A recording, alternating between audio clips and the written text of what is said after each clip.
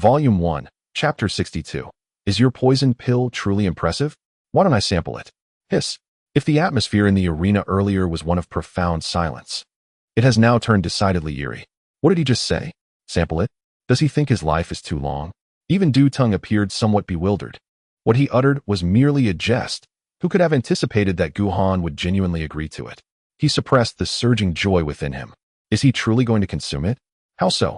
Han's tone dripped with mockery. Afraid? Perhaps your poison pill is merely for show, and I shall expose its ineffectiveness? Youngster.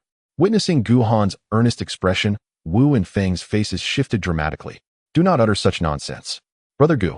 Jiang Hong also broke into a cold sweat for him. I understand your intentions for Elder Shui, but this matter is no trifling affair. There is no need for you to go to such lengths. Surely, even he would not consent to this. Indeed, even Chief Steward Li's countenance grew tense. He alone understood the true potency of Teng's poison. What bravado is this? Such matters are a matter of life and death. They are not to be trifled with. Young master. Asha was nearly in tears with anxiety. Please, no? It is too late. As if fearing Han might have a change of heart, Yuhua was the first to leap forward. This is what he himself proclaimed. His face was alight with excitement. When one speaks, one must act. Otherwise, old Du will not spare him. I must ask. The rotund figure stealthily approached. Are you serious? What else? Han gazed at him quizzically. Do you think I am merely indulging myself? Do not dawdle. As he spoke, he turned his attention to Teng. Produce your poison pill. Let me discern whether you possess true skill or merely seek to flaunt your reputation. Very well, very well. At this moment, Teng began to laugh. The anger previously provoked by Han now dissipated completely. You are courting death. Do not blame me. As he spoke, without hesitation, he retrieved a vividly colored, extraordinarily peculiar pill from his storage ring. Simultaneously, a pungent and offensive odor began to permeate the arena. In an instant, aside from a few instructors, the remaining spectators became dizzy, overwhelmed with nausea and discomfort from the stench. This pill. Teng cast a glance at Han. It is called the heart-eating pill. I gathered 13 varieties of deadly toxins from the depths of the wild forest to concoct it. Even a fourth-tier beast would perish upon contact. Do you dare to consume it? He spoke these words with the intent of witnessing Han's panic and fear. He was supremely confident in this pill. Whether Han was at the pinnacle of power or possessed some hidden means, Teng was certain that he could not withstand the toxicity of this pill. Moreover, to ensure absolute certainty, he had added additional ingredients to the poison. Let alone a fourth-tier beast, even a fifth-tier beast would meet its demise. His aim was to leave Han with not a single chance of survival. However, Han's reaction left him somewhat disheartened. Flashy yet ineffective. You. To the side. Jiang Hong's complexion instantly flushed crimson. He chuckled. Teng remained unfazed. The efficacy of the potion can only be discerned through experience. With that, he flicked his finger, directly delivering the poison pill to Han's hand. Upon receiving the pill, Han's body swayed unexpectedly, a clear indication of the poison's entry. Why? In the distance, Zhong wore a perplexed expression. He was not a fool. Why would he willingly embrace death? Unclear. Han Fu also struggled to comprehend Han's intentions. Let's observe further. Not far away, Mei Yun felt a pang of sorrow. Nearly brought to tears, he lamented for himself. It seemed that I, Mei Yun, could not escape the curse of fate. There were only 3 of us.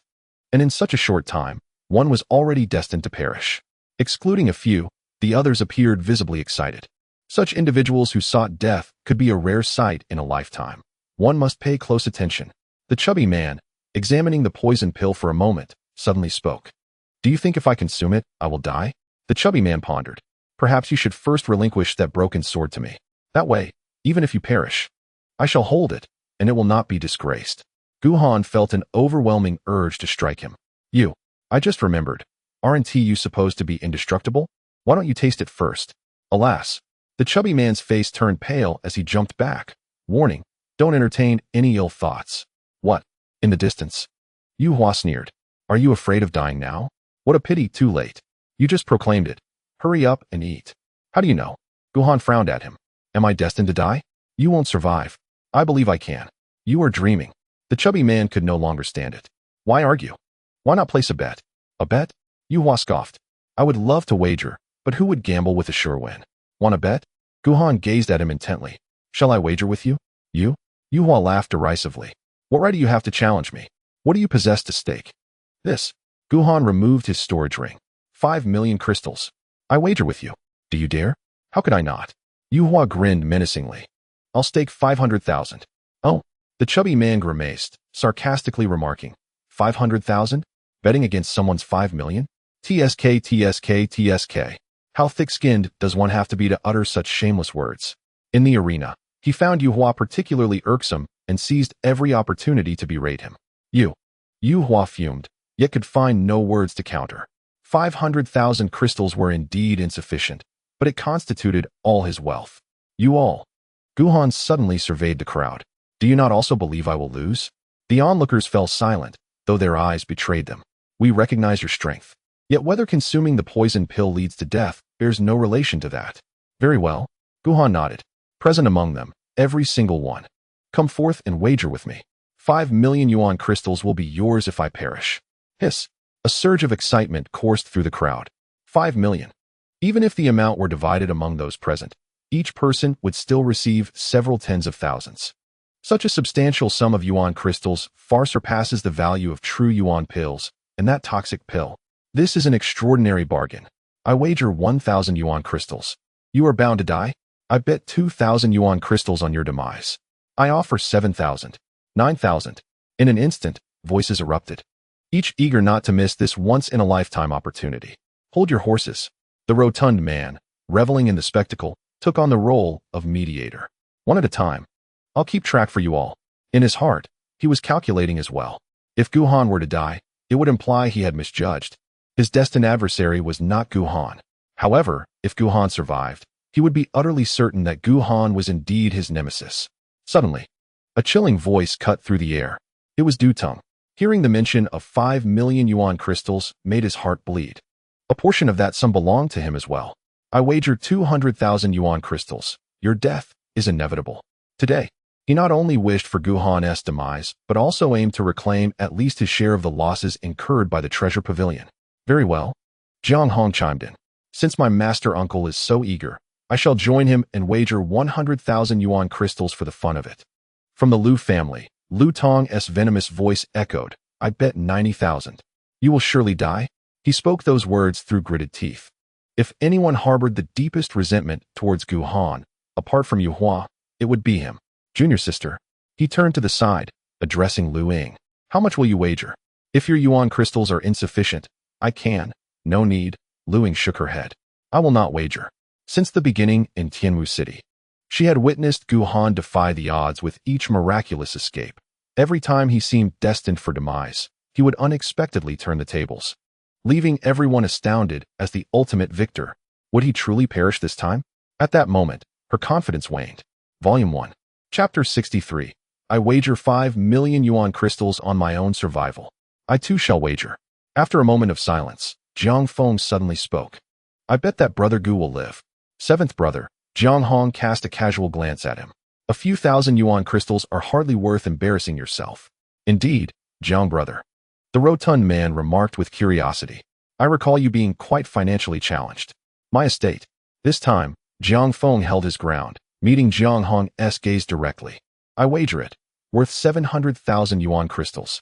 Beside him, stewardly, unusually, did not object. Though he knew this was Guhan's own choice and the odds of Jiang Hong losing were high, seeing so many betting on Guhan's death left him feeling uneasy. Jiang brother. The rotund man gave a thumbs up. You are a true friend. Bah. Stewardly longed to strike him. You foolish fat man. You are truly insufferable. With a sigh, Wu and Feng exchanged a bittersweet smile. We are each willing to wager 500,000 crystal coins on his survival. Guhan, steadfast in his resolve, offered them no opportunity to intervene. Their actions were merely a display for certain individuals within the Yuqing sect, a testament to their efforts. However, they held not the slightest belief in Guhan's chance of survival. Alas, such a promising seedling, squandered. The two felt a twinge of disappointment and sorrow. At that moment, aside from a scant few, nearly everyone present had engaged in this extraordinary gamble, with the amount of crystal coins involved reaching a staggering figure. Such a colossal sum had never been witnessed since the founding of the Great Qi. Excellent. The portly man beamed with delight. fully revealing his penchant for spectacle. Is there no one else? If not, we shall wait. Suddenly, a hesitant voice broke through the crowd.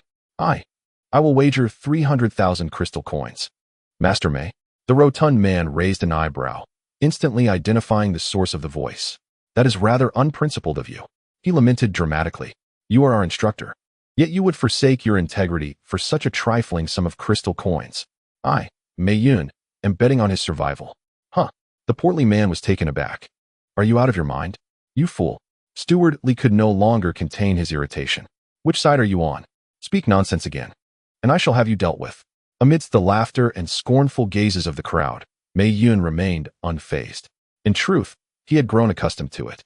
To be candid, I, Mei Yun, have never known fortune in my life.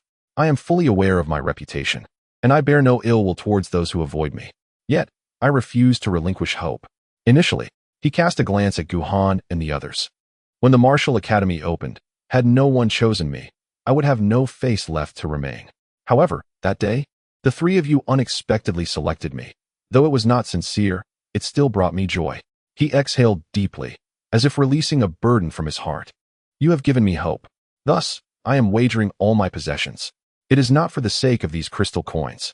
I merely wish to prove that I, Mei Yun, too, can find fortune, and that you truly are my hope.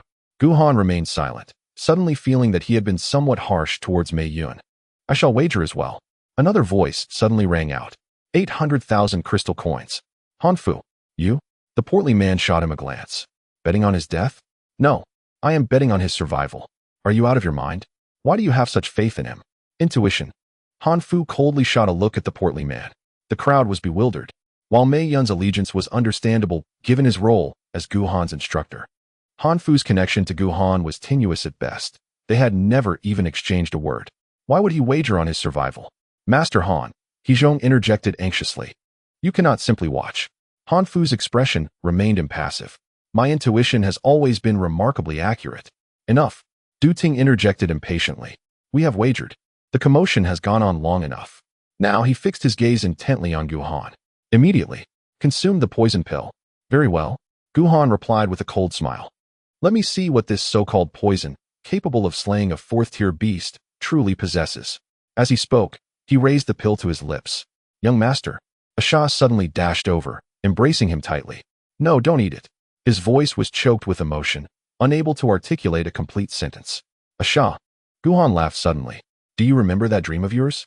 Yes, that dream must be real. Thus, I shall not perish today. Asha dared not utter a sound, or even look at him. Cough, cough. The chubby boy approached, an odd expression on his face. There is something I must say about that broken sword. He stared eagerly at Guhan. Could you perhaps give it to me first? In case you perish. Get lost. Guhan nearly exploded in anger, brandishing his sword at him. The chubby boy chuckled awkwardly. Falling silent, but secretly plotting how to secretly acquire Guhan's corpse should he indeed die. Surveying the room, amidst various gazes, Guhan gently tossed the pill into his mouth. Upon witnessing this, both Teng and Jiang Hong, as well as Yu Hua and Lu Tong, secretly breathed a sigh of relief. He has consumed it. He is doomed. Indeed, as the poison pill coursed through him, Guhan's complexion turned ashen, beads of sweat cascading down his face. It hurts. It hurts immensely. The poison seemed intent on eradicating everything within him. Yet, as the poison dissipated, a slender thread of green spiritual energy emerged within him. Teng's hidden contingency. This thread of energy possessed a toxicity several times more potent than the pill itself. In less than half a breath, Guhan was trembling from the pain. At that moment, his peculiar meridians seemed to respond to the turmoil within him, suddenly illuminating with vigor. Countless barely perceptible whirlpools began to operate with fierce dominance, drawing all the toxins within him. In an instant, the toxins offered no resistance and were completely eradicated. The remaining essence of the spiritual energy transformed into a part of his cultivation. With a gasp, Guhan expelled a jet of blood as dark as ink. He's done for. Lu Tong exclaimed with exhilaration. He is dying. Ha ha. Divine retribution can sometimes be survived, but self-inflicted misfortune is inescapable. Sighing, Jiang Hong and manager Li averted their eyes, unable to bear the sight. It seems, Mei Yun murmured, pale-faced, that my fortune has ultimately run out. Young master, Asha cried, his heart wrenching with grief. Is he dead? Lu Ying stared intently at the unmoving Gu Han. This time, is he truly gone? Hee. Du Teng chuckled with unrestrained glee. Everything is a result of his own choices. Now, even that group of madmen from Qingyun Pavilion cannot find fault with him. With a glance at Gu Han, he turned away. The young man has merely chosen his own path to destruction. It is not the fault of others. Just as the words were about to be completed, his expression suddenly shifted dramatically. How could this be possible? At that moment, everyone else began to sense something amiss. The previously motionless Gu Han, who had been with eyes tightly shut, was not only devoid of dissipating energy but was, in fact, gradually increasing in strength. What on earth? The portly fellow blinked in disbelief. This rascal is actually breaking through? In the first volume, chapter 64, do you believe I am a magnanimous person? Breaking through? No. Absolutely impossible. The crowd found it hard to believe and was left utterly dumbfounded. Gu Han and Lu Ying felt a bitter pang in their hearts. Just how many more tricks and secrets are you hiding from us? Not dead. Lu Tong wore a look of despair. How could this be? That was a poison pill, crafted by Elder Du. A pill capable of killing even a fourth-tier beast. How could he possibly survive? Consuming a spiritual elixir to break through is only natural. However, breaking through by consuming a poison pill is utterly inconceivable. The mere thought of it was unimaginable. Instinctively, Yu Hua and Jiang Hong glanced at Du Teng, who, in turn, instinctively checked his storage ring. Had he perhaps misread the situation and taken the wrong pill? At this moment, Jiang Feng was so excited he could hardly speak. Brother Gu is alive. Huh. He has even broken through. Truly, he is worthy of being called Brother Gu. Li, the steward, let out a sigh of relief but maintained his tough demeanor. He was cunning and sly. Your Highness, we should never have worried about him. In the distance, Wu and Feng exchanged glances, suddenly feeling a twinge of regret. Had they perhaps not bet enough spirit crystals? Just then, a jubilant laughter resonated through the air. Not dead. Ha ha ha, not dead. The pent-up frustrations of decades seemed to release all at once, revitalizing Mei Yun entirely. You all. He pointed at each person, one by one. Anyone who dares to call me a jinx from now on should not blame me for retaliating. Ha ha. As he spoke, he laughed heartily. I, Mei Yun, am truly destined for great fortune this time. At this moment, Asha tightened his embrace around Gu Han. Alas, the portly fellow wore a look of complexity. It is confirmed. This rascal is undoubtedly the person who has snatched my fortune. Just then, Gu Han slowly opened his eyes, revealing he had reached the 6th level of the Qi transformation stage. In truth, even if the toxicity of the poison pill had been refined, the residual spiritual energy was still astonishing. If it were anyone else, it might have propelled their cultivation to the 8th or 9th level. However, due to Gu Han's unique liquid spiritual power, the enhancement was considerably less significant. Even so, it was enough to leave everyone astounded. In all of history, Gu Han is likely the first to break through by consuming a poison pill. Truly broken through? The portly fellow stared at Gu Han, scrutinizing him incessantly. Are you still human? Nonsense. Gu Han could not be bothered to respond, turning his gaze towards Du Teng. Do you have any more? Bring me another. Du Teng's complexion turned ashen in an instant. He never anticipated that this toxic pill, which even cultivators of the Lingxian realm could not withstand, would not only leave Gu Han unscathed, but also serve as a catalyst for his breakthrough. No matter how he pondered, he could not fathom it. At this moment, the hall was enveloped in silence. Another one? What is this? Is he becoming addicted to consuming toxic pills? Is this truly the extent of it?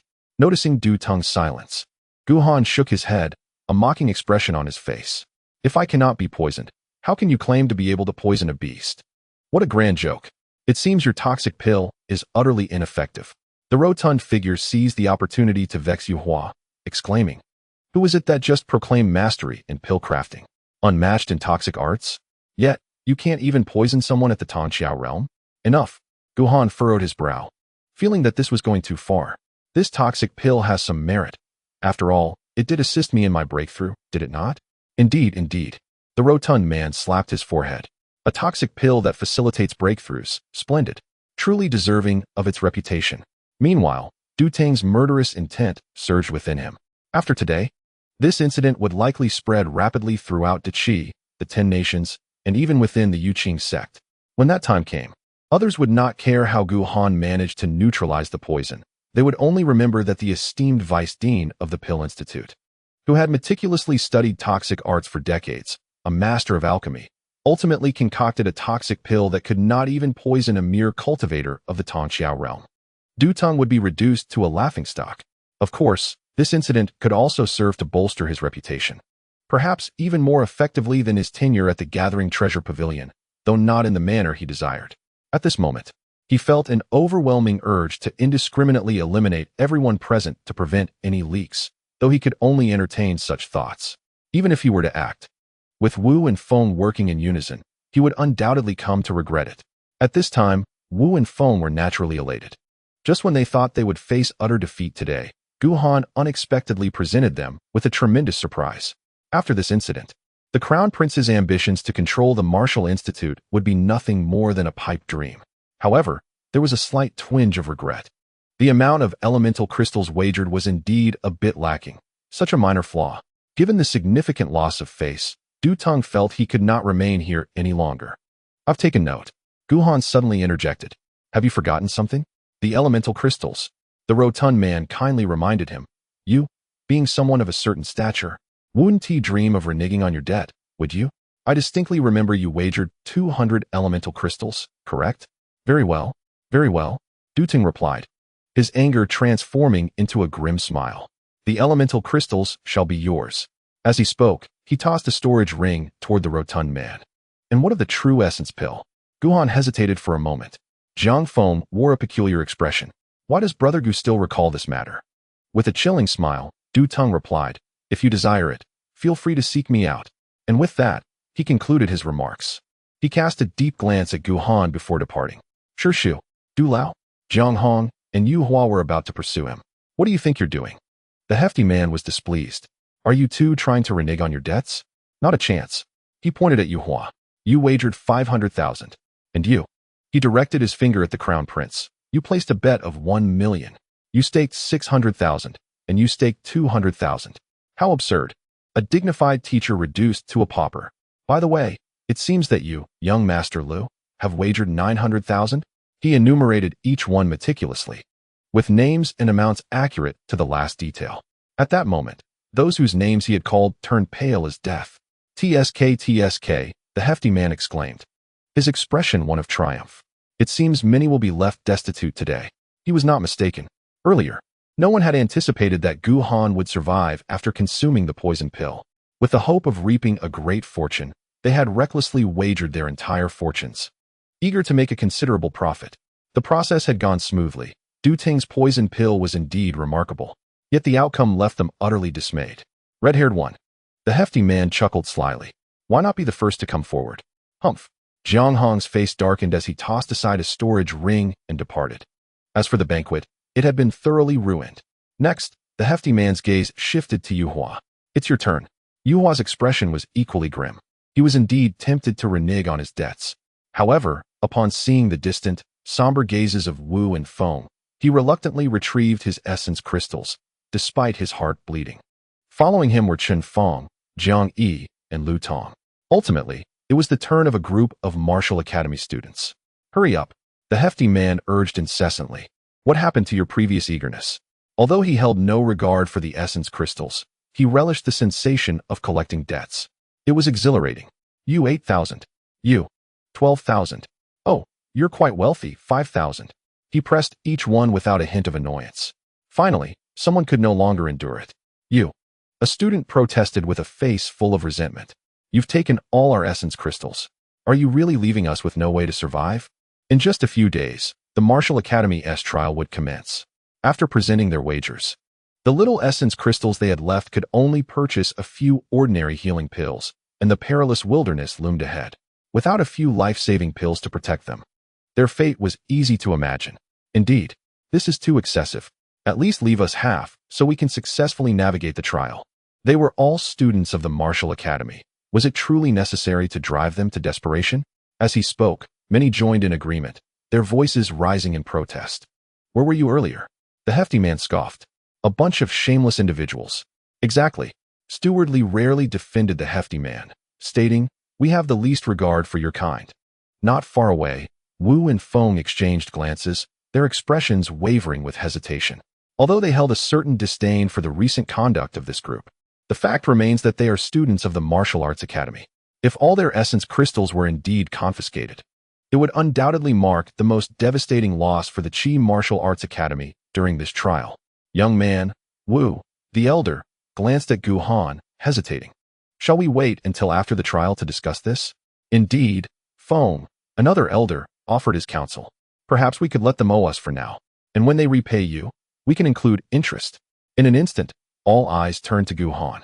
The hearts of those who had lost everything suddenly raced with anticipation.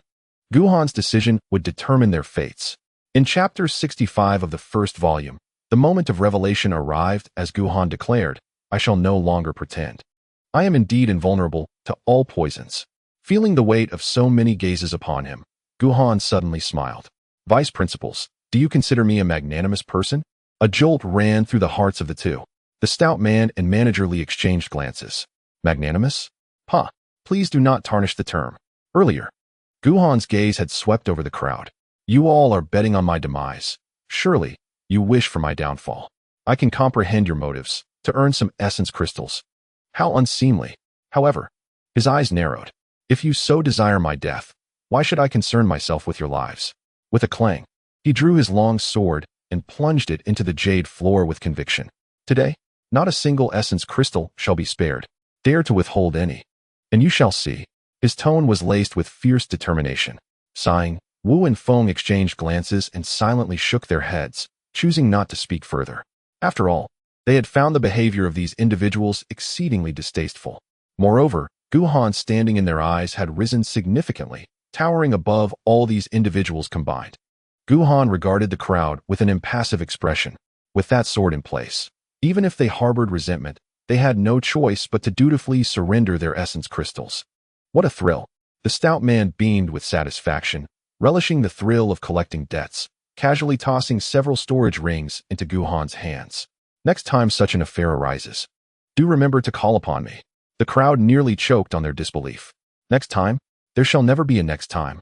Gu Han's gaze swept over the numerous storage rings, and he felt a pang of astonishment. The total essence crystals within them approached a staggering 8 million. Of course, he first tucked away the 5 million he had won. "Master Han," Gu Han presented a storage ring.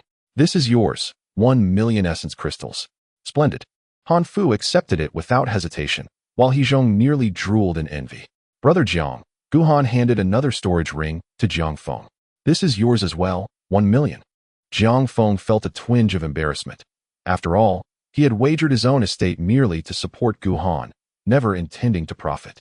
Refuse? Gu Han's eyes sparkled. Then it must be accepted. How could one decline?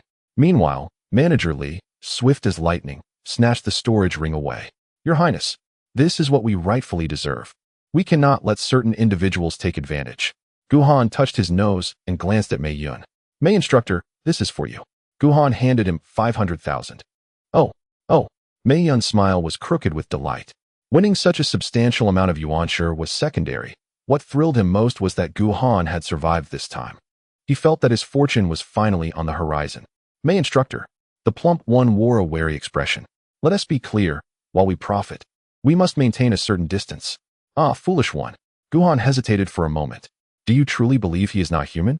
At that moment, Asha had recovered from his sorrow, glanced at Mei Yun, and declared emphatically, "He is not." Gu Han fell silent. He had intended to speak a few kind words for Mei Yun, but now he thought better of it. "Perhaps next time. I am quite curious." Just then, Wu Fenglong approached, a mixture of nostalgia and curiosity on his face. "That poison pill was indeed genuine. How did you manage it?" "Wu Deputy," Gu Han replied earnestly. "Let me share a secret. I, too, possess a unique constitution." "What?" Fenglong exclaimed, utterly astonished. "You as well?" "Indeed." Wu Fenglong looked exhilarated. "What kind of constitution do you have?" "I am born with an immunity to all poisons." Hiss. The two inhaled sharply, utterly shocked. They believed him wholeheartedly. After all, the evidence was undeniable. If he were not truly immune, how could he have consumed the poison pill without harm and even broken through? This explanation was both reasonable and logical. Meanwhile, the plump one struggled to contain his laughter. Though he longed to chuckle, Gu Han's murderous gaze made him suppress it. Unexpectedly, Wu Fenglong continued, "In our great Qi, we have produced a once-in-a-century prodigy. I dare say even the founding ancestor would have been impressed. Wu deputy, Jiang Hong exclaimed with excitement. Have you seen the founding ancestor in person? A few times, he replied. What was he like? Was he as depicted in the portraits, striking and graceful? Ahem. Fengong's expression grew peculiar. He was actually quite rotund, and his appearance was rather ordinary. Jiang Hong stood there, dumbfounded. Huh. The plump one frowned. What is wrong with being fat? Did I offend you? Enough about him. Wu Fenglong shook his head and looked at Gu Han again. You should know that in 5 days, the Martial Institute's trial will commence. Gu Han blinked, genuinely unaware. This? Jiang Hong expressed concern. Recently, there was a beast riot in the wilderness forest. Will the trial be safe? No worries, Wu Fenglong waved his hand. The Martial Institute's trials are governed by rules that are not easily altered. Moreover, Captain Zhou has been monitoring the movements in the wilderness forest and has not detected any anomalies. On the day of the trial, we will also be present to prevent any unruly individuals from causing you harm. Of course, Fenglong added. This measure is also to safeguard against overly powerful beasts interfering with your trial. Gu Han understood now. No wonder he had not seen Captain Zhou today. By the way, Wu Gongfeng seemed to have recalled something, gazing at Gu Han with an air of mystery. You may soon encounter a trial. A trial? Gu Han inquired. His curiosity piqued. Indeed, rest assured, this trial is undoubtedly a tremendous opportunity. Do you know that Jiang Hong has longed for this very trial in his dreams? Alas, after his defeat by you, he shall never have another chance in this lifetime. Who is to test me? Gu Han asked, intrigued. Qingyun Pavilion. Qingyun Pavilion? What is that? Why bother asking? The plump man scoffed, shaking his head dismissively. Whether it's Qingyun Pavilion or Baiyun Pavilion, it is merely a trial. Let them come. We shall face it head on. Wu Gongfeng appeared somewhat awkward. We have only reported his situation. The one to be tested is solely him. What? The plump man erupted in fury. You two are so blind. Just as he was about to unleash a tirade, he was silenced by a panicking Jiang Hong, who covered his mouth. Wu and Feng's foreheads were marked by bulging veins. This fellow is utterly insufferable. Both of you deputy heads. Gu Han disregarded the plump man's raucousness and inquired again. Did they mention what kind of trial it would be? Unclear, Wu Gongfeng replied, shaking his head. They merely conveyed a message, nothing further. Gu Han furrowed his brow.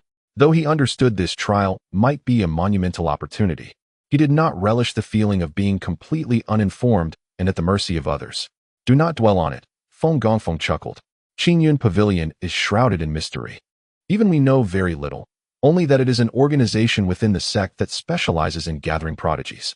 Prodigies? The plump man fumed again. Am I not a prodigy myself?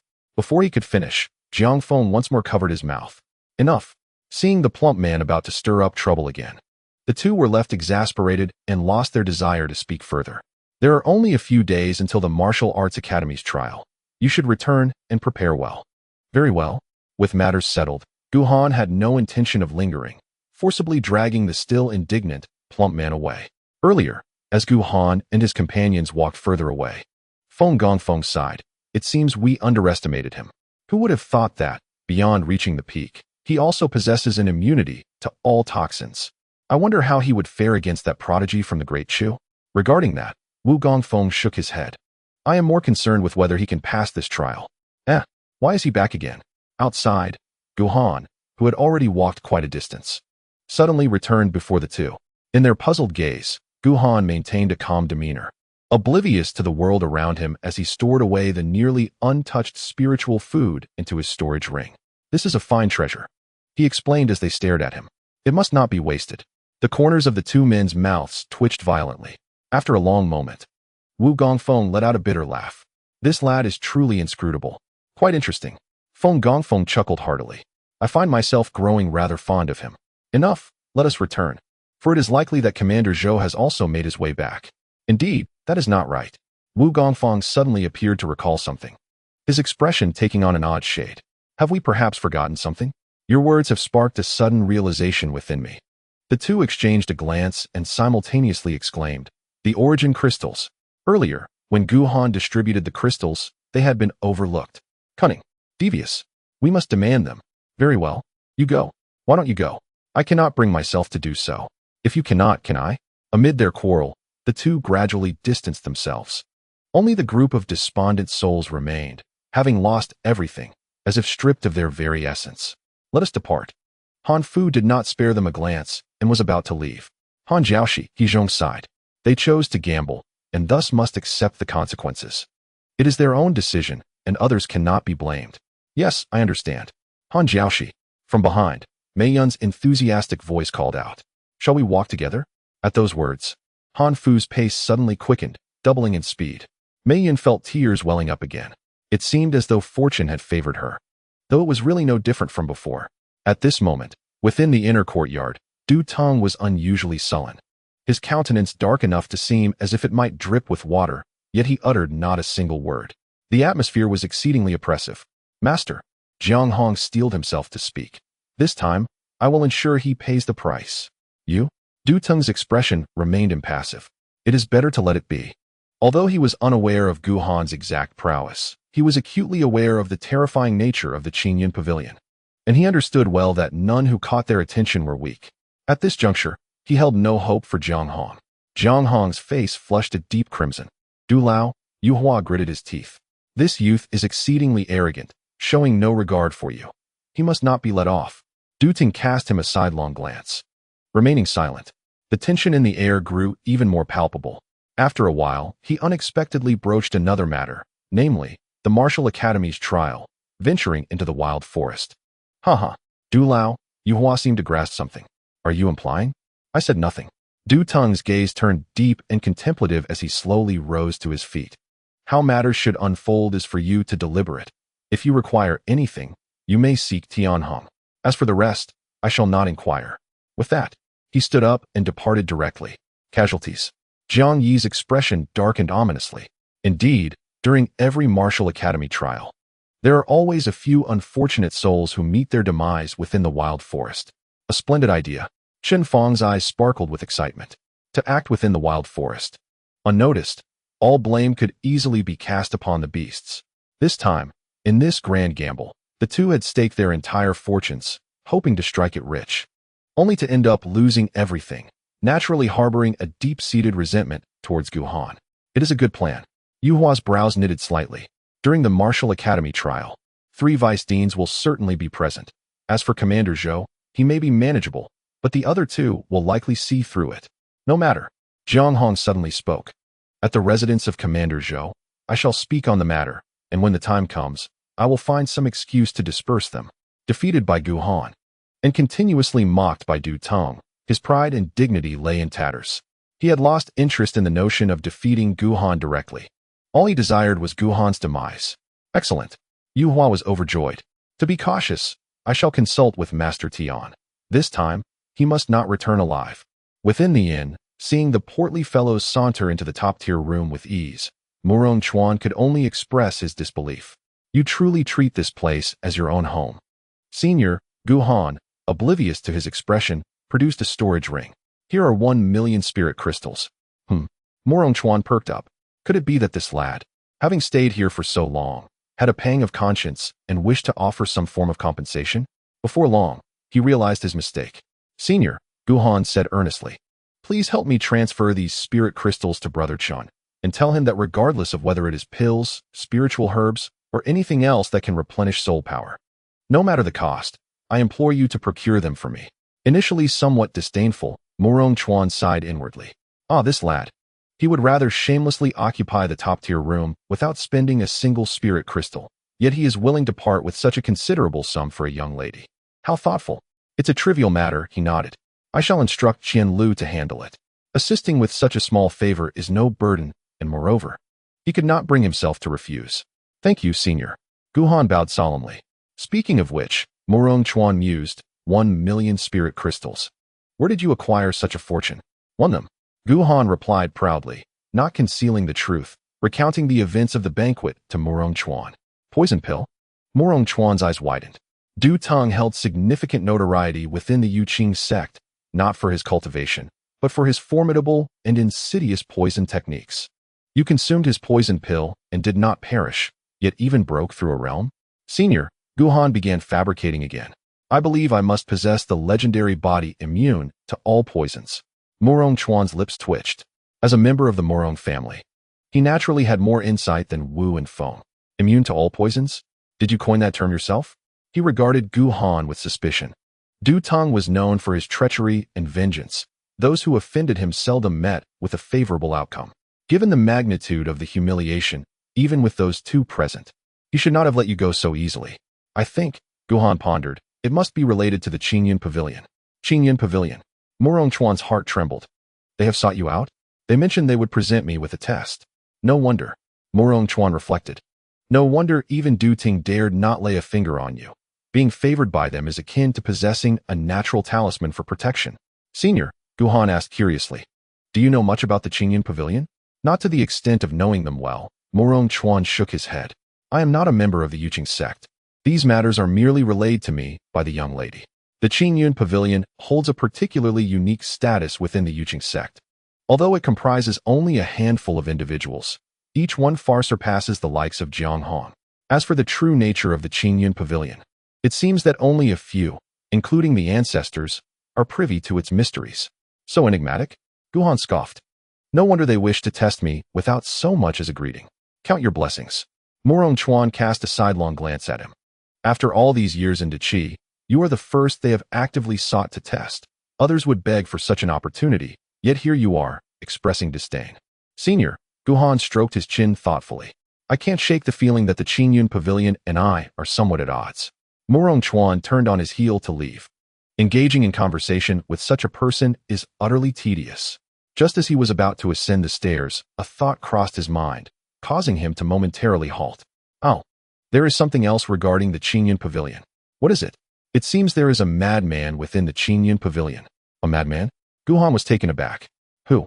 I am not certain. Murong Chuan shook his head. Once, when the young lady returned to the clan, she bore significant injuries, reportedly inflicted by that madman. And she has mentioned that this person is genuinely insane. A madman? Gu Han was somewhat astonished. While he was unaware of Murong Yan's exact cultivation level, he was acutely aware of her formidable power. Anyone capable of besting her must possess terrifying strength. But what does that have to do with being mad? He was about to inquire further when he realized Murong Chuan was already out of sight. Senior, he called out with a smirk. That 1,000 yuan crystal I earned was bought with my life. Please do not take any kickbacks. Above. Murong Chuan's expression stiffened while he was engaged in a conversation with Qian Lu. Remember, he instructed, devoid of expression, keep meticulous records of every expenditure. Not a single yuan crystal must be miscounted, understood? Yes, yes. Qian Lu responded, drenched in cold sweat. In the Tianzi room, the plump man had unwittingly provoked Steward Li once more and was currently being chased down for a thorough beating. Nearby, Asha and Jiang Hong watched with keen interest. Gu Han pretended not to see and, after giving the two a few reminders, entered a quiet chamber, extracting all remaining resources from his possession. Following this incident, he increasingly felt the urgency of time. Whether it was the Qingyun Pavilion's test or the threats posed by Du Teng and his companions, he required formidable strength to confront them. Relying on others is merely a temporary measure. True power lies in one's own fortitude. With this thought in mind, he swiftly consumed several spirit herbs and closed his eyes. The spiritual energy within the Tianzi room was already exceedingly dense, and with a substantial infusion of yuan crystals, it transformed into a mist of spiritual essence, completely enveloping him. As one barrier after another was breached, his cultivation rose at a remarkably stable pace. In the first volume, Chapter 67, this martial arts academy trial will be led by me, Mei Yun. Surprised? Outside the royal capital, at the edge of the wild forest, Commander Xian has endured great hardships. Wu and Feng, both weary in demeanor, clasped their hands before the fatigued Commander Zhou. Have you detected any unusual activity? None, Zhou replied, his gaze flickering momentarily. Aside from encountering a few sixth-tier demonic beasts, there are no other anomalies. This trial of the martial academy should pose no significant threat. With a sigh, Wu expressed his concern. The presence of such an unpredictable variable within the wild forest remains a latent danger. Feng, equally apprehensive, concurred. The nature of the cultivation method I practice is exceedingly peculiar. In all my years, I have never encountered anything so sinister. On that fateful day, he and two others ventured deep into the wild forest, inevitably leading them to the root cause of the beastly upheaval. However, the individual they confronted was extraordinarily powerful. Despite their combined efforts, they could only manage to repel him, sustaining considerable injuries in the process. Naturally, to prevent unrest among the populace of the royal capital, very few were privy to this incident. A human? Commander Zhou scoffed. That individual is deranged, enveloped in demonic energy. He cannot be deemed human. In my estimation, labeling him a demon lord would not be an exaggeration. Enough, Wu interjected, shaking his head. Whether he is a demon lord or not is for the higher sex to address. Our duty is to maintain the stability of the martial academy and to ensure that this trial proceeds smoothly. Within the academy, Commander Zhou lingered in silence for a moment before inquiring, "What is the current situation?" In response to this, both men fell into a speechless state. How should we describe it? Calling it a complete mess would be an understatement. Have you borrowed any resources? Zhou pressed. I secured 8,000, Wu replied. And you? Feng interjected, I borrowed 10,000. Those unscrupulous merchants demand a staggering 5% interest for merely a few days of borrowing. All of this is that Gu Han's fault. Cursed be he. If it weren't for him, we would not have descended to such depths. I only hope he meets his end in the wild forest during this trial. At that moment, a collective fury washed over the group, their curses unceasing. Though the Martial Academy trial was not as perilous as a life-or-death struggle, dangers abounded, and they dared not enter unprepared. Thus, they resorted to pawning and borrowing from various shops within the royal capital, acquiring a substantial amount of elemental crystals at a steep price. Their resentment was directed not only at the opportunistic merchants, but more so at Gu Han. Nearby, an elderly steward observed with an air of nonchalance. Ah, youth, enduring a few hardships and learning valuable lessons is not necessarily a bad thing. What truly frightens me is the prospect of suffering losses without any chance of recovery. As he spoke, he absent-mindedly caressed the worn broom beside him, its bristles nearly non-existent, his tone wavering with uncertainty. Alas, not much time remains. Time flew by, and 5 days had swiftly passed. The Martial Academy trial was now upon them. In a quiet chamber, Gu Han slowly opened his eyes. During the 5 days, he had devoted himself tirelessly to cultivation, ultimately elevating his prowess to the 7th level of the Enlightenment realm, albeit at the cost of nearly depleting his resources. In other words, he had returned to a state of utter poverty. With a silent sigh, he began to ponder pathways to financial recovery. He temporarily refrains from engaging in the sale of techniques or embarking on treasure hunts with the simpleton. Such actions are too conspicuous. An occasional venture may be acceptable, but frequent endeavors would undoubtedly lead to dire consequences. Young master. Upon seeing Gu Han emerge, the simpleton excitedly rushed over. Oh, the rotund one remains as sardonic as ever. Have you achieved another breakthrough? Gu Han chose to disregard him. Asha, he instructed earnestly, I will be away for a few days. Focus on your cultivation here. Should anything arise, consult Elder Moro. Understood. Asha nodded seriously. I will remember. Manager Li, Gu Han glanced into the distance. You've been enjoying my premium room for quite some time now. Please look after Asha, and I shall waive your rent. Manager Li's expression darkened. Do you possess any sense of shame? Is this room truly yours? Enough, Gu Han replied, somewhat exasperated. Still holding a grudge? Is it really necessary? Upon my return from this trial, I could allow you a good thrashing. How about that? Really? Manager Li's eyes brightened. You are the one who said it. Who do you think you are? The rotund one interjected, waving his hand dismissively. My brother Gu is a man of his word. If he says we can fight, we surely can. Bang. Before he could finish his sentence, Gu Han could no longer contain himself and sent him flying with a punch. Moments later, the rotund one rose in scathe, glaring fiercely at Gu Han. Just wait. I shall remember this grievance. Gu Han couldn't be bothered with his antics. After giving Asha a few more instructions, he prepared to depart with Jiang Hong. Little girl, the rotund one suddenly shifted his attention to Asha. Take another good look. Do I still have any dark energy lingering about me? His preoccupation with this matter had persisted, yet since that day, Asha had resolutely declined to utter another word, leaving him both helpless and melancholy. No, Asha blinked her large eyes. I see nothing. Don't. Please look again. The rotund one pleaded anxiously. As he spoke, he was forcibly pulled away by Gu Han and Jiang Hong, one on each side. In the hall, only Asha and Manager Li remained, exchanging incredulous glances.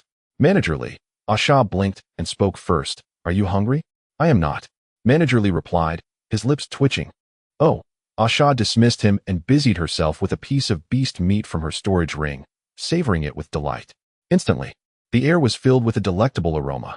Outside, watching the trio gradually recede into the distance, Murong Chuan let out a subtle sigh of relief. They are gone. Finally. The prolonged stay in the premium room had significantly drained resources, nearly consuming a third of the inn's annual income. Even he felt a pang of regret. Shopkeeper. At that moment, a shadow appeared behind him. I have returned. What news? Murong Chuan's expression shifted to one of seriousness. What was conveyed? The clan had no objections. But the elder happened to learn of this matter and instructed you to observe discreetly. The elder? Murong Chuan secretly sneered. I knew it. The sudden arrival of Du Teng in the royal capital undoubtedly harbors ulterior motives. He suddenly broke into laughter. Alas, the plans of man are often outdone by the whims of fate. Even if Du Teng has some intentions, he is unlikely to fulfill them. The events that transpired at the banquet could not remain concealed for long, and within a mere few days, many in the capital had already begun to discuss them. The topic of conversation, of course, revolved around that extraordinary gamble and the peculiar incident where Du Teng's poison pill not only failed to kill, but also assisted individuals in breaking through their limitations. Before the storm subsided, he would likely have no face to show in public. As they proceeded onward, the trio swiftly exited the city and arrived at the gathering point for this trial, the outskirts of the Wildwood Forest. By this time, numerous individuals had already arrived ahead of schedule. Aside from Zhong and a few others, the remaining individuals, upon seeing Gu Han and the portly fellow, wore expressions of icy disdain, their teeth gritting in frustration. Look at that. The portly man incessantly berated Gu Han. Because of you, they all loathe me too. Jiang Hong appeared utterly speechless. Have some decency. Do you not recall how scathing your words were when we settled the score that day? Gu Han pondered, stroking his chin. It seems they despised me even more than a few days prior. Undoubtedly. Suddenly, a voice unexpectedly emerged from behind the trio. They've lost their entire fortunes to you and are now resorting to borrowing money. The interest rates are steep, starting at a minimum of 50%. Don't be surprised if they harbor thoughts of wanting to kill you. The three took a sharp breath, not due to the interest rates, but because the owner of that voice was all too familiar. Indeed, it was Mei Jiaoxiu. Turning around, they found the exuberant Mei Yun standing opposite them. You, the portly man swallowed hard. What brings you here? Of course, I must be here. Mei Yun feigned displeasure. As your instructor, I am obliged to accompany you on this trial. Not just me, but the others have also arrived. So how do you feel? As he spoke, he donned a cheerful smile. Surprised, are you? Surprised my foot. The trio silently mouthed those words. In Chapter 68 of Volume 1, the formidable Mei Yun. Mei Yun was indeed speaking the truth. Not only he, but Han Fu, Yu Hua, Jiang Yi, and several other instructors had also gathered at this location. Naturally, Jiang Hong and others were not far from Yu Hua.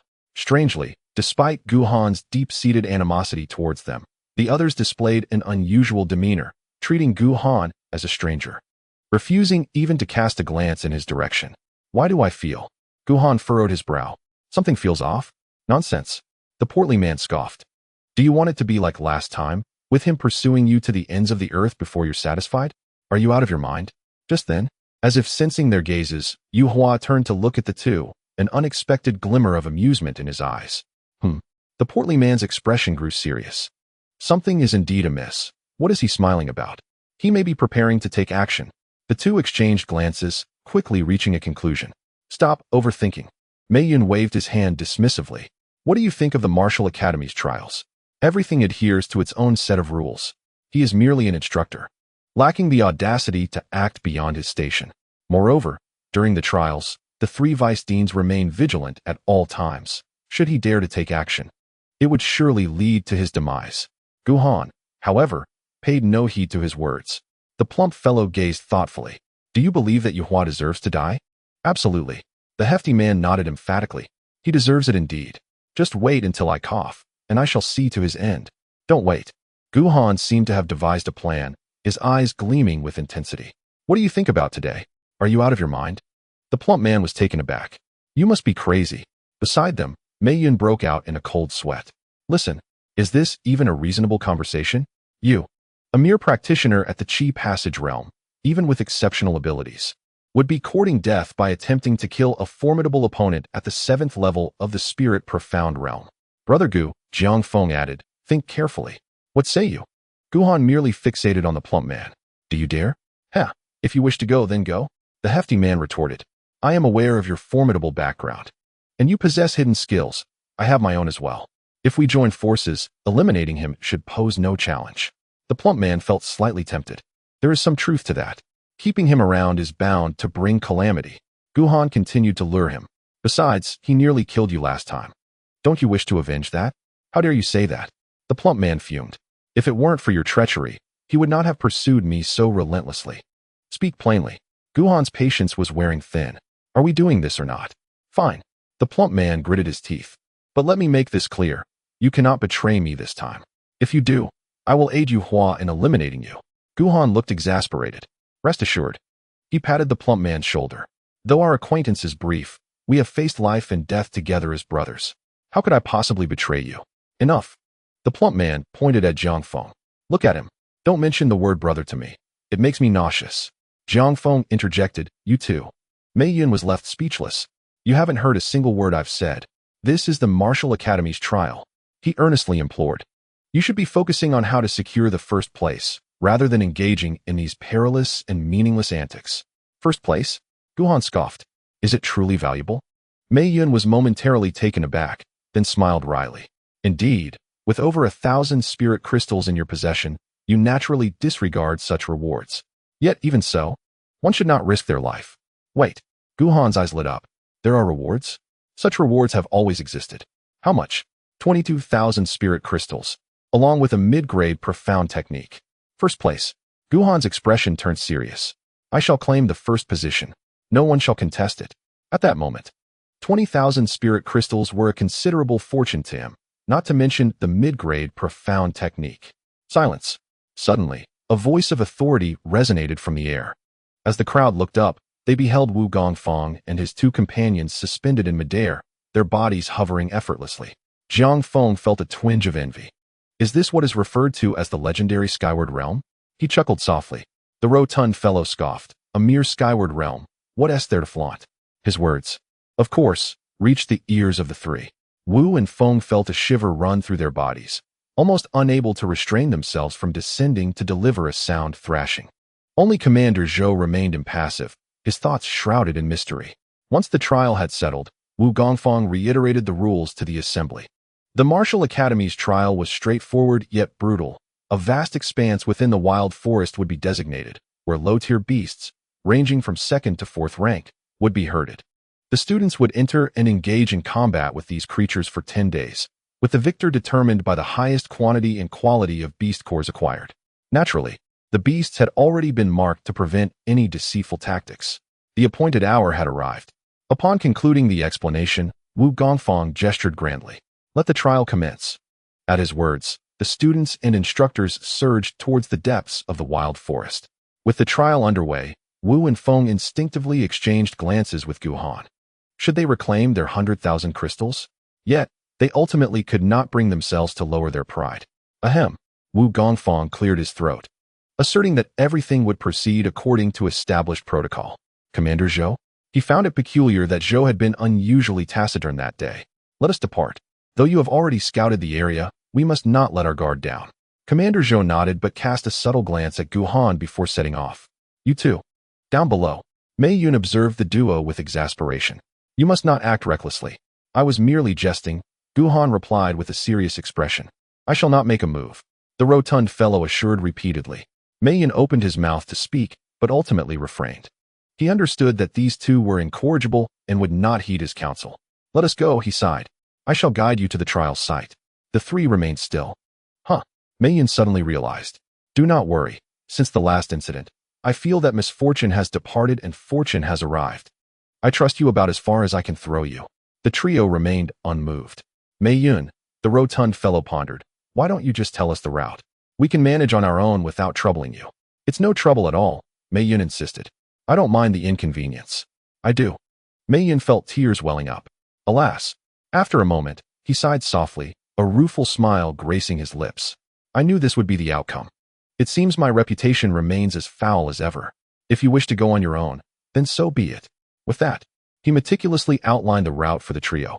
Be cautious, he admonished as he concluded. He wore an expression of despondency and sorrow, preparing to depart. Mei Jiaoshi Guhan felt a pang of reluctance within. The scene of Mei Yun sacrificing his entire fortune to support him resurfaced vividly in his mind. "Why don't you lead us there?" he suggested. "Huh." Mei Yun was momentarily taken aback, but then elated. "Yes, absolutely." Seeing his enthusiastic agreement, Guhan felt a twinge of apprehension. Surely, it couldn't be that problematic, could it? Soon enough, he realized his error. Within the wildwood forest, Mei Yun boldly took the lead, striding ahead. A cautious Guhan and Jiang Hong trailed a mere 10 feet behind, while the plump companion, muttering to himself, lagged 100 feet away. Nonetheless, Mei Yun was content. As he walked, he enthusiastically introduced the forest to the trio. "This wildwood forest is vast beyond measure. What we've seen is merely a fraction of it, dear Mei Jiaoshi." After considerable hesitation, Guhan finally voiced the question that lingered in his heart. "I have a query." "Feel free to ask," he replied. Clearing his throat, Guhan inquired, "Who bestowed upon you that name?" At this, the ears of the plump one and Jiang Hong perked up. "The name?" Mei Yun seemed momentarily stunned. "It was given by my master." Guhan's expression turned curious. "Why did he choose that name for you?" "Ah, that's quite a lengthy tale." Mei Yun chuckled softly. "I was adopted by my master. From a young age. I was exceptionally unfortunate. Before I turned 4, I recounted in detail my misadventures. I fell into rivers 6 times, plummeted off cliffs 8 times, and was carried away by wild beasts 13 times. Countless instances of broken limbs and near drowning while eating or drinking. The 3 exchanged glances, bewildered. What does it mean to have a charmed life? This truly exemplifies it. Later, Mei Yun expressed a hint of nostalgia. My master was genuinely concerned for me. So he decided to name me this way. He believed that by naming me something so peculiar, it might dispel my misfortunes. He then spoke earnestly. It has proven quite effective. Since then, my streak of bad luck has diminished significantly. The 3 were left speechless. You may be fortunate now, but those around you seem to be suffering terribly. Daring to inquire, Jiang Hong asked cautiously, "What of your master in the end?" "Ah," Mei Yun said, his tone tinged with sadness.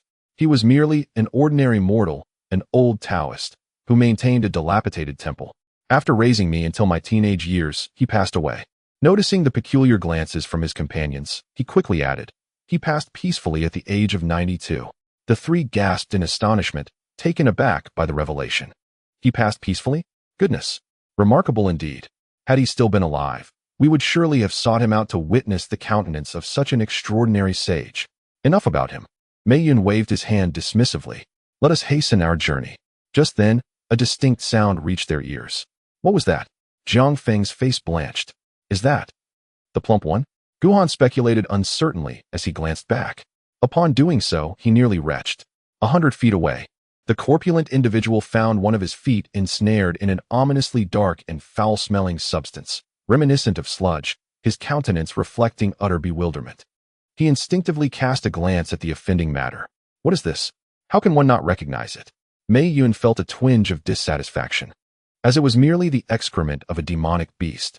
The rotund man's face turned a sickly shade of green. "Get away." In Guhan's eyes, at that moment, the corpulent figure was far more terrifying than Mei Yun. "Do not approach." The corpulent man squinted, then retched violently. He vowed that prior to stepping in this foul excrement, he had perceived no abnormality whatsoever. "Mei Yun," echoed the desperate voice within the silent, untamed wilderness. "I will have your head." Upon hearing this, Guhan and Jiang Hong hastily retreated, maintaining their distance from Mei Yun. "What is the big deal?" Mei Yun remained oblivious. "It's just a pile of dung. Clean it up and be done with it. Let me tell you, don't shout recklessly." Although several deputy instructors have driven the demonic beasts to the trial grounds, one can never be certain that there aren't any stragglers. If a high-level demonic beast were to arrive, it would indeed pose a significant problem. Enough. Guhan's complexion turned pale as he rushed to cover Mei Yun's mouth. But alas, it was too late. A resounding tremor shook the earth as a beast, measuring over 10 yards in length, burst forth from the dense thicket, advancing towards the group. Judging by its aura, it was at least a 4th-tier creature. "We're done for." Jiang Feng's face turned ashen. "It's truly here." "Mei Instructor." Guhan could no longer contain himself. "This beast is yours. We shall take our leave." With that, he seized Jiang Feng by the shoulder and vanished without a trace. "Don't leave," Mei Yun shouted in desperation. "It's merely a 4th-tier beast. I could vanquish it with a mere slap." Seeing Gu Han and Jiang Hong flee without a trace, he turned back, glaring fiercely at the beast. You have ruined my rare opportunity to forge a connection. Today, I shall stew you. Roaring in response to the beast's furious growl, Gu Han was filled with trepidation. He had been careless. One must never show leniency towards Mei Yun. Gu, my brother, Jiang Hong echoed, equally shaken. Next time, we must think twice. Gu Han was rendered speechless. At that moment, he finally comprehended how those previous students had met their demise or gone mad. Under such circumstances, no one could withstand the onslaught. Scoundrel! Behind them, the corpulent man hastily caught up, his eyes ablaze with fury. This is your doing. He glared at Gu Han with unyielding intensity. This matter is far from over. Sensing the lingering odor emanating from the corpulent man, Gu Han and Jiang Hong instinctively recoiled a few steps, their faces twisted in disgust. You! The corpulent man was on the brink of collapse. I just washed this off. Does it still smell? Yes, Jiang Hong replied candidly. Indeed, Gu Han nodded in agreement. The stench is particularly pungent. Scoundrel! The corpulent man snapped, losing his composure as he lunged at Gu Han. I will end you. After sending the students into the testing ground, the instructors lingered outside, awaiting the final outcome of the trials. Within a dense forest, Yu Hua, Jiang Yi, and Chen Fang congregated. What do you think? When shall we strike? Let us wait a moment. Acting now could easily alarm the enemy. This time, we must ensure a swift and decisive execution. Chen Fang glanced skyward. Could there be complications? No, Yu Hua replied with a shake of his head. Commander Zhou has reached an accord with His Highness. Once the trials have progressed sufficiently, he will find a pretext to draw them away. At that moment, we shall seize our opportunity. His tone was laced with venom as he spoke. They shall find it impossible to escape. However, Jiang Yi hesitated. If the seventh prince is with him, then what of him? Yu Hua sneered. His Highness has instructed that this seventh brother is quite naive and oblivious to the necessary course of action. You both understand it well. The two exchanged a glance, a chill running through them. Indeed, within the royal family, there existed no semblance of affection. I hope, Chen Fang inhaled deeply, that we can achieve success in one stroke. Fear not. Yu Hua grinned malevolently. This time, no one will come to their rescue. His words brimmed with confidence. There were certain matters he left unspoken. In addition to the three of them, they had retained a formidable backup plan, known only to him and Jiang Hong. At that moment, Gu Han remained blissfully unaware of Yu Hua's sinister plot. Amidst the clamor, it did not take long for the trio to arrive at the predetermined testing ground. Upon entering, the cacophony of various beasts echoed around them. A soundproofing array had been set in place. Noticing Gu Han's curiosity, Jiang Hong elucidated. This is to prevent disturbing the high-level beasts deeper within, thereby disrupting the Martial Academy's trials. Ah, I see, Gu Han realized. Then if I were to lure Yu Hua here and eliminate him, the commotion wouldn't be heard, correct? Jiang Hong chuckled wryly. Brother Gu, why do you still dwell on that matter? When the time comes, just stay out of sight. The stout fellow, simmering with indignation, sought a target for his frustrations. After repeated provocations, did they truly believe he was an easy mark? This time, he was determined to take him down. Yet, Jiang Hong found himself at a loss for further persuasion. Even if they were to act, how would they entice him over? No need to lure him. Gu Han shook his head. The look in his eyes is quite unsettling. I have a premonition he will undoubtedly come seeking me. When that moment arrives, he shall witness who is the hunter and who the prey. Before he could finish his thought, he abruptly halted. Soon, the stout fellow and Jiang Hong sensed the anomaly. Their gazes fixated on an ancient tree, too large for any individual to encircle with their arms. Beneath it stood a figure clad in black, his countenance grave, with a long spear leaning against him, measuring a full 10 feet. Prior to spotting him, Gu Han and the stout fellow had not sensed his presence at all. This individual was formidable. Moreover, he was certainly not a student of the Deqi Martial Academy. Gu Han and the stout fellow exchanged knowing glances, swiftly arriving at a decision. Let us depart. The identity of the person before him remained ambiguous, and Gu Han wished to avoid unnecessary complications. Thus, he intended to depart. Wait. The man cast a sweeping glance at the three individuals and slowly began to speak. Among you three, who is Gu Han? It's him. Before Gu Han could utter a word, the rotund figure betrayed him. I, Fat Master, guarantee with my integrity that it is indeed him. Veins throbbed at Gu Han's temple. Damn it, you fat fool. I'll deal with you later. The man scrutinized Gu Han for a few moments. So you are Gu Han? Indeed. Extreme realm? Correct. Good. The man nodded and retrieved a long spear. Then let us commence. Commence what? Gu Han's brows knitted in confusion. Who are you? I. The man hesitated momentarily. Yun Pavilion. Yang Ying. Gu Han's eyes narrowed. So, you are the trial they spoke of. It appears you are already aware. Yang Ying nodded. I did not consent to this trial. Gu Han's demeanor grew increasingly frigid. Your unilateral decision does not concern me. That is inconsequential. Yang Ying maintained his stoic expression. Those whom Yun Pavilion wishes to test must comply, regardless of their consent. As he spoke, he firmly grasped the long spear. In an instant, his aura transformed dramatically. Previously, he had concealed his presence, appearing as an ordinary person devoid of any cultivation fluctuations. Yet now, he resembled a blade unsheathed, exuding an overwhelming might that placed immense pressure upon Gu Han merely by standing there. His cultivation level was at least at the 8th layer of gathering essence. Retreat. Even the rotund man wore a grave expression as he pulled Jiang Hong away to a safe distance. May I inquire? Jiang Hong asked with concern. What happens if the trial is failed? I do not know. Yang Ying shook his head. It could result in death or severe injury. Ultimately, it depends on his strength. Huh. Gu Han let out a laugh tinged with disbelief. I never imagined your so-called Yun Pavilion would act in such a tyrannical manner. The manner in which Yun Pavilion operates requires no explanation to others. He slowly raised the long spear, locking onto Gu Han with a piercing intent. You need only to accept the trial. Roar. At that moment, a second-tier demon beast, seemingly panicked and desperate, burst forth from the dense forest, charging wildly toward the two men. Yet, Yang Ying's expression remained unfazed. Are you prepared? Prepare your grandfather. With a fierce shout, Gu Han's inner spiritual energy surged to its utmost limit. This overexertion even caused a slight discomfort within his resilient meridians. Twisting his sword, 9 streams of Dian sword chi sliced toward Yang Ying in an instant. With this initial strike, he held nothing back. Good. Yang Ying's eyes brightened. He did not flinch or evade. Raising his spear, his aura intensified, nearly doubling in strength, as he lunged directly at Gu Han. Receive my spear. Boom. In that fleeting moment, their energies collided, unleashing a tempestuous surge of spiritual energy. The demon beast, caught in the crossfire, was obliterated into a mist of blood without uttering a sound. Volume 1, Chapter 70. You have passed this test. Seeing Yang Ying's formidable prowess, Jiang Hong felt a wave of concern wash over him. Brother Gu is in quite a predicament. The chubby man spoke with a serious tone, his expression unusually earnest. This person possesses intriguing qualities. Intriguing? Jiang Hong was taken aback. He knew the chubby man well.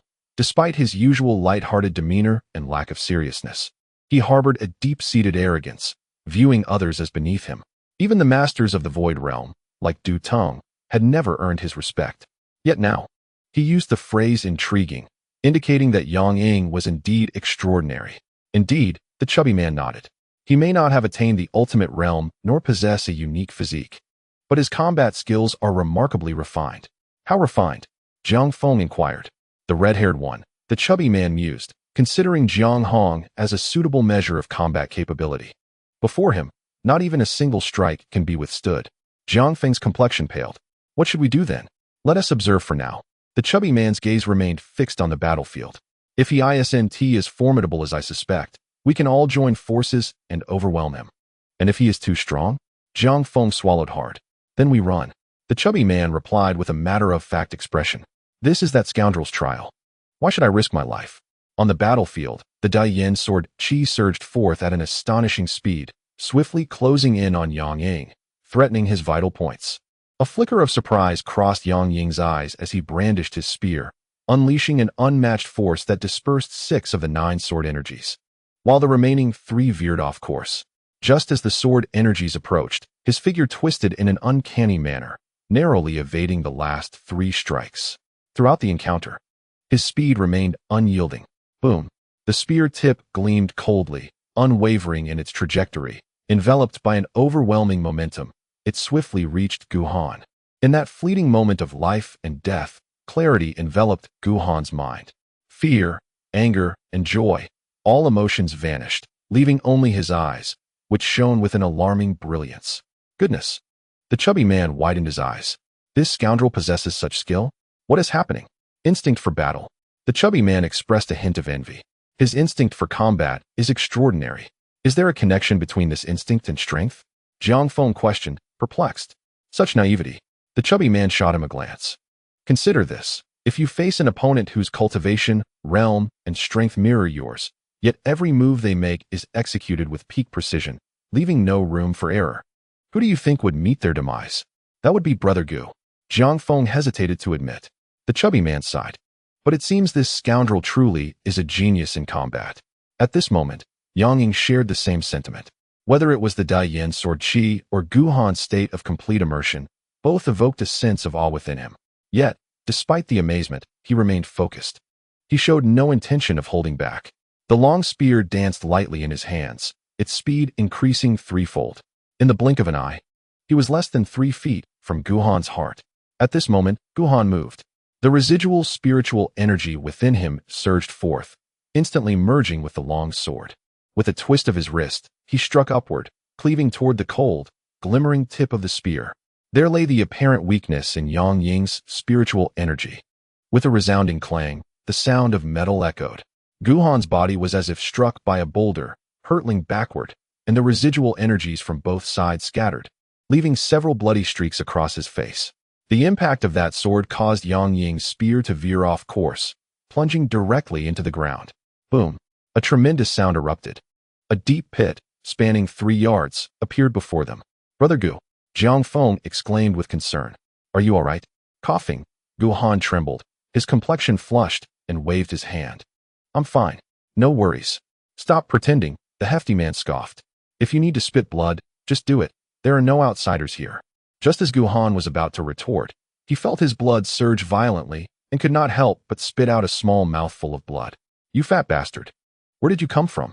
Yet after expelling that blood, he felt significantly lighter. Come on. He wiped his bloodied face and beckoned to Yang Ying, his eyes brimming with fighting spirit. Let us continue. Not a chance, Yang Ying replied, shaking his head as he sheathed his spear. You have passed this trial. With that, he slung the long spear over his shoulder and turned to leave. Stop. Gu Han's voice held a chilling edge. You think you can just walk away without consulting me? That's enough. Yang Ying paused, slowly turning back. You are the first to withstand my full force strike at the connecting aperture realm, so you qualify to enter my Qingyan pavilion. Gu Han sneered coldly. And what if I choose not to go? That's your decision, Yang Ying replied calmly. I am only responsible for your trial. The rest is beyond my concern. He cast one last glance at Gu Han before striding away. TSK, the hefty man drew closer. This guy is quite arrogant. He has the right to be. Gu Han's expression remained tranquil, devoid of the earlier fury.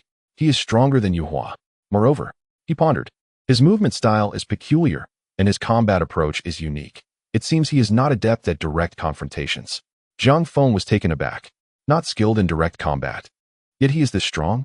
Upon hearing this, the hefty man stroked his chin, a look of realization dawning upon him. It does seem so. He appears to excel in concealing his presence and strikes with precision and swiftness, never lingering. He follows a path of lethal strikes. Had he been lurking, that spear, I wouldn't have withstood it. Gu Han's expression remained impassive. A certain death. Qingyan Pavilion, huh? The hefty man's gaze flickered. I initially thought it was an inconsequential organization, but it seems it holds some intrigue. Fatty. Gu Han's expression darkened. Are you truly abandoning me to run off on your own? Exclaimed the stout man, his expression turning serious. I, the noble fat master, hold camaraderie in the highest regard. How could I ever betray my friends and live a solitary existence? You must have misheard me. There's no way you could interpret it that way. At last, Jiang Hong could no longer contain himself. You are utterly shameless. Nonsense. Fat master retorted, his eyes widening. What did you say? Mid-sentence. His expression shifted abruptly as he gazed into the distance. Why has he returned? I do not know, Gu Han replied. His demeanor tense as he drew his long sword once more. Let him come back. We can simply battle again. Fat master declared confidently. Brother Fat, Jiang Hong said, a hint of concern in his voice. You must not flee. Otherwise, you would endanger Brother Gu. The stout man offered an awkward chuckle. Let us wait and see what his intentions are. The he referred to was, of course, the returning Yang Ying. However, it was peculiar that Yang Ying seemed oblivious to the trio's vigilance. His brow furrowed as he appeared to be searching for something. What could he possibly be looking for? Fat Master wondered, his expression one of curiosity. I have no idea, Guhan replied, remaining on high alert. Could it be that he lost something during the battle? Yet with his strength, how could he? Suddenly, his countenance froze. Not far away. Yang Ying searched for some time before finally discovering something. He cautiously picked up a crystal from the scattered dirt, wiping off the blood and dust with satisfaction before placing it into his storage ring. Having completed this task, his expression seemed markedly lighter as he turned away without sparing a glance at the three. At that moment, not only Guhan, but even Fat Master and Jiang Hong were left dumbfounded. They had clearly witnessed that the crystal was a beast core, the very core of the second-tier monster that had been shattered at the onset of the battle by the two of them. Fat Master, rendered speechless for a moment, finally turned to Jiang Hong. Do you think it resembles it? Indeed. Jiang Hong glanced at Yang Ying's retreating figure, then at Guhan, his tone unwaveringly certain. It looks remarkably similar. Nonsense. Guhan retorted furiously. Am I truly such a greedy person? Jiang Hong and Fat Master exchanged glances, both nodding in agreement. See, you've admitted it yourself. Roar. Guhan exploded in frustration. At that moment, the furious roar of a beast echoed once more from the woods. Run. It's coming after us. Hurry. Lead it to an open area, so we can take it down slowly. Amidst the beast's roar, the voices of several Martial Academy students reached the ears of the trio. Brother Jiang, you go first. You can handle it. A beast? Guhan's eyes brightened, suddenly disinterested in squabbling with the others. This is quite fortuitous. Is it entertaining? Fat Master replied lazily. With your strength, do the beasts here pose any threat to you? There is no threat. Guhan shook his head. But I must secure first place. Fat Master faltered. What about you, Hua? That can be discussed later, Guhan replied, casting him a glance. Freeing up 20,000 yuan crystals is an opportunity too good to pass up. As they spoke, 3 or 4 students from the Martial Arts Academy emerged from the depths of the forest in a state of sheer panic. Closely pursued by a colossal beast resembling a wild boar, its eyes glinting with malice.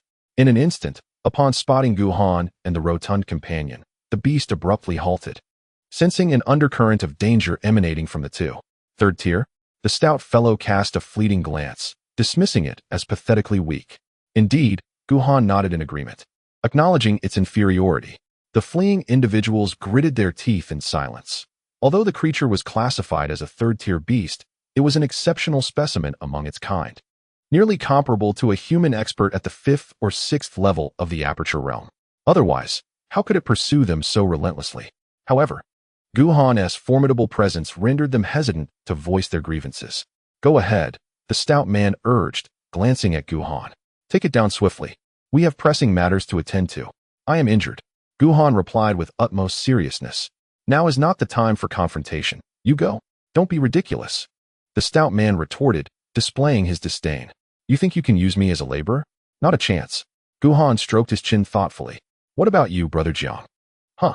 Jiang Hong was momentarily taken aback, his eagerness surfacing. Having recently embarked on his training, he possessed an exceptionally cold physique and was equipped with a heavenly tier technique. Yet, standing beside the esteemed steward, he had little practical experience. Naturally, he was eager to test his capabilities. However, upon witnessing the beast's ferocity, doubt crept in. After all, he was merely at the 3rd level of the Aperture realm. He looked at the two with hopeful eyes. Can I manage? Highly unlikely, they replied without hesitation. Jiang Hong was left speechless. Had he not known their intentions were benign, he would have suspected they were deliberately sending him to his demise. What nonsense! The stout man waved his hand with bravado. Isn't there still me? Before it can devour you, I will surely intervene to bring you back. Jiang Hong swallowed hard. But what if it doesn't? Then continue to engage it. Tempt it to feast upon you.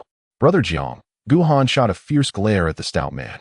Ignore his nonsense. You must seize this opportunity. It is rare indeed. Yes, Jiang Hong felt that Guhan was 100 times more reliable than the stout man. He took a deep breath, casting aside his hesitation as he began to channel his inner strength, advancing toward the beast. Instantly, tendrils of dark, ethereal mist enveloped him, and the temperature in the surroundings plummeted dramatically. What is this? Several students gasped in astonishment. Such intense cold. Could it be that His Highness the 7th possesses a special physique? Impossible. I heard from people in the capital that he suffers from a terminal illness, barely clinging to life. Even if he were to miraculously recover, How could he suddenly exhibit a special constitution? They debated among themselves, lacking any substantial knowledge of Jiang Hong's unique cold physique. Humph! The stout man, familiar with Jiang Hong's background, scoffed at their ignorance. They've never seen the world. So what if he has it? Before he could finish his sentence, his expression shifted. Wait, his technique seems to have a flaw. At that moment, above the trial ground, an unsettling tension filled the air. The commander Zhou remained his usual self, with his eyes slightly closed and silent. Meanwhile, Wu and Feng were engaged in hushed conversation. Do you think he has any assurance? It's hard to say, after all. Neither of us knows what the trial of the Qingyun Pavilion truly entails. Wu sighed with a bitter smile. If he lacks confidence, then I truly wonder who else could possibly pass the trial. Suddenly, the ever-silent Commander Zhou spoke up. I would like to ask for your assistance. Startled, the two exchanged glances. They had known Commander Zhou for many years and had never witnessed him proactively seek help. Please, do speak, they urged. Indeed, we have known each other for a long time. There is no need for such formality. Commander Zhou paused for a moment. While observing the movements in the wild forest, I discovered an extraordinary object. Extraordinary object? Indeed, Commander Zhou seemed resolute, no longer concealing the truth. A Qingyun fruit. A Qingyun fruit. The two gasped in astonishment. Their cultivation had reached the void realm, rendering ordinary elixirs and spiritual fruits nearly ineffective for them. However, the Qingyun fruit was different. It was a rare treasure in the world. If refined properly, it could significantly enhance a cultivator's physical strength, a coveted elixir sought after by countless void realm experts.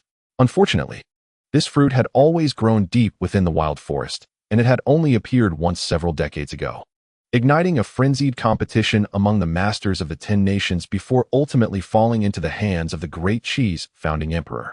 Since then, no one had ever seen it again. Commander Zhou, Wu exclaimed, his body trembling with excitement. Is this true? Of course it is. Then why? The two questioned, skepticism creeping into their voices. Such a precious item. How could Commander Zhou so readily divulge this information? Quite simply, Commander Zhou gazed at them. A 7th-tier demon beast is guarding that fruit. 7th tier. They felt a chill run down their spines. A 7th-tier demon beast corresponded to a human expert at the Void Realm. One step further, and it could transcend and transform. Given Commander Zhou's strength, it would be quite a challenge to handle. With this revelation, they began to believe Commander Zhou's words. Thus, he continued, I seek your assistance. Although that 7th-tier beast is powerful, with the three of us working together, we can surely subdue it. Once we succeed, we shall split the Qinglian fruit equally.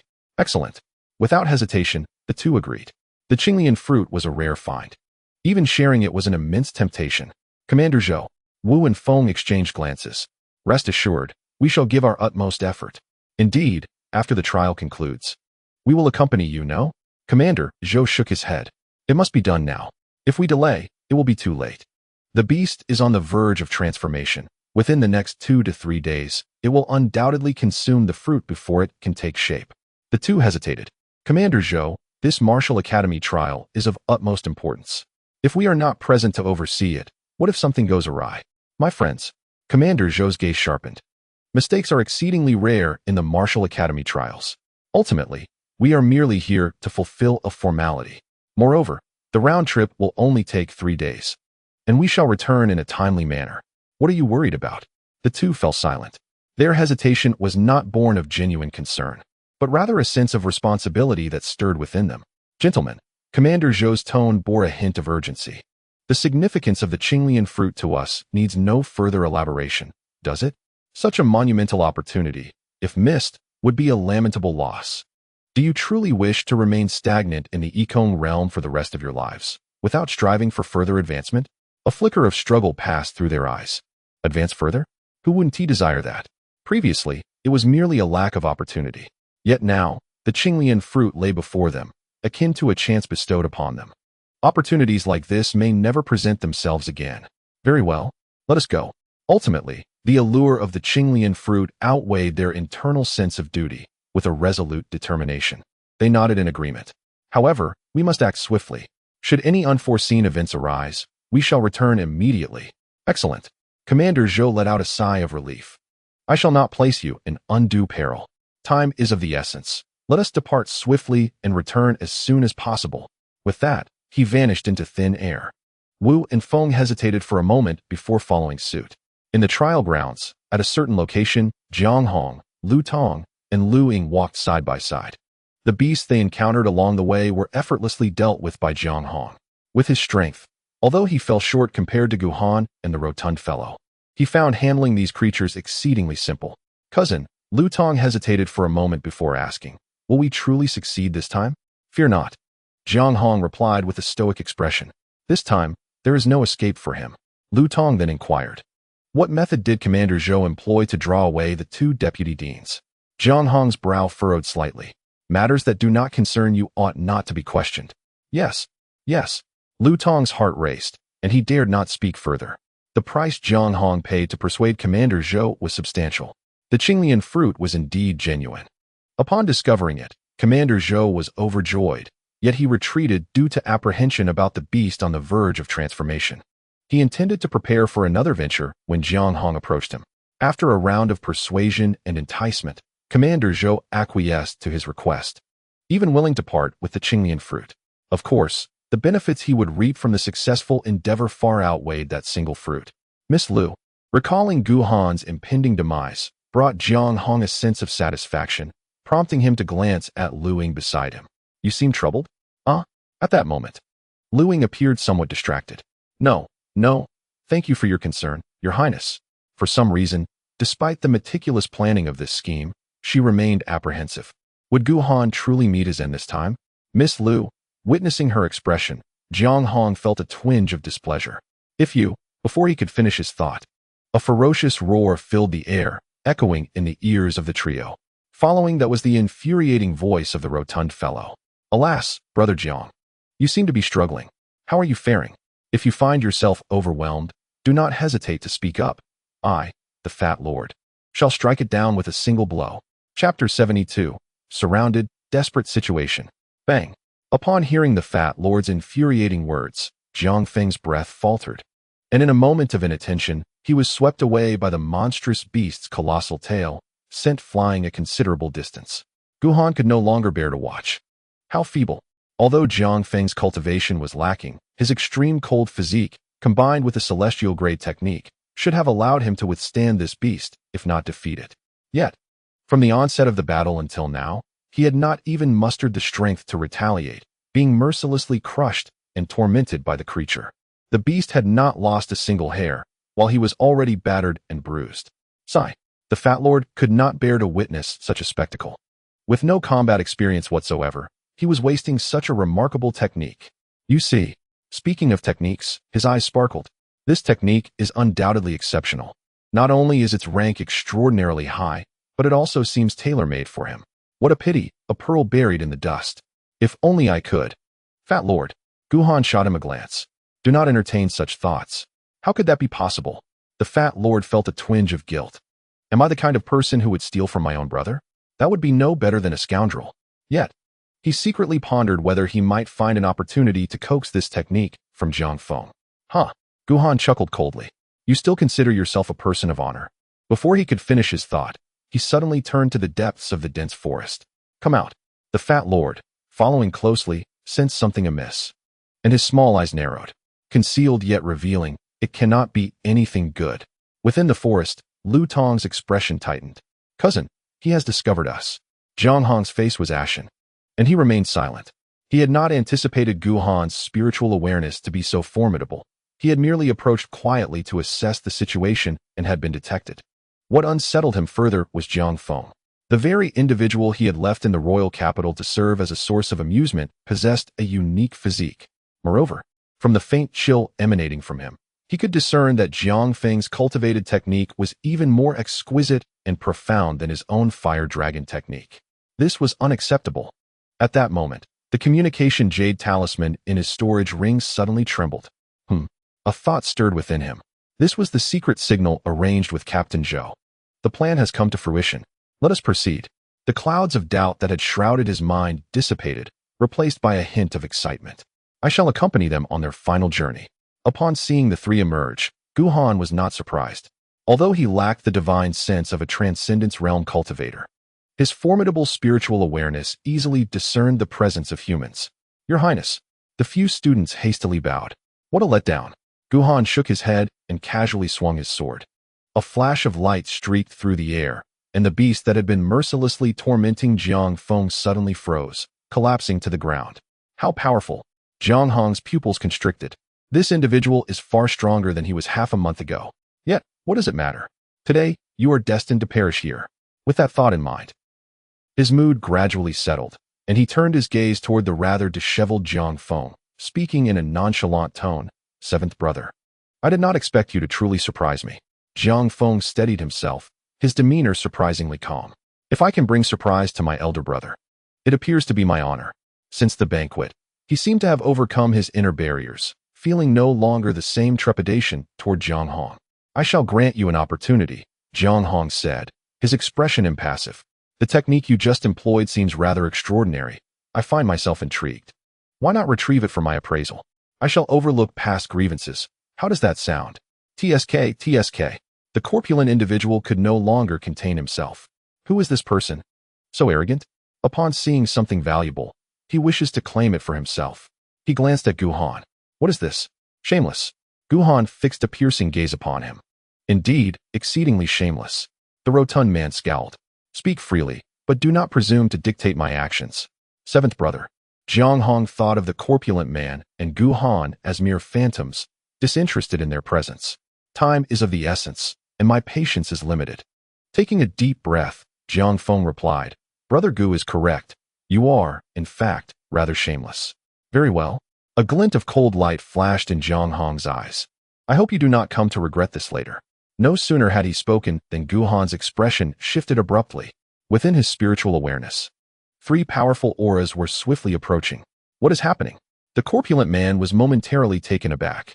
Your words remain unfinished. He too sensed the anomaly. This contradicts what you said. Was it not only one person, yet now there are 3? We have been careless. Guhan sighed. Ha. Across the way, Lu Tong could no longer restrain himself, bursting into triumphant laughter. 3 instructors have arrived. Prepare to meet your demise. Jiang Feng's heart sank. He was not foolish and quickly grasped the situation. What audacity! With 3 vice deans present, you dare to brazenly defy the academy's regulations? Vice deans? Lu Tong sneered. When they return, you may find that not even your corpses will remain. Today, none of you will escape. Brother Gu, the corpulent man suddenly roared in fury. Let us join forces and confront them.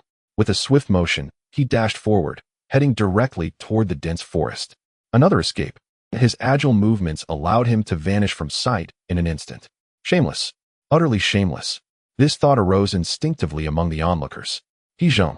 Jiang Hong shouted in anger. We regarded you as a good friend, yet you. Fear not.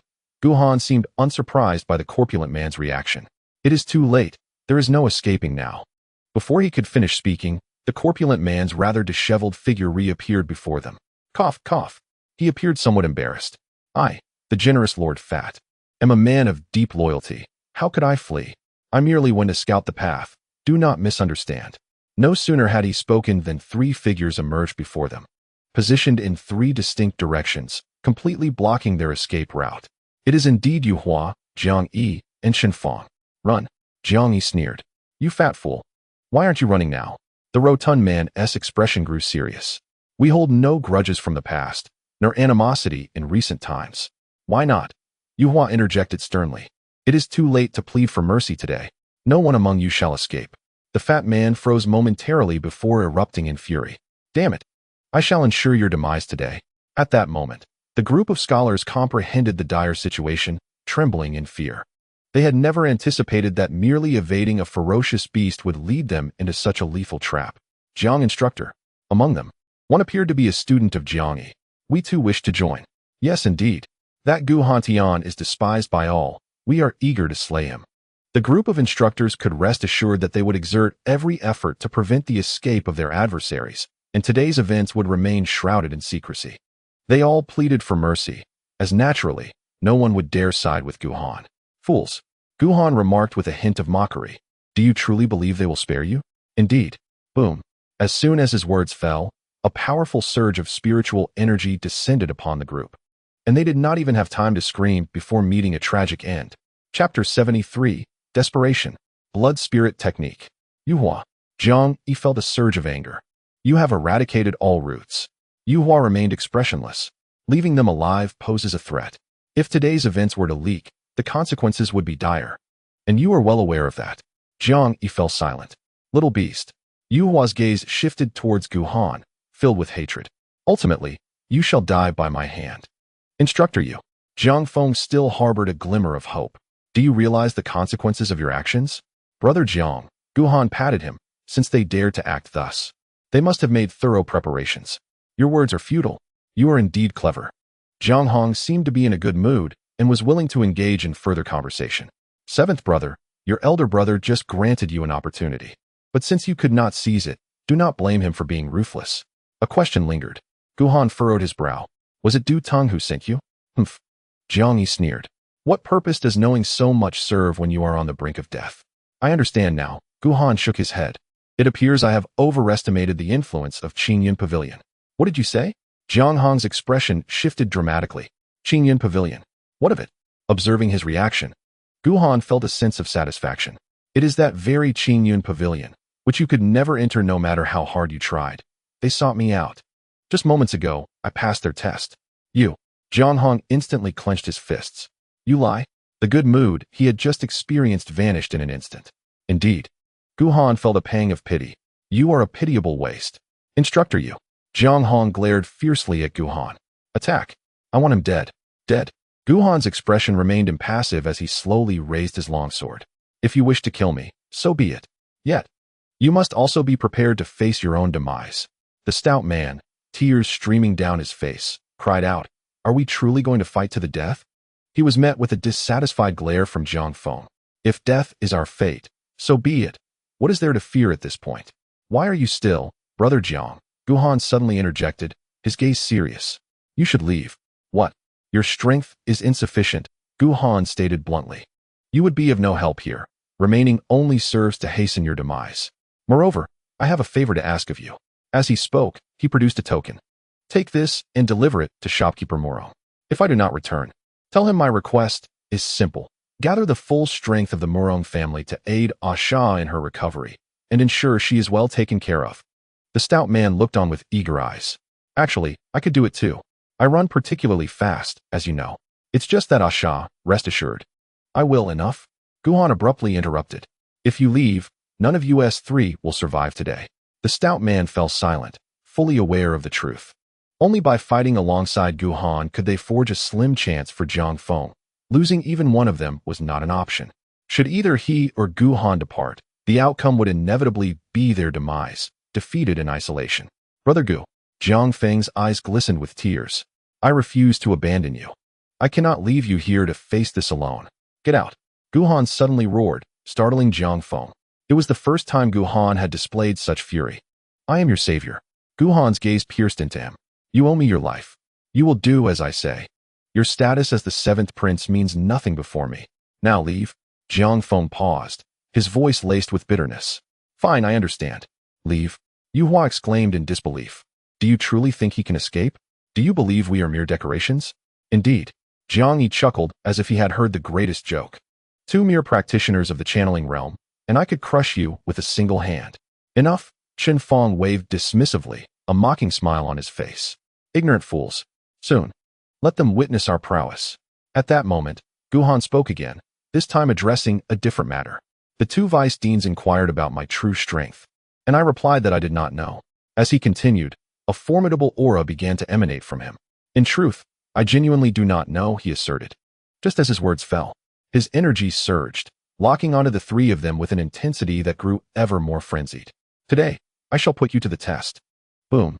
In an instant, his cultivation erupted entirely, unleashing an overwhelming spiritual pressure that swept away the withered branches and fallen leaves strewn across the ground. Jiang Yi's pupils constricted. This is not right. He is not of the gathering essence realm. Why is his spiritual power so formidable? Although Gu Han was merely at the 7th level of the Qi-connecting realm, the potency of his spiritual power was far more formidable than that of most in the gathering essence realm. Why did Jiang Hong's fists clench tightly? Gu Han's rapid ascent in strength was astonishing, so swift that even he, the foremost prodigy of the Qi, could only trail behind in awe. Beside him, Liu Ying's complexion turned pale, and a flicker of regret for opposing Gu Han began to take root in her mind. Go. At that moment, Gu Han bellowed, swiftly closing the distance to Jiang Hong. He seized his shoulder with all his might and hurled him away. Do not look back. Do not think of saving us. Jiang Feng's eyes burned crimson, his heart bleeding, as he recklessly propelled himself forward with all his might. He dared not glance back, fully aware that this slender hope of survival might cost Gu Han and the fatty their lives.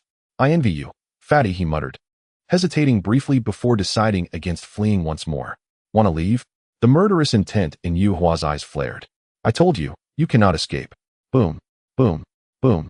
As his words echoed, 3 overwhelming auras descended upon the arena, as Yu Hua and his companions unleashed their full power to achieve a swift resolution. Each of them exuded a presence far stronger than Gu Han's. This was the reason Yu Hua, despite being astonished by Gu Han's prowess, remained so confident. After all, Gu Han's cultivation base was still too low. Go. Seeing Jiang Hong thrown far away, Jiang Hong could no longer afford to dwell on Gu Han and rushed to pursue him. He could not allow him to escape. Stop. A voice, deep yet frenzied, rang out. Gu Han, if you wish to chase him, first contend with my sword. Your Highness. Yu Hua intercepted Jiang Hong. This boy poses no threat. Remain here while I eliminate that nuisance. Yet, before he could finish, his expression drastically changed. Not only him, but even Jiang Yi and Chun Feng also wore grave expressions. The aura emanating from Gu Han had inexplicably surged once more, and curiously, a tinge of blood red tainted his spiritual energy. Demonic Arts, Blood Spirit Technique. Chapter 74, A Desperate Battle. The Sword Technique's Mutation. The 3 of them grew increasingly solemn. At that moment, Gu Han exuded an aura that instilled a profound sense of danger within them, indicating that he now possessed the capability to contend with any one of them. This transcended their comprehension. They were utterly aghast. Could a mere chi-connecting realm cultivator truly achieve such heights? Die. Seizing the opportunity while they were momentarily dazed, Gu Han moved. With a flick of his sword, he left behind a blood-colored afterimage, his figure vanishing instantaneously, targeting none other than Jiang Hong. He understood that at this critical juncture, capturing Jiang Hong was the only way to compel Yu Hua and the others to hesitate, thereby averting the deadly predicament they faced today. Your Highness. Yu Hua was taken aback. He had not anticipated that even in such dire straits, Gu Han's mind remained so astute, effectively grasping their Achilles heel. Jiang Hong. Should he falter? Even if several individuals were to slay Gu Han today, they would inevitably face severe repercussions upon their return. Do you dare? A thunderous roar erupted from his lips. In an instant, his cultivation surged to its zenith, and with a powerful stamp of his foot, he left a deep crater of about 10 feet in diameter, propelling himself toward Jiang Hong. For the 2 of them at this moment, the distance was traversed in the blink of an eye. However, Yu Hua, being much closer to Jiang Hong, arrived at his side a moment before Gu Han. Sighing inwardly, Gu Han lamented, so close. Yet, realizing he could not capture him, he resolved to eliminate him instead. With this thought, the blood mist surrounding him thickened further, and he brandished his sword with all his might, lunging toward Yu Hua. Yu Hua's expression turned grave. Faced with Gu Han in his current state, he felt no certainty of victory. Just then, an unexpected turn of events occurred. The sword that had been aimed at him abruptly shifted direction, targeting Jiang Hong instead. Whoosh! A flash of bloodlight surged forth. 9 strands of Dian sword energy shot toward Jiang Hong in an instant. Damn it! Yu Hua's eyes widened in fury. You shall pay for this. Empowered by the blood spirit technique, the speed of the Dian sword energy was exponentially greater than usual and carried an undercurrent of ferocity. In an instant, the sword energy reached Jiang Hong. Jiang Hong stood frozen, completely unresponsive. In the blink of an eye, Yu Hua gritted his teeth and swiftly turned, pushing Jiang Hong's shoulder with all his might. Thud! A soft sound echoed. Even so, 2 strands of sword energy still struck Jiang Hong, piercing through his chest. A sharp pain surged through him, and only then did Jiang Hong awaken to his predicament. Gazing at the 2 gaping wounds the size of fists on his chest, disbelief washed over his face as blood gushed from his mouth, leaving him unsteady on his feet. One strike, severely injured and on the brink of death, Yu Hua was nearly driven to madness. I will kill you. Boom. Gu Han unleashed his sword with all his might. The energy within him momentarily waned. Yet he was met with a fierce palm strike from the enraged Yu Hua, sending him flying backward. Cough, cough. The sound emanated from Jiang Hong. Kill him! Kill him! His eyes were filled with venomous rage, clearly pushed to the limits of his fury. He was not enraged merely by being wounded by Gu Han's sword, but rather by the fleeting moment of fear he had felt toward Gu Han, a sensation he could not accept. And you? He turned his gaze toward Jiang Yi and Chen Feng. Pursue. Bring him back to me. Jiang Feng spoke as he sprinted far ahead, nearly vanishing from the sight of the others. Do not kill him yet. His techniques are at least of Earth grade. I must extract information. Yes. Jiang Yi was stirred. Earth grade techniques were an immense temptation, even for them. Damn you, fat man. Gu Han spat blood and glared fiercely at the rotund figure. What are you doing standing there? If you wish to live, stop hiding and fight alongside me. The fat man hesitated for a moment, then gritted his teeth. Damn it. Let us do this. There is no escaping now. As his words fell, a layer of golden light suddenly enveloped him, growing thicker until it obscured his very features. This is impossible, Zhong exclaimed. Although the aura emanating from the corpulent figure was indeed formidable, it lacked the striking presence of Gu Han. Yet, the mysterious golden light enveloping him imparted an impression of impenetrable hardness to Jiang Yi. First Gu Han, then the hefty man. They had delivered an overwhelming shock and surprise. What seemed like a certainty now held a hint of uncertainty. That rotund fellow. Gu Han spat another mouthful of blood. You hold them both off. I shall deal with Yuhua first. What nonsense. The rotund man's complexion paled. 2. Why not tell me to hold off all 3 of them? Your defense is strong.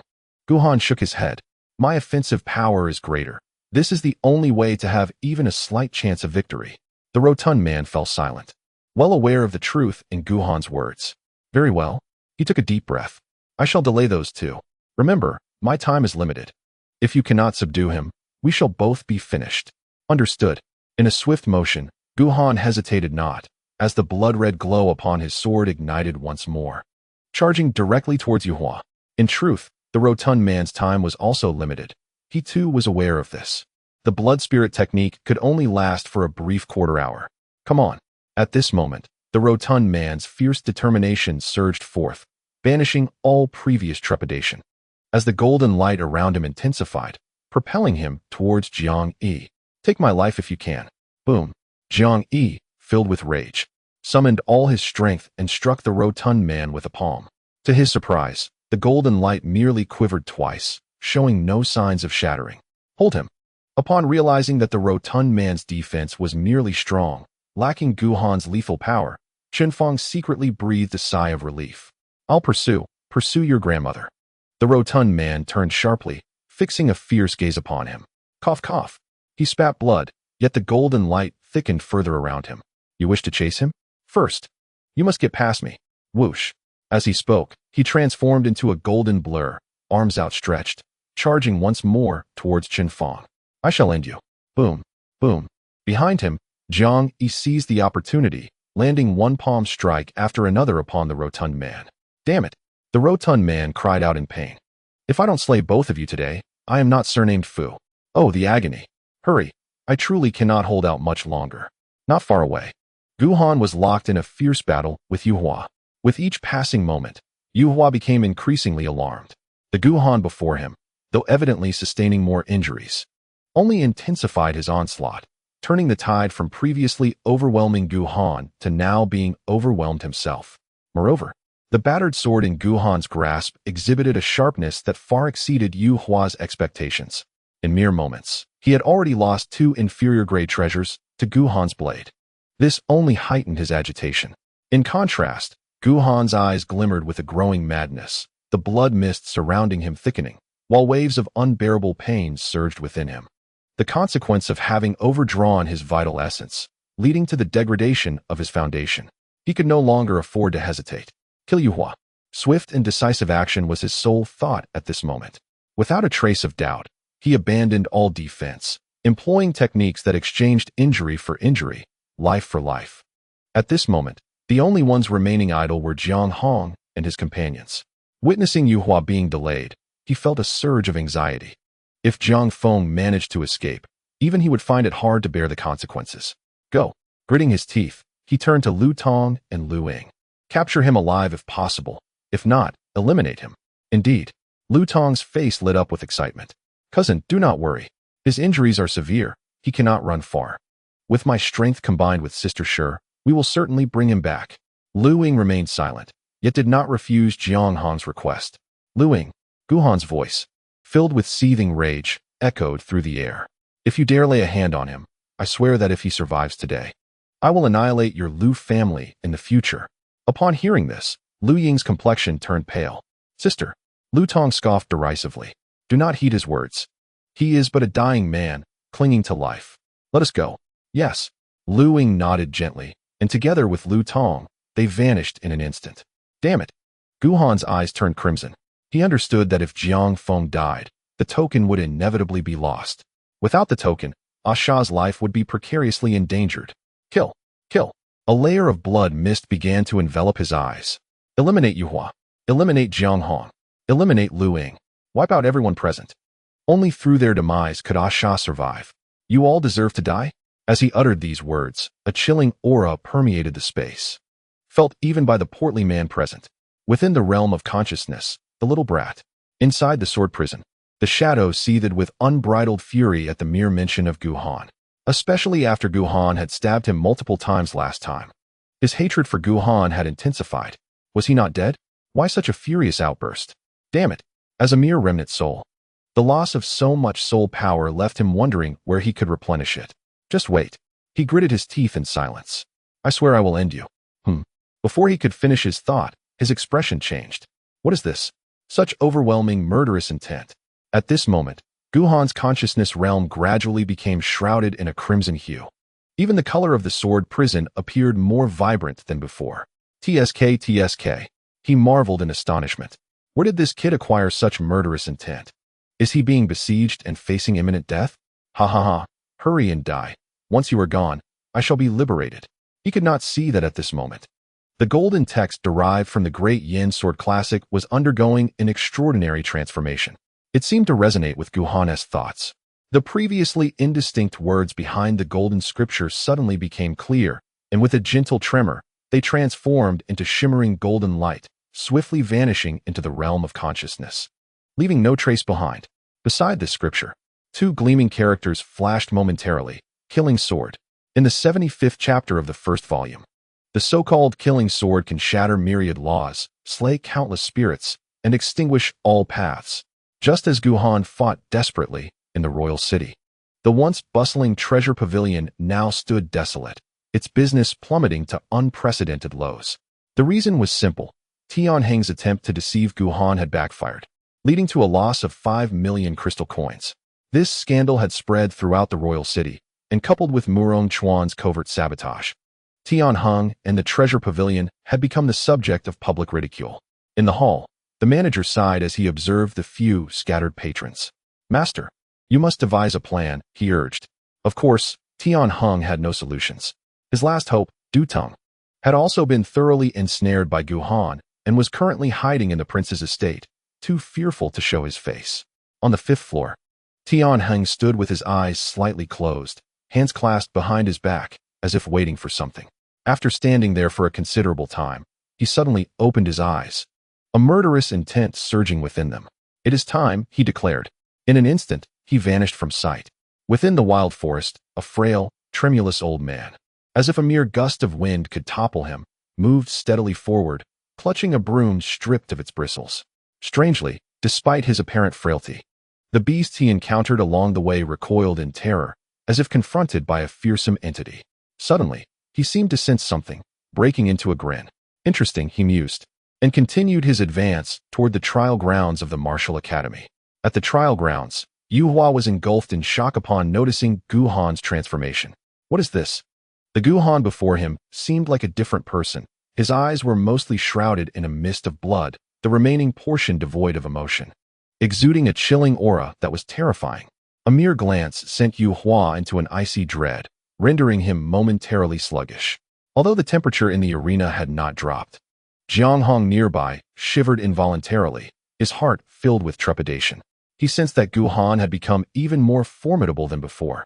You instructor. The torment was unbearable for him. Don't just stand there. Kill him. Quickly kill him. Yu Hua snapped back to reality. Though Gu Han had grown more fearsome, he had also halted his assault. Standing there in a daze, motionless. Bang. He refused to squander such a prime opportunity. He struck with both palms against Gu Han's chest.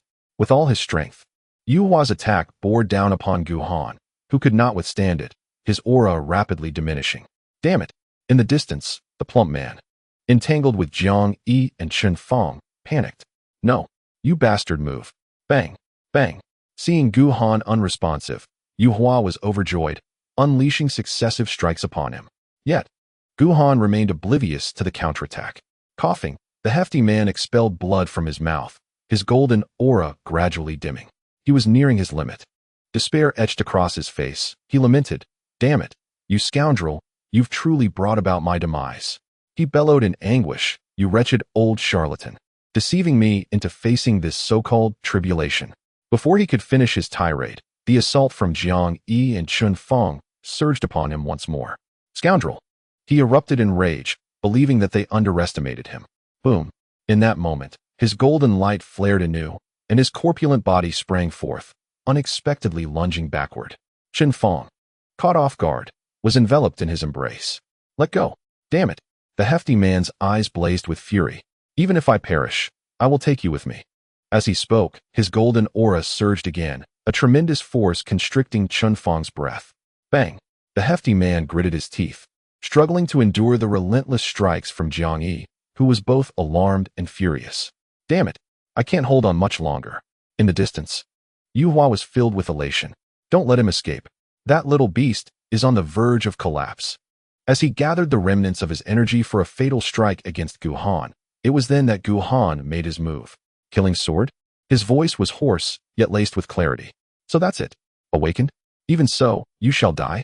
Yu Hua sneered, his palms lunging towards Gu Han once more. "Incorrect." Gu Han abruptly raised his head. "The one to perish is you." Boom. A mere glance from Gu Han struck Yu Hua like a thunderclap, plunging him into a chilling despair, his movements turning rigid. "Kill." A frigid voice resonated. In an instant, red light flashed before Yu Hua's eyes, the world spinning chaotically around him.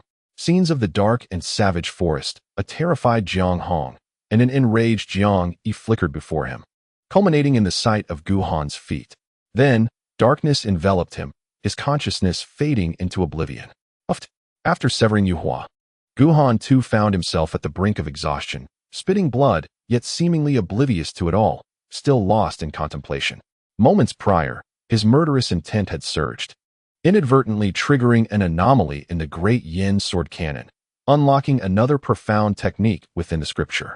To him, it was less of a technique and more of an ultimate comprehension of the sword path by the scripture's master, giving rise to a unique swordsmanship. Sword skill. This term seemed more fitting. The killing sword represented a path of fierce offense and aggression, driven by murderous intent, supported by cultivation, wielded by the heart, capable of shattering myriad laws, slaying countless spirits, and extinguishing myriad paths. Once the sword was drawn, its lethality was unparalleled. However, its overwhelming power could easily ensnare the weak-willed into the path of slaughter, reducing them to mere sword slaves. May future generations heed caution. The descriptions of the Dian Sword Sutra regarding the killing sword have resurfaced. As the name suggests, the killing sword embodies but a single strike. Yet, one strike is sufficient. Such a supreme sword technique, which forsakes all else in pursuit of murderous intent, is insurmountable unless there exists an insurmountable disparity in strength between the two parties. Yu Hua serves as a prime example. "That wretched scoundrel! Hurry and lend a hand."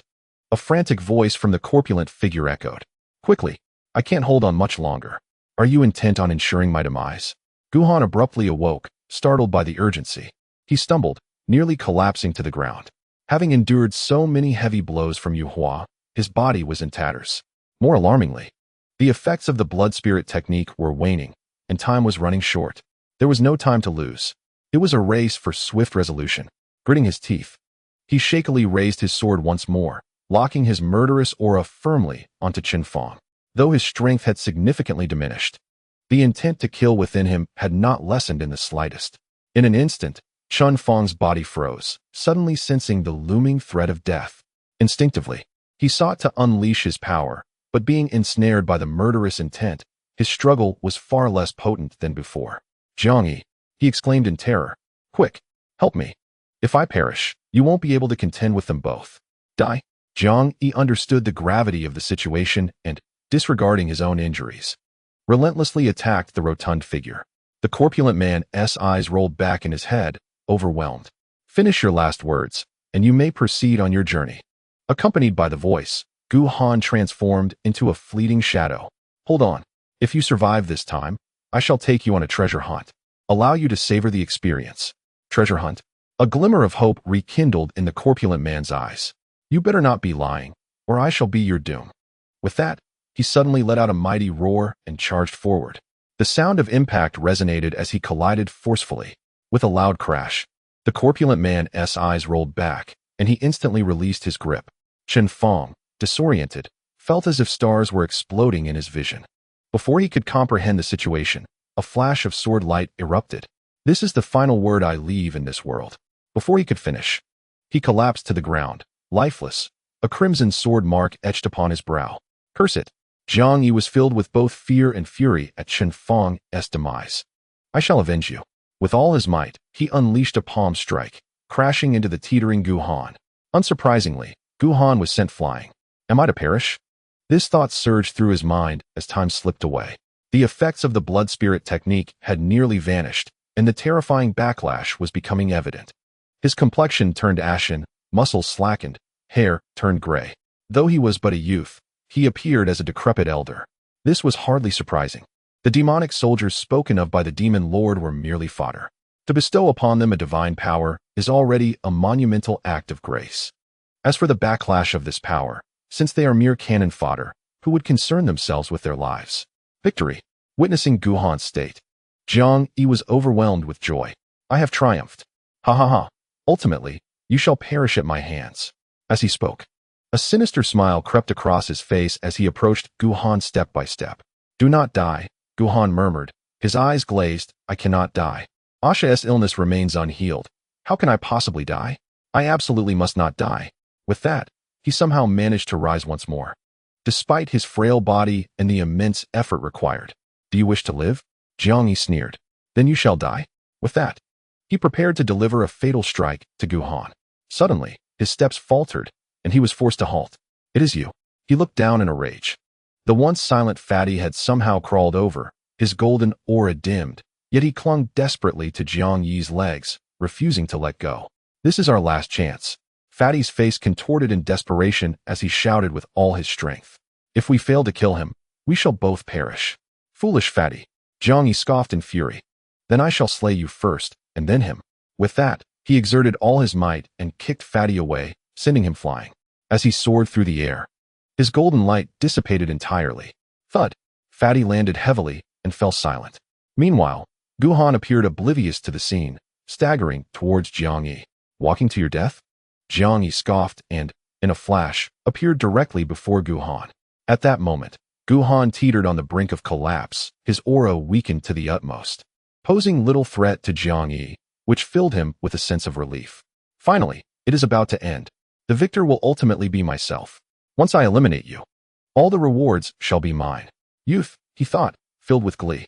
Leaning forward, he drew closer to Gu Han and slowly raised his right palm. Remember, in your next life, do not be so arrogant. You have no idea. Gu Han suddenly laughed. Too close. Jiang Yi faltered, unable to comprehend. He indeed stood merely a foot away from Gu Han. Soul capture. Gu Han uttered softly, releasing those two words. In an instant, his eyes transformed into an abyssal black, and a shadowy light surged forth, striking directly into Jiang Yi's eyes. Jiang Yi was struck as if by lightning, standing there like a marionette, completely still. Jiang instructor. In the distance, Jiang Hong's eyes bulged with fury as he shouted with difficulty, hurry and kill him. Cough, cough. Why? Gu Han glanced at him without speaking. Though his physical body lay in ruins and his cultivation nearly exhausted, his soul power remained formidable, so potent that even Jiang Yi could not withstand this soul capture technique. I warned you. Gu Han shook his head, laboriously raising his sword. You are too close.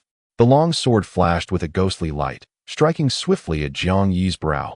In the face of this life and death crisis, instinct propelled Jiang Yi to awaken. Yet it was too late. Beyond the soul force, Gu Han's murderous intent surged. Although the sword's might had diminished without the cultivation to fuel it, it had become purer and more tyrannical. With a soft thud, Jiang Yi's head fell, his eyes lingering with a trace of regret. Coughing.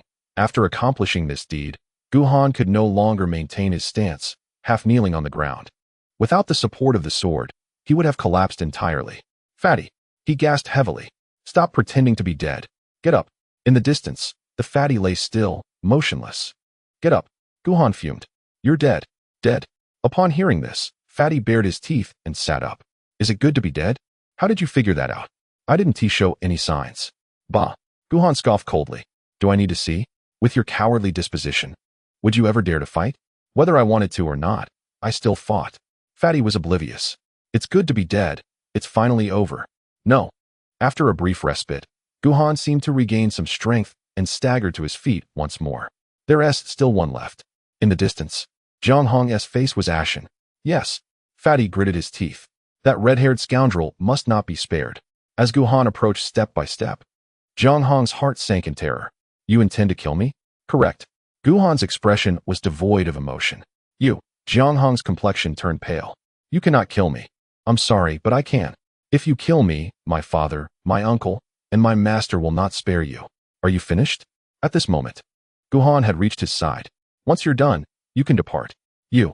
Jiang Hong could no longer maintain his composure. He had never imagined that death could be so terrifying. Don't kill me. I'm willing to do anything for you. Bah. Fatty displayed his disdain. Cowardice is utterly shameful. Very well, Guhan replied expressionlessly.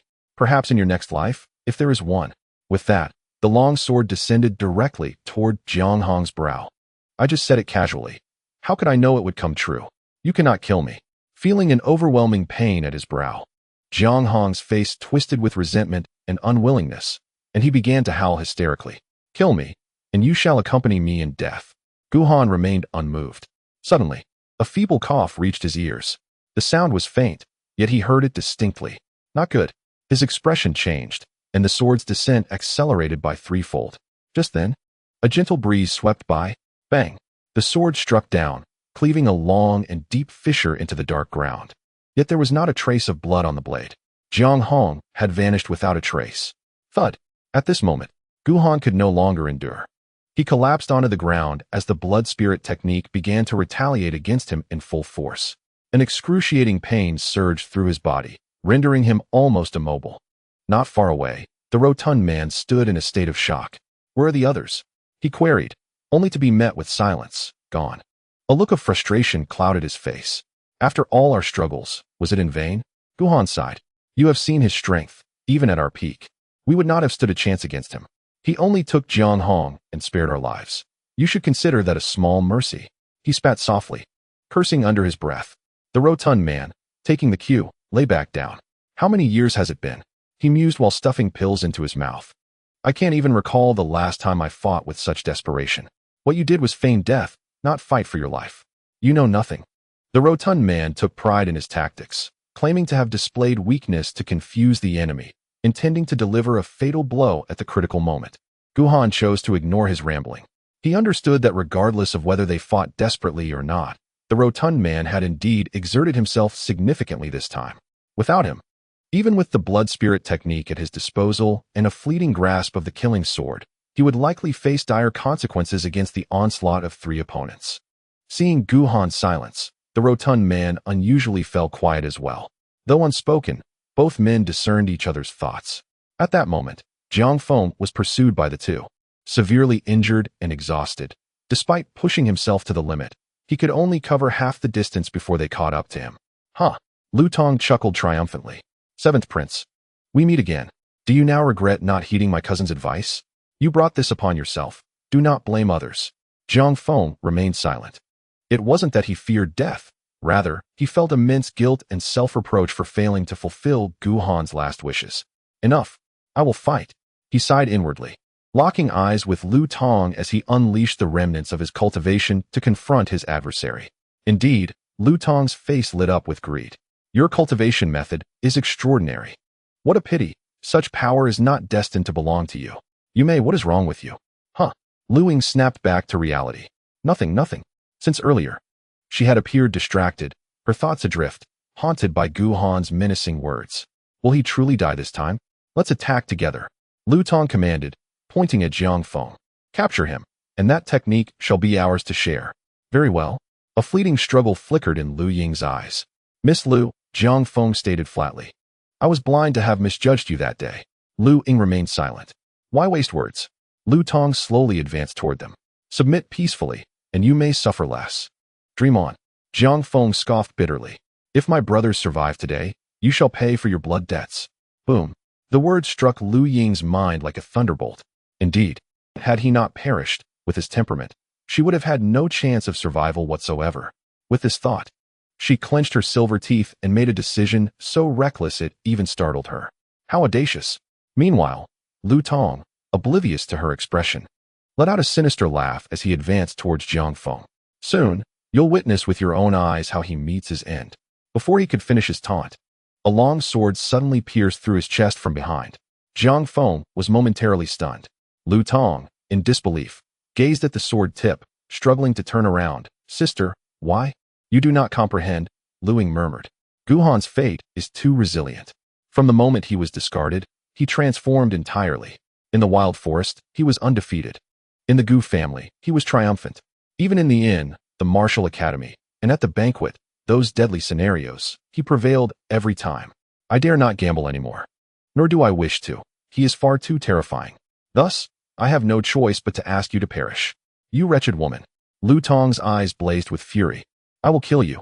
With a soft thud, the sword's spiritual energy erupted, extinguishing the last vestiges of his life. With a thud, his lifeless body collapsed to the ground. Upon witnessing Lu Tong's demise, Jiang Hong felt no joy. Instead, a chill surged from the depths of his being.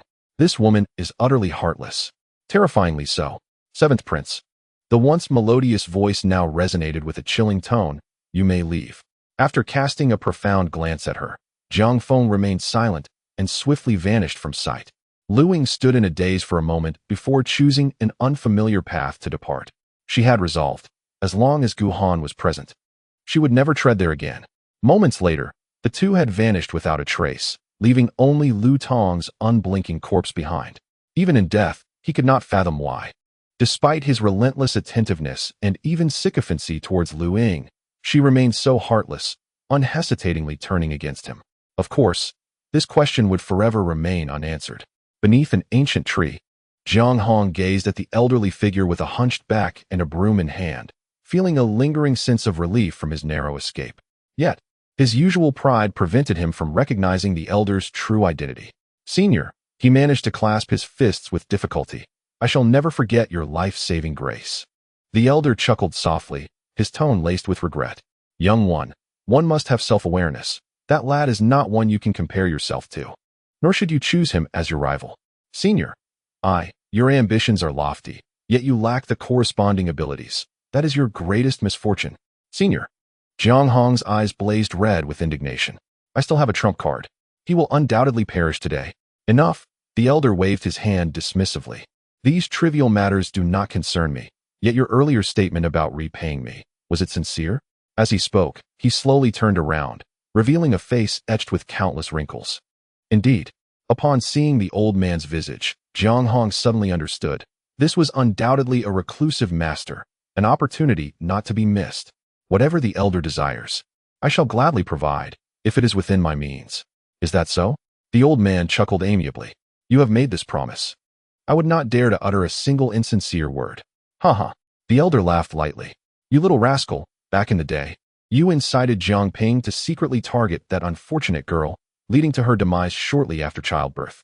Alas, you were merely 5 years old at that time. Jiang Ping, the present ruler of the Deqi kingdom, is Jiang Hong's biological father.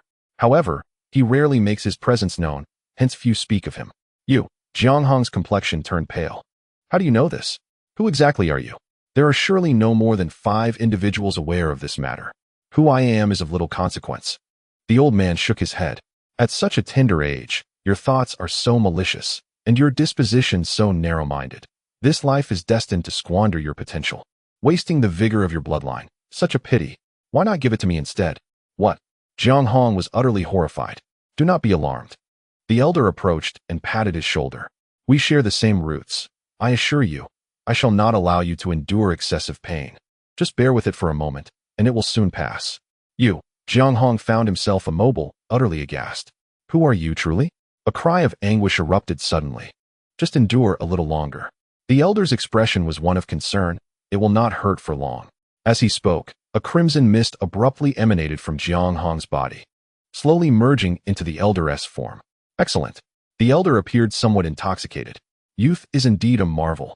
As time progressed, the blood mist faded, and the once tall and robust Jiang Hong now resembled a mere husk. His hair turned gray, his face marked by wrinkles, and the spark in his eyes rapidly extinguished. In contrast, the elder seemed to inflate, his skin transitioning from sagging to plump, his hair gradually regaining its darkness, and his physique transforming from frail to somewhat corpulent. After a moment, he released his grip. Jiang Hong collapsed to the ground. You, gazing at the elder, whose features bore a striking resemblance to his own, he suddenly realized. You are the... His words fell silent as vitality had entirely fled. The elder, now transformed into a slightly plump middle-aged man, reveled in the robust energy coursing through him. A look of nostalgia on his face. I, Jiang Xian, have returned. Regarding the assassination attempt on Gu Han, it amounted to little more than a whisper in the grand scheme of the trial grounds and the entire wild forest. Outside the trial grounds, the instructors sought secluded spots, contemplating in silence, devoid of any interest in conversation. The atmosphere felt somewhat eerie. In previous years, the Martial Academy trials had been a time of vigorous discussion among the instructors. The exceptional performance of students often ignites fierce competition among instructors, each vying for their pupils to emerge victorious. Yet this year, such discussions have notably ceased, primarily due to the presence of Gu Han.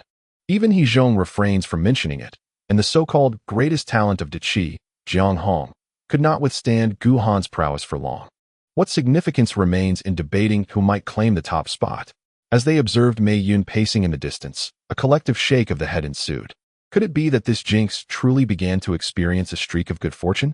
However, Mei Yun was not as elated as others might have presumed. Sighing for the 27th time that day, he worried, please, let there be no reckless actions. Can you two truly contend with Yuhua? While he harbored these concerns, a sudden movement caught Han Fu's attention from afar, prompting him to rise abruptly with a furrowed brow. Among the instructors, his cultivation level was the highest, and thus he was the first to sense the anomaly. A figure stumbled out from the trial grounds, though the distance rendered their appearance indistinct. This is bad. A chill coursed through Han Fu's heart. Something has gone awry. Instantly, everyone stood, their expressions grave. What is the matter?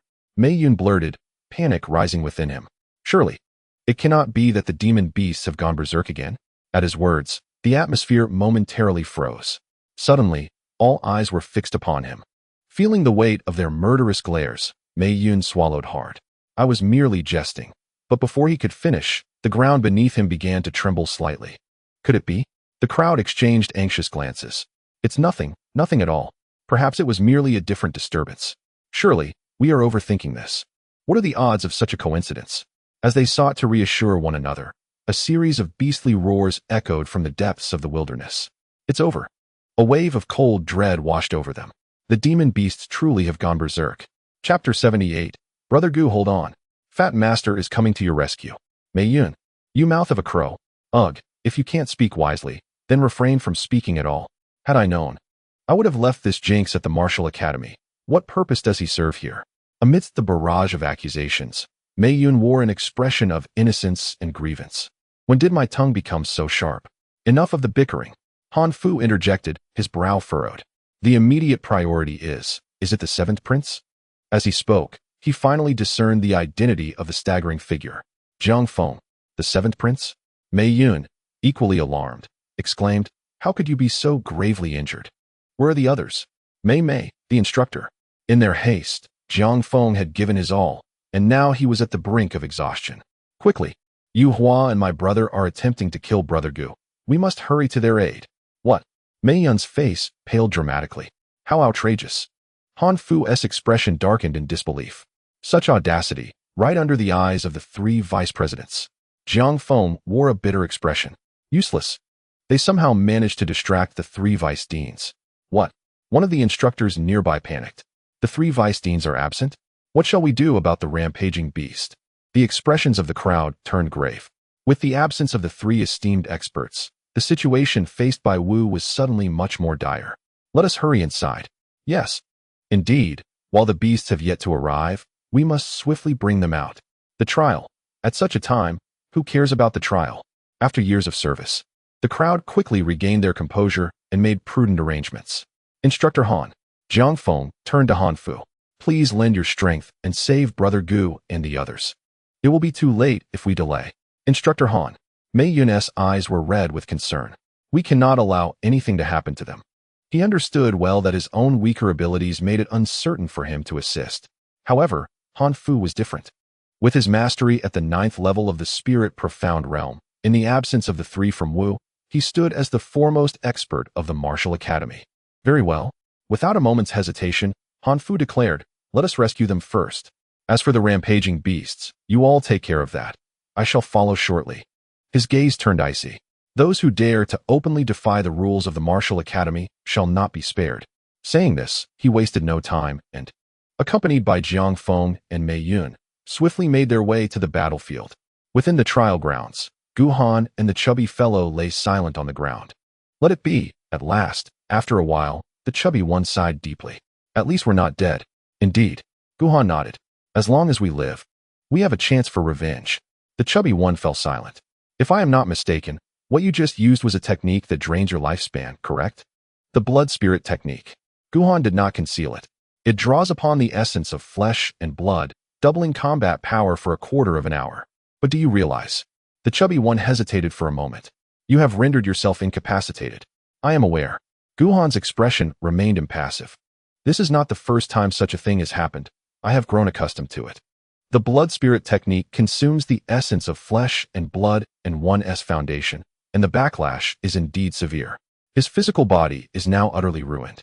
Though that peculiar meridian remains unaffected, his cultivation persists, the path to his future training has been severed, and unless he acquires further means, even his lifespan will be compromised. Seeing Gu Han's calm demeanor, the chubby one could no longer remain composed. And you still think of revenge? What do you have left to fight with in your current state? My sword. A sword? Recalling Gu Han's final strike, the chubby fellow's interest peaked. All along, he prided himself on his formidable defense, believing no one could breach it, acting without hesitation. Yet, even he lacked confidence in being able to withstand that peculiar strike from Gu Han. That strike, he became intrigued. What was it? The killing sword. The killing sword? The chubby fellow's eyes sparkled, his tone enthusiastic. Teach me, will you? I cannot teach you. You would not be able to learn it anyway. Nonsense. The chubby one shouted in anger. Stop belittling me. Fat Master possesses extraordinary talents, universally praised, with many kneeling in fervent supplication to become his disciple. Yet, Fat Master barely casts a glance as you wield that sword. Gu Han sighed. To live facing death, can you achieve that? The plump figure faltered. Indeed, he could not. If you wish to learn, Gu Han pondered. I can teach you the blood spirit technique. No. The plump man's expression shifted dramatically.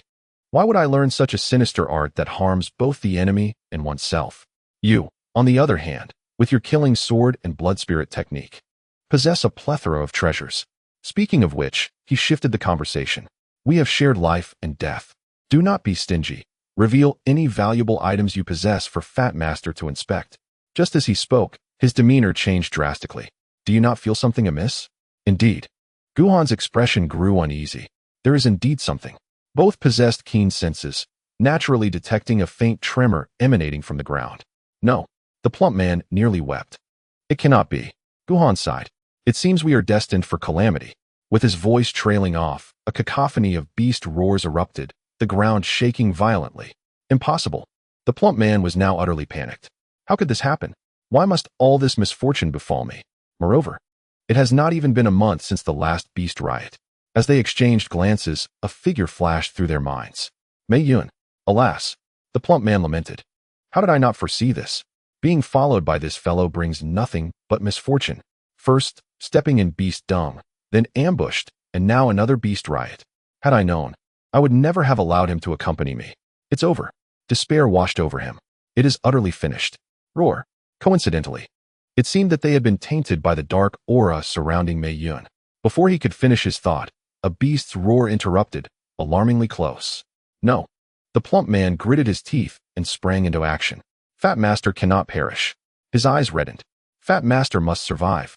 With determination, he clenched his jaw. A layer of golden light enveloping him, though it appeared dim and fragile, as if it could shatter at any moment. You wish to devour Fat Master? In your dreams. Forcing his powers, he inadvertently aggravated his injuries, blood spilling from his mouth. Yet, driven by the instinct to survive, he could no longer concern himself with such matters. In Gu Han's astonished gaze, he spewed blood while sprinting, vanishing in the blink of an eye. Gu Han was left speechless. At this moment, he finally comprehended the depths of the plump man's fear of death. No. Suddenly, a realization struck him, and his expression shifted as he cursed vehemently. Fat bastard. Come back. What the hell do you mean by leaving me here? The beast riot erupted so abruptly that the students were thrown into chaos. Why? Why are there suddenly so many beasts? Was it not stated that the highest tier of demonic beasts was merely the fourth? Why then do fifth-tier beasts emerge? We must flee at once. A trembling scholar pointed into the distance. Look there are even more. Boom. The ground quaked with increasing ferocity, and even from afar, the crowd could sense the overwhelming aura of ferocity. This was undoubtedly beyond the realm of lower-tier beasts. Roar. In the blink of an eye, swarms of demonic beasts appeared before the onlookers. Help us. This was the first time they had encountered such a scenario, despite knowing they should hide. Their legs felt as heavy as lead, rendering them immobile. Rumble. In the next instant, they were engulfed by the horde of beasts. Such tragedies were commonplace in the trial grounds. Beneath an ancient tree, observing the howling horde in the distance, Zhong lay on the ground, his complexion pale, afraid to even breathe. The rampage of the demonic beasts was terrifying. At this moment, he longed for Han Fu's presence, but it seemed he could not arrive in time. In a dense forest, Han Fu was locked in a fierce battle with a sixth-tier demonic beast.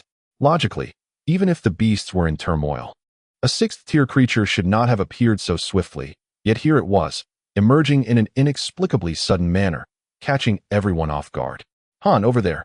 Mei Yun, drenched in sweat, exclaimed, I'll assist you.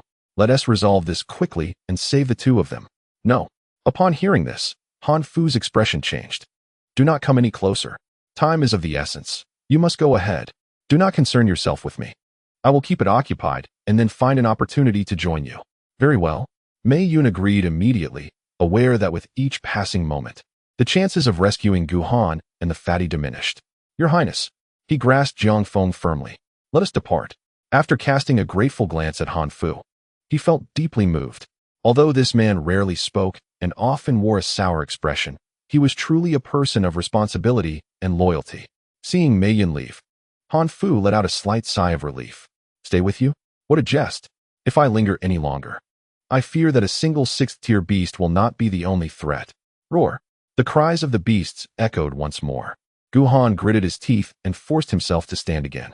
In his heart, he had already cursed the fatty countless times. Unbelievably, he sighed softly. To have survived the transformation only to perish at the jaws of a beast. Before he could finish his thought, a beast lunged at him from the side. Its gaze wild and frenzied, having seemingly lost all reason, charging heedlessly towards Gu Han. A third-tier beast? Gu Han took a deep breath and raised his sword. Come on, Brother Gu. Suddenly, a panicked voice reached his ears. Hold on, Fatty is coming to save you. You glutton. Gu Han felt a wave of relief wash over him. At least you have some conscience, he mused. He glanced back, only for his expression to freeze in shock. Two demonic beasts were trailing closely behind the fatty. At first glance, the momentum was at least at the fourth tier. Chapter 79. Dead Fatty. Do you intend to use me as bait? Dead Fatty. Gu Han's face turned pale with rage. Are you devoid of morals? I nearly risked my life to save you. And now you abandon me, and even wish to harm me? In his agitation, he couldn't help but curse. In truth, had he still possessed his strength, he would have entertained thoughts of killing the fatty. He had never encountered someone so shameless. Brother Gu, despite the fatty's thick skin, he felt somewhat embarrassed under Gu Han's scolding. You misunderstand me. I genuinely came to rescue you. Rescue my grandfather. Gu Han fumed. Get lost. I can't. The fatty glanced back with a pitiful expression. They are pursuing us too closely. At that moment, a third-tier demonic beast roared and charged at the two. Brother Gu. The fatty seized Gu Han's arm. Rest assured, with me here, the beast won't lay a finger on you. As he spoke, a golden light radiated from him again, And while he spat blood wildly, he dragged Gu Han to safety. Do you really have such a good heart? Gu Han was utterly incredulous. Are you not secretly harboring ill intentions and planning to use me as a shield against the beast? That is not true. The fatty's face turned awkward at being exposed. Brother Gu, do not judge a gentleman by the actions of a petty person. Very well. Gu Han seethed. You truly intend to do so? No, just keep running. Just after they had not gone far, the golden light surrounding the fatty dimmed again. Fatty, can't hold on much longer. Turn back. Gu Han couldn't be bothered to scold him. Why are you running deeper? We should head outside, where Mei Jiaoxi and the others are. Upon uttering this, he abruptly fell silent. With Mei Yun present, it seemed that the outside was even more perilous than within. Do you understand now? The fatty gasped. Currently, the farther we are from Mei Yun, the safer we shall be. You, just let me rest. Not long after Gu Han and the fatty had departed, Mei Yun and Jiang Hong appeared in the chaotic battlefield, looking quite disheveled. Behind them, a horde of demonic beasts was relentlessly pursuing them. Upon seeing the corpses of Yu Hua and the others, Jiang Feng's expression turned ashen. They are dead? Who killed them? Where are Brother Gu and the others? Who else could it be? Mei Yun breathed a sigh of relief. Looking at their wounds, it is evident they were not inflicted by the demonic beasts. With the 3 vice deans missing and the rest of the instructors outside, only those 2 could have taken action. Impressive, truly impressive, he marveled. The strength of the 3 was significantly greater than his own. Even in collaboration, the chances of victory were minuscule, let alone the prospect of a counterattack. Yet Gu Han and the fatty, with mere chi opening realm power, had crossed 2 major realms to defeat 3 opponents in the spirit profound realm. Such an achievement would be met with disbelief if spoken aloud. Monsters. This term flashed through his mind in an instant. This was the true definition of a prodigy. Naturally, Jiang Hong was unaware of Mei Yun's thoughts and was overjoyed. They're not dead? They must be alive. Let us hasten to find them. But where shall we search? Mei Yun chuckled bitterly. The wilderness forest is vast. The hope of locating them is slim. Under ordinary circumstances, it might be manageable, but now, he gestured behind him. Your Highness, we must also flee for our lives. As he spoke, the pack of beasts pursuing them drew ever closer. Jiang Hong fell silent. Indeed, Mei Yun seemed to be a harbinger of calamity. Wherever he went, beasts inexplicably emerged, relentlessly pursuing him. In the span of a brief journey, he had already attracted 7 or 8 beasts, among which was one of the 6th tier. The 3 deputy academicians sighed in unison. Where could they have gone? If this continues, my martial academy will be doomed. Mei Yun's heart raced with urgency. Yet, Wu and Feng were tenfold more anxious than he. Deep within the wilderness forest, sensing a faint trace of demonic energy ahead, Wu's expression darkened. It's him again. Alas. Feng sighed heavily. This man chose an inopportune time to lose his sanity.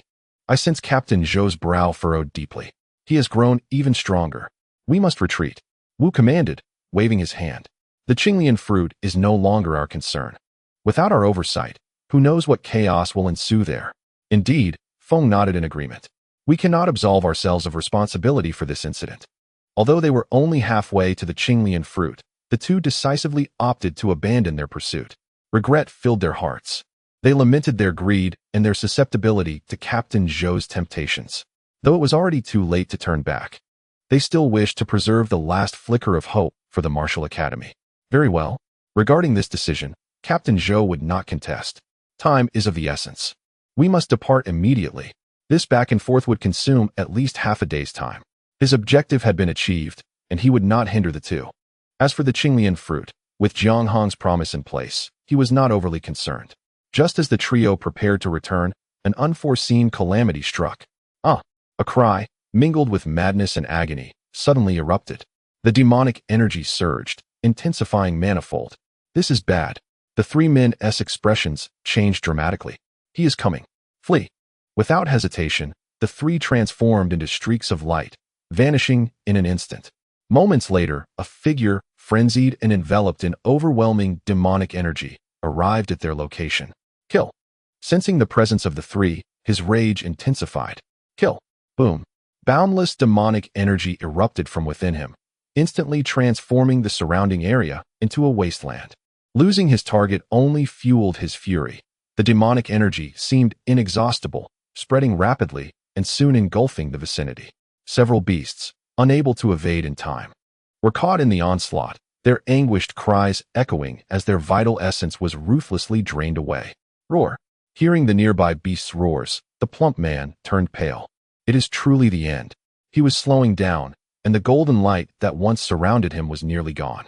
The chubby fellow did not wish to perish. As he lamented, he cast a furtive glance at Gu Han. You chubby fellow. Gu Han's expression shifted dramatically. What are you planning? Let me warn you. Do not entertain any crooked ideas. Even if you use me as bait, you will not escape. Coughing, the rotund man appeared somewhat uneasy. You misunderstand. I merely wish to ascertain your well-being. Gu Han seethed with rage, his resolve hardening within. He vowed that when the opportunity arose, he would deliver a thorough thrashing.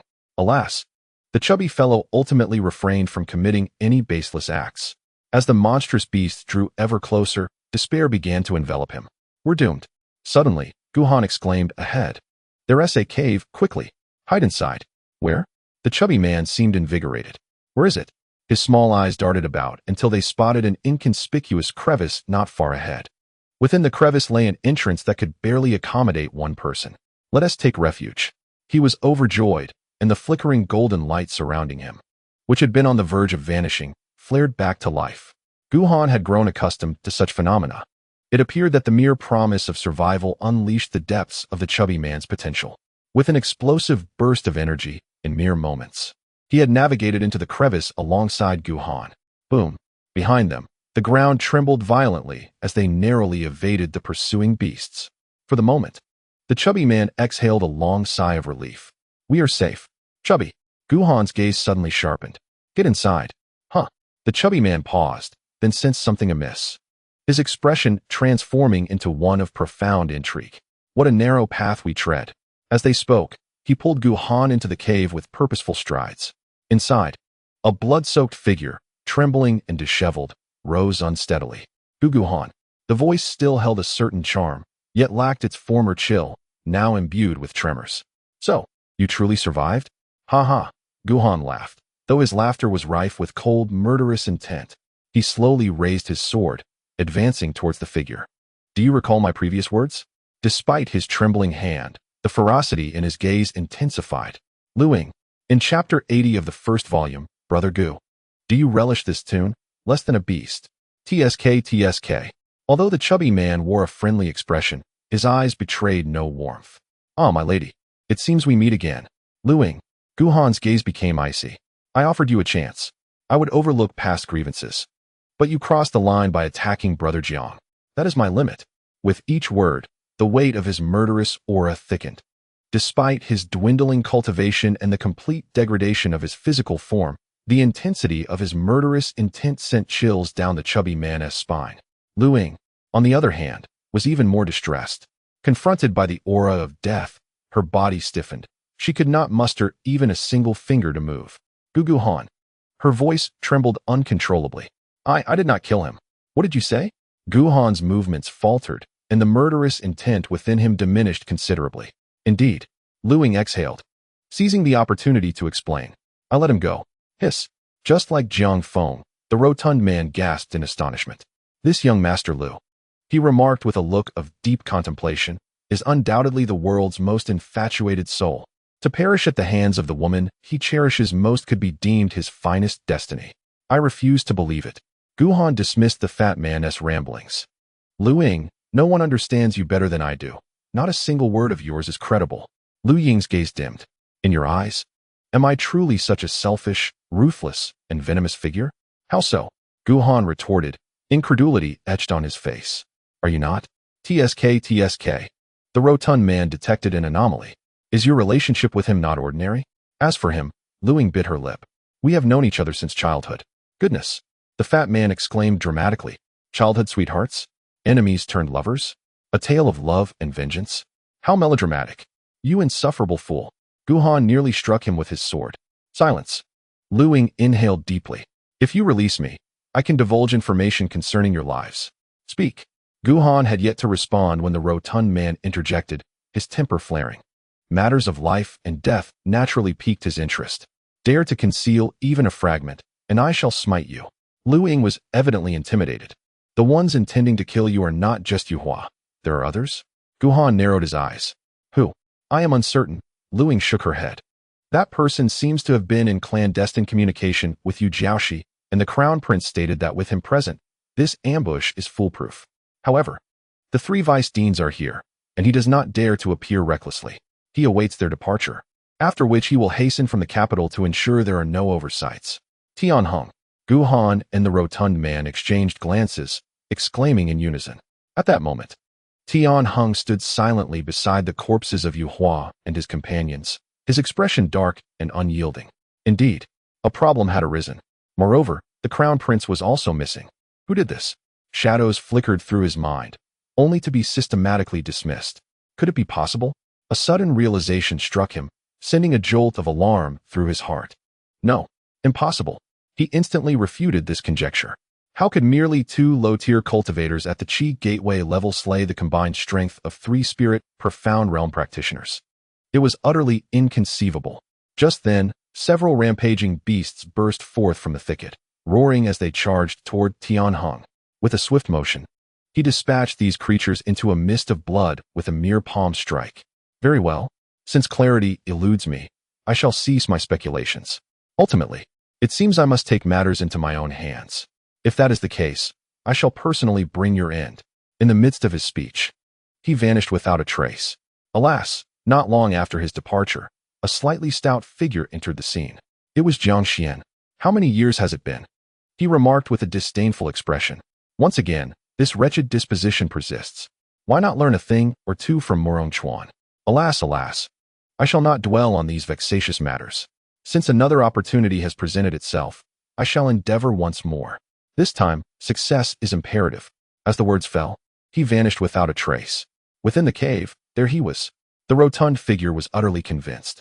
Apart from him, I cannot fathom anyone else harboring such animosity towards you. You see, he began to lament about Gu Han. For no reason. Why provoke so many formidable individuals? I, who bore no animosity towards him, have now been ensnared by your misfortune. Ensnared? Gu Han scoffed coldly. My dear fellow, it appears I never compelled you to accompany me, did I? Had you kept your distance, would any of this concern you? The rotund man fell silent, resolving within himself that if fortune favored him and he survived this calamity, he would never again cross paths with this scoundrel. Gu Han, Lu Ying spoke again. You claim to understand me, yet I wonder if you truly grasp my essence? Should you doubt, then take my life. When you eventually meet His Highness the Seventh, you shall surely regret it. Gu Han remained silent. He had already believed much of Lu Ying's words, but for the sake of prudence, he felt the need for final verification. With that thought, he slowly lowered his sword and continued to approach Lu Ying. You. Lu Ying's demeanor shifted to one of alarm. What do you intend to do? Surely not. The rotund man gasped in disbelief. Gu, my brother, in broad daylight, amidst a chaotic beast uprising, how can you entertain such base desires? Gu Han ignored him. Lu Ying. At this moment, he was perilously close to Lu Ying, close enough to discern the flicker of panic and embarrassment in her eyes. Raising his gaze, he remained unfazed. His voice deep and commanding. Look at me. Lu Ying instinctively lifted her head, locking eyes with Gu Han and the profound darkness within them. In that instant, her body stiffened, her expression turning bewildered. Alas, the rotund man averted his gaze, unable to bear the sight. Who would have thought, Gu, my brother, that you were inclined towards such tastes? You are even less than a beast. With a swift motion, Gu Han retaliated with a sword strike aimed at him. Enough is enough. Regaining his composure, he pressed on with his inquiries. Were your previous statements true? Indeed. Lu Ying replied mechanically. And Jiang? I have released him. With this revelation, Gu Han sighed in relief, his heart finally at ease. It seems. Meanwhile, the rotund man wore a look of delight. Jiang is indeed fortunate. However, he cast a furtive glance at Gu Han, then leaned closer. Ahem, Miss Lu, tell me honestly, do you harbor feelings for my brother Gu? Struggle flickered in Lu Ying's eyes. I. Gu Han, maintaining his stoic expression, immediately dispelled the soul-binding technique. Alas, the rotund man lamented, so close yet so far. What transpired? Lu Ying appeared bewildered by the situation. You may leave. Gu Han stepped back a few paces, leaning against the stone wall, his tone light. Your words, I now accept as truth. Yet, Lu Ying shook her head. I shall not depart. What? Gu Han retorted with a hint of mockery. Do you still wish for my protection? That would be a grave miscalculation. I cannot be of assistance. The rotund man pointed towards Gu Han. You see, I already have a burden. There is no need for you. Luing felt a surge of anger but dared not express it. This cave is quite secure. I have been here for half an hour, and not a single beast has discovered this place. Upon hearing her words, the two others realized something was amiss. At this moment, the roars of the beasts outside echoed incessantly, yet within the cave, there was an eerie tranquility, as if they resided in two entirely different realms. Logically, given the multitude of beasts traversing this area, it was improbable that this cave, though somewhat concealed, would remain unnoticed. Half an hour had passed, and the two exchanged glances. Their expressions grave. Something is amiss. Just then, a sweet, soft, and enchanting laughter unexpectedly reached the ears of the trio. Who is it? Gu Han and the portly man felt a chill run down their spines. The cave was so small that one could see its entirety at a glance. From where could this voice emerge? Come quickly. I am waiting for you ahead. The voice seemed imbued with a certain enchantment, compelling them to heed her call. Luing was the first to succumb. Her expression turned blank as she mindlessly wandered towards the cave's entrance. This is strange. What is this? Gu Han and the portly man, possessing formidable spirit power, struggled to resist. You two should come as well. Your sister awaits you. He. In an instant, the two could no longer withstand the allure, their bodies stiffening like marionettes, as they followed Lu Ying out of the cave. Volume 1, Chapter 81, A Trivial Skill. Daring to flaunt before me. The earth trembled incessantly, the roars of the beasts coming in waves, and the once silent, somber wilderness became a chaotic frenzy. However, amidst this tumult, a bizarre scene unfolded deep within the wild forest. Hurry, come over here to your sister. Under the influence of that seemingly magical voice, Gu Han and the others wore blank expressions, moving in a daze with stiff steps, advancing forward. Along the way, they encountered numerous beasts, many of which were fearsome entities of the 6th tier or above. Curiously, these beasts appeared oblivious to the trio, running straight past them. Some even changed direction at the last moment, seemingly fearful of harming them. As time passed, the number of beasts they encountered dwindled, and the roars of the creatures grew somewhat muffled. Closer, just a bit closer. In contrast, that voice, filled with seduction and allure, became increasingly distinct. Eventually, it felt as though it was whispering directly into their ears. At that moment, the trio finally halted. Not far ahead lay a desolate expanse, roughly 1,000 feet in diameter, which appeared particularly eerie. In stark contrast to the surrounding vitality, this area was shrouded in a grayish-white pallor, devoid of any vegetation. Utterly barren. At its center lay a skeletal form. To call it a skeleton was generous, as it was merely a pile of fragmented bones, barely discernible in outline. Yet amidst these fragments, there existed a piece of jade, approximately 3 inches in length, translucent, and surrounded by a faint, ethereal glow. That voice emanated unmistakably from the jade. At last, the 3 individuals had arrived. Within that voice, a hint of joy and urgency suddenly emerged. Hurry, come closer. Let me take a good look at you. The voice resounded again. The 3 moved forward mechanically. Within Gu Han's consciousness, for the shadow, closing his eyes in recuperation and cursing Gu Han were the only 2 actions he could presently undertake. At that moment, he held a golden seal, his brow furrowed. Lost in thought. Suddenly, he seemed to sense something unusual. What is this sound? Come here, sister, the voice transmitted intermittently. Straining to listen for a moment, the shadow finally comprehended. Damn it. With a sudden surge, he stood up, furious. Dare you to seize my flesh? Where does this little demon come from? He sneered. Such petty skills, daring to show off in front of me. You must be tired of living. Boom. With a full force eruption, his voice transformed into a thunderous roar, resonating throughout Gu Han's consciousness. However, his dominance lasted but a fleeting moment. Puff. As if sensing his movement, a flicker of ghostly light from the sword prison instantaneously pierced through him. Ouch! A cry of pain escaped him as he collapsed, a look of despair on his face. I no longer wish to live. Outside, upon hearing the shadow's thunderous roar, Gu Han's body trembled violently, awakening him in an instant. He gazed at the pile of shattered bones 3 meters away, his face filled with horror. How terrifying! What on earth is this thing that could ensnare me so effortlessly? He took a deep breath, his eyes sweeping to the side, only to be startled again. The rotund figure was less than 2 meters away from the pile of bones. Fatty! Gu Han shouted urgently. Come back. However, the fatty seemed oblivious, wearing a foolish smile. Sister, here I come. You foolish glutton. Gu Han could no longer contain himself, cursing as he instantly reached his side, swinging his arm to deliver a resounding slap. Smack. The sound of the slap was unmistakable, though Gu Han's physical form was compromised. The strike had sufficient impact to awaken the fatty. Who? The fiery sting of pain surged across the fatty's face. Which bastard dares to strike me? He bellowed. I'll kill him. Before he could finish, he caught sight of the pile of shattered bones ahead, instantly breaking into a cold sweat. What in the world is this? Beside him, Gu Han regarded his swollen hand, utterly speechless. The fatty's skin was even thicker than he had imagined. No wonder he could take a beating. Upon seeing Gu Han's swollen hand, the fatty suddenly reacted. You woke me up. But wait, how did you come to your senses? Don't ask, Gu Han replied gravely. That voice and this place are far too sinister. We must leave at once. Indeed, the fatty, still shaken, agreed. They must leave quickly. I, the corpulent lord, would rather feed the demon beast than be entangled with this affair. However, he cast a glance at Lu Ying. What about her? At this moment, Lu Ying had approached the pile of shattered bones, her face suffused with a trance-like ecstasy as her right hand slowly reached out, mere feet away from the jade bone.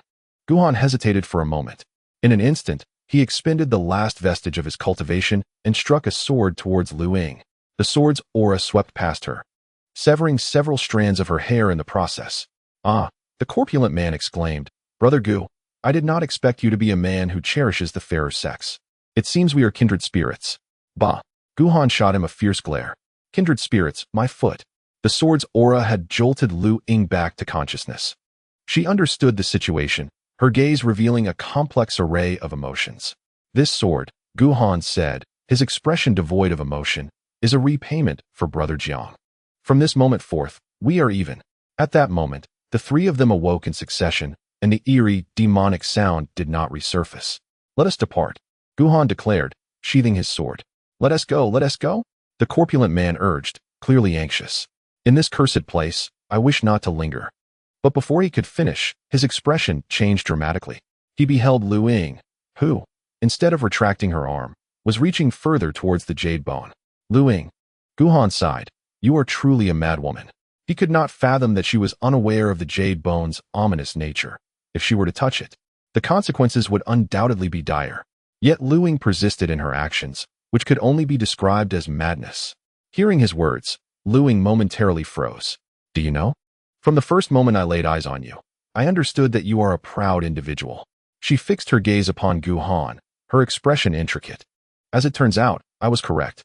Aside from Gu Tian and the fool, over the years, although you have feigned humility and courtesy before others, your inherent pride has never waned, not even a fraction. This includes me. I despise it. As if foreseeing the calamity that would ensue from touching the jade bone, she longed to express her pent-up emotions. I am also envious. More than once, I have thought, even dreamt, of the day when I would trample your pride and self-respect beneath my feet, forcing you to look up at me. However, at this juncture, she lowered her head. Yet, I am utterly incapable of doing so. I intended to keep my distance from you. But today's encounter has made me realize that I have once again failed. Thus, she gazed obsessively at the jade bone. This is my final opportunity. I shall not let go, even if it costs me my life. As her words fell, she firmly grasped the jade bone in her hand. In an instant, radiant white light erupted from the bone, enveloping Lu Ying entirely. Her brows furrowed, her face a tumultuous blend of pain and joy, creating an extraordinarily peculiar visage. Indeed, the corpulent man mused, Brother Gu. It seems she harbors both love and hatred for you. You understand nothing. Gu Han cast him a sidelong glance. The one she loves has always been herself. Moreover, this is her own choice, so she cannot blame others. Just as she spoke, the girl across from her, Lu Ying, suddenly opened her eyes. The ethereal white light surrounding her was not at all eerie. It even lent her an air of sanctity. Little brother, her ruby lips parted. Her voice a delicate blend of softness and seduction. Do you think I am beautiful? This is bad. Gu Han felt a chill run down his spine. That voice, that tone, was unequivocally not Lu Ying herself. Let us go. The plump boy's face turned pale, his words faltering. Brother Gu, we must leave. Lu Ying bit her rosy lip lightly, her eyes misted with tears, gazing at him with an irresistible allure. Her voice carried a mixture of grievance, anger, anxiety, and a hint of enchantment. Am I not beautiful? As she spoke, tears streamed down her cheeks uncontrollably. Little brother. The plump boy felt his bones turn to jelly. Don't cry. He was filled with pity and infatuation. You are truly beautiful. At that moment, slap. The sound of a slap echoed once more. Guhan, summoning all his strength, delivered another resounding blow to the boy's face. Beautiful my foot. Guhan cursed angrily. You fat fool, hurry and run. Chapter 82. The Enchantress Lu Ying. The slap jolted the boy awake. Gazing upon Lu Ying's breathtaking and enchanting visage, rather than feeling pleasure, the boy was overwhelmed by an icy dread from head to toe. A witch. She is undoubtedly a witch. What's wrong? The beguiling voice came again. Am I really that frightening? Come closer, let me have a good look at you. No. The boy was drenched in cold sweat, not daring to meet her gaze. This fortune is too much for me. I cannot bear it. You should find someone else. With that, he began to flee, a golden aura erupting around him. Damn you, fat fool. Guhan was furious. Are you really going to leave me here alone? Cough, cough. The boy's face stiffened. I'm used to it. Don't take it to heart, he said, gripping Guhan's shoulder to pull him along. Wait. Behind you. Lu Ying's voice trembled with impending tears. Are you truly willing to leave your sister all alone here? There are so many beasts, and I am no match for them. Bah. Guhan and the boy silently cursed. You deserve to be eaten.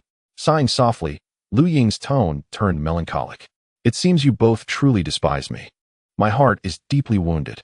As her words faded, a strand of the ethereal white light surrounding her suddenly detached, as if imbued with sentience, and swiftly landed upon the plump boy, who had already fled a considerable distance. Ah! A piercing scream erupted. The boy felt as if a mountain had crashed upon him. His body frozen in place, unable to move an inch. A gentle breeze swept by, and Lu Ying's form gracefully descended before the two of them. Two young lads. You truly lack an understanding of romantic nuances. I, your elder sister, have slumbered for an eternity, and now that I have awakened, I merely seek a kindred spirit to converse with. Yet here you are. Tears brimmed in her eyes once more. The way you treat me saddens my heart immensely. What was once the most enchanting voice in the world now sounds bizarre to the ears of Guhan and the chubby one. Good gracious. The chubby one nearly crumbled. I implore you, seek someone else. We harbor no grudges, nor animosity. Besides, I am hardly a sight to behold. As he spoke, he hastily redirected the flames of discourse towards Guhan. My dear brother Gu, with profound roots and exceptional talent, do not be misled by his current appearance. He was once quite handsome. Ahem. Only a person of such remarkable caliber deserves your attention. You insufferable fatso. Guhan trembled with fury. I shouldn't have slapped you awake just now. My brother Gu, the chubby one lamented, you and Miss Lu have a long-standing acquaintance. She would never harbor ill feelings towards you. Just endure it, and it shall pass. Endure your nonsense. Guhan roared. She is not Lu Ying. The voice resounded once more, this time unmistakably belonging to Lu Ying. Look at yourself now. She approached Guhan with measured steps, her tone icy and her demeanor haughty. Do you truly believe you still have the right to be proud before me? At that moment, not only her voice, but also her tone, demeanor, and gaze mirrored Lu Ying perfectly. Stop pretending. Guhan shook his head. You are not her. And how can you be so certain of that? Lu Ying retorted with a hint of mockery. Do you realize what makes you so detestable? It is your arrogance. Look at your current state. How pitiable. The reason was simple. Guhan reflected. Lu Ying had never been this close to me before. Across from him, Lu Ying paused momentarily. Oh dear. In an instant, her expression shifted once again, revealing a look of dismay, as if her ruse had been uncovered. How utterly tedious. Could you not cooperate with me just a little? It's infuriating. She pouted, appearing quite vexed. The chubby one gasped in astonishment. From her previous bewitching allure to her subsequent frosty demeanor, and now to this youthful playfulness. Her transformations were astonishingly seamless, devoid of any pretense. It seemed that each facet was a genuine reflection of her being. You are utterly unreasonable. Lu Ying's eyes glistened with unshed tears. You show no consideration for others. Guhan felt a chill run down his spine. I am rather straightforward and lack the art of speech. I hope you do not take offense. You may converse with this chubby fellow. Aside from his unappealing looks and unsavory speech, he is devoid of any significant flaws, save for his cowardice. More importantly, he is indeed a person who cherishes the delicate. Scoundrel! With each word he spoke, the chubby one's face grew darker. Is there anyone who would demean another so? Cherishing the delicate? Lu Ying's beautiful eyes darted towards the chubby one, lingering momentarily before returning to Gu Han. Yet it seems I hold a greater interest in you, my dear lady. If he could still move, the chubby one would have given a thumbs up. What discernment you possess. Do not. Gu Han's scalp tingled once more.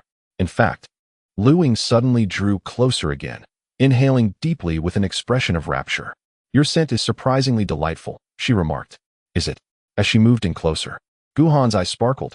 Come a bit closer, take a more careful whiff. All right. Lu Ying smiled charmingly, inching even closer. Closer still. Hee, you are quite naughty. A blush graced Lu Ying's fair complexion. But I truly like it. She seemed entirely oblivious to Gu Han's unusual demeanor, leaning in yet again. At that moment, their faces were nearly touching. Bah! The chubby one cursed inwardly. A beast. No, worse than a beast. Gazing at the familiar and exquisite beauty so near. Gu Han took a deep breath, suppressing the inexplicable agitation within, and slowly spoke. Soul capture. Soul capture technique. This is the trump card I had concealed until the very end. In an instant, Lu Ying's expression stiffened, her eyes suddenly clouded with confusion. Gu Han exhaled deeply, retreating swiftly to create distance. You foolish fatso. He had no idea how long the soul capture technique would last. He dared not waste a moment. Quick. What are you dawdling for? Act. The chubby one was drenched in sweat, nearly in tears. I can't move. What? Gu Han's heart raced. Impossible. Suddenly, Lu Ying, who had appeared dazed like a puppet, burst into laughter. Little brother, she said, looking at Gu Han with a smug expression. How does it feel to be deceived by your elder sister? You. Gu Han's heart sank. Are you all right? Hee, Lu Ying chuckled. Her laughter like the tinkling of flowers in the breeze. After all these years, you are the first to use the soul capture technique in front of me. It seems your soul power is quite mismatched with your cultivation. She licked her lips, her interest in him intensified. Let me see what secrets you are hiding. As her words fell, a milky white light suddenly shot forth, embedding itself in Gu Han's brow. It's over. Witnessing this scene, the chubby one turned as pale as death. It was completely finished. Within the realm of consciousness, the shadow lay wounded, simply resting there. Naturally, one could only imagine how he cursed Gu Han and the master of the sword within. Suddenly, his expression shifted as if sensing something. TSK. Another one is coming. Ha ha ha. The little demon is blissfully unaware of the peril, delivering itself right to me. With that, he sprang to his feet, brimming with excitement. Let us see how you meet your end. In the far distance, a hazy figure wandered incessantly within the realm of consciousness. Though her features were obscured, her graceful form and enchanting presence stirred the imagination. Little brother, she giggled incessantly as she roamed. You must heed your sister's words, or else she shall consume you. Before long, she had arrived at the profound depths of the consciousness space.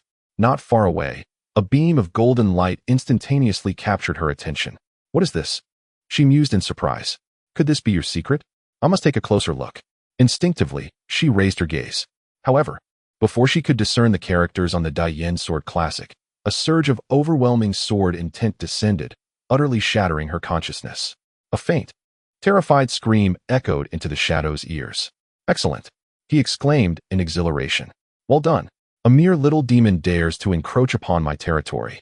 Now you understand your place. Ha ha. Delightful, truly delightful. Volume 1, Chapter 83. Gu Han, you are destined to be within the palm of your sister's hand. Outside, Gu Han lay with his eyes tightly shut, his complexion pale, while Lu Ying wore an expression of serene composure. Alas, the hefty fellow let out a bitter laugh. Even in death, I would not wish for such an end. Bang! Just as despair enveloped him, Lu Ying suddenly spewed forth a mouthful of blood, as if struck by lightning. Her form soaring dozens of feet before crashing to the ground, motionless. The hefty fellow's eyes widened in astonishment. What has happened? Then, he noticed that the immense pressure weighing upon him had vanished in an instant. At that moment, Gu Han abruptly opened his eyes, his back drenched in perspiration. Close call. That was far too perilous. Had Lu Ying not acted recklessly by intruding into his sea of consciousness, both he and the hefty fellow would have met their demise today. Gu, my brother. Seeing Gu Han awaken, the hefty fellow rushed over, concern etched upon his face. Are you all right? Let's go. Gu Han, still shaken, urged. She must be gravely injured. We must leave this place while she remains unconscious. Injured? The hefty fellow paused, then burst into a malicious grin. Wait for it, Gu. He rolled up his sleeves. I shall teach her a lesson. Damn it, this is the first time I've suffered such a great loss. Do you think I am not to be trifled with? Guhan was taken aback. If you wake her, neither of us will escape. Yes. The hefty fellow was suddenly drenched in cold sweat. Let us flee. I have no desire to return to this cursed place.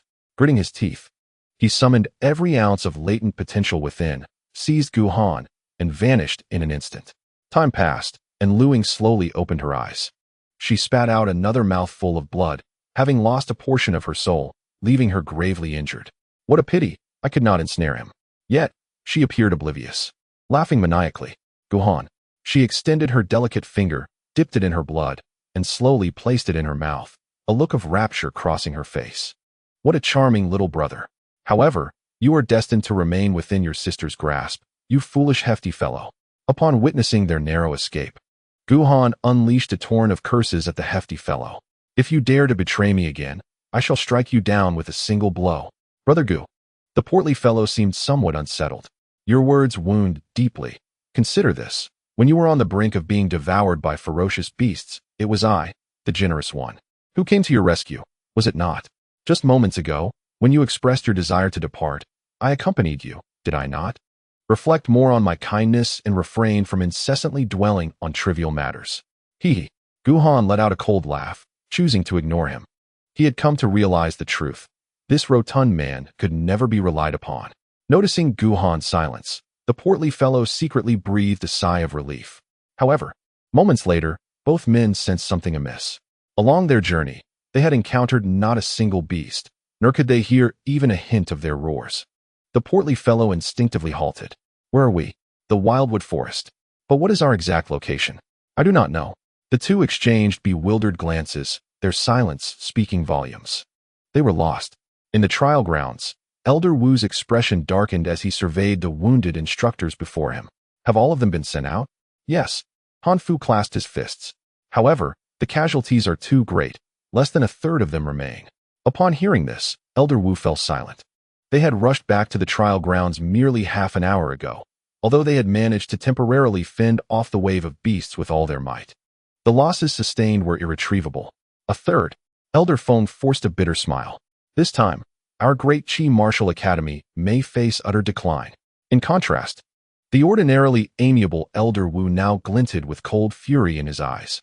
I want to know where those two boys have gone.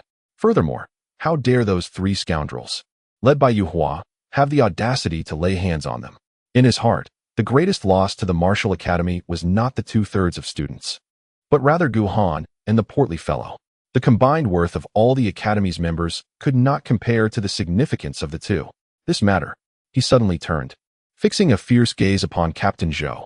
You must provide us with an explanation. An explanation? Captain Zhou's face remained expressionless. It was merely a coincidence. A coincidence? Elder Wu scoffed. Do not tell me that those scoundrels led by Yu Hua had the gall to defy the Academy's regulations and openly attack students. Moreover, they chose their moment of attack precisely after you lured us away. Where's the evidence? Captain Zhou remained unfazed. If you cannot produce any, then I shall take my leave. The life of the Crown Prince hangs in the balance, and I must seek him out. Farewell. With that, he paid no heed to their expressions and directly ascended into the sky, departing without a second glance. Humph. Elder Wu let out a cold snort. This matter is far from over. The sect will not spare them, nor will Qingyun Pavilion. Enough. Elder Feng shook his head. We shall address these issues later. Our foremost priority now is to locate those two. I have examined the injuries on Yu Hua. They are undoubtedly inflicted by that young man's sword. However, we returned too late, and their lingering auras have been scattered by the beasts. Finding them now will not be an easy task. At this point, he wore an expression of deep regret.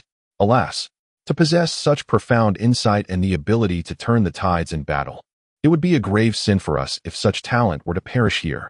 We must find them. Wu gritted his teeth.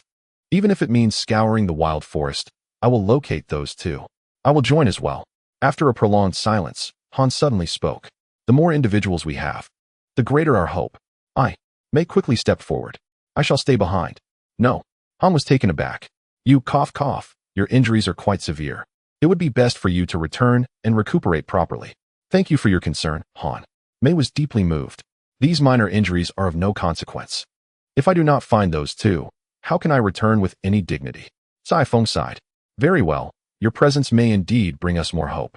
At this moment, apart from Han and Mei, the others remained silent, evidently unwilling to stay behind. Very well. Wu expressed some disappointment. You all may return. Do not worry about anything. We will collectively bear the responsibility for this matter. Yes. The group breathed a sigh of relief and promptly took their leave. Let us go? Wu did not cast them another glance. The wild forest is fraught with danger. I hope they do not encounter any misfortune. Wu's concerns were evidently somewhat unwarranted. In truth, having evaded Lu Ying and without any beastly assaults, the situation of Gu Han and the chubby one was now considerably more secure than before. Of course, it would have been even better had they not lost their way. Hurry up. Observing the sluggish pace of the exhausted chubby one, Gu Han expressed his dissatisfaction. At this rate, when shall we escape? I can't go any faster. The chubby one lamented. I truly cannot endure this. Although my injuries are slightly less severe than yours, I can hardly withstand such relentless exertion. Huh? Gu Han scoffed. Lu Ying is coming. Suddenly, he shouted. What? The chubby's expression changed dramatically. Where? As he spoke, the faint golden aura enveloping him flared anew, and his speed surged several-fold. Huh. It was only after they had run quite a distance that he realized he had been deceived. You scoundrel. How dare you trick me? How is this a trick? I merely helped you unlock your potential. Nonsense. If you dare to toy with me again, I shall toss you aside. You wouldn't dare. How many times have I saved you? Do you not keep count? Likewise, without me, you would have been devoured by beasts countless times.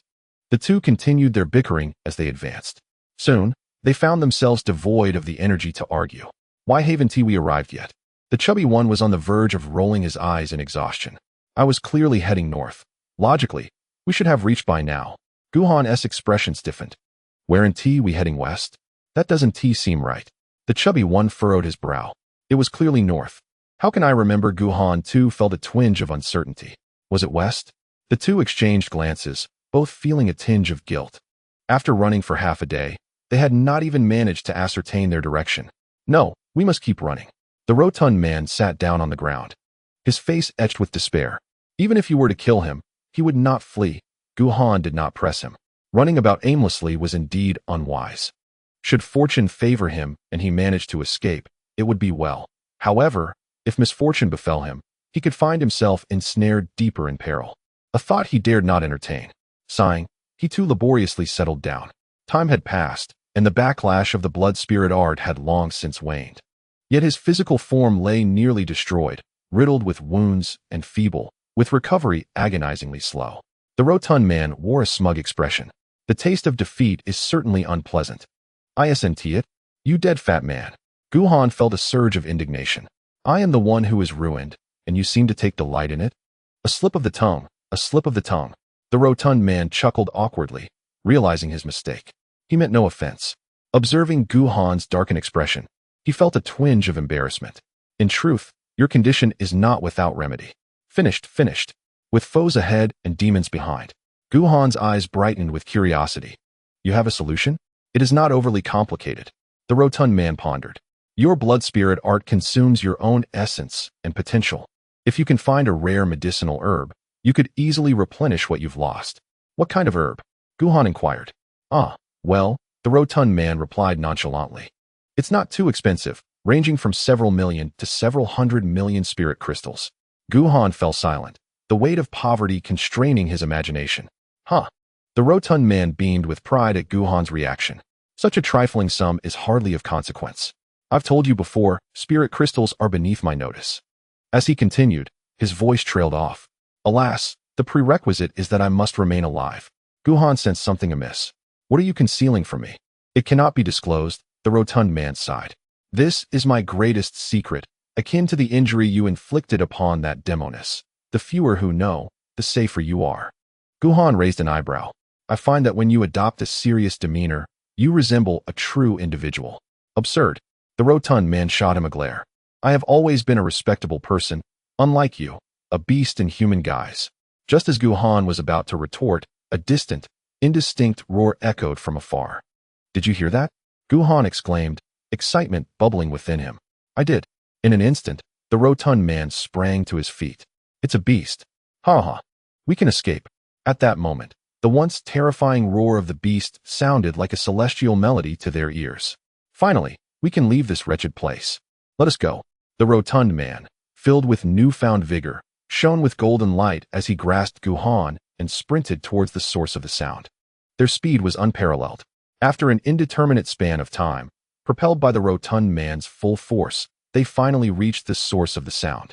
However, at this moment the rotund figure, found himself rendered incapable of joy. What to do? His expression shifted unpredictably. The beasts surrounding them appeared to be of 5th rank or higher. Given their current state, venturing out would surely spell doom for them. Wait. Gu Han remained remarkably composed. Use this time to tend to your injuries. Once the chaos subsides and those beasts disperse, we can venture out again. Unlike him, the rotund man's wounds, though severe, did not strike at his core. With ample time, a return to full vigor was certainly attainable. All right, the rotund figure mused, glancing around. Let us find a place. His words were abruptly cut short as his countenance shifted dramatically. Crack, crack. The sudden sound of brittle branches snapping echoed ominously behind them. The two exchanged a grave look. Footsteps. Someone was approaching. Could it be a sorceress in pursuit? Run. The rotund man dared not glance back, seizing Gu Han, and, bathed in a radiant golden light, leapt away in an instant. A cold snicker resounded. Accompanying it was an overwhelming force descending upon them. Bang! Gu Han and the rotund figure barely registered the assault before they were sent flying, landing on the ground and simultaneously expelling a mouthful of blood. Their hearts sank as they beheld the figure striding toward them. Jiang Hong. You too? Jiang Hong's eyes brimmed with murderous intent. Have made me wait. He cast a glance at the minuscule golden insect on his fingertip and grinned menacingly. Yet you cannot escape my grasp. The blood golden insect? The rotund man's pupils constricted as recognition dawned upon him. To his surprise, Jiang Hong's expression shifted slightly. You, my rotund friend, possess some knowledge. The blood golden insect is an exceedingly rare creature, with a fleeting lifespan and devoid of any combat prowess. However, it is innately attuned to sense, making it ideal for tracking foes. Jiang Hong did not rush to strike, instead posing a question. Did it emerge from within? Coughing, Gu Han struggled to rise. What? Do you wish to enter and take a look? Prior to this, Jiang Hong had maintained a stoic demeanor.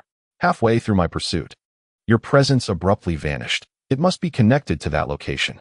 Pray tell, what lies within? The rotund figure cautiously glanced at him. If I divulge, will it grant me my life?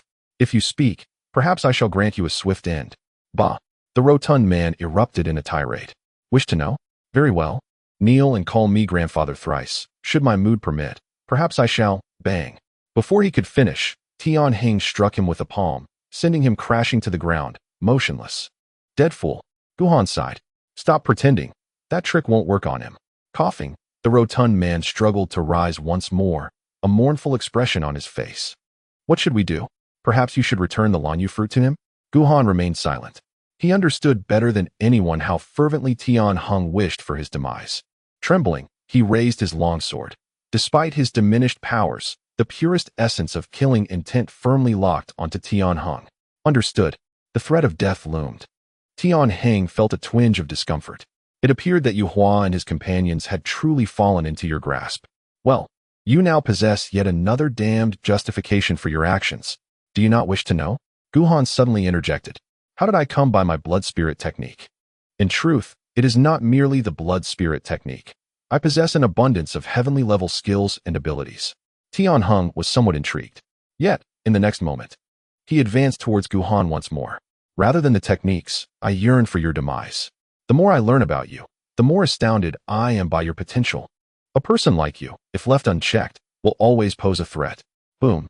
As he spoke, his aura erupted violently, sending both the rotund man and Gu Han flying once again. Cough, cough. Gu Han could no longer spit blood, and his body felt almost numb to pain. Still, he gritted his teeth and rose with the support of his long sword. Do not force yourself. The rotund man's eyes were vacant. We are truly doomed this time. Even in the face of death, Gu Han trembled as he approached Jiang Hong. I must leave him a memento. Alas, the rotund man murmured to himself. If only that witch sister were here. At this moment, he He found himself reminiscing about Luang, as if in response to his longing. A voice filled with ferocity and murderous intent suddenly echoed from afar, reaching the ears of the group in an instant. This is bad. Tian Heng's heart sank. He had long been aware that the voice's owner was likely the instigator of the beastly chaos and knew that even the three guardians, Wu, had failed to gain any advantage against this individual. We must not cross paths with him. Otherwise, the consequences would be dire. With this thought, he hesitated no longer. A glint of cold light flashed in his eyes as he gathered all his energy, ready to eliminate Gu Han and the rotund man. However, it was too late. Before he could make a move, a figure suddenly appeared on the scene, drenched in murderous aura, surrounded by soaring demonic flames. This figure obscured Jiang Hong completely, and the sense of brutality instantly penetrated the awareness of the group. It is over. The rotund man felt tears welling up in his eyes. Initially, there was only Jiang Hong, but now, what he desired was not this formidable demon, but rather the witch sister. My lord. Jiang Hong was drenched in cold sweat. I kill. Unbeknownst to him, the individual across from him did not heed his words. Their figures surged violently, flames of malice intensifying, and a palm struck towards Jiang Hong. His mind spiraled into chaos, acting purely on instinct. Among the gathered, Jiang Hong, possessing the highest cultivation, naturally became the first target. Jiang Hong was both alarmed and enraged, disregarding all else. He dashed forward, colliding with the other. Boom! A thunderous explosion, under the full force of their clash. The residual power alone sent Gu Han and the rotund man flying. Bang! Another resounding impact. In front of the figure, Jiang Hong exhibited no semblance of resistance. His form sent hurtling backward. Kill! The figure opposite him grew increasingly frenzied, showing no intent to relent against Jiang Hong, unleashing an instinctive roar as boundless demonic energy surged forth, charging towards Jiang Hong. Rumble. A deafening crash. The very ground trembled violently, coughing as the dust settled.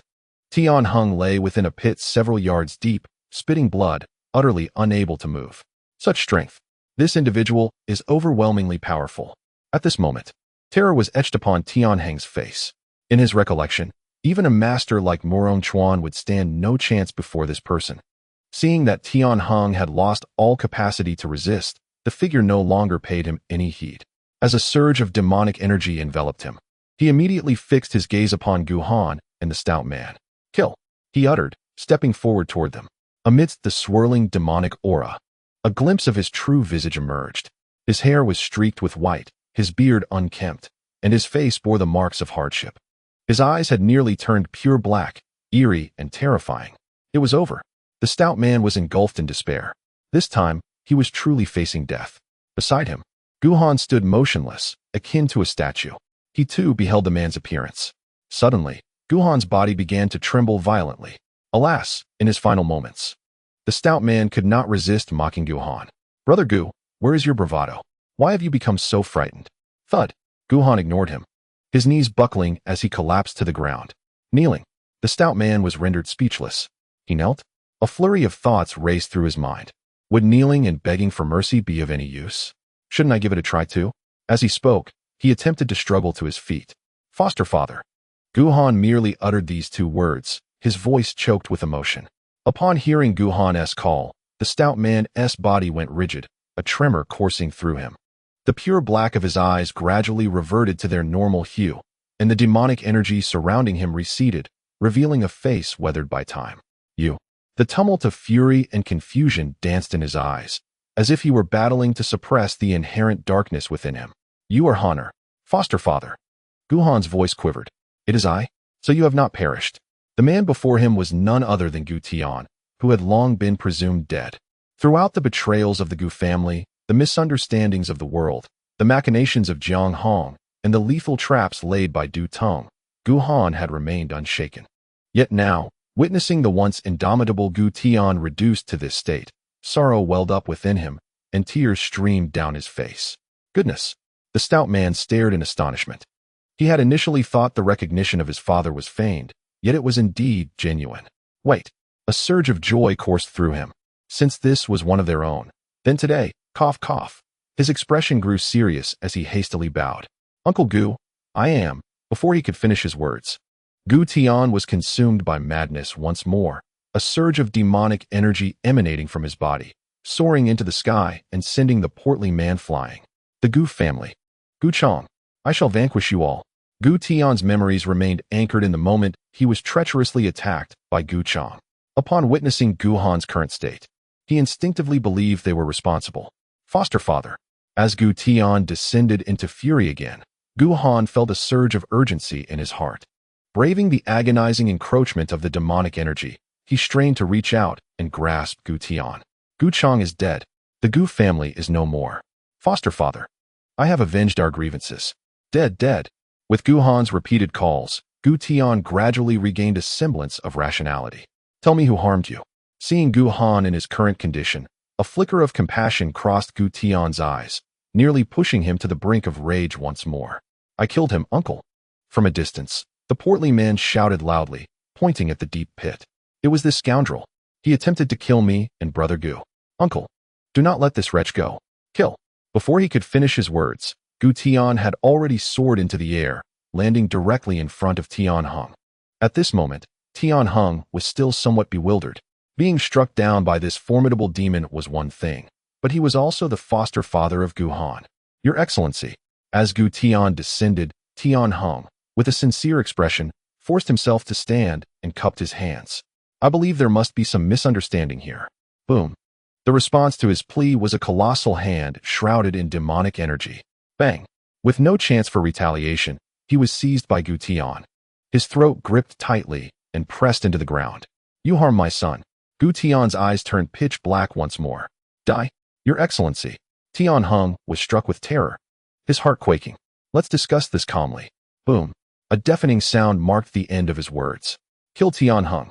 Gu Tian, feeling unsatisfied, allowed the demonic energy to swell even further, his fists relentlessly swinging, seemingly intent on venting his pent-up wrath and murderous intent. Amidst the earth-shattering chaos, the portly man stealthily returned to Gu Han's side. Is this your foster father? The portly man swallowed hard. Indeed. The voice that emerged during the recent beast riot must have belonged to him, correct? Gu Han nodded. At this moment, he realized that Gu Tian had been concealed within the wild forest all along, merely eluding him the last time. Furthermore, Gu Tian's appearance and voice had undergone significant changes. Had he not seen it with his own eyes, he too would find it difficult to recognize him. Excellent. The portly man's confidence surged, his voice growing more vibrant. With our foster father here, no one shall dare to bully us again. Gu Han's expression was one of distaste. The portly man's shamelessness had far exceeded his comprehension. At that moment, the portly man leaned in closer, whispering, Why has our foster father changed so? Gu Han remained silent. A month ago, Gu Tian had merely been at the 9th level of the Qi opening realm. Yet now, even Jiang Hong, who was at the Void Flight realm, was utterly no match for him, being dispatched in an instant. Such a speed of cultivation was simply abnormal. The Golden Seal, the great freedom demon scripture. He needed no contemplation to ascertain that Gu Tian's current transformation was undoubtedly linked to these two items. Resolute in his determination, he vowed to seek answers from the shadowy figure once the tumult had subsided. Boom, boom. Under Gu Tian's full-fledged eruption, the originally several zhong deep pit had now morphed into a chasm of dozens of zhong, while the surrounding terrain of over 1,000 zhong lay utterly ravaged. Gulp. The portly fellow could not restrain himself from swallowing. Our adoptive father. He surreptitiously glanced at Gu Han. He seems rather irritable. He wasn't like this before. Reflecting on the previous jovial and magnanimous Gu Tian, Gu Han's gaze dimmed. Nevertheless, no matter how he transformed, he would never harm me. That is reassuring. The portly fellow exhaled with relief. That's good. Your words. Gu Han hesitated. That is not certain. The portly fellow's expression stiffened. Brother Gu, such jesting is perilous. What jest? Even the esteemed Jiang Hong of the Sky's sovereign was felled by a single punch. My own impervious golden body. Bah! No golden body could withstand the might of his fist. Boom, boom. With each resounding crash, the portly fellow's heart quivered. At last, after an indeterminate passage of time, as if he had vented the murderous intent dwelling within, Gu Tian finally ceased his assault, and Jiang Hong had vanished entirely, more thoroughly than smoke dissipating in the air. Whoosh. With a swift motion, Gu Tian returned to Gu Han's side. Han. His gaze then settled upon the portly fellow. Who is he? Upon witnessing the boundless brutality and murderous intent concealed in those eyes, the portly fellow felt his legs weaken. Uncle Gu. He straightened his demeanor. I am Zhong, a steadfast brother who shares life and death with Gu Han. Through trials and tribulations, never to part. By the way, before you arrived, I saved Brother Gu 5 times. As he spoke, he extended a hand, his expression grave. A full 5 times. Hearing this, Gu Tian's ferocity and murderous intent dimmed slightly. Good.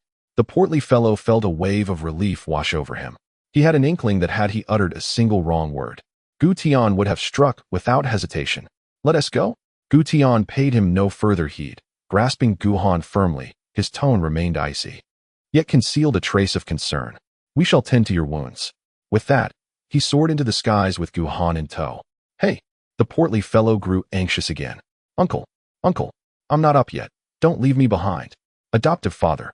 Seeing the portly fellow in a frenzy, Gu Han, lacking the same lack of decorum, resignedly stated, he is indeed my friend. Take him along. Very well. Gu Tian replied stiffly.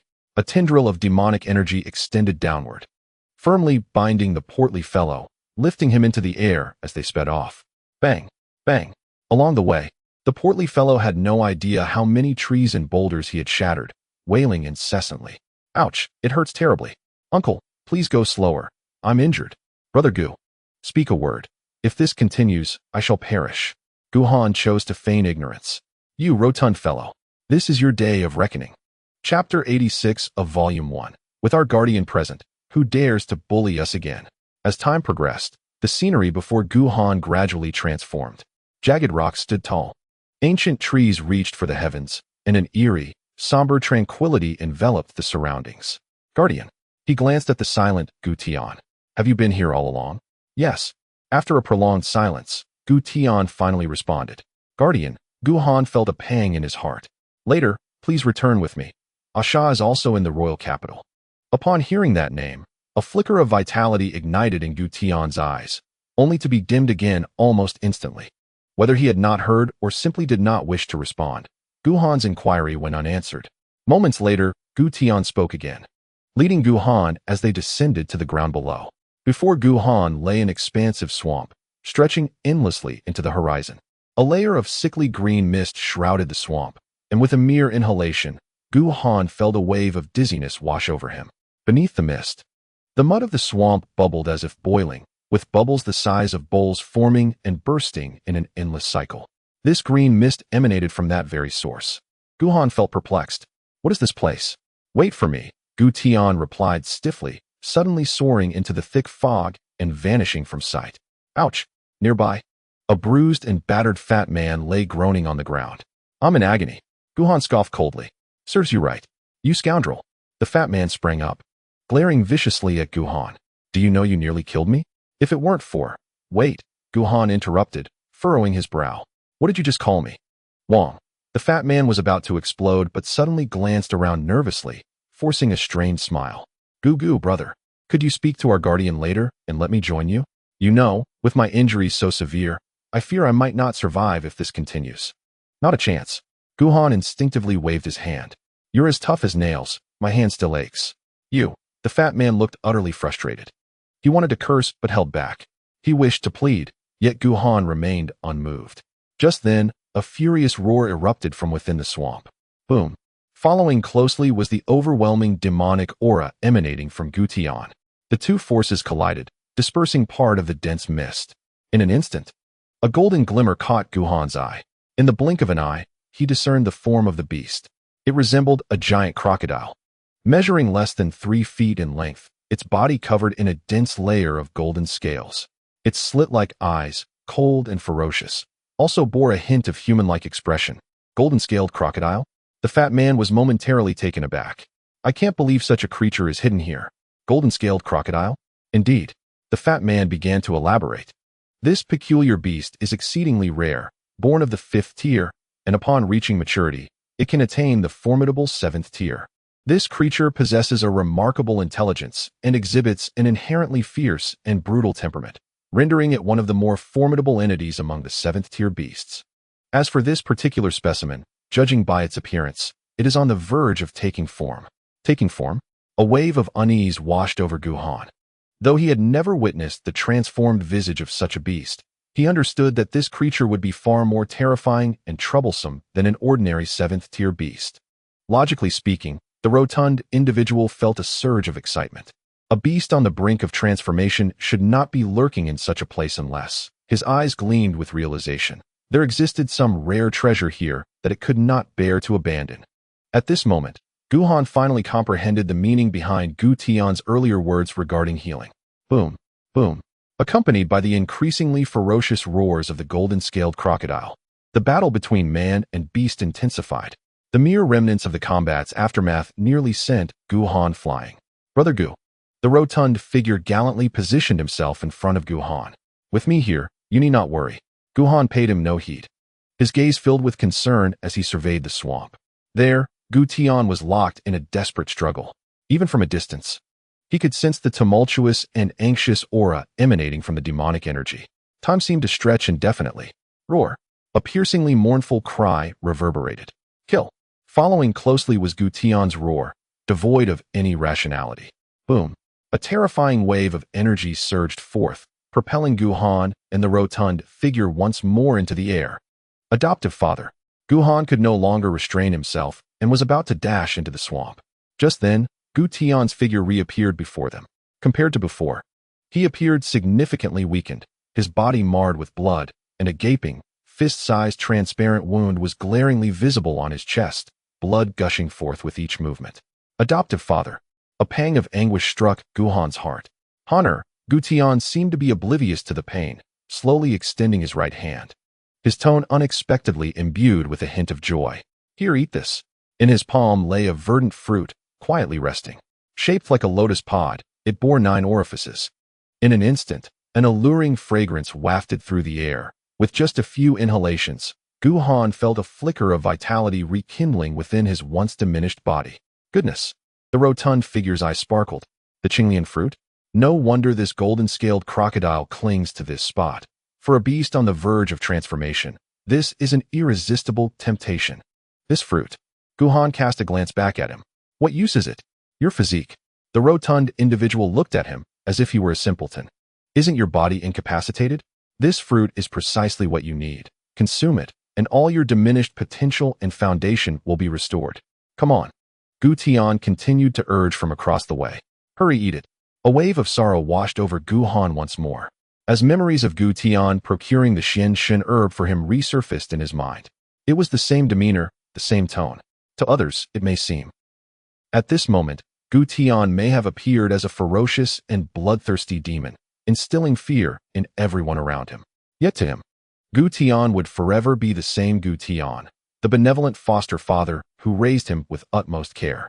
Uncle Fatty also drew near, gazing at Gu Tian with eager anticipation. I'm actually quite injured as well, he remarked.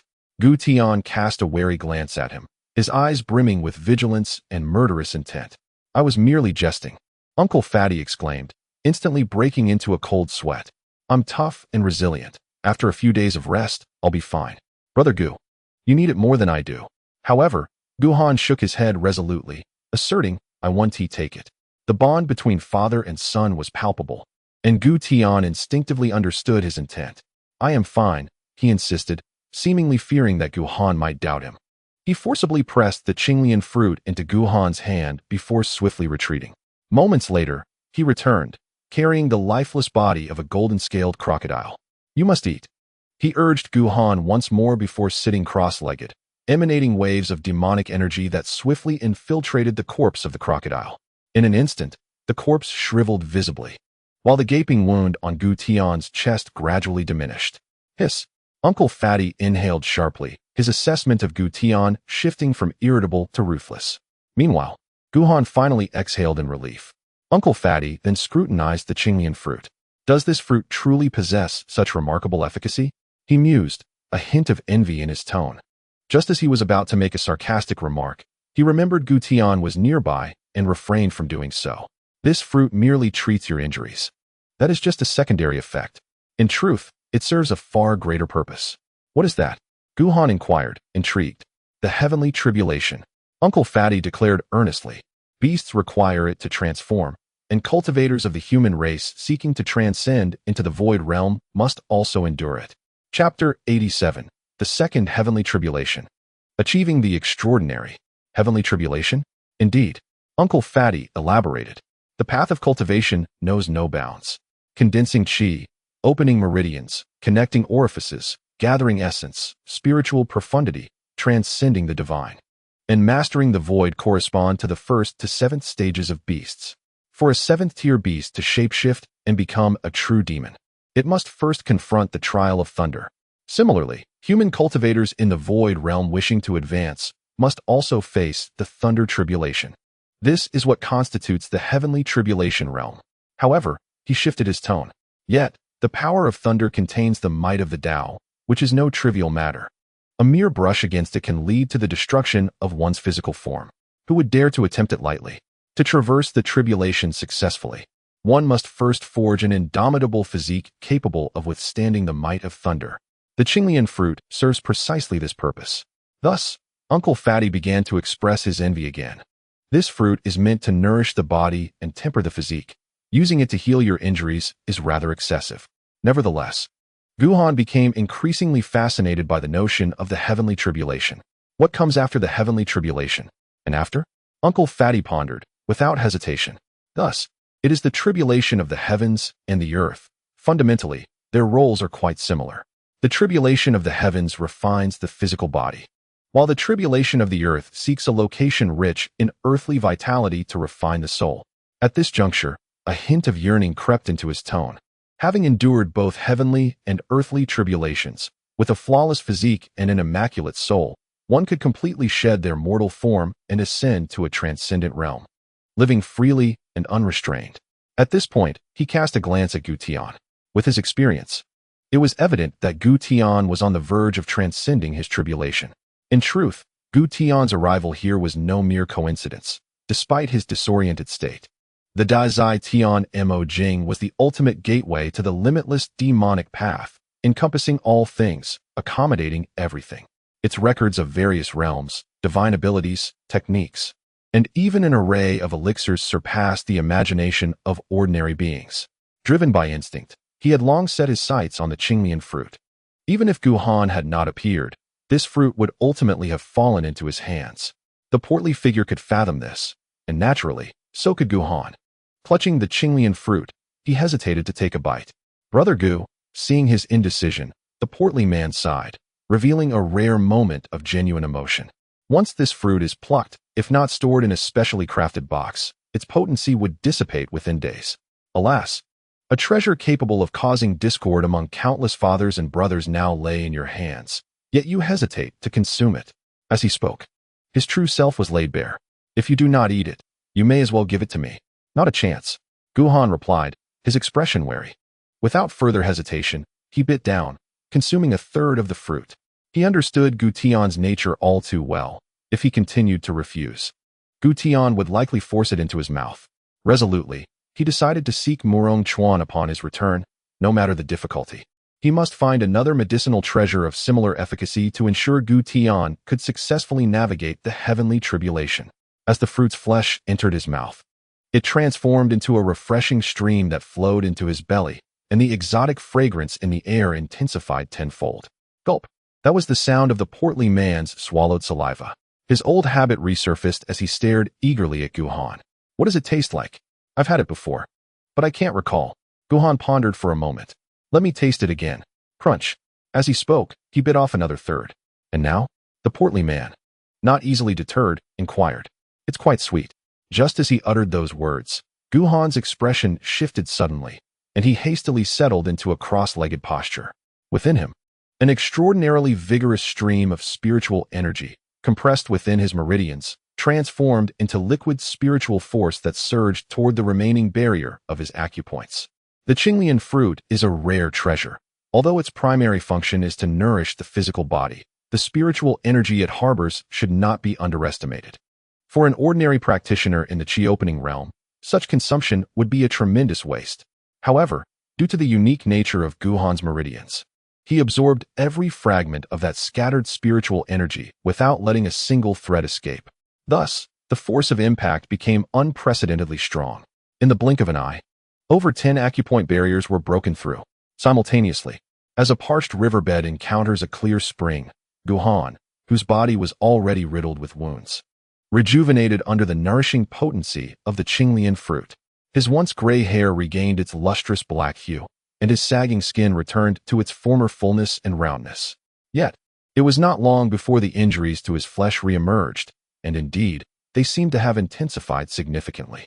The plump man cast a glance at Gu Han, then at Gu Tian, feeling a tinge of envy. Perhaps upon returning, he too should seek a foster father? As he pondered this, his brow suddenly furrowed, and he turned to Gu Han. TSK. He felt a sense of schadenfreude. You indulged too much, didn't you? Ha ha. If you missed the pinnacle of the Tongxiao realm, I shall relish your lamentations. At this moment, Gu Han was drenched in sweat, his face contorted with pain. How careless of him. He had not anticipated the terrifying potency contained within the Qinglian fruit. At this instant, all 360 acupoints in his body were entirely unblocked, yet there was no sign of diminished spiritual energy within his meridians, relentlessly propelling his cultivation toward the gathering Yuan realm. He must not break through. Absolutely not. Otherwise, all his previous efforts would be in vain. Suddenly, he bellowed, rising to his feet, and with a fierce wave of his hand, an unparalleled force of spiritual energy erupted from within him, crashing into the distant marsh. Boom. A tremendous sound shattered the fog in the air. Uffed. Gu Han's complexion flushed, and he spat out a mouthful of blood. He had forcibly reversed the flow of his spiritual energy, and the strain had inflicted considerable backlash upon him. Yet, rather than feeling disheartened, he found a glimmer of joy. Thankfully, he had not broken through. However, while he rejoiced, Gu Tian was far from pleased. Boom. Fiery demonic flames surged from his body, and in an instant, he appeared before Gu Han. Who harmed you? Was it you? As he spoke, his gaze bore down on the plump man. The plump man shuddered in fear. Uncle, this is all his doing. If anyone should take the blame, it should be him. I am utterly wronged. Gu Han's eyelids twitched. He quickly rushed to explain to Gu Tian, genuinely fearful that Gu Tian might not restrain himself and would strike the plump man down. Upon hearing this, Gu Tian cast another glance at the plump man, and the fiery aura around him gradually dissipated. The plump man felt on the verge of tears. This esteemed Uncle Gu truly followed an unconventional path, ready to eliminate anyone at the slightest disagreement, even if they were his own. At this moment, Gu Han looked at the remaining Qinglian fruit in his hand, feeling somewhat troubled. Eat? Absolutely not. Offer it to my foster father? That would be embarrassing. Or perhaps. He subconsciously glanced at the plump man. Ahem. He felt a bit awkward. Plump man, how is your injury? Hee. The plump man wore a face of indignation, pointing at the bruise on his face. You actually care about me? Look at me. How can I possibly heal like this? Gu Han then extended half of the fruit toward the plump man. Will you eat it? Aye. The plump man, as though subjected to a great humiliation, instantly flushed a deep red. He could hardly utter the words of refusal, gazing at the row of distinct bite marks on the Qinglian fruit. He felt a profound inner conflict. Consuming it would completely restore his injuries, yet he simply could not bring himself to do it. For a moment, the two of them stared at each other, locked in a stalemate for a good quarter of an hour. Finally, Gu Han shook his head. I shall not press you any further. Wait. The rotund one suddenly spoke, gritting his teeth as he snatched the fruit from Gu Han's grasp. I shall eat it. With that declaration, he closed his eyes, steeling himself, and stuffed the fruit into his mouth. A true man, born of heaven and earth, must be adaptable. This slight humiliation means nothing. After all, no one will know. Gu Han, inspired by his audacity, leaned closer. What does it taste like? The rotund one's face turned ashen. Somewhat nauseating. In the first volume, Chapter 88, he proclaimed, Uncle, I share my life and death with Gu Han. We are as close as brothers. Upon hearing the rotund one's words, Gu Han's expression darkened, and he felt an urge to strike him. You foolish glutton. Do you not realize how precious this fruit is? You cannot consume it without consequence. What? The rotund one was taken aback. You dare to complain about the remnants of what you have eaten? Meanwhile, Gu Tian furrowed his brow, his eyes barely open. What is happening? The rotund one's demeanor shifted, becoming solemn. Brother Gu, we share life and death. Our bond is akin to that of brothers. What consequences are you speaking of? Bringing this up is simply hurtful. Speak your mind. Whatever I have, I shall gladly share. Extreme realm. Gu Han was unreserved. How can I locate the 5 hidden acupoints of the Tongxiao realm? He could not afford to delay any longer. At this moment, his meridians were brimming with spiritual energy, poised for another breakthrough. He had no confidence in suppressing it as he had before. Ah, the rotund one exhaled in relief. It's simple. It's merely a method of utilizing soul energy. He then patiently began to explain to Guhan. Normally, even if he were willing to share, he would have found ways to make things difficult for Guhan, but now he was quick to relent. Is that so? Guhan pondered. It seems quite simple. I feel as though I may have lost out a bit. Without further regard for the rotund one, he closed his eyes and sat cross-legged, dismissing extraneous thoughts and beginning his focused search for the rotund one's method. Though simple, the rotund's method proved remarkably effective. At this moment, Guhan's spiritual perception was sharper than ever. As he calmed his mind and transcended himself, his spiritual awareness swiftly extended toward his limbs.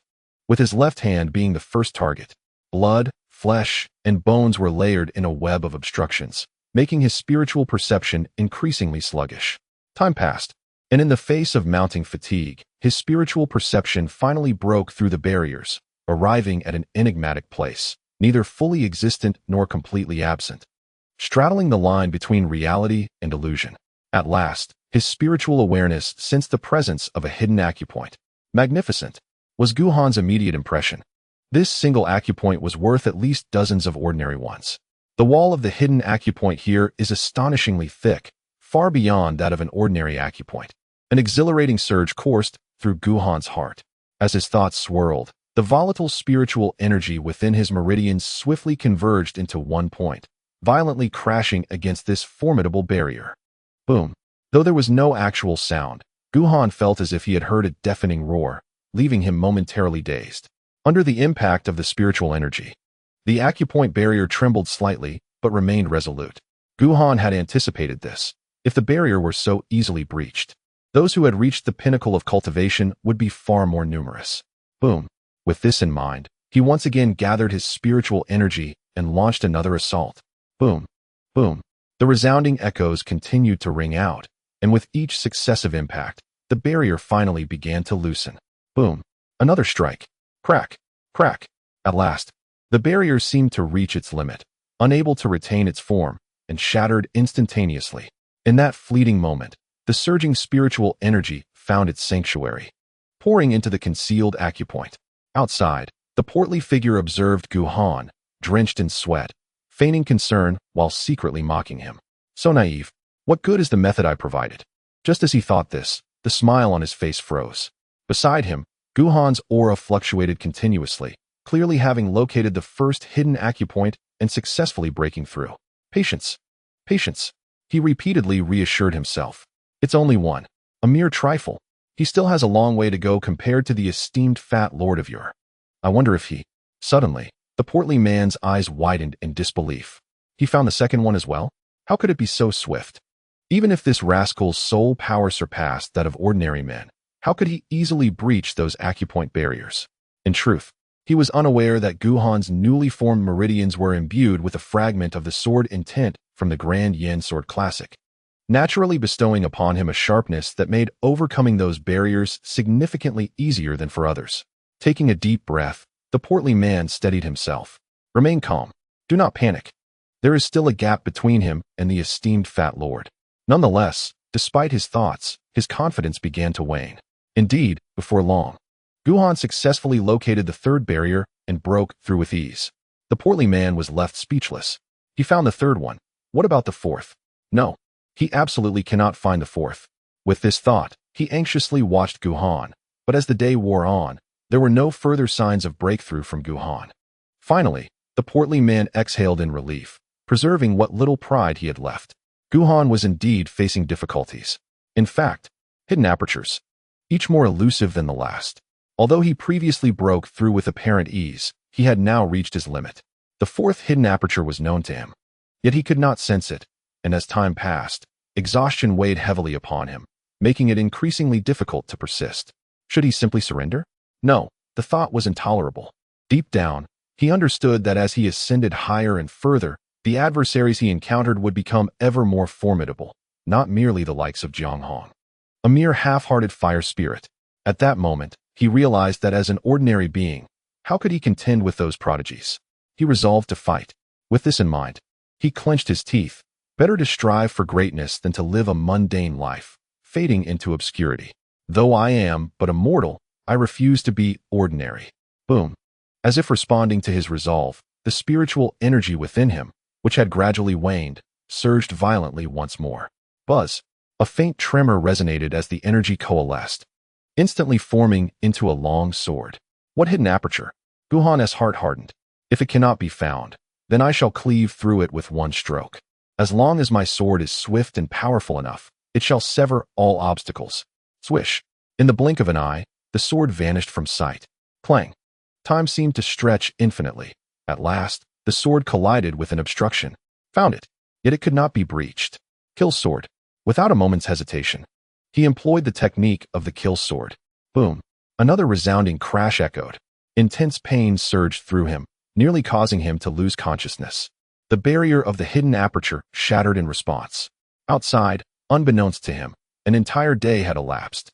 The rotund figure grew somewhat bored. Confirmed. This rascal will undoubtedly fail to locate the fourth one. TSK, yet it is a rarity to keep pace with me, fat lord. Huh. Just as this thought crossed his mind, Gu Han trembled, his pores erupting with torrents of blood, transforming him into a veritable crimson figure. Goodness. The rotund one blinked in disbelief. Surely, he wouldn't go to such extremes? In the next moment, Gu Han's aura fluctuated wildly, and he unexpectedly broke through once again. What? The rotund one could no longer contain himself. This is absolutely impossible. Huh. With a sudden flash, Gu Tian in the distance abruptly opened his eyes. His murderous intent palpable, landing squarely upon him. Uncle. The rotund one beamed with delight, instantly giving a thumbs up. My brother Gu is truly a dragon among men, blessed with unparalleled gifts. His future knows no bounds. A smile adorned his face, yet his heart wept. Alas, the last vestige of pride for Fat Lord has vanished. At this moment, Gu Han slowly opened his eyes. Though he had nearly become a blood-soaked figure, his gaze shone with an alarming brilliance. Boom. With a firm clench of his fists, a torrent of ferocious spiritual energy erupted forth, remarkably potent. At this instant, he felt assured that should he face Yu Hua again, even without employing the blood spirit technique, wielding the kill sword alone would suffice to sever him in two. Alas, the portly man wore a complex expression, devoid of any trace of anger. You truly are relentless. Yet it was still insufficient. Gu Han shook his head, revealing little joy upon his countenance. One more is needed. Are you courting death? The stout man's eyes widened in disbelief. Since time immemorial, I have never heard of anyone discovering a fifth hidden acupoint. I can see it clearly. You have just made a breakthrough, and it was not by ordinary means, was it? Do you believe that? As he spoke, he pointed to his head. If you were to strike here, not only would you fail to achieve a breakthrough, you wouldn't even preserve your life. Let us give it a try. Gu Han replied ambiguously. What if there's a chance? With that, he closed his eyes once more, his consciousness gradually sinking into the depths. Within the realm of consciousness, upon seeing Gu Han approach with a smile, the shadow appeared vigilant and defensive. Kid, what scheme do you wish to concoct this time? In my recollection, Gu Han had never been so courteous. Bah, he surely harbors ill intentions. It is nothing. Gu Han casually remarked. I merely wish to inquire how one attains the pinnacle of the acupoint realm. Ah, the shadow instantly sighed in relief. Simple. Since we have an established agreement, I shall not withhold anything from you. Listen closely. Before that, Gu Han interrupted him, the smile on his face gradually fading. I wish to inquire, that golden seal, it remains in your possession, correct? A sudden jolt. The shadow's heart skipped a beat. From Gu Han's expression, he sensed a hint of murderous intent. Volume 1, Chapter 89. Though I am mortal, I refuse to be ordinary. Pinnacle arise.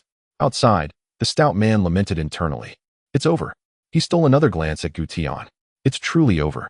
If you perish, this one will definitely tear me to shreds. What? Not my responsibility? Huh. My uncle Gu acts with utter disregard for restraint. He will slay whomever he chooses without consideration for anyone else's responsibility. At this moment, he fervently wished for Gu Han to successfully discover the fifth hidden acupoint. Within the realm of consciousness, the dialogue continued. Not dead. Upon hearing that Gu Tian was still alive, the shadow suddenly froze. Sigh. After a long pause, He exhaled deeply, his tone imbued with complexity. I did not expect that Gu Tian would choose this path. Previously, I underestimated him. He possesses considerable ambition. What do you mean? Gu Han's eyes glinted with cold light. What has happened to my adoptive father? The shadow side. He has succumbed to darkness. Moreover, he has chosen the path of true demons. True demons? Indeed. Although those who tread the path of demonic ways ultimately converge, there remain distinctions among them. Heavenly demons, lustful demons, true demons, shadow demons, and so forth. The path Gu Tian has taken is that of true demons. This path has striking advantages, allowing for rapid advancement in realms and extraordinary combat prowess, with unparalleled lethality. However, he shifted his tone. This path also harbors a fatal flaw. What flaw? Those who enter the path of true demons become ensnared by the demonic nature within, losing their sense of self and transforming into mere monsters driven by slaughter and bloodlust. Without exception. Yet, why does Gu Tian retain a semblance of humanity? This perplexes me. Gu Han suddenly spoke up. Even though my adoptive father has succumbed to darkness, he still remembers me. At this moment, he comprehended. Gu Tian's choice to embrace the path of true magic was not solely driven by hatred for the Gu family. Perhaps, on a subconscious level, it was also a means to protect him. It is precisely because of his existence that a flicker of obsession remained within Gu Tian's heart, preventing him from completely losing his humanity. Contemplating this, he clenched his fists tightly. Gu Tian and Ah Sha, the two most significant individuals in his life, he would undoubtedly strive with all his might to protect. Huh? The shadow spoke with a mocking tone. You two have only shared a mere decade and a half together. Yet you harbor such profound affection. How laughable. I have painstakingly nurtured my disciple for a millennium, and when the time came to strike me down, he did not even flinch. Your disciple? Gu Han was momentarily taken aback. This was the first time he had heard of the shadow's affairs. He betrayed you? Not just him. The shadow seethed with rage. That wretched woman. How I cherished her in the past. Yet, she conspired with that treacherous disciple to harm me. Recalling past grievances, a torrent of hatred surged within him. Ahem. Gu Han's gaze shifted slightly, sensing something amiss. At this moment, he suddenly found that the shadow was not so detestable after all. Rather, there was a hint of pity. Instinctively, Gu Han looked up at the shadow's head. Scoundrel! The shadow erupted in fury. What kind of gaze is that? The color is wrong, Gu Han muttered softly. Scoundrel! Scoundrel! The shadow exploded in a fit of rage. You insignificant ant dare to insult me. I swear, I shall not only kill you but also tear your corpse into 1,000 pieces. Swish. A chilling sword intent was instantly directed at him. Humph. The shadow crossed his arms, wearing an expression of indifference. Enough. I shall not stoop to your level. You mere child. You mentioned wanting to know about the extreme realm. Feel free to ask. I wish to know. Gu Han sheathed his sword intent. How exactly can one find the 5th hidden acupoint? The 5th? The shadow appeared somewhat astonished. Have you located the first 4? Indeed. Gu Han did not conceal the truth. I have heard it said that the 5th hidden acupoint is exceedingly elusive. Throughout history, no one has ever succeeded in finding it, correct? Correct, yet not entirely. The shadow shook his head. It is indeed difficult to locate, but to say that no one has ever succeeded would be misleading. To my knowledge, a few individuals have managed to find it. How can one find it? There is no way to find it. The shadow cast a sidelong glance at Gu Han. To discover the 5th hidden acupoint, your soul power must be at least 10 times greater than it is now. 10 times? Gu Han's brow furrowed. That is impossible. His extraordinary encounters and continuous fortuity had granted him a soul power vastly superior to the average. But could anyone in the Tongqiao realm possess such formidable soul power? You cannot achieve it. The shadow chuckled. However, that does not imply it is unattainable. This world is not devoid of geniuses. Some individuals are born with innate abilities, their soul power being 10 times what you possess now. Have you ever encountered such a person?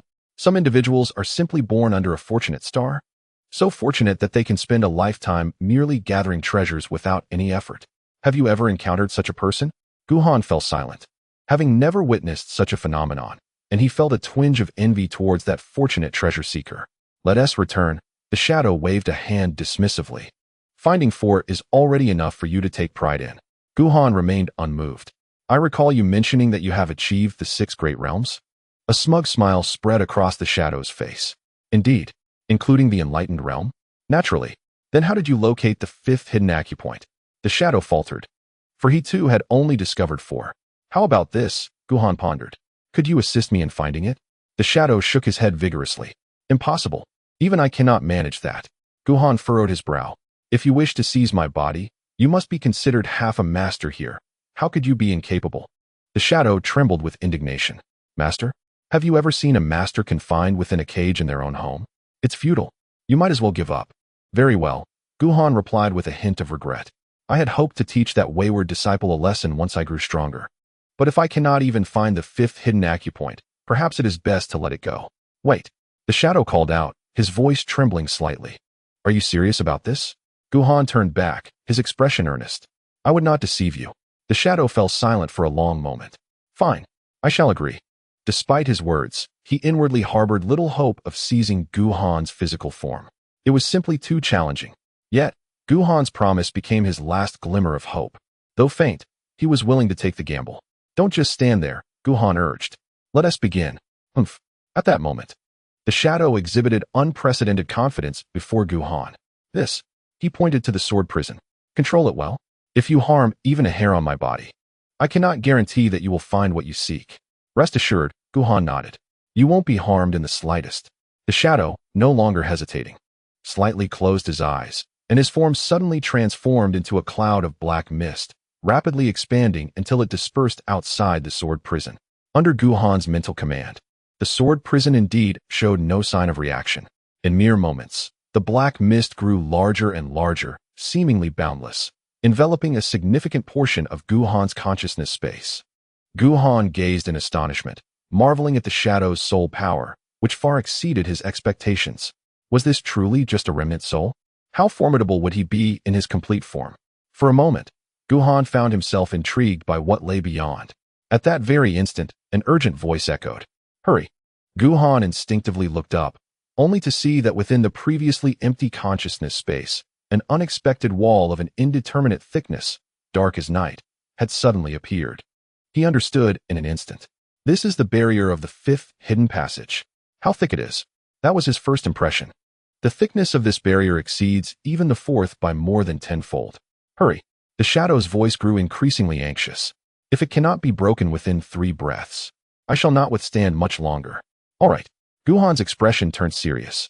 He possessed unwavering confidence in breaching this final barrier. This was his realm of consciousness. Furthermore, he had the Da Yin Sword Classic at his disposal. With his right hand poised, the sword prison instantly responded, vibrating slightly as countless sword intents converged, coalescing in his hand into an ethereal long sword. Just like before, to ensure success, he wielded the killing sword. Flash! With a fierce shout, the long sword vanished in an instant. You, the shadow, sensing the chilling and pure murderous intent emanating from the sword, felt a surge of panic. Do not harm me. Boom. Before the shadow could finish speaking, the long sword had already struck the wall, sending ripples cascading across its surface. Ah! A cry of agony erupted. The shadow was sent hurtling back into the sword prison, collapsing motionless on the ground. Compared to before, his aura had diminished by a full third. Gazing at the slowly dissipating yet utterly still wall, Guhan furrowed his brow. It did not shatter? Crack! Crack! Just as the thought left his lips, countless dense, spiderweb-like fissures suddenly appeared on the wall. Boom! Just as the wall was about to completely vanish, it could no longer hold and collapsed with a resounding crash. Success! A surge of joy filled Guhan's heart as he swiftly established a connection with this final hidden passage, his inner spiritual energy pouring forth relentlessly. The capacity of this passage was astonishing. It was nearly equal to the combined volume of the previous 4 passages. At this moment, the urge to break through vanished completely. Upon seeing the shadow in such a pitiful state, Guhan, for the first time, uttered a few words of comfort. Are you all right? All right. In an instant, the shadow sprang to his feet, furious. For your sake, I nearly risked my life. You nearly cleaved me in 2. Are you even human? How could that be? Guhan felt a twinge of guilt. My hand was steady. Really? Truly? Humph. The shadow, unsure whether to believe him, shifted the conversation to his most pressing concern. Do not forget your promise. Rest assured. Guhan's expression grew earnest. I am well versed in matters of vengeance. Watching Guhan depart, the shadow suddenly sighed, feeling a mix of envy and regret. In those days, had he possessed such fortune, perhaps he could have attempted to challenge the legendary 9 extreme realms. Alas, there are no what-ifs in this world. Outside, observing Gu Han's stillness, the plump man was drenched in cold sweat. Stay calm. Do not panic. What if that fellow's head explodes? How should I save myself? Kneel? Beg for mercy? Yet Uncle Gu seems impervious to such tactics. Boom. As he was ensnared in a web of confusion, an overwhelming aura suddenly erupted from Gu Han. The stout fellow, caught off guard, was instantly flung a considerable distance away. His mouth agape in astonishment, he wore an expression of sheer terror. My goodness, has he truly broken through? In Chapter 90 of Volume 1, Master Uncle, can you guess how many essence crystals I hold in my hand? 1 or 2? Gu Han slowly opened his eyes, locking onto Gu Tian's concerned gaze. Father, he smiled. Do not worry, I am unharmed. Good.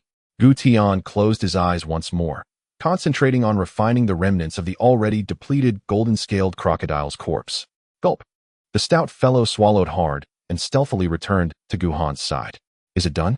Indeed. How did you manage it? It wasn't particularly difficult. Gu Han pondered briefly. I merely swung a sword. It was astonishingly effortless. He spoke the truth. The strenuous effort had been borne by the shadowy figure. While the sword's intent had emanated from the sword prison, he had merely made a sweeping gesture. The stout fellow felt a pang of envy. Could you elaborate on how you achieved that? Alas, my friend, Gu Han shook his head. It is not that I wish to withhold my methods, but rather that no one can replicate my approach, and it pertains to my secrets. My apologies. Ah, I understand. The stout fellow sighed, waving his hand weakly. I'm just a bit disheartened. Enough. Gu Han patted him reassuringly. You are not lacking in talent either. Really? Indeed. I've yet to encounter anyone with such audacity. The stout fellow fell silent. Is this how you comfort someone? At that moment, a surge of demonic energy erupted. Gu Tian had finally absorbed all the blood and essence of the golden-scaled crocodile, causing his aura to swell dramatically and his gaze to turn ferocious once more. Father. Gu Han felt a surge of joy within. Your injuries. I am fine, Gu Tian interjected. You should return with me. With matters reaching their conclusion, Gu Han felt no inclination to linger. Not yet. Gu Tian shook his head, a flicker of struggle evident in his eyes, as he fought to suppress the rising demonic nature within him. Why not? Gu Han exclaimed in alarm. Do not approach. Gu Tian's eyes blazed with fury, halting Gu Han's advance. In due time, I will seek you out. You must return first. Boom. Before he could finish speaking, he found it increasingly difficult to restrain the demonic energy within, and with a roar, he ascended into the sky, vanishing from their sight in an instant. Father. Gu Han sighed. He could perceive that Gu Tian's demonic nature had surged significantly, clearly having temporarily departed to avoid harming him. Do not worry. Gu Han reassured himself as Gu Tian left. The stout fellow resumed his usual demeanor. With our father's strength, who could possibly harm him? Did you not see how the beasts avoided him? Have some dignity. Gu Han shot him a glance. That is my father. All the same, we share life and death. As close as brothers, what is yours is mine. Ha! Gu Han dismissed him, striding away. Yet, halfway through his departure, he suddenly came to a halt. It's over. The plump man finally realized the gravity of the situation and appeared utterly dejected. Our guardian seems rather unreliable, even if we are to depart. He should have ensured our safe passage first. The plump man, Gu Han, cast a contemplative gaze. The king resides in the northern region, does he not? Indeed, came the response. But where exactly is the north? The plump man was momentarily at a loss. The surrounding area was shrouded in dimness, with the scenery appearing almost identical, and lacking any spiritual awareness made it exceedingly difficult to ascertain their direction. This way. The plump man's eyes scanned the surroundings before he suddenly pointed in a direction. It must be this way. How can you be so certain? Well, it's obvious. Do you not see that tree? I knocked it down on our way here. On the outskirts of the wild forest, a figure clad in black traversed the dense thicket with remarkable speed, covering vast distances with each stride. It was none other than Yang Hong, who had previously tested Gu Han. At that moment, a figure silently landed ahead, obstructing his path, clad in pristine white garments. The individual exuded an air of elegance and grace. Even from behind, one could not help but feel an immediate sense of admiration. Senior Brother Luo. Upon seeing this person, Yang Hong halted momentarily and promptly bowed with utmost respect. You have returned? Just came to take a look, the man replied casually, gesturing with his hand in a gentle manner. Junior brother Yang, how did the recent trials fare? All passed, Yang Ying replied, feeling a tightening in his chest. Particularly regarding Gu Han from the Great Qi, whose prowess was particularly remarkable. Will you be testing him? No need, the man shook his head. Such trivial matters can be entrusted to junior brother Yuan. I shall only remain for 2 days before departing. Upon hearing this, Yang Ying inexplicably felt a wave of relief wash over him. Junior brother, the man began, slowly turning around with a hint of a smile. You seem a bit apprehensive of me. Not at all, senior brother. Yang Ying quickly bowed again. I merely. No need to explain, the man interjected, seemingly unconcerned, and shifted the conversation. I have heard that you have a sister at the Great Chu Martial Academy. Yes. And how is her aptitude? Quite satisfactory. Very well. In 10 days, the sect will reopen its doors. Ensure she prepares adequately. 10 days? Yang Ying was taken aback. Was it not a year?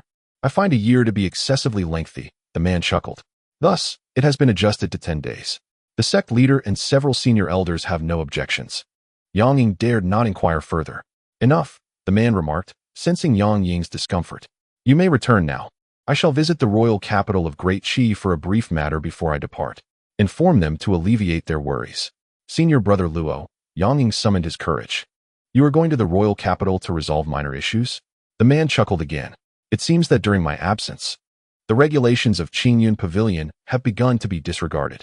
With that, a gentle breeze swept by, and the man vanished without a trace. Yang Ying finally exhaled a long sigh of relief, having soaked his back in sweat. In the royal capital, within a quiet chamber of the Grand Prince's residence, Du Teng wore an expression devoid of emotion, his brows furrowed in evident agitation. 3 days. It had been 3 full days since the conclusion of the Martial Academy trials. Although he was already aware of the renewed chaos instigated by the demon beasts, he believed his plan to be foolproof, certain that he could bring about Gu Han's demise. Yet, as of today, Yu Hua had not returned. Jiang Hong had not returned. Vice Dean Wu and the others had not returned. Even Tian Heng was absent. As for Gu Han's fate and the events that transpired in the trial grounds, he was utterly in the dark. Alas, with this thought, he abruptly rose to his feet. At worst, I shall embark on this journey myself, Master Uncle. Just as he was consumed by anxiety, an unexpected voice drifted in from outside the door. Who goes there? Du Teng's heart tightened, his gaze sweeping the area, his expression shifting dramatically. Wu Shuang, how is it that you have returned? Outside the door stood a young man clad in white, his brows resembling distant mountains, his eyes akin to bright stars, exuding an air of scholarly elegance. Smiling as he regarded him, it was none other than Luo Wu Shuang, whom he had just met with Yang Ying. Master Uncle, you appear to be troubled. And no, not at all, Du Teng hastily denied. But Wu Shuang, what brings you back at this time? As he spoke, Luo Wu Shuang entered and gracefully took a seat. Having been away for so long, I find myself yearning for the sect. However, I shall not linger, for I will depart tomorrow. Master Uncle, please sit. Very well. Du Teng's heart raced with unease. Wu Shuang, are you here for it is nothing of great importance? Luo Wu Shuang waved his hand dismissively, speaking with nonchalance. I merely ventured to a perilous location and came to seek a couple of life-preserving elixirs from you, Master Uncle. I hope you will not be stingy. Not at all. Du Teng exhaled a long sigh of relief. What kind of elixir do you require? Speak freely, even if I do not possess it. I can concoct it for you on the spot. No rush, no rush. Luo Wu Shuang chuckled again. Before that, I wish to pose a question to you, Master Uncle. A sudden jolt surged through Du Teng's heart. What is it? Where is the esteemed Tian Go Master now? His heart plummeted to the depths of despair. I do not know, Master Uncle. Luo Wu Shuang sighed suddenly. When I entered the sect, you were already the Vice Dean of the Pill Institute, correct? You should be quite familiar with my character, Master Uncle. With each question Luo Wu Shuang posed, Du Teng's complexion grew paler, until he was left devoid of color. Master Uncle. Luo Wu Shuang slowly extended a hand, gazing at him intently. Take a guess. Is the elemental crystal in my hand 1 or 2? Wu Shuang. In an instant, Du Teng sprang to his feet, his face a mask of despair. You cannot do this. That matter has nothing to do with me. Master Uncle. Luo Wu Shuang appeared to ignore his protest. Take a guess. Wu Shuang. Why must you force me so? You do not even know that boy. Even if I were to kill him, it would have no bearing on you. Master Uncle. Luo Wu Shuang shook his head. Do you understand where you have erred? The rules of the Qingyun Pavilion were established by me, and you should not have contravened them. That is all there is to it. However, Luo Wushuang continued to regard him quietly. Even if you have erred, I am willing to grant you an opportunity. This is one of my principles. Thus, he extended his hand forward. Guess what? If you are correct, you shall live. Thud. Du Teng's countenance drained of color, and he collapsed onto the ground. Luo Wushuang remained unhurried, observing him quietly. Du Teng's face was one of utter despair, his features aging in an instant, his gaze fixated on Luo Wushuang's hand, as if attempting to glean some insight. Yet, he was utterly incapable of deciphering it. After a pause, Du Teng spoke again, his voice parched. You say? Luo Wushuang slowly rose. The probability of your correct guess is 50%, thus your chance of survival is also 50%. As he spoke, he gradually opened his palm. Chapter 91 of Volume 1.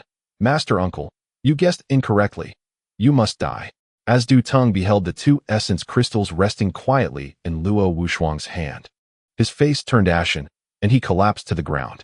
Master Uncle. Luo Wushuang approached him steadily. You guessed wrong. You must die? No. Du Teng's eyes widened in horror.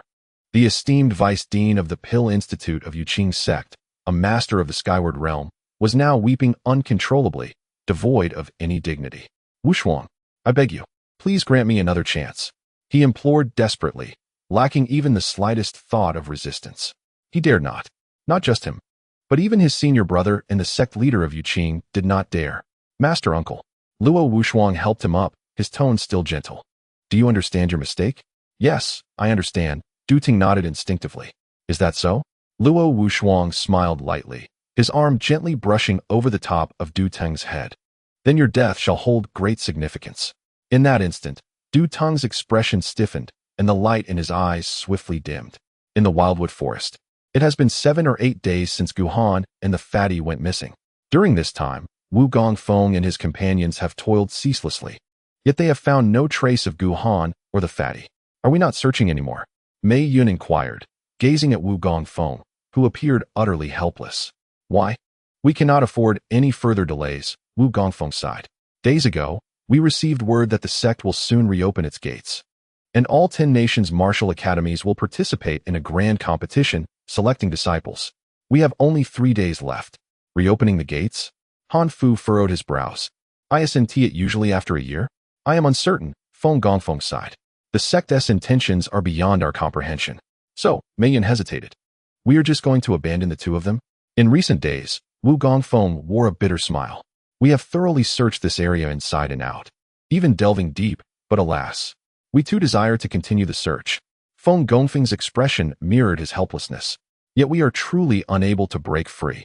In truth, they yearned more than anyone to find Guhan and the fatty. The Deqi Martial Academy has been utterly devastated.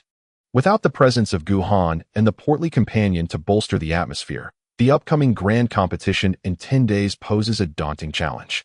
Not only is securing a prominent position unlikely, but merely escaping the severe penalties of the Yuqing sect would be a stroke of fortune. I shall remain, Han Fu declared decisively after a brief moment of silence. There is little I can accomplish by returning. Perhaps staying might offer a glimmer of hope. I will stay as well.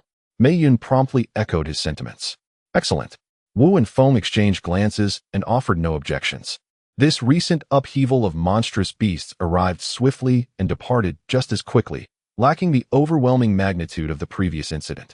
Given the cultivation levels of Han Fu and Mei Yun, they would likely encounter no significant danger if they exercised caution. Be careful. After imparting a few words of advice, the two did not linger, taking to the skies and vanishing in an instant. Neither mentioned Commander Zhou. It was evident even to the blind that the recent attempt on Guhan's life was undoubtedly linked to him, and their resentment had already taken root deep within their hearts. Han Instructor, Mei Yun approached once more after the two had departed. Let us part ways. Han Fu responded with unwavering resolve. Splitting up will increase our chances of success. That makes sense. Mei Yun's eyes sparkled with understanding. As expected of Han Instructor, you are quite thoughtful. I shall take my leave now. Watching his retreating figure, Han Fu exhaled a long sigh of relief. At this moment, in a remote and secluded thicket, far removed from the others, Commander Zhou's complexion darkened as he gazed at the gruesomely disfigured corpse before him, his fists clenched tightly. After a lengthy period of contemplation, he waved his sleeve and collected the body, making his way toward the royal capital. Meanwhile, unbeknownst to the others, deep within the wild forest, two figures moved with the swiftness of lightning, Gu Han and the portly companion. "Are you certain this is north?" Gu Han questioned, popping an unknown spiritual herb into his mouth without chewing, swallowing it whole. The portly companion seemed slightly apprehensive, regardless of whether it is north or not. "The direction is undoubtedly correct. Did you not notice that the tiers of the beasts we encountered along the way have been steadily decreasing?"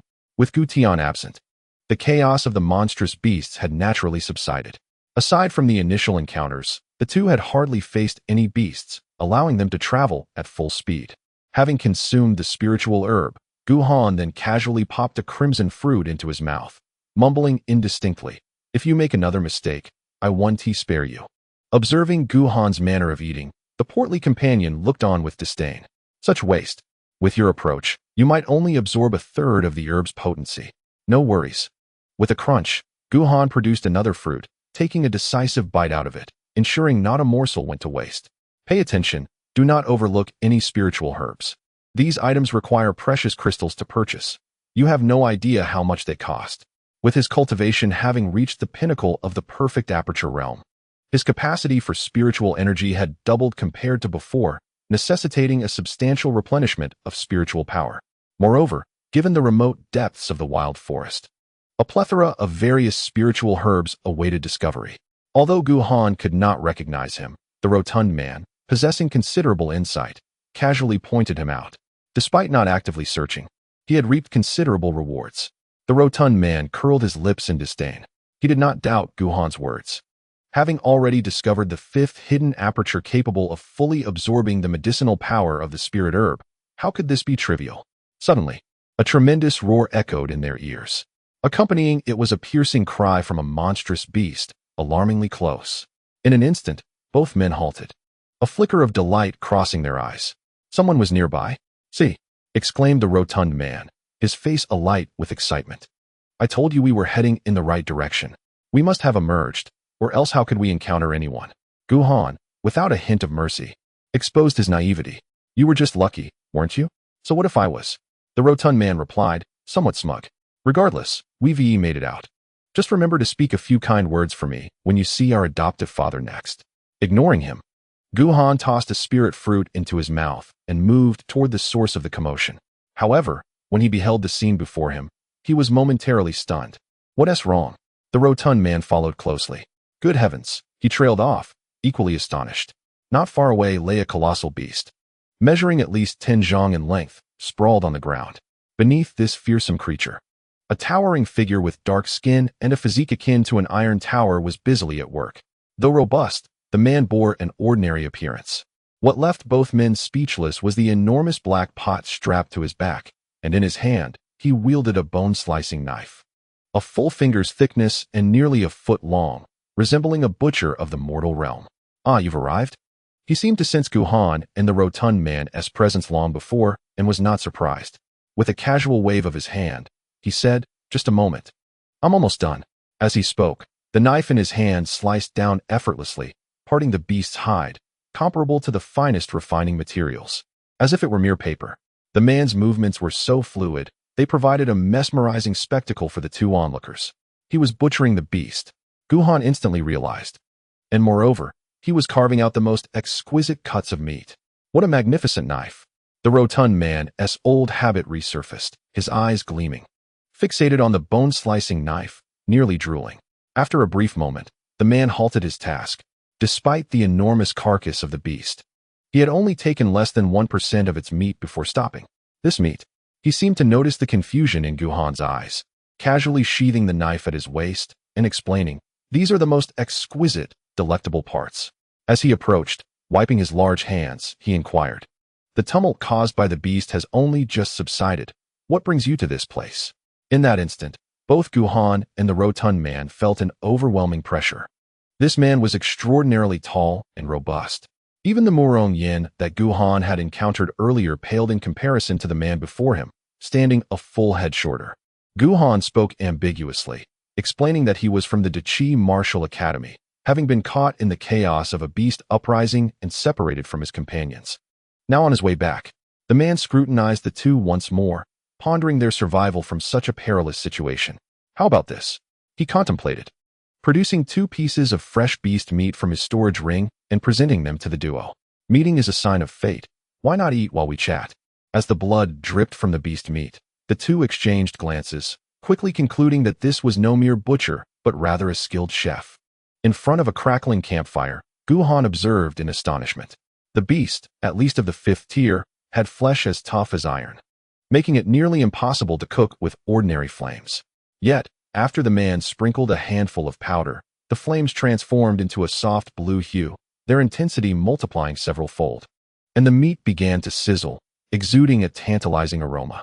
At that moment, the man carefully turned the pieces of meat, occasionally retrieving unknown powders from his storage ring to sprinkle upon them. In mere moments, he had changed the powders multiple times, and the fragrance of the roasting meat grew ever more enticing. Gulp. The plump fellow swallowed hard, his expression one of disdain. It's just roasted meat. Once it's cooked, we can eat it. Why all these unnecessary theatrics? The man seemed unfazed by the comment, remaining engrossed in his task. The large black pot remained untouched throughout the process. Hey, you there, Han kindly advised, you might want to wipe your mouth. As he spoke, his gaze involuntarily drifted to the roasting meat. It was simply irresistible. Not only was the essence of the 5th-tier beast meat imbued with rich spiritual energy, but after the man added those mysterious powders, the concentration of energy nearly doubled. As he salivated, Han felt a deep curiosity about the man. After a considerable time, the man finally nodded in satisfaction, presenting the golden brown pieces of meat to them. The conditions are modest. Let us make do with this. Gazing at the meat, Han's fingers itched with anticipation. The rich aroma of the meat was intermingled with a hint of herbal essence, reminiscent of flavors he had encountered before. Stop dawdling. The plump fellow exclaimed with disdain, seizing a piece of the meat. He took a hefty bite, devouring a third of it in one go. It's just average. He mumbled, taking another massive bite. Unconsciously, his eyes darted towards Han's piece. Damn that fatso. Han cursed silently, swiftly snatching the meat back and taking a fierce bite. Hiss. He was instantly stunned. An indescribable, rich fragrance burst forth in his mouth, lingering for a moment before transforming into an extraordinarily pure essence of spiritual energy, swiftly dispersing throughout his body, absorbed by his meridians. This single bite of beast meat, the effect turned out to be even better than the spirit fruit he had consumed previously. At this moment, he was not far from breaking through once again. You too? The man casually inquired, seemingly with intent. You must be the most outstanding young person I've encountered in recent years. I presume you have been designated as a disciple of the Jade Qingsong sect? The plump fellow, engrossed in his meal, paid him no mind. No, Han replied, taking a moment to respond. No. The man's eyes sparkled with interest. If that is the case, you are welcome to visit my Fengwu courtyard. Fengwu courtyard? Han was taken aback. What kind of place is that? Not knowing is quite normal, the man replied, unperturbed. The 10 nations are subordinate to the Jade Qingsong sect. For you, it suffices to be aware of the Jade Qingsong sect. The less you know about other matters, the better. However, the eastern wilderness is vast, and in the northern region alone, there are more than just the Jade Qingsong sect. He proceeded to explain to Han. The eastern wilderness is enormous, divided into northern and southern halves by the wild forest. The south is occupied by a formidable dynasty, while the north, aside from the Jade Qingsong sect, is home to 2 courtyards and 3 prominent families, 5 powers in total. The 2 courtyards refer to Fengwu Courtyard and Qixia Courtyard. The 3 families are the Yang, Murong, and Meng families, 3 top-tier clans. Now I understand, Han exclaimed in realization. I wonder if you are a cook? The plump fellow interrupted.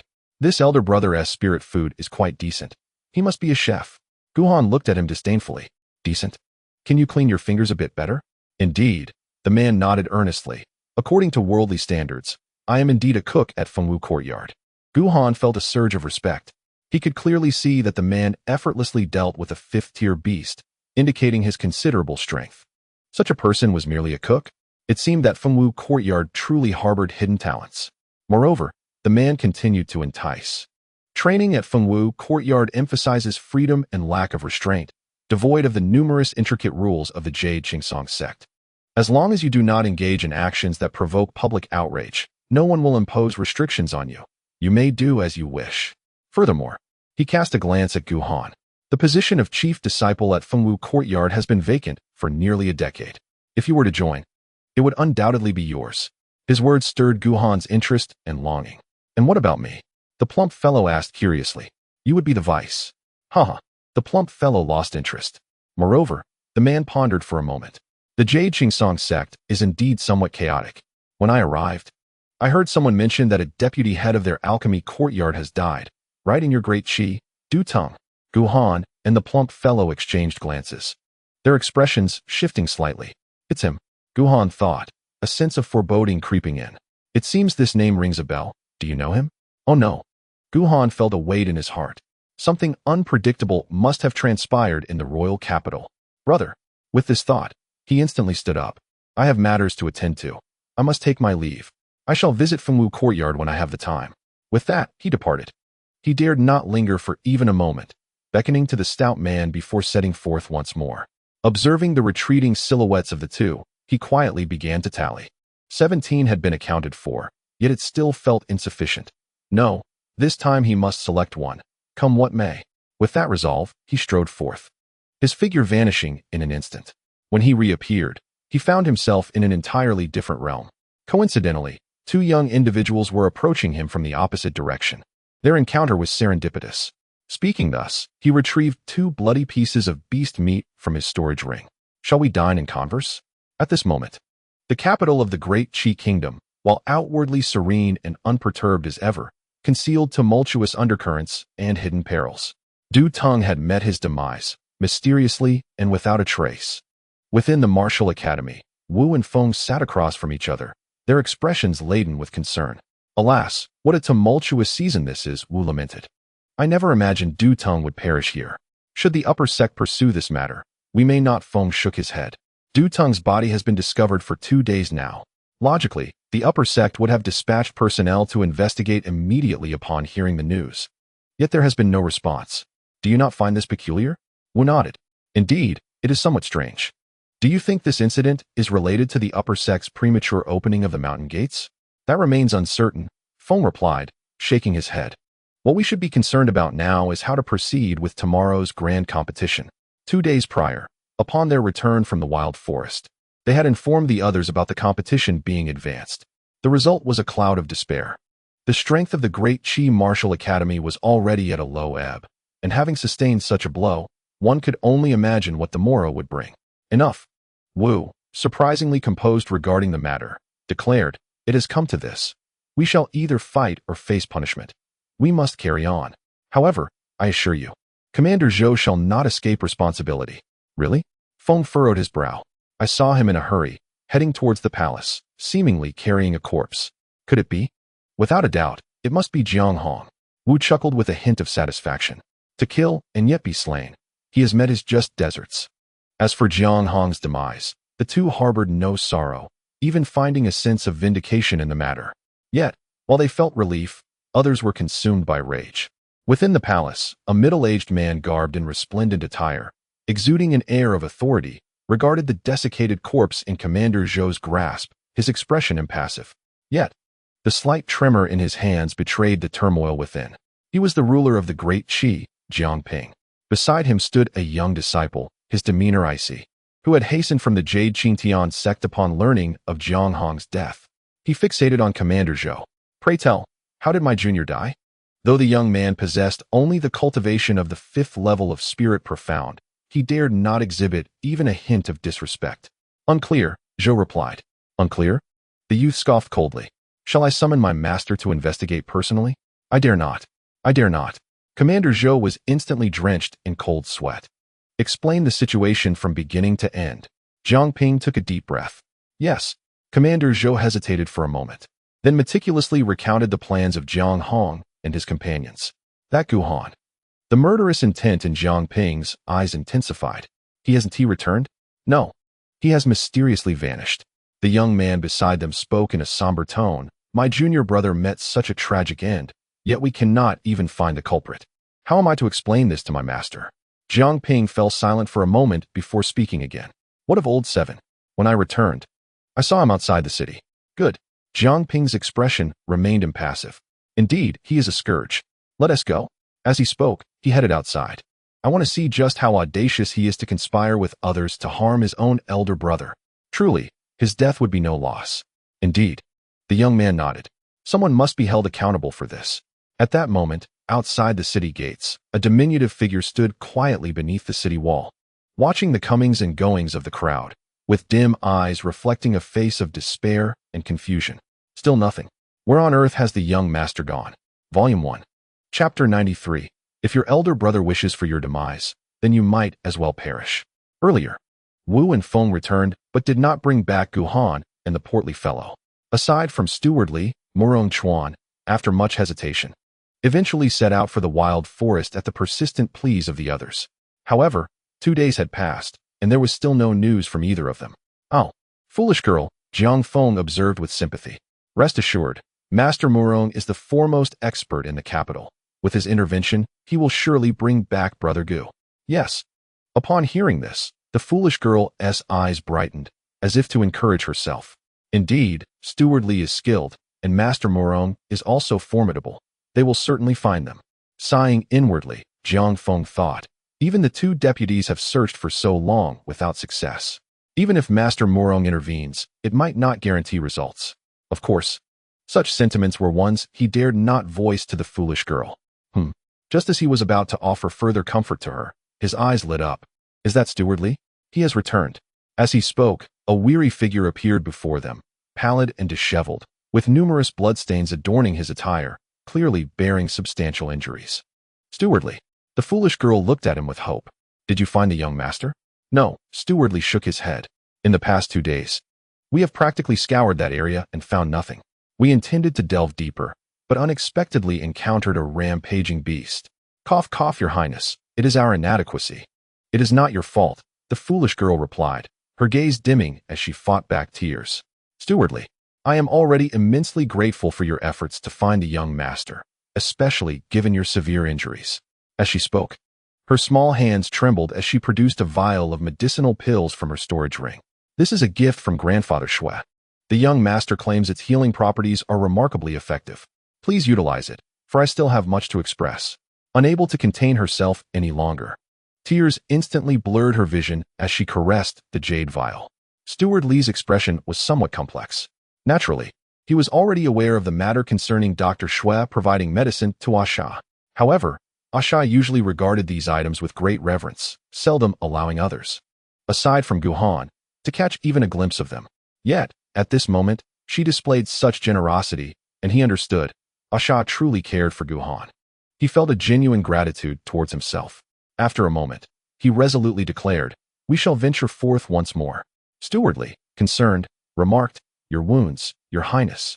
Yet, shaking his head, he interrupted, there is no need for further persuasion. I have long declared that he saved your life, and thus, my life belongs to him. Even if it means perishing within, I must retrieve him. Tears welled in Asha's eyes. I am so sorry. I once thought you were fierce and difficult to approach. But I was mistaken. You are truly a wonderful person. Such a little girl, Steward Li mused with a hint of nostalgia. It is commendable that you can utter such words. Rest assured, we will certainly bring him back this time. He still owes us a good thrashing. As he spoke, he prepared to set off again towards the wild woods. At that moment, an unusual disturbance stirred atop the city walls. Boom, boom, accompanied by the clattering of armor. A multitude of city guards surged forth, encircling the 3. The gleaming crossbows in their hands frightened passers-by, causing them to flee in terror. Such audacity. Steward Li's countenance darkened. With his highness present, you dare to act recklessly? You must be tired of living. Who gave you the right? It is I, a commanding voice interjected. Cutting his words short, a chill ran through Steward Li's heart. He recognized that voice all too well. Familiar enough that it sent shivers down his spine each time he heard it. Father? A flicker of confusion crossed Jiang Feng's eyes, as he was perplexed by Jiang Ping's unexpected presence. The city guards parted to allow passage, and the 3 stepped forward. It is my command, Jiang Ping stated flatly, gazing at Jiang Feng. What? Do you have any objections? Your Majesty, Steward Li paled. What is the meaning of this? Fool. Captain Zhou's expression turned icy. This is not a place for you to speak. Father, Jiang Feng quickly bowed. Jiang Ping remained expressionless, silent, merely fixing his gaze upon him. 7th brother. He finally spoke after a lengthy pause, Disappointment etched upon his face. These years, I have been preoccupied with state affairs and have seldom seen you. I had hoped you would have matured considerably, yet you remain so unaccomplished. Father, Jiang Feng's face turned pale. I ask you, Jiang Ping's eyes narrowed. A hint of murderous intent creeping into his tone. Are you very familiar with that Guhan? He nodded. He has done me a great favor. A great favor? So great that you would conspire with him to kill your elder brother? What? My brother is dead?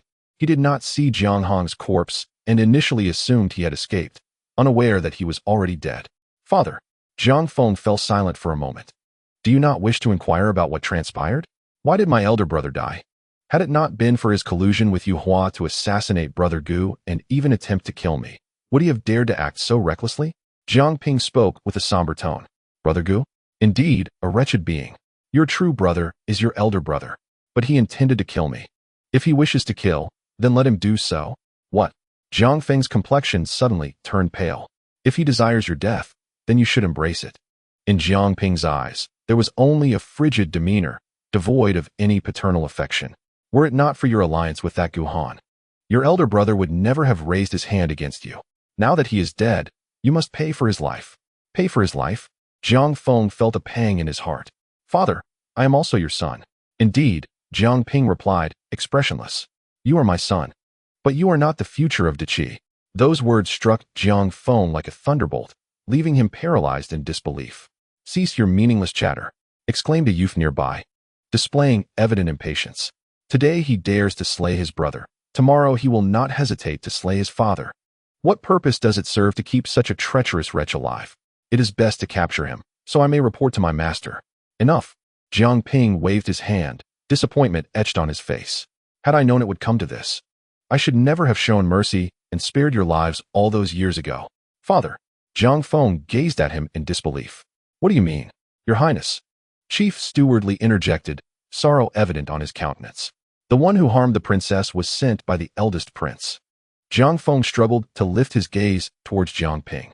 You knew? At that moment, he yearned to hear a denial from Jiang Ping's lips, but disappointment awaited him. Jiang Ping remained silent, clearly acquiescing to the truth. Why?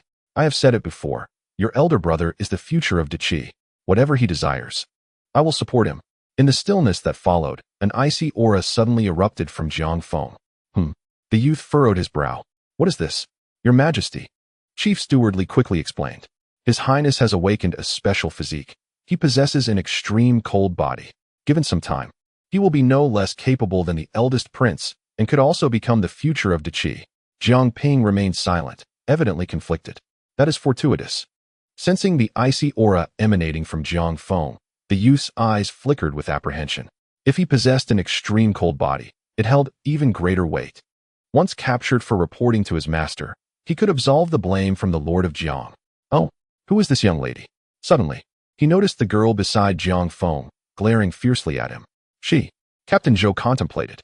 I have heard that there is a little maid who is inseparable from Guhan. It must be her. A maid? The youth's eyes sparkled with intrigue. Guhan is indeed fortunate. Well, I shall capture her as well. I find myself in need of someone to serve me tea. Humph. The girl spat defiantly. When my young master returns, you will surely regret this. Stubborn, are we? The youth chuckled coldly. I shall reveal my methods to you shortly. Lord Jiang, why do you linger? Do you require me to take action myself? Very well. Jiang Ping inhaled deeply. Then, Your Majesty. Chief Steward Li's voice was filled with anguish. Do you truly intend to exterminate them all? Jiang Feng remained silent. Yet, within the depths of his heart, a flicker of hope still persisted. Seize them. The icy command shattered the illusions harbored by both men. Volume 1, Chapter 94, Dead Fatty. Take note, we are individuals of substance. Within the wilderness forest. Slow down.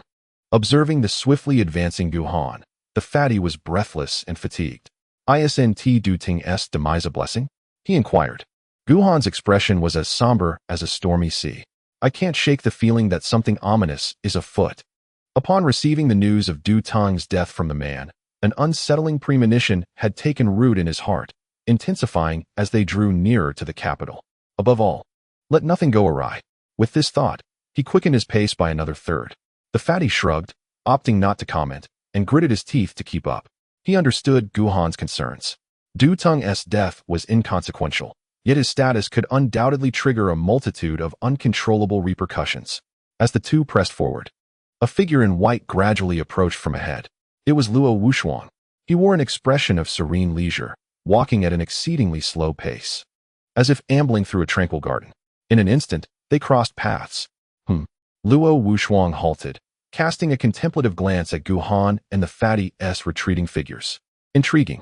Upon my next return, perhaps I shall bring an additional companion, or perhaps an adversary. He chuckled silently to himself and continued onward.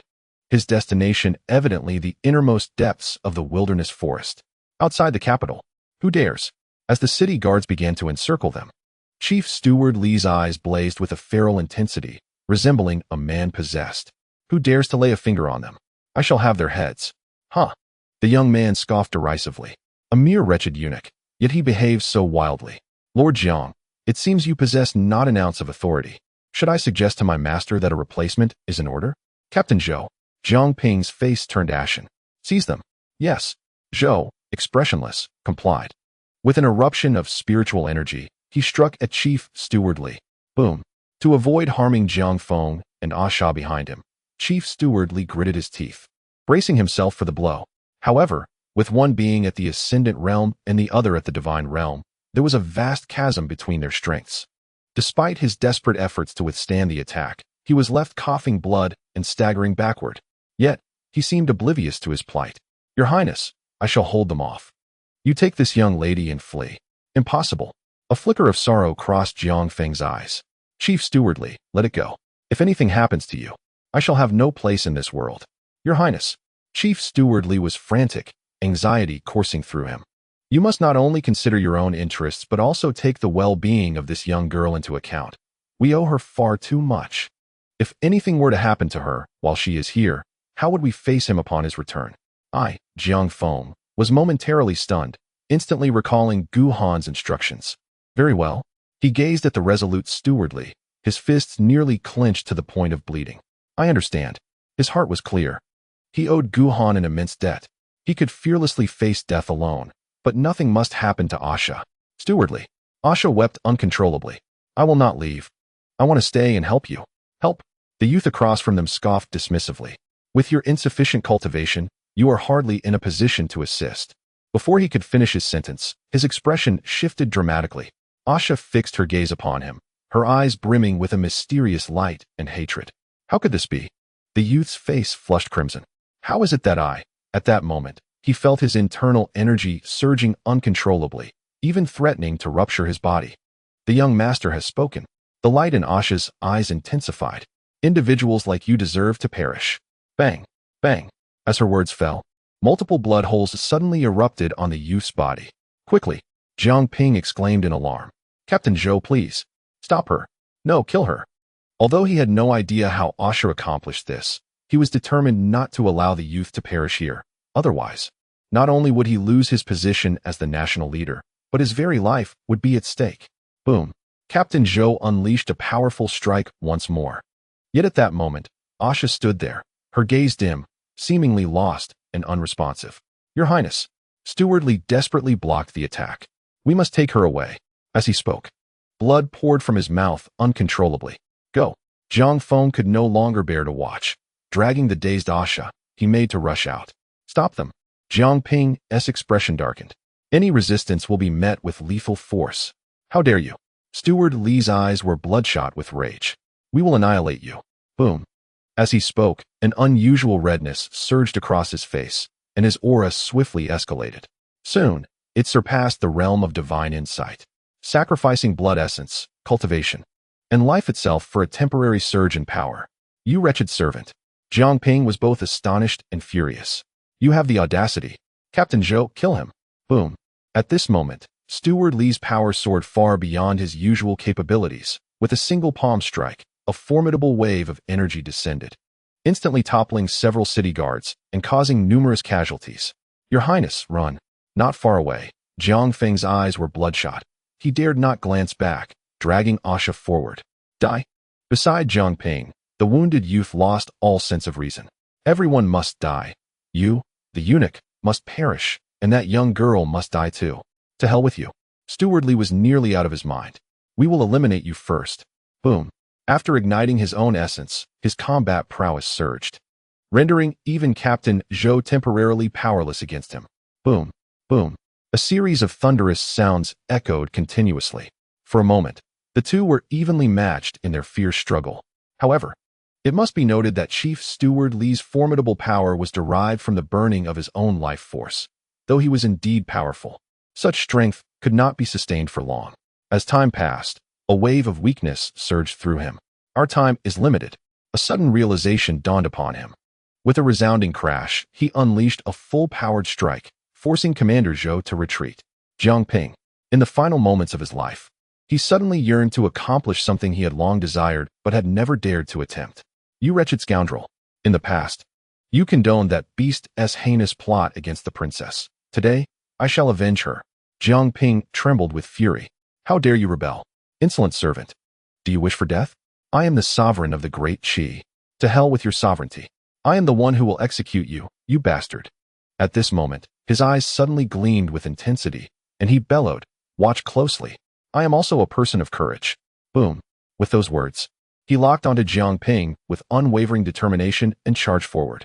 In his final moments, fragments of the past flashed before his eyes, culminating in a single poignant moment. Within the palace, a young boy hid in a corner, weeping. Approaching him was a dignified and gentle woman. Why are you crying? I pay my respects to the princess. In response to the princess's inquiry, they always bully me. What is your name? I am Li Fu. Li Fu. Very well, from now on. Stay by my side, and they will not dare to bully you. Thank you, princess. Thank you, princess. Boom. Another thunderous sound erupted, and everything returned to tranquility. Volume 1. Chapter 95. Chief Steward Li has died. In the wild forest, Jiang Hong fled alongside Ah Sha, his speed unwavering, not daring to slow down even for a moment. Nor to glance back.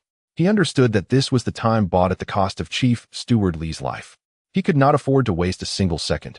Time passed, though he could not tell how long it took, until both were utterly exhausted, their inner spiritual energy completely depleted, and they finally came to a halt. Chief Steward Li. Ah Sha stared blankly at Jiang Hong. Has he died? At this, Jiang Hong was overcome with sorrow, his shoulders trembling uncontrollably. Ah Sha remained silent. For some reason, she felt she should be deeply grieving, yet tears would not come. Ah Sha, Jiang Hong struggled to suppress his inner anguish. We must hurry, but before he could finish, a figure descended slowly, exuding a chaotic aura, drenched in blood. It was Commander Zhou, who had pursued them through the air. Clearly, even someone as strong as he was affected by Chief Steward Li's final explosion. Your Highness, he said impassively, you cannot escape. Is that so? Jiang Hong replied with a bitter smile, desperately forcing out the last remnants of his spiritual energy, encasing himself in a layer of ice crystals. Then I shall not run. Just then, the sound of footsteps approached. It was Jiang Ping and the young man who had also chased after them. Run. The young man's face twisted with resentment. Let us see how far you can run. Before he could finish, he suddenly discerned the peculiarities surrounding Jiang Hong. Your cultivation technique is intriguing, truly fascinating. I never anticipated that you harbored such an opportunity. Meanwhile, Jiang Ping furrowed his brow but chose to remain silent. I have changed my mind. A glint of greed flickered in the youth's eyes. I shall make you endure the most excruciating punishments this world has to offer. Yet I shall not take your life, at least not until you relinquish this opportunity.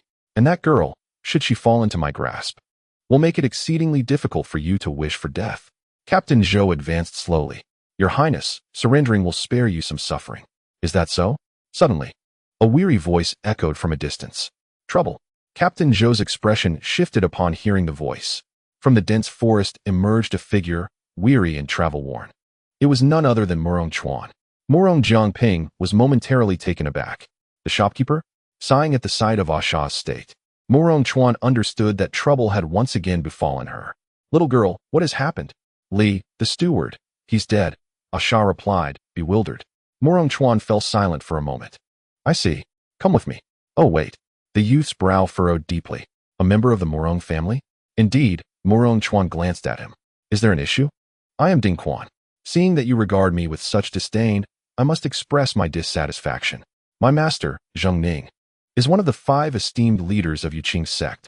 This girl is connected to my junior's demise, And you intend to take her away so easily? If my master were to hold me accountable, I fear I would have no explanation. Accountability? Morong Chuan's expression was impassive. What if I insist on taking her? Ding Quan faltered, filled with indignation. Very well. He understood that offending a member of the Morong family was ill-advised. You may take the girl. He gestured towards Jiang Hong. But this man is one of the culprits responsible for my junior's death. He must remain. Agreed. Without hesitation, Morong Chuan acquiesced. That won't do. Asha instinctively sensed that something was amiss. He saved me. Child, Morong Chuan sighed. His affairs are beyond my jurisdiction. He recognized that taking Asha away was permissible due to the token's influence. The rules of the Morong family were established, and even Master Zhong could not contest that. However, taking Jiang Hong as well would be a blatant affront to Master Zhong. Morong shopkeeper. Jiang Hong suddenly interjected. There is another matter. What is it? Morong Chuan frowned slightly, initially assuming Jiang Hong sought refuge, which displeased him. As I have stated, I cannot interfere with your affairs. This item. Jiang Hong shook his head and produced the token. I had intended to return this to Brother Gu upon his return, but alas. It seems I must entrust it to you for delivery.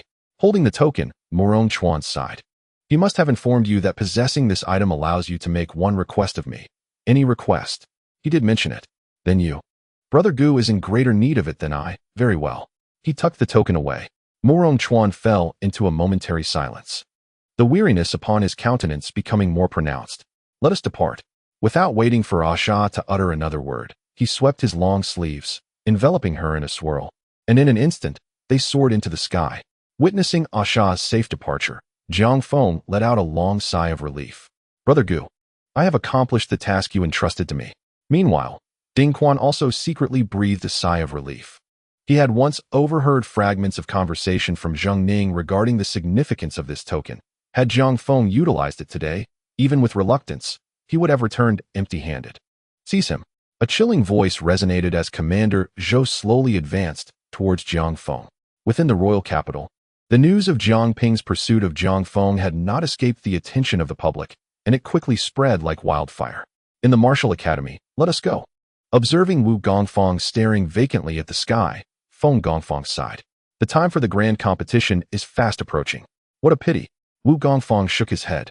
If His Highness the Seventh could mature, even if not on par with those two young men, he would undoubtedly excel. Alas, Feng Gongfang replied with a wry smile. There is little we can do in this matter. They can afford to offend Du Teng for Guhan, with Qingyun Pavilion backing them. However, Jiang Hong and his companions are merely royal patrons, and even if they wish to act, their hands would be tied. Enough. Wu Gongfang expressed his despondency.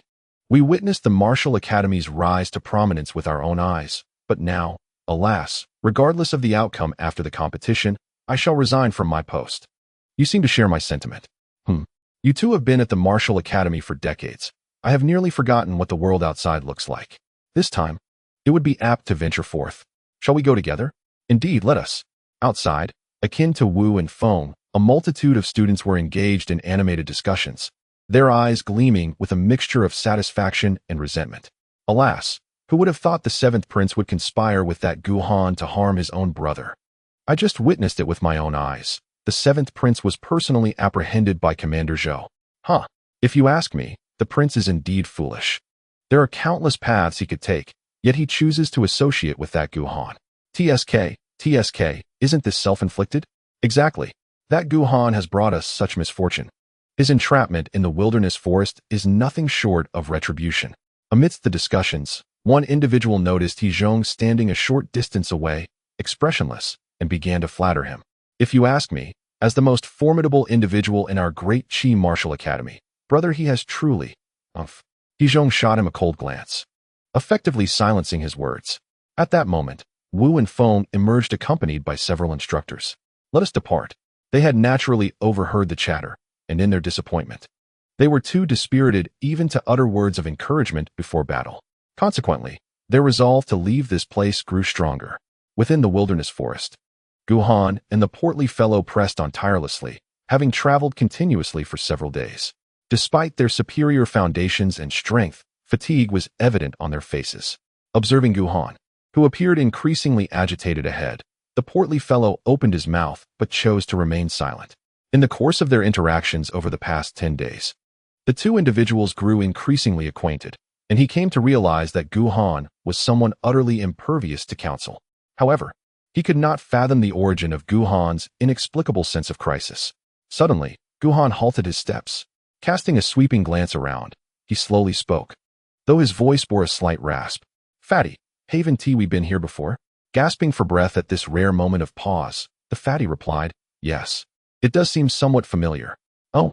Suddenly, he pointed excitedly at a half-collapsed cave, exclaiming, "That's it. The place where we encountered the witch sister, cough. Where we met Lu Ying."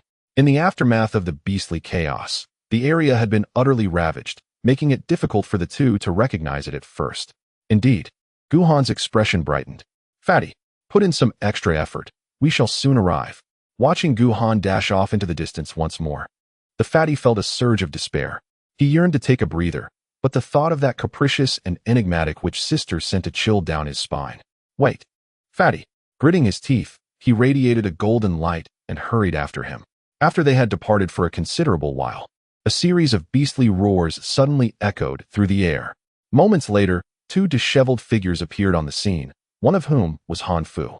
"Mei Yun, I told you not to follow me. Can't you understand human speech?" "I had no choice," replied Mei Yun, the other figure. "I simply cannot contend with them." "If you can't, does that mean I can?" Han Fu's teeth ground in frustration.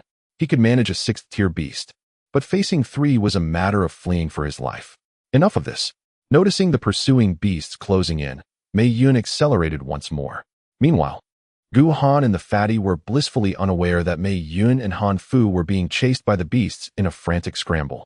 With Gu Han exerting himself to the utmost, they returned to the capital in just 2 short hours. On the bustling street, some recognized Gu Han and the fatty, their eyes flashing with apprehension as they swiftly distanced themselves. "This is bad." Observing the crowd's reaction, Gu Han felt a weight descend in his heart. Could it be that something has truly gone awry? The fatty's expression also turned grave.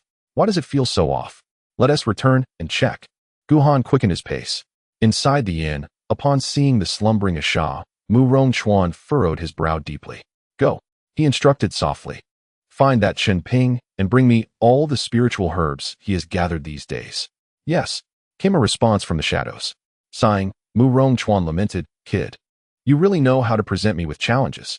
Just then, the barrier outside quivered, and a weary Gu Han and the fatty stepped inside. Asha, seeing Asha before him, Gu Han's heart sank in an instant.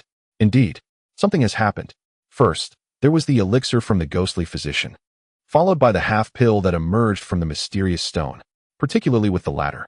The abundance of soul energy it contained could not possibly sustain itself for such a brief period. Manager Moro. Gu Han retrieved the fallen ghost fruit from his storage ring and slowly brought it to Asha's lips.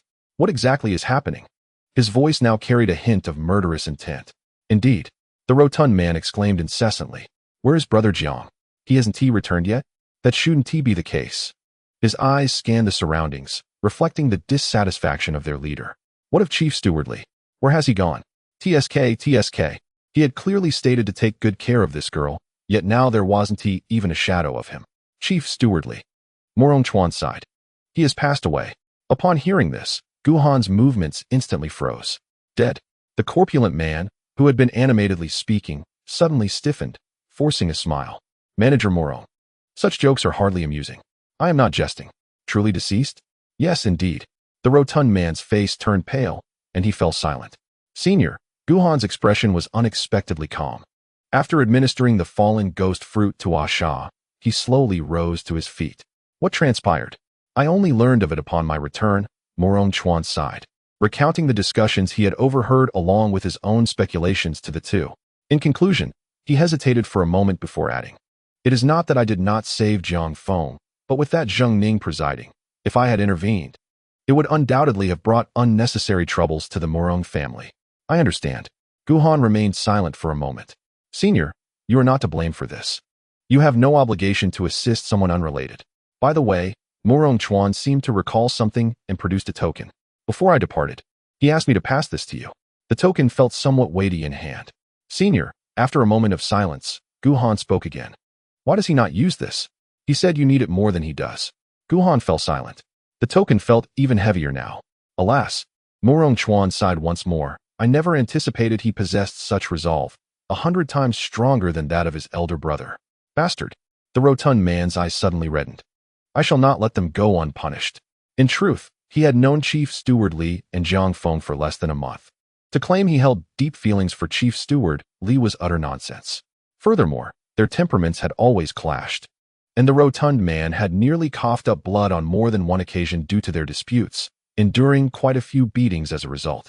However, upon hearing the news of his death, especially that last audacious remark from Chief Steward Li, he felt an overwhelming sensation of suffocation within his heart. Next, Morong Chuan turned to Gu Han. What are your plans? The Martial Academy's grand competition should have only just commenced. You can still make it in time.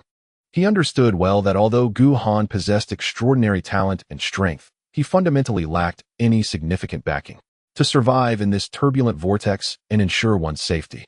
Apart from joining the Qingyun Pavilion, showcasing one's innate talents and strength during the grand competition to attract the attention of the Yuqing sect is also an exceedingly effective strategy.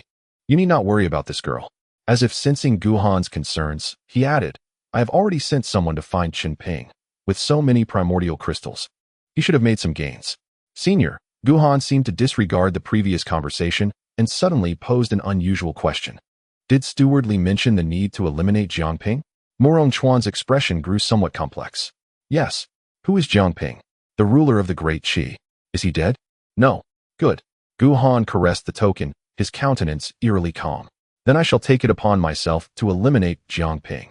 His tone was flat, as if Jiang Ping were merely an inconsequential figure rather than the sovereign of the Great Qi. Have you thought this through? Morong Chuan raised an eyebrow. His identity is rather unique. He was personally selected by the Yuqing sect back in the day. To kill him like this could lead to unpredictable consequences for you. Senior, Gu Han regarded him with curiosity. Did Steward Li consider the consequences when he rescued a Shah and the others? Did Jiang brother ponder the repercussions when he returned the token to you? Jiang brother remains in the royal palace. If I do not act, what fate awaits him? Surely, you are aware of this, Senior? A series of inquiries left Morong Chuan speechless. Moreover, Gu Han took a deep breath. If I do not kill him, I will find it difficult to find peace. However, Morong Chuan sighed. That disciple of Master Zhong, Ding Quan, is also present. I never said I would spare him. Gu Han maintained his unyielding tone. They all must die. Morong Chuan fell silent. If the consequences of killing Jiang Ping are unpredictable, then the repercussions of eliminating Ding Quan would be exceedingly perilous. Senior, Gu Han slowly raised the token. This item can still be utilized, correct? Upon seeing the token, Morong Chuan immediately swallowed his words of counsel. He understood that Gu Han had resolutely made up his mind. With a serious expression, he bowed deeply before Gu Han, declaring, Morong Chuan of the Morong family, along with the Morong family's covert guards, is here to heed your esteemed commands. Very well. Gu Han nodded. I do not wish for them to live another moment longer. Is this request too difficult? Difficulty? Morong Chuan secretly smiled wryly. This has transcended the realm of mere difficulty. Even with the token in hand, it is likely to provoke considerable trouble. There are restrictions within the royal palace. Of course, the regulations of the Morong family are as such.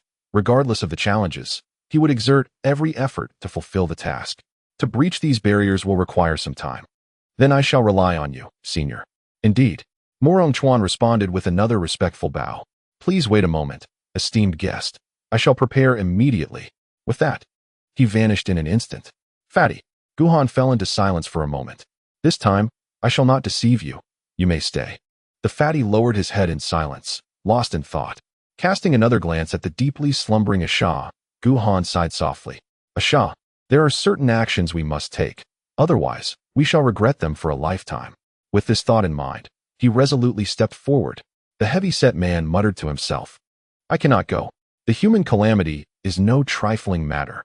If I venture forth this time, I might truly meet my demise. Steward Li is a petty man. His words harsh and unkind. Should I perish, so be it. I have only known him for a brief while. Why should I risk so much for him? Curse him. At this juncture, he abruptly lifted his head, his eyes bloodshot. Yet, within him, a profound discomfort lingered. To hell with this human calamity. I shall throw caution to the wind. He cursed vehemently, and, with a clenched jaw, darted out. Outside, 6 figures clad in black stood before Morong Chuan. their faces devoid of expression and their presence inscrutable. These were the Murong clan's shadow guards. Listen closely, he commanded, his tone authoritative. Ensure you fulfill the esteemed guest's requests, even at the cost of your lives. Yes, they replied in unison. Move. With that command, Murong Chuan's aura surged, lifting him into the air, while the 6 shadow guards followed suit below. In the inner city, Guhan walked with an impassive demeanor, his trajectory unmistakably leading towards the royal palace. The air around him was thick with a chilling and lethal aura, causing passers-by on the long street to instinctively recoil in fear. Suddenly, he sensed something amiss, and his pace faltered. Moments later, a rotund figure chased after him. What are you doing here? Guhan frowned. Didn't I tell you to stay behind? Heh. The fat lord shall do as he pleases, without needing your consent. Guhan's expression turned serious. This time, it might truly lead to death. I know. The rotund man replied, momentarily silent before letting out a deep sigh.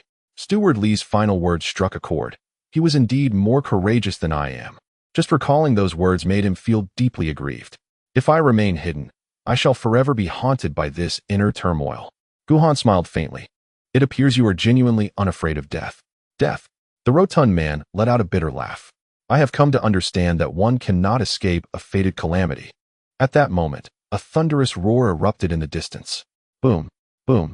The resounding blasts continued relentlessly. This is bad. Such a commotion will undoubtedly incite chaos. Someone is attacking the royal palace. What? Who dares to be so audacious, courting death?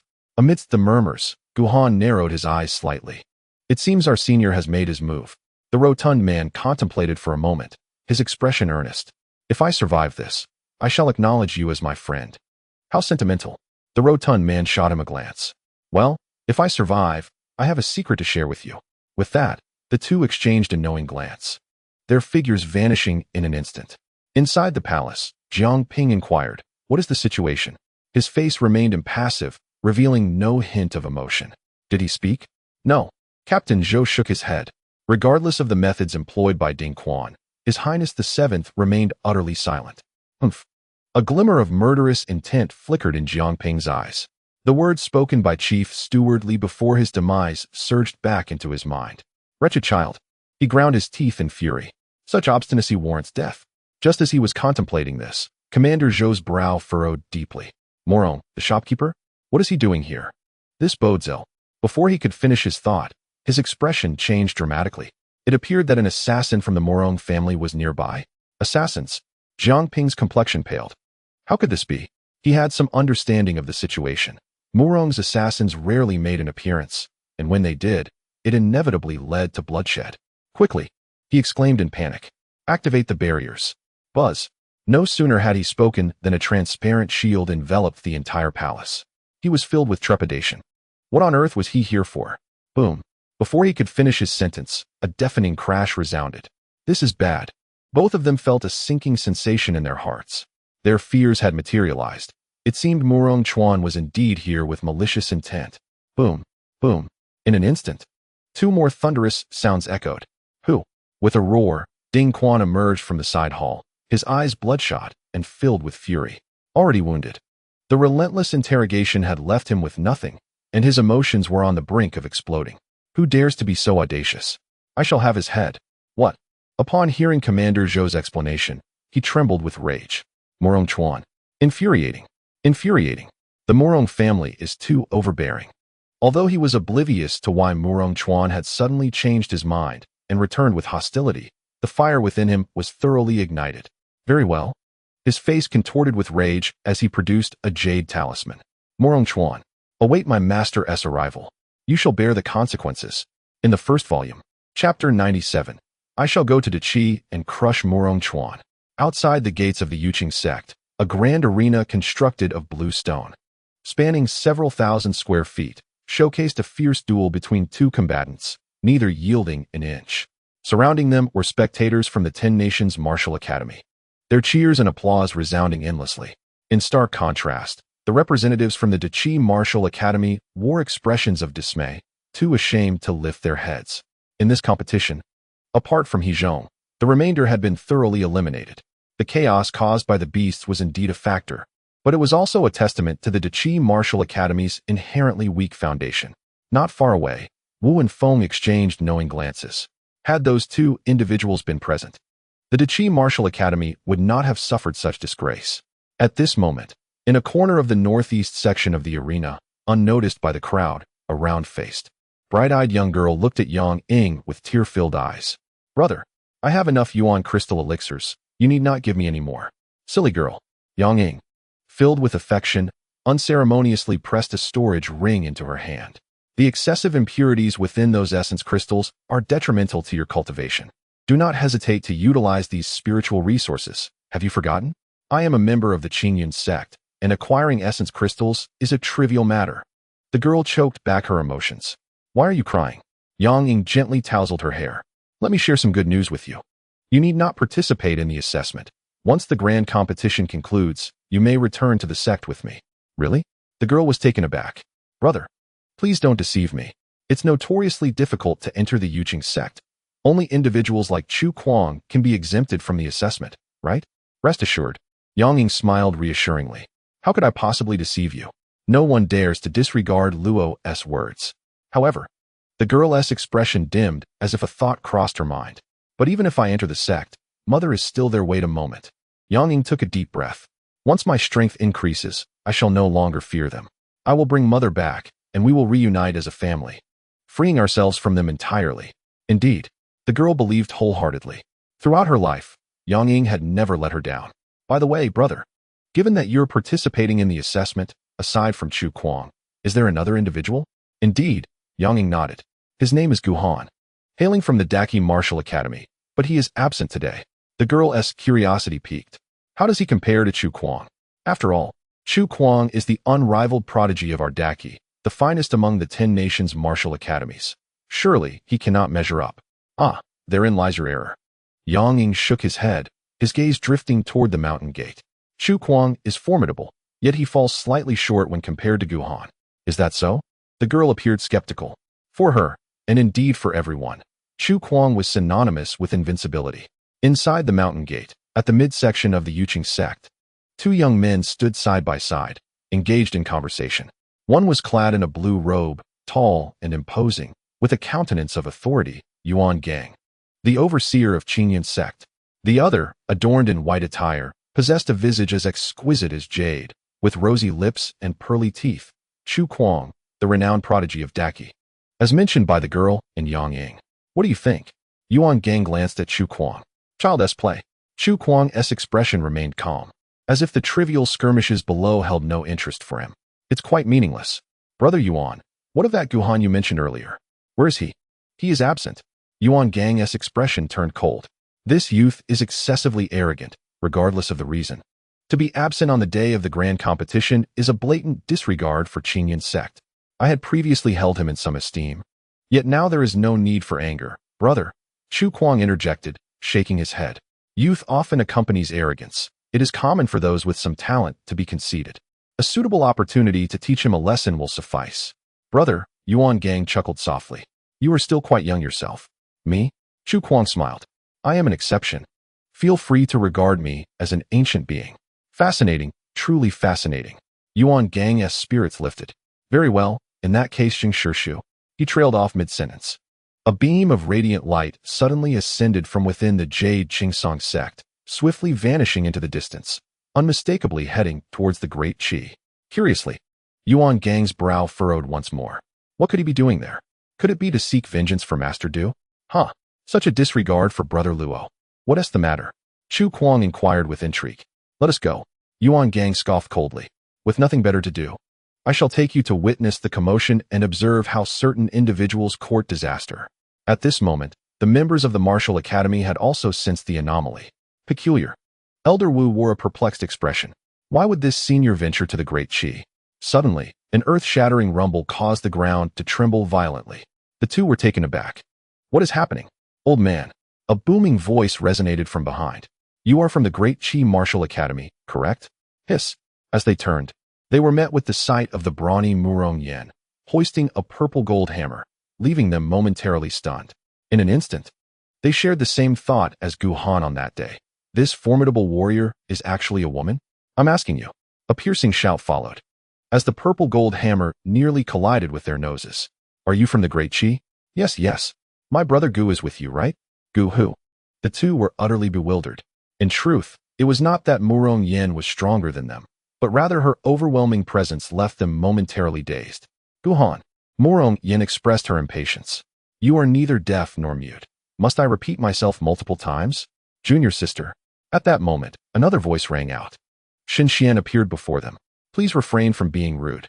Humph. Reluctantly, Murong Yin sheathed her purple gold hammer.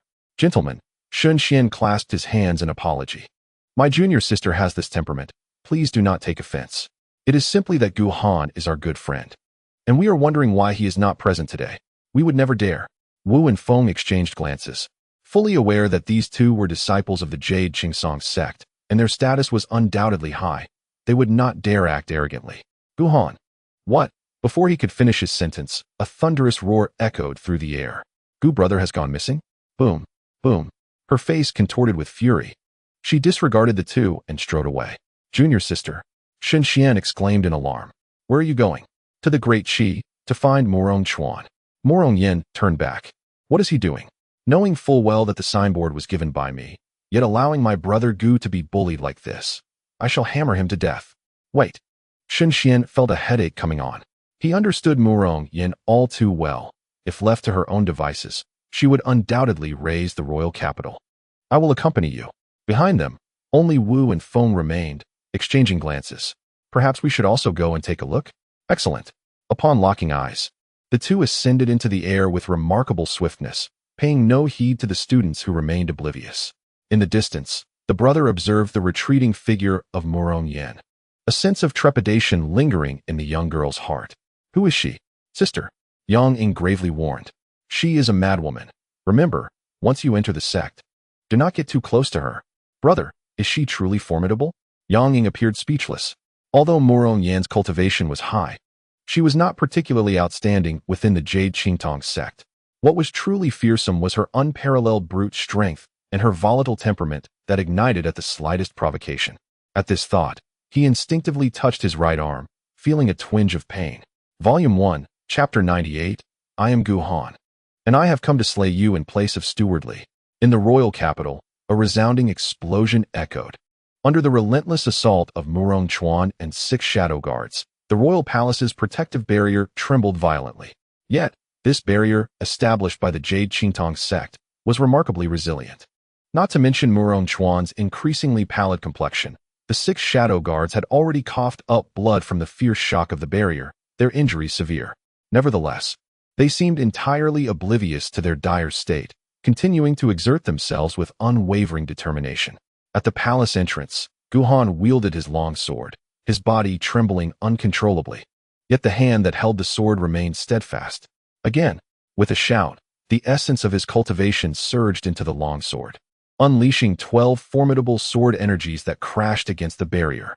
Having attained the perfect pinnacle of the Qi-connecting realm, he was now capable of manifesting 3 additional sword energies compared to before. Boom. Beside him, the stout man radiated brilliant golden light, relying solely on his incredibly resilient physique to repeatedly assault the barrier. Damn it, he cursed as he charged. If only I still had my cultivation. This trifling barrier would be but a flick of my hand.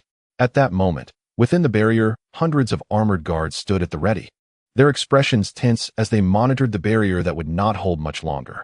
Inside the grand hall, while Manager Murong was filled with worry, Jiang Ping remained perplexed. Why? Why was he doing this? Your Majesty. Commander Zhou's expression was grave. Rest assured, I shall protect you at all costs, even if it means my demise. What nonsense. Ding Quan's face contorted with rage. Once my master arrives, none of them shall escape. Not even Murong Chuan. They will all meet their end. Boom. Another deafening explosion resonated. Crack. Crack. Although the sound was faint, it was distinctly heard by all present. This is bad. Jiang Ping's complexion paled.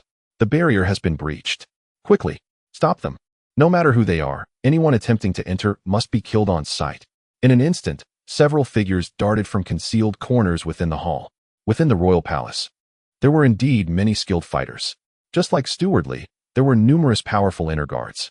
Outside, the stout man gasped for breath. Damn it, this has exhausted me. Just then, the two were momentarily blinded, as a figure suddenly materialized before them. Commander Zhou, this is utterly outrageous. He gazed coldly at Gu Han and the chubby man. Had he known it would come to this, he would have taken matters into his own hands that day, ensuring their demise, sparing no thought for the present. Li's matter. Gu Han fixed his gaze upon him. You are complicit, thus, you too must perish. With that declaration, another figure appeared beside him, Morong Chuan, esteemed guest. He inclined his body slightly. Leave this matter to me. Within a quarter of an hour, I shall sever his head. Very well. Gu Han nodded. I shall deal with Jiang Ping. Captain Zhou instantly clenched his fists. Why? He is merely a nameless youth, lacking any influential background. Why go to such lengths for him? He understood all too well. He was only at the 3rd level of the Void Realm, while Morong Chuan had reached the 7th. Even at full strength, he would not stand a chance against Morong Chuan. Humph. Morong Chuan cast him a sidelong glance.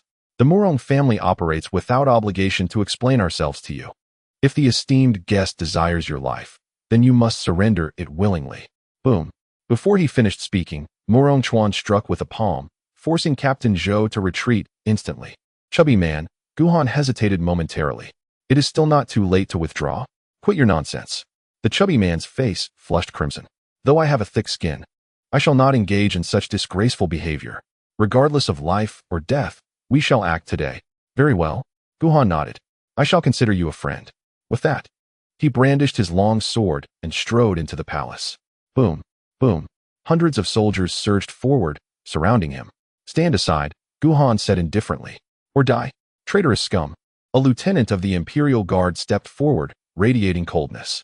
Kill without mercy. Swish, swish.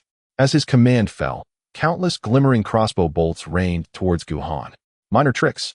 The chubby man scoffed, swiftly positioning himself in front of Gu Han, a brilliant golden aura enveloping them both in an instant.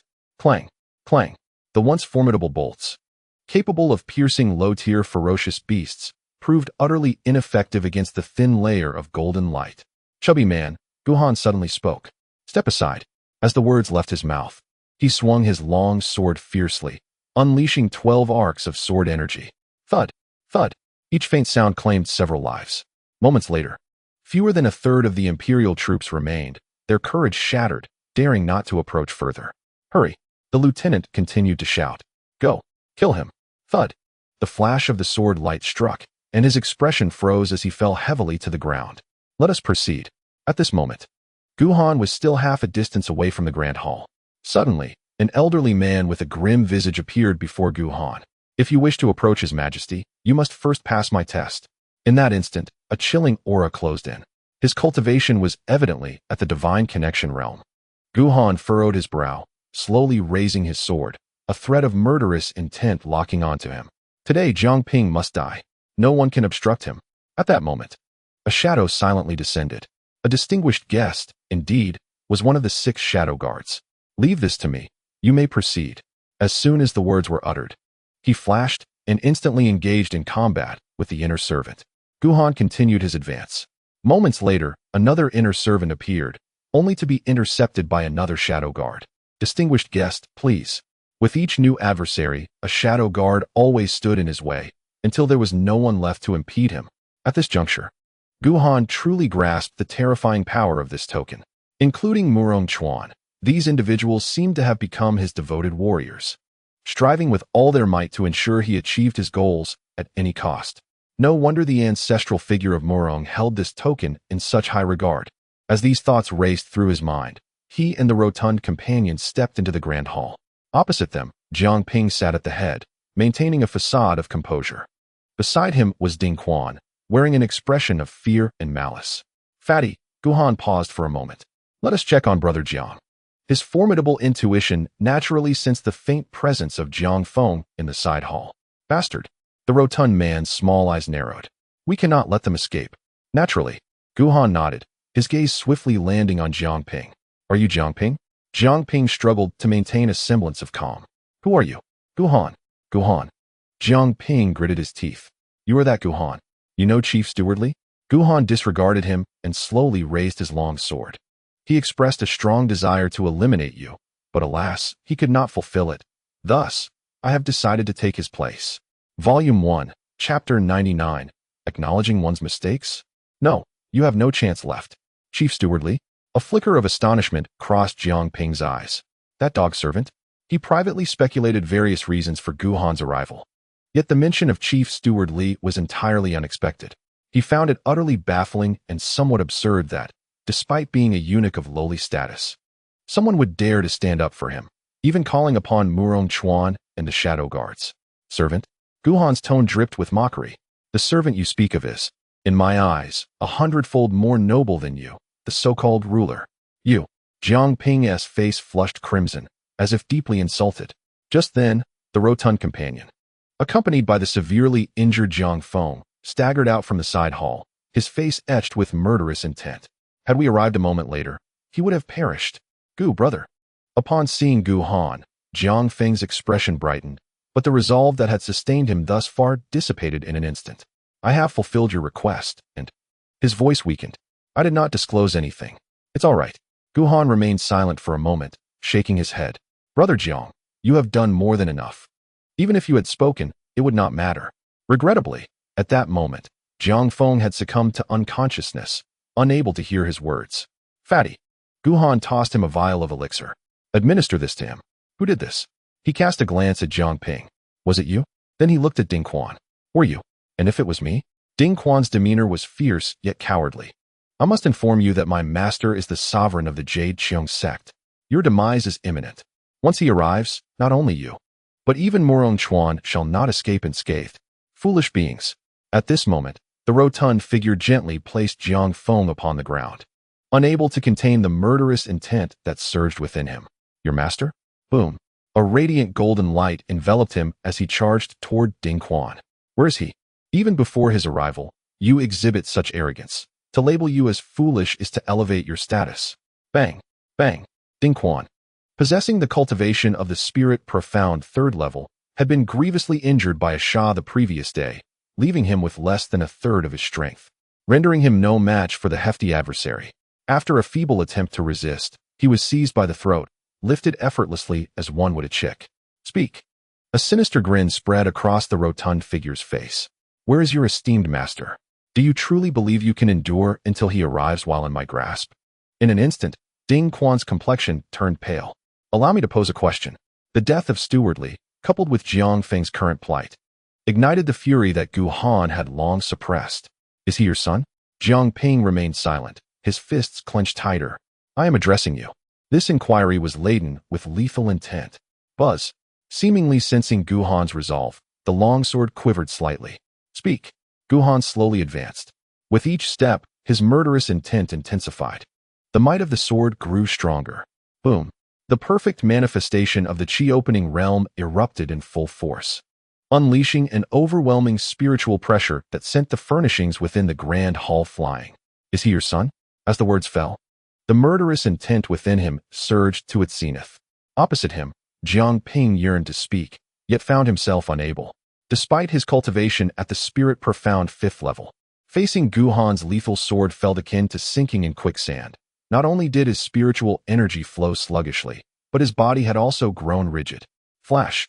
A brilliant light flashed by. The sword was a mere half-inch from his brow. He is. Jiang Ping summoned every ounce of his strength, nearly bellowing. He is my son. Thus, the sword advanced a fraction more. How can you treat him so, when he is also your son? Jiang Ping struggled to articulate. Not the future of our great Qi. Not. Gu Han raised an eyebrow. He possesses the extreme cold body and cultivates a heavenly grade technique, given time. He would surpass Jiang Hong tenfold. On what grounds do you declare he is not the future of our great Qi? Heaven. Jiang Ping was momentarily taken aback. Heavenly grade? Indeed. Gu Han regarded him earnestly. The gifts I have bestowed upon him. Are you envious? Not far away, Ding Quan suddenly became enlightened. His technique was indeed of the heavenly grade. Heavenly grade techniques. Such a thing would be unattainable even for the Jade Qiong sect. Heavenly grade? Slap. The rotund figure delivered a resounding slap to Ding Quan's face. Is it yours? Slap. Do you even deserve it? Slap. I shall strike you down. His large hand shimmered with golden light, and with a few swift slaps, he rendered Ding Quan unconscious. Regretful. Are we? Gu Han leaned closer to Jiang Ping. Such an exceptional son, reduced to this state by your actions? Jiang Ping fell silent for a moment. It was indeed my wrongdoing. Bah! The stout man nearby erupted in curses. What pretense is this? Do not think that I, fat lord, cannot see your intentions to usurp his techniques. Jiang Ping ceased to speak. He had indeed harbored such thoughts. Very well then. Gu Han, seemingly oblivious to the interruption, continued. If you wish to amend your ways, I can offer you a chance. Jiang Ping abruptly lifted his head, a glimmer of hope flashing in his eyes. I still have a chance. Indeed. Gu Han nodded.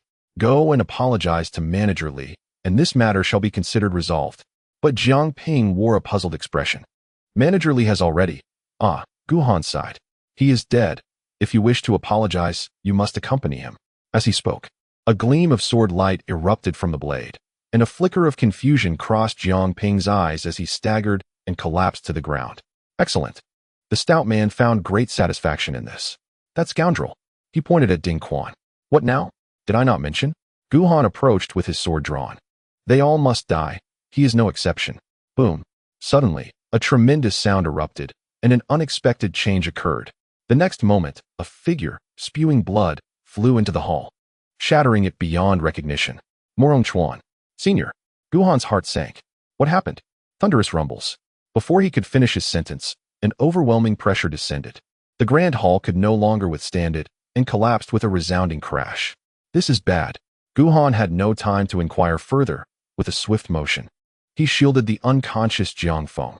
Moments later, as the dust settled, the once opulent hall lay in ruins. Coughing, several individuals unsteadily rose to their feet. Above, a figure slowly descended, cloaked in black robes, with a hawk-like nose and piercing eyes, emanating an air of gloom and murderous intent. One of the 5 elders of the Yuqing sect, Zhong Ning. At this moment, Commander Zhou, bloodied and battered, gazed mournfully at the corner of Jiang Ping's corpse exposed amidst the rubble, as if a part of his own hopes had been irrevocably shattered. Get away. Zhong Ning swept his sleeve and sent him flying. Morong Chuan. He spoke with a dark expression, slowly articulating his words.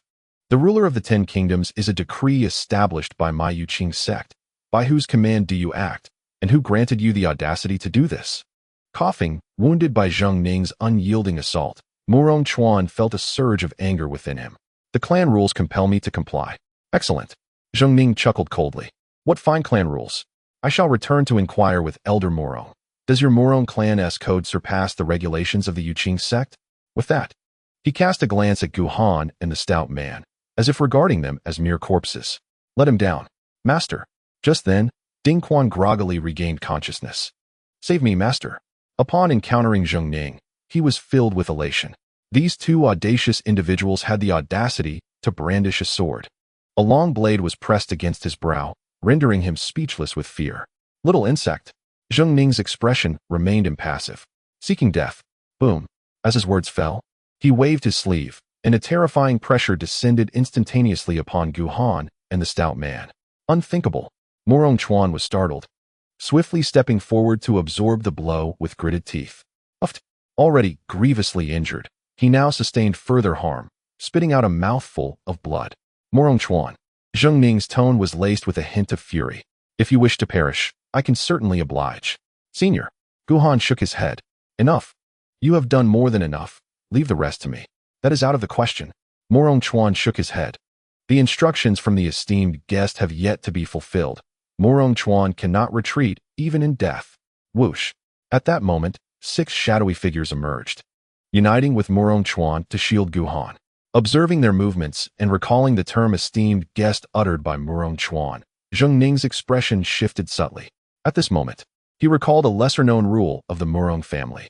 Yet, glancing at Gu Han again, he wondered how a mere ant of the Qi Passage realm could possibly possess a token from the Morong family. Zhong Shishu. Just then, a voice laden with significance echoed from afar. What has stirred such intense wrath within you? As the voice fell, 2 figures approached with remarkable speed. Swiftly arriving before the group, it was Yuan Gang and Chu Kuang. Nephew Yuan. Zhong Ning's tone turned icy. What brings you here? Merely to pass the time and witness the spectacle. As he spoke, Yuan Gang sized up Gu Han and the stout man. Who are these 2? Such audacity to kidnap junior brother Ding. No wonder Shishu is so furious. If you wish to observe the commotion, Zhong Ning replied mildly. Then boom, boom. Before he could finish his sentence, the ground trembled beneath their feet. Immediately thereafter, The impressively sturdy figure of Murong Yen appeared before them, accompanied by the resigned expression of Shen Xian. Cautiously following them were the two offerings, Wu and Feng. Murong Chuan, with Murong Yan's speed. The distance was traversed in an instant. You rascal, I have searched for you for half the day, and you have come here. Gu brother? Mid-sentence. She abruptly noticed Gu Han's presence. You too. Her anger flared as she spun around. Daring to deceive me. Was it not said that Gu brother was missing? Is he not standing right here? Wu and Feng exchanged wry smiles. We only just found out ourselves. Who knew how this lad returned? Gu. Yuan Gang's gaze sharpened. You are the Gu Han? Volume 1, Chapter 100.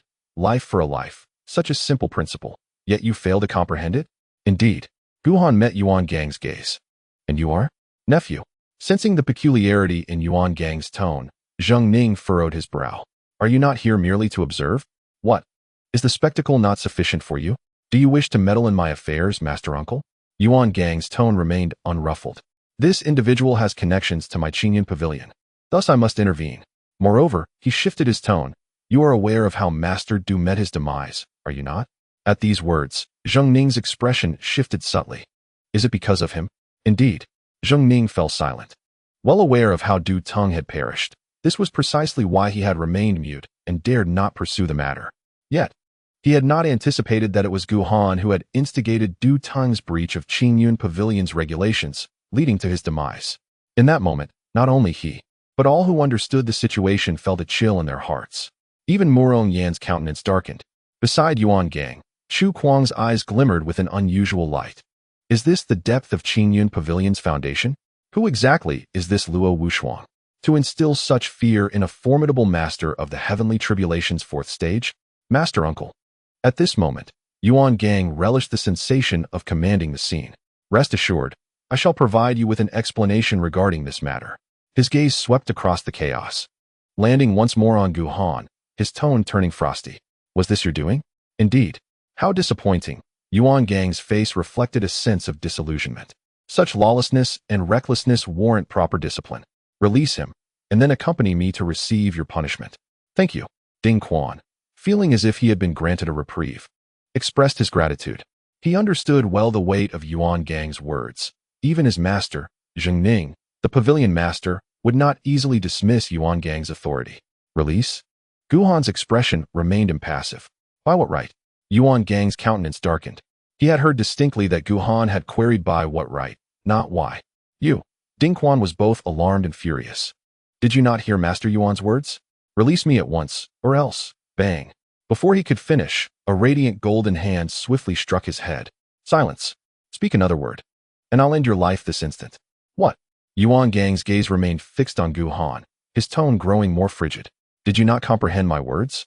By what right? Gu Han persisted with the same query. Here is the great Qi. Seeing Gu Han's blatant disregard, Yuan Gang's fury surged.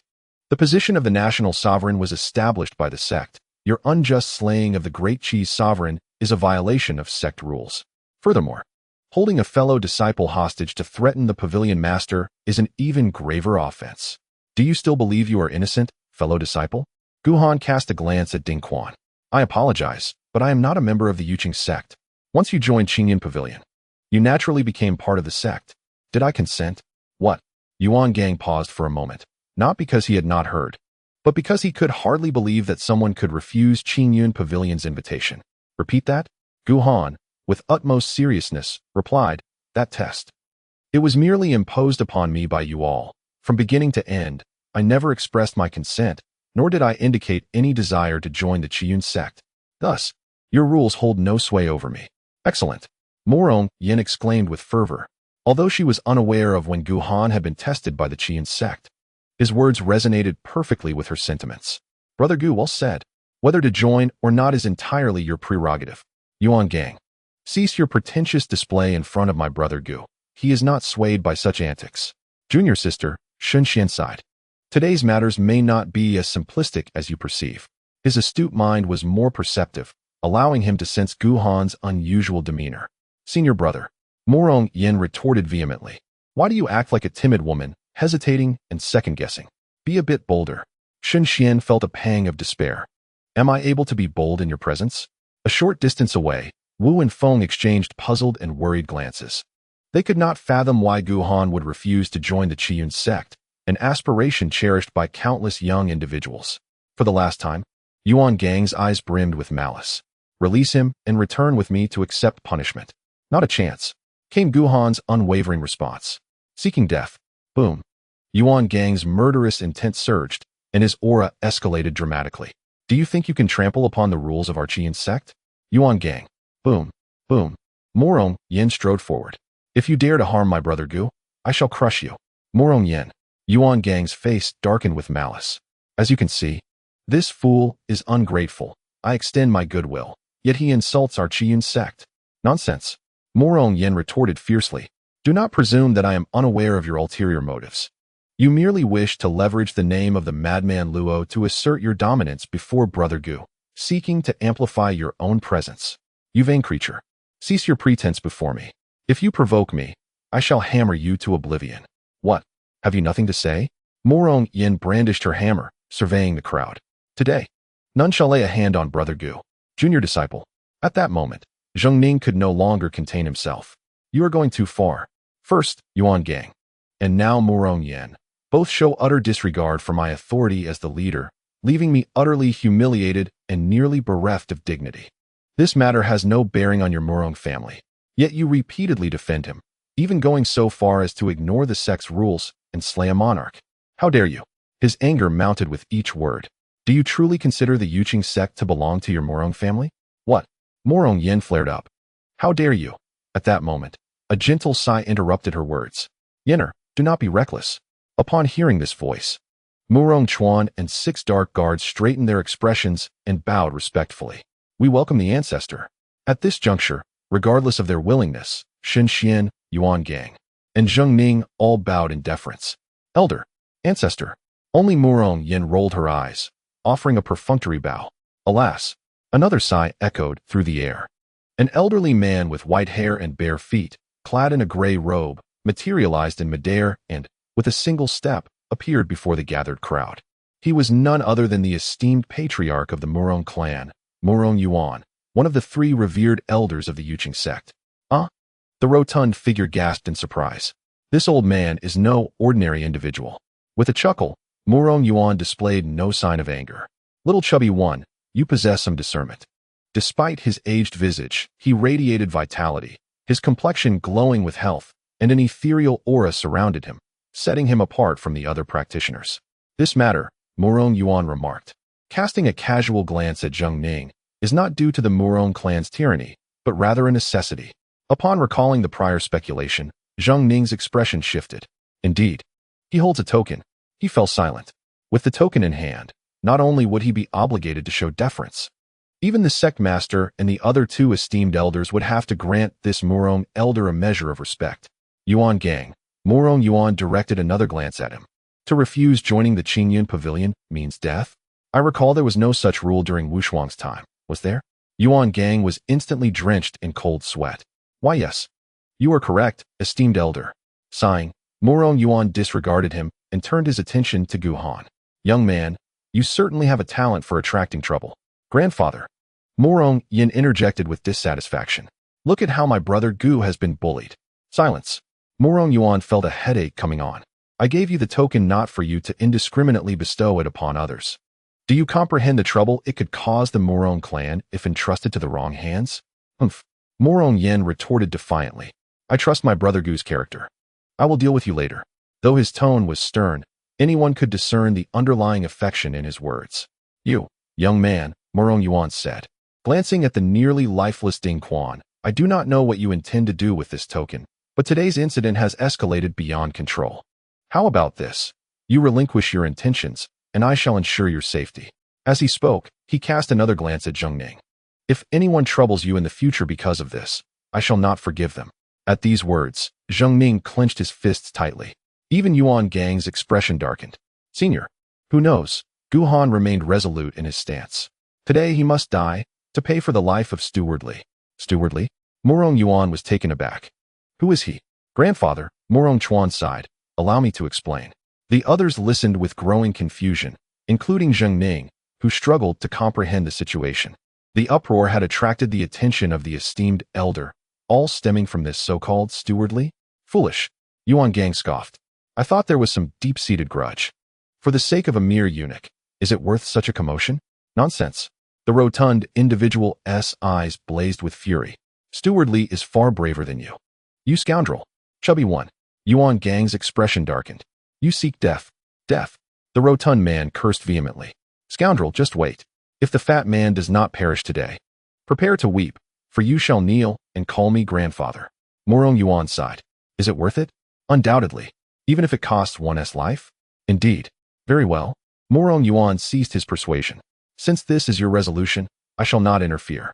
However, you must understand that once this deed is accomplished, the significance of the token will diminish considerably, and the Morong family will no longer intervene on your behalf. You would do well to ponder this carefully. Gu Han fell silent. At this moment, everyone's gaze was fixed intently upon him, eager to discern his ultimate decision. Brother Gu, Morong Yan, in a fit of urgency, stomped her foot. Do not be foolish. Indeed, Shun Xian's expression was grave. If you kill him, there will be no turning back. Young man, think twice. Do not jest with your life. Wu and Feng also offered their earnest counsel. Meanwhile, Yuan Gang and Chu Kuang remained silent, their eyes filled with disdain. Zhong Ning, however, felt a swell of anxiety. He understood that with the token in play, he could not prevent Gu Han. Furthermore, should Gu Han truly slay Ding Quan before him, his own authority would be utterly tarnished. Surveying the crowd, Gu Han suddenly smiled. Fat man. He turned his head. There is a saying among mortals, what is it? Murder begets retribution. The fat man chuckled. Debts must be repaid. Indeed, in the depths of Ding Quan's despairing gaze, Gu Han gently swung his sword. Such a simple truth. Why do you fail to comprehend it? With a flash of the blade, a head fell to the ground. Volume 1. Chapter 101. I remember my son, Gu Han. Deep within the wild forest, Luo Wushuang strolled leisurely, savoring the beauty of the scenery around him. What was once a realm of darkness appeared to him as a magnificent sight, one he could never tire of appreciating. Suddenly, he halted, lifting his gaze. There. A distant rumble echoed. Thunder tribulation? He chuckled softly. Quite interesting. As he continued, the sound of thunder grew increasingly intense. Boom. Suddenly, a resounding crash reverberated, and a figure plummeted from the sky, crashing near him. Unfazed, he continued his stride. Boom. In the next instant, that figure erupted, lunging towards Luo Wushuang with a fierce grasp. Kill. Clad in charred remnants, his body bore ghastly wounds, and the malevolent aura swirling around him rendered him ghostly. My lord. Luo Wushuang smiled. Such formidable killing intent. As he spoke, he slowly extended his right hand, positioning it before him. Boom. The two figures collided instantly. A terrifying force radiated from their clash, reducing everything within a radius of several miles to ashes, including numerous beasts that could not escape in time. Kill. Boom. Boom. The man, driven mad, rained down blow after blow upon Luo Wushuang. However, the terrifying onslaughts that could almost instantaneously annihilate the cultivators of the sky realm were utterly ineffective against him. Time passed, and the man, seemingly having vented his murderous intent, gradually regained a semblance of rationality. Who are you, my lord? Luo Wushuang sighed. It seems somewhat unreasonable that you would strike so ruthlessly without even knowing who I am. I. The man, with disheveled long hair obscuring his expression, hesitated. I remember now. I must find my son. Your son? Luo Wushuang inquired with curiosity. Who is he? Gu Han. Gu Han. The man suddenly lifted his head, revealing a pair of obsidian eyes. You know him? I have heard of him. Luo Wushuang gestured behind him. He should currently be in the capital of the Great Qi, heading in this direction. When you reach the end, you will see your son. Thank you. With a strained expression of gratitude, the man was enveloped in demonic energy, soaring into the sky and vanishing in the blink of an eye. Demon? Luo Wushuang slowly raised his right hand, now drenched in blood. This is becoming increasingly intriguing. Let us proceed. Within the royal palace, upon witnessing Gu Han slay Ding Quan, Yuan Gang let out a cold laugh and turned away. He is doomed. Senior brother, came a voice from behind. Chu Kuang caught up, chuckling. There is no need for your anger. This man has become overly arrogant, relying on his modest abilities, believing he can defy the rules. Alas, in this world teeming with talents, only those who recognize the times and understand when to advance or retreat can survive until the end. Your words hold merit, junior brother. Yuan Gang reflected. If only Senior Brother Luo were here, he would surely be pleased with you. Senior Brother Luo? Chu Kuang feigned surprise. I have heard you mention him several times. Is he truly formidable? No. Contemplating Luo Wushuang, Yuan Gang's face was filled with reverence. You underestimate my senior brother. In the arena, Gu Han acted decisively, leaving the spectators no time to react. Alas, Wu and Feng exchanged glances, their expressions dim. We have no retreat left. Little beast. Upon seeing Ding Quan's head, still bearing the terror of death, Zhong Ning trembled with rage. Dare to humiliate me so. The sight of his disciple being slain before him ignited a furious fire within him, nearly consuming his sanity. Today, I shall obliterate you into 1,000 pieces. Zhong Ning. Murong Yuan hesitated for a moment. This matter. Elder. Zhong Ning's face contorted with malice as he gritted his teeth. I have shown your Murong family enough respect by allowing you to fulfill your agreement. Do you expect me to protect him? I will kill him today. Do not force my hand. Hearing this, Murong Yuan fell into silence. After a moment, he sighed deeply. Since this is your choice, you must bear the consequences. Having spoken, he gently waved his hand. Nearby, Murong Chuan, accompanied by 6 shadow guards, slightly bowed to Gu Han. Esteemed guest, we have fulfilled your request and shall now take our leave. Senior, Gu Han also returned the gesture. Thank you for your efforts. Murong Chuan's expression was intricate, and with a gentle sigh, he positioned himself behind Murong Yuan. You too. Murong Yuan cast a fleeting glance at Murong Yin and her companion. Come back with me. Ancestor.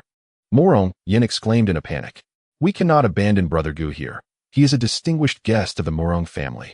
As she spoke, she attempted to rush out once more. This is unacceptable.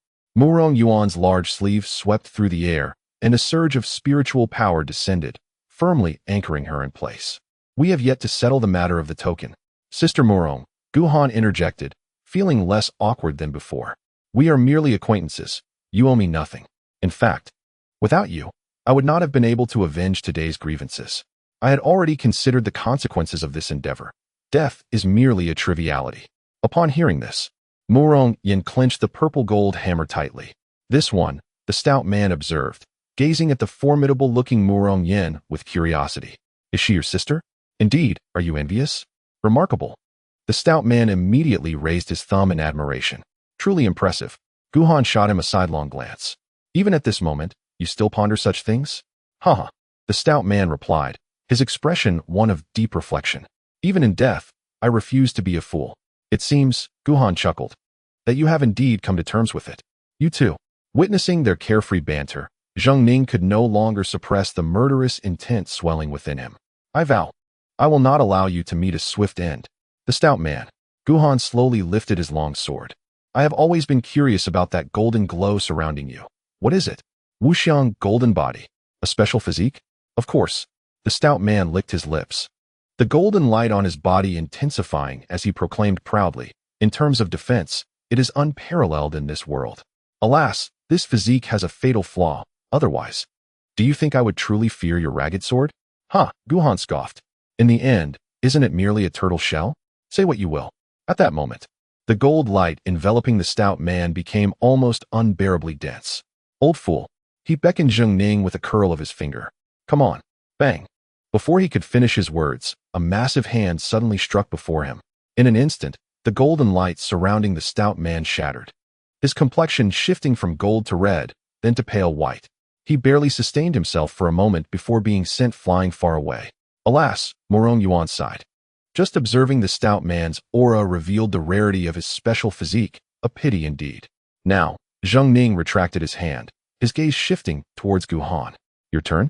He furrowed his brow. The palpable killing intent emanating from Gu Han instinctively made him uncomfortable. Whoosh. In the next moment, a tattered long sword abruptly appeared before him. The sword's intent was thick, and the murderous aura was pervasive. This spiritual power Murong Yuan momentarily lost composure.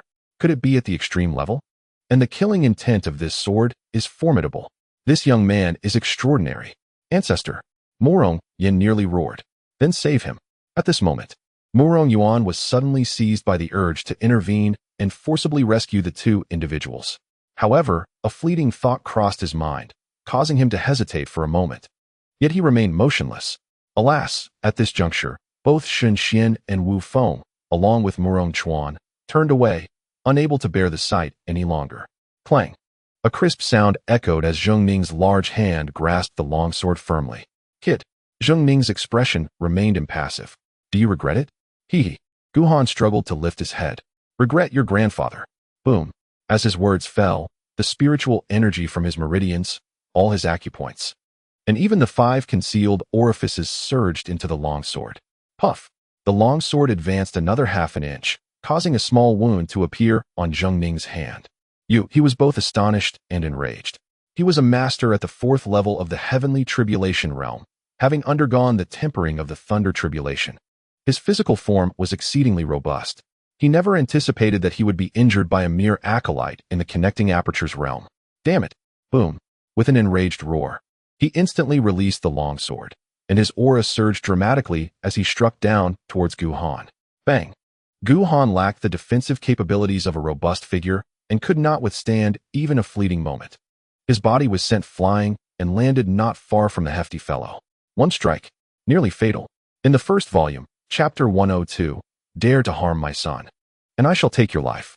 Upon the city walls of the royal capital, as usual, rows of city guards stood atop the battlements, armed with heavy crossbows, vigilantly observing the movements in the wild forest. Within the city tower, several lieutenants gathered, engaged in ceaseless conversation. Such audacity! How dare they raid the royal palace? Humph! Let them come. With the prohibitions bestowed by the sect, anyone who ventures forth shall return defeated. Indeed, none of them will survive. Amidst their discussions, a city guard rushed in hurriedly. Not good.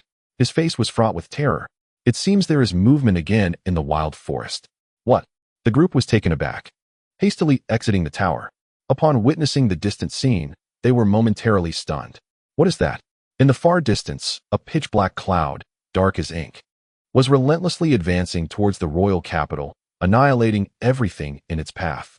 The black cloud moved with astounding speed. In the blink of an eye, it had traversed a considerable distance while they stood in shock. Quick! One lieutenant snapped back to reality. The prohibitions. Activate the prohibitions. Buzz! A translucent barrier swiftly rose, enveloping the entire city wall. At that moment, the black cloud was merely a few miles away from the walls. One lieutenant, possessing slightly higher cultivation, discerned more clearly. There's someone. There's a person within the black cloud. The others turned to look, just in time to glimpse the shadow concealed within the cloud, appearing both savage and menacing. Before they could react, the dark cloud surged forward, crashing into the transparent barrier. Boom! A tremendous sound erupted. The barrier trembled violently, and the figure within the cloud was instantly propelled away. The faces of the crowd turned pale. Just in that moment, they were taken aback as they sensed the walls beneath their feet beginning to tremble. Such an occurrence had never transpired before. Boom! Before they could react, a figure crashed into them once more. Let me in. Boom! My son is inside. Boom! With every impact, the malevolent energy surrounding him thickened, and the flames of darkness around him grew fiercer than before. Conversely, the barrier quivered more violently, and the wall, inscribed with countless runes, which had withstood countless beasts, wavered incessantly, becoming far less indomitable than it once was. Fire! Several lieutenants stood atop the battlements, gritting their teeth as they commanded, "Stop him!" Whoosh! Whoosh! Whoosh! A relentless barrage of crossbow bolts rained down upon the man. As the bolts approached, a fierce malevolence enveloped his face, and with a roar, he engulfed the countless projectiles in a swirling tempest of dark clouds. The lieutenants turned pale. How is this possible? These are special crossbow bolts capable of injuring even 6th-tier beasts. It was over. He was coming again. Although the bolts had not grazed the man, they had successfully ignited his ferocity. Kill! At that moment, the man's eyes transformed into a pure abyss of black. With a howl filled with brutality and murderous intent, he charged once more at the barrier. Crack! Crack! As though reaching the end of its tether, the barrier could no longer withstand such a violent assault. A series of light sounds echoed, and it shattered instantaneously. It was over. Gazing at the man engulfed in demonic flames, the lieutenants were filled with despair. In the next instant, their consciousness faded to black, and they collapsed to the ground. Within the palace, bang! Gu Han's body fell heavily to the ground, seemingly intentional on Zhong Ning's part, as he was merely a few paces away from the plump man. Pain. Excruciating pain. Gu Han spat out blood. After the pain came an overwhelming numbness, as if his body no longer belonged to him. He couldn't even move a single finger. The plump man took a breath. Is he dead? Cough, cough. In terms of defensive strength, the plump man was undoubtedly far superior to Jiang Hong. Although he was also gravely injured, his condition was somewhat better. Not yet, but it will be soon. Regret it? Such words are futile. The plump man's eyes were devoid of spirit. This is my inevitable calamity, one I cannot escape. I told you. Zhong Ning approached slowly. I will not allow you to die easily. You will experience the most excruciating punishments this world has to offer. Dreaming of death. Zhong Ning. Murong Yuan could no longer bear to watch. This act has gone too far. Indeed. Although Zhong Ning's heart was defiant, he dared not retort. Forcing Murong Yuan into a corner would be of no benefit to him. Useless. As if aware of his impending demise, the plump man suddenly grew defiant. Is this all the power you possess? Cough, cough, truly a waste. If my cultivation were still intact, I would easily annihilate you. Such bravado. With Zhong Ning's cultivation, he could vaguely sense the faint golden light hidden beneath the plump man's heart. Is this your reliance? You can die now. Huh. With a swift gesture, he unleashed a formidable surge of spiritual energy that instantly pierced through the rotund man's chest. Along with the collapse of his body, the radiant golden light dissipated. The man, taken aback, felt the spark in his eyes dim rapidly. Indeed, this flaw proved to be somewhat fatal. You rascal. He turned to glance at Jiang Hong, his expression composed. This time, Fat Master has truly been led to his demise by you. Yet, at that moment, Jiang Hong remained with his eyes tightly shut, uttering not a word. What? Within the realm of consciousness, the shadow was utterly bewildered. You are going to die? He struggled to comprehend. Just moments ago, he had been punctured with numerous holes and had assured him of retribution against his rebellious disciple. Yet now he was facing death. It was all too sudden. Indeed. Jiang Hong sighed. If I perish, you will be free. The shadow rubbed his hands together, feelings swirling within him. Was there a hint of reluctance? Perhaps just a tad. However, more predominantly, there was a sense of joy. Yet, he dared not smile, fearing that Jiang Hong might take him down with him, which would surely lead to tears. Do not suppress it. Jiang Hong cast a glance at him. If you wish to laugh, then laugh. No, no. The shadow cleared his throat several times, feigning sorrow. It is not my intention to criticize you, but had you released me back then, I would have found a suitable vessel long ago. How could you have found yourself in such dire straits today? Alas, youth, you are still too young. Perhaps, Jiang Hong pondered. If I were to release you now, would you seize him? Seize? The shadow scoffed. Such an act is inherently rebellious. Do you know how challenging it is? Unless the host willingly cooperates, one must forcefully invade their being with overwhelming soul power. Did you think that's why I initially chose you, a mere novice? At this point, he was filled with indignation. You kept puncturing my body without cause and demanded I assist you in breaking through. Now, with so little soul power remaining, why don't you speak to him and persuade him to cooperate? Let us speak of serious matters. Jiang Hong paused for a moment. Do you remember the promise you made? You said, once you are free, you would do everything in your power to save Asha and take good care of her. From beginning to end, Jiang Hong had kept Asha in mind. This was the path he had left for her, a secure and dependable path. You need not worry. The shadow thumped his chest. With the bloodline of the broken illusion eye, it has been years since one has appeared. How could I let her suffer? Humph. Should anyone dare to offend my treasured disciple, I will annihilate their entire family. Excellent. Jiang Hong smiled softly. Now I can rest assured. As he spoke, he prepared to depart. Suddenly, the shadow rubbed his hands again, a touch of embarrassment washing over him. There is one more thing. Speak. When will you die? Soon. Jiang Hong sighed. Just wait. With that, he promptly left the place. With a resigned sigh, the shadow watched Jiang Hong depart. It was undoubtedly a good thing. Yet a peculiar discomfort lingered within. No, I must not soften. His death would grant me complete freedom. Outside, Jiang Hong abruptly opened his eyes.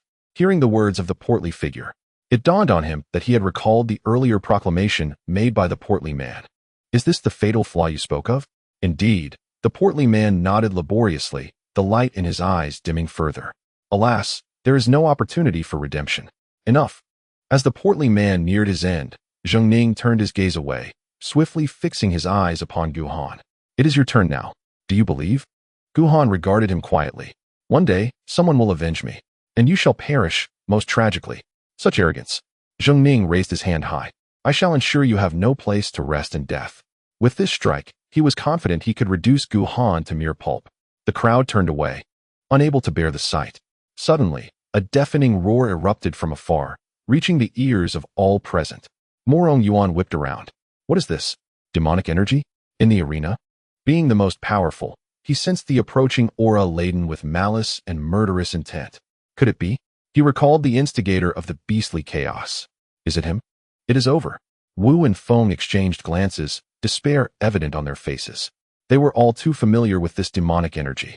Moreover, this individual seemed significantly stronger than before. Zhong Ning's complexion shifted, an unsettling premonition creeping into his heart. Die? Ignoring everything, he struck down. At that moment, a nearly frenzied voice echoed forth. Dare to harm my son, I will have your life. Boom. In the next instant, a figure enveloped in overwhelming demonic energy lunged directly at him. Chapter 103. I have few friends. Losing one is too many, so you cannot die? Bang. With a thunderous crash, Zhong Ning was caught off guard, sent tumbling away. Gu Han felt a surge of joy. His benefactor? The newcomer was none other than Gu Tian. You. Zhong Ning's voice brimmed with rage. Who are you? I will kill you. The response came in the form of Gu Tian's nearly frenzied voice, accompanied by a tempest of attacks. Dare to harm my son. Die. Boom. Boom. Both were experts who had transcended their tribulations, and with no reservations, the palace was reduced to ruins within mere breaths. At this moment, everyone was left in a daze, including Morong Yuan. What did that person just say? Gu Han is his son. The portly man felt a whirlwind of emotions, turning to his companion. This time, we shall not perish. Huh. In the future, do not say I have led you astray. The portly man began to speak, but suddenly sensed something amiss. Unlike his usual self, the portly man wore an expression of desolation. His aura diminished to the point of being nearly imperceptible. What troubles you? Has our adoptive father arrived? The portly man shook his head, the spark in his eyes flickering uncertainly, as though it were on the verge of extinguishing completely. Alas, it was too late. This time, he truly faced death. No. A heavy weight settled in Gu Han's heart. After this battle, he had come to regard the portly man as a friend. I have few friends. Losing one means one less to cherish. Speak quickly, what means can save you? Ah, the elixirs. I possess many and used elixirs. The portly man sighed. Do you recall that flaw? The nascent golden body, when partially formed, generates a vital essence closely intertwined with my life. As long as the vital essence remains, no matter how grievously I am injured, I cannot perish. However, if the vital essence is lost, no miraculous elixirs can restore me. The golden light residing in his heart was the vital essence, but it had long been shattered by Zhong Ning. Wait. Suddenly, Gu Han thought of the shadow. With his extensive knowledge, perhaps he would have a solution. Do not die? The portly man was struggling to breathe. Wait for what? Waiting for death is more like it. Within the realm of consciousness, upon seeing Gu Han's return, the shadow was overjoyed yet bewildered. Why have you returned? He seemed to recall something. Fear not. I shall take good care of the young girl. The one who killed you shall not escape my vengeance. I will annihilate his entire family, his entire lineage. Gu Han had no inclination to entertain his ramblings. Have you heard of the nascent golden body? The shadow's eyes brightened. Nascent golden body. Oh, this is a rare physique indeed. Though it may not rival the eye of breaking illusions, it stands a chance against my indestructible demonic body. In fact, I encountered one such individual in my past. Encountered one. Gu Han's eyes gleamed with curiosity. What transpired? Nothing of import. The demon lord scoffed. I merely inquired about the secrets of his golden body, yet that rascal not only refused to divulge anything, but also dared to provoke me. Humph, his strength was mediocre. Only his shell was remarkably resilient. I pursued him for over a century without breaching his defenses. As he recalled this, he instinctively shook his hand. Hard. Incredibly hard. And then, the shadow pondered. I decided to capture him and hung him in the abyss of demons for a full 3,000 years. At first, he was obstinate, but eventually, he revealed everything. The cultivation techniques, the secrets of the golden body, even the incident of him spying on his senior sister while she bathed in her youth. Oh, it was truly gratifying. Tell me, Gu Han instinctively interjected. This secret might be of use to the portly man. What are the techniques and the secrets of the golden body? It's quite simple. The shadow beamed with pride. Actually, wait a moment. He suddenly realized. Aren't you on the brink of death? Why inquire about these matters? Gu Han spoke candidly. I have a friend. Not this again. The shadow exclaimed. Aren't you nearly dead? How can you still concern yourself with friends? Moreover, how is it that your friend possesses such extraordinary traits? One moment an embodiment of extreme cold, the next a formless golden body, and then the eye that pierces through illusions? How is it that you encounter all these unique bloodlines and special physiques? Hurry. Gu Han expressed his urgency, for his demise was imminent. No way. The demon lord immediately objected. You must first explain what is happening. And precisely when you are destined to die? What nonsense! Gu Han retorted fiercely, exuding an aura of lethal intent. If you ask again, I shall not wait for death. The shadow was firmly grasped by Gu Han. Very well, very well. If it must be given, so be it. It is not of significant consequence. With that, he casually sketched a scripture into existence, the formless golden body technique. Yet, sensing a lingering doubt, he inquired once more, Are you truly on the verge of death? Indeed. Gu Han replied dismissively, It is imminent. Be a little patient. The shadow fell silent. Regardless of how one perceived it, Gu Han's response lacked sincerity, entirely devoid of it. Outside, the battle between Gu Tian and Zhong Ning had reached a fever pitch, evidenced by Zhong Ning's incessant roars, revealing he was at a disadvantage against Gu Tian.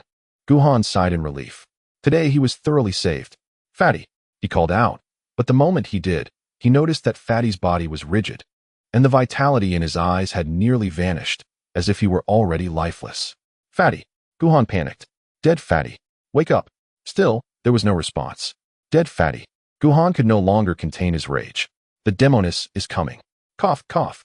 At last, Fatty spoke, his voice intermittent. Let her come. I'm nearly dead. What is there to fear? Listen well. Seeing he still had breath, Gu Han was overjoyed. I possess a scripture here. See if it can restore your life force. Without waiting for Fatty to comprehend, he rapidly recited the scripture. Restore what? Fatty's voice was faint as a whisper. What is this? Suddenly, as if illuminated by a flicker of hope, a glimmer returned to his eyes. The formless golden body technique. So that is it. It turns out restoring this flaw is so simple. How did I not realize it before? Hearing his breathless words, Gu Han was incensed. Stop boasting. If you wish to live, hasten to cultivate. Yes, yes. Upon hearing this, Fatty's complexion drained of color, and he promptly closed his eyes, slowly mending his life force according to the special methods recorded in the scripture. Gu Han let out a long sigh of relief and turned his gaze once more towards the distant battlefield. In the first volume, Chapter 104, My God descends and slaughters you all. Ancestor. Not far away, Murong Yin shouted anxiously. Release me at once. Murong Yuan fell silent for a moment before lifting the constraints. With Gu Tian stirring chaos, further binding Murong Yin had lost its significance. Brother Gu. Boom. Boom. Murong Yin took large strides, covering a distance of over 100 paces in merely 3 steps to reach Gu Han's side. Are you all right? She asked. The large hand, akin to a fan, was already reaching out. Stop. Gu Han's expression changed drastically. Junior sister. Fortunately, Shun Xian, with her meticulous mind, hurried over. Your strikes lack restraint. Brother Gu cannot endure your whims. Murong Yin sheepishly withdrew her hand, only to produce a storage ring. Here. The elixirs within are treasures collected by the ancestor. Quickly, consume them. If it's insufficient, I shall return and, retrieve more. At that moment, Murong Yuan, who was intently observing the battlefield, couldn't help but twitch his mouth at her words. That foolish girl. I shall settle this with you later. Behind him, Murong Chuan fought to suppress a laugh. What? Do you think the ancestor is being somewhat unfeeling? No, not at all. Murong Yuan sighed. You do not understand. This matter is not as simple as you perceive. His gaze shifted back to the battlefield. At this moment, Zhong Ning had been entirely overwhelmed by Gu Tian, finding it nearly impossible to resist. Boom. Gu Tian, seemingly mad with rage, intensified his momentum, landing a punch that forced Zhong Ning to stagger backward. Boom. Another punch. Zhong Ning coughed up blood uncontrollably. Boom. A third punch. Zhong Ning could no longer withstand such ferocious assaults, crashing down and creating a deep pit several tens of feet wide. In an instant, numerous cracks spread outward from the pit. Coughing up blood, Zhong Ning was filled with shock and fury. Gu Tian was too powerful. Even having just survived the tribulation while heavily injured, he still completely overpowered him. At this moment, witnessing Zhong Ning's dire situation, A sense of relief surged among the onlookers. Excellent. Especially for Murong Yen, who raised her purple-gold hammer high, wishing she could personally join the fray and deliver a couple of blows to Zhong Ning. Well done. Beat him to death. Unlike the excitement of the others, Murong Yuan's worry deepened with every passing moment. The more grievously injured Zhong Ning became, the more pronounced his concern grew. Kill. At this moment, Gu Tian was oblivious to the thoughts of the crowd. His sole desire was to eliminate Zhong Ning. Boom. Driven by murderous intent, the demonic flames around him surged once more as he raised his hand, enveloping an endless stream of dark energy, prepared to descend upon Zhong Ning. Elder Taishang. Zhong Ning could no longer contain himself. If this continued, he might perish at Gu Tian's hands. Act swiftly. Must you simply observe? This demon's origin is unknown. Allowing him to remain is undoubtedly a disaster. Upon hearing this, the crowd felt a chill and instinctively glanced at Murong Yuan. Ancestor. Murong Yan's eyes widened. Please do not be foolish. If you choose not to save Brother Gu, that is one thing, but if you turn against his father, I will leave the Murong family and never return. Nonsense. Murong Yuan's expression darkened. What absurdity are you spouting? In truth, he had no intention of confronting Gu Tian. Although Gu Tian appeared like a great demon at this moment, he believed that someone capable of raising a son like Gu Han could not possibly be a malevolent villain. He did not wish for Zhong Ning to be driven to desperation. After a moment of contemplation, this friend cupped his hands towards Gu Tian and implored, "Might you temporarily cease hostilities and hear me out?" At that moment, Gu Tian had just approached Zhong Ning, and upon hearing these words, his raised fist hesitated. Murong Yuan quietly exhaled in relief, thankful that Gu Tian could be persuaded. However, before he could finish his thought, a thunderous sound abruptly interrupted him. Gu Tian's fist came crashing down upon Zhong Ning, leaving him dazed and once more spitting blood. Kill was the only response to Murong Yuan's plea, a chillingly cold word. Friend. Murong Yuan furrowed his brows. Let us speak with reason. Another punch landed on Zhong Ning. This is becoming unreasonable. Another strike followed. Why won't you heed my counsel? Each time he spoke, Gu Tian responded with a blow, and in a matter of moments, Zhong Ning had endured over 10 punches, his breath becoming labored and shallow, on the verge of being beaten to death by Gu Tian. The spectators looked on in indignation. Even Murong Yuan, who had refrained from intervening, wore a perplexed expression. Could it be that he was doing this on purpose? Ancestor. Murong Yen excitedly raised her golden purple hammer. Quick, say a few more words. He is nearly dead. Senior. Gu Han chimed in, adding to the chaos. My adoptive father is quite reasonable. He just values his pride. If you could say a bit more, he might find a way to save face and stop. Murong Yuan felt utterly speechless, realizing that Gu Tian had not absorbed a single word he had said. At that moment, a voice filled with sorrow and rage suddenly erupted. You go too far. Murong Yuan was beset by a headache. He truly did not intend for this to happen. He desperately wished for Gu Tian to halt. At this juncture, Zhong Ning's visage had contorted into an unrecognizable mask of fury. You dare dream. With a loud thud, a palpable heartbeat resonated in the ears of the onlookers, growing ever louder, as if some unseen force compelled their own hearts to race in tandem. With a resounding crash, Zhong Ning, inexplicably fueled by some unknown strength, sent Gu Tian hurtling away. Unsteadily, he stood, his face twisted with malice. You have gone too far, Zhong Ning. Murong Yuan's brow furrowed deeply. Do not act impulsively. Let me reason with him. Reason with your grandfather. As the esteemed leader of Yuqing's sect, Zhong Ning unleashed his first curse in his lifetime. They all must die. All of them. His eyes were bloodshot, nearly devoid of sanity. As his words fell, fine, almost imperceptible tendrils of crimson mist began to emanate from his being, growing thicker and more concentrated. When my divine presence descends, I shall slaughter you all. Inexplicably, Zhong Ning uttered a nonsensical proclamation. This is bad. Murong Yuan's expression shifted dramatically. Boom. Suddenly, an overwhelming aura erupted from him, far surpassing that of Gu Tian. With a swift motion, he reached out, intending to subdue Zhong Ning on the spot. However, it was too late. At this moment, Zhong Ning was enveloped in an endless mist of blood, his eyes transformed into pure white. When Murong Yuan's strike landed upon him, astonishingly, it inflicted no damage whatsoever. Even more bizarrely, for bulges had emerged on his back, writhing incessantly, as though something was attempting to break free. A series of strange chuckles echoed through the air. Zhong Ning slowly lifted his head, and conspicuously, a vivid blood-red vertical pupil appeared at his brow. Chapter 105. My adoptive father is quite reasonable. If you persuade him, he will relent. Oh no. Upon witnessing Zhong Ning's current appearance, Mei Yun's pupils constricted sharply. His worst fears had indeed come to pass. Boom. Realizing this, he dared not hesitate for a moment. His eyes radiated a fierce light as he stepped forward, instantly closing the distance to within 3 paces of Zhong Ning, delivering a powerful palm strike. Though it appeared effortless, the force contained within was earth-shattering. In an instant, amidst the swirling tempest, Zhong Ning's figure was engulfed by this unmatched offensive, and the originally deep pit expanded several-fold. Ancestor! From a distance, Mei Yun exclaimed in excitement. Impressive. Yet, Mei Yun's expression remained grave, devoid of any joy. He understood that Zhong Ning had not been harmed in the slightest. As the dust settled, Zhong Ning's form re-emerged before the crowd, still emanating that unnerving laughter. The Grand Elder, like Gu Tian, was now somewhat dazed. Deaf. Observing his current state, the onlookers instinctively gasped in horror. He was no longer human. The sanguine mist surrounding him was so thick it seemed impenetrable.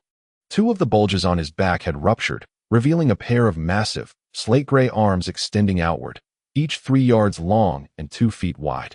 Muscular and brimming with explosive power, the remaining 2 bulges had also swelled to their limits, as if they might burst forth at any moment. Bang!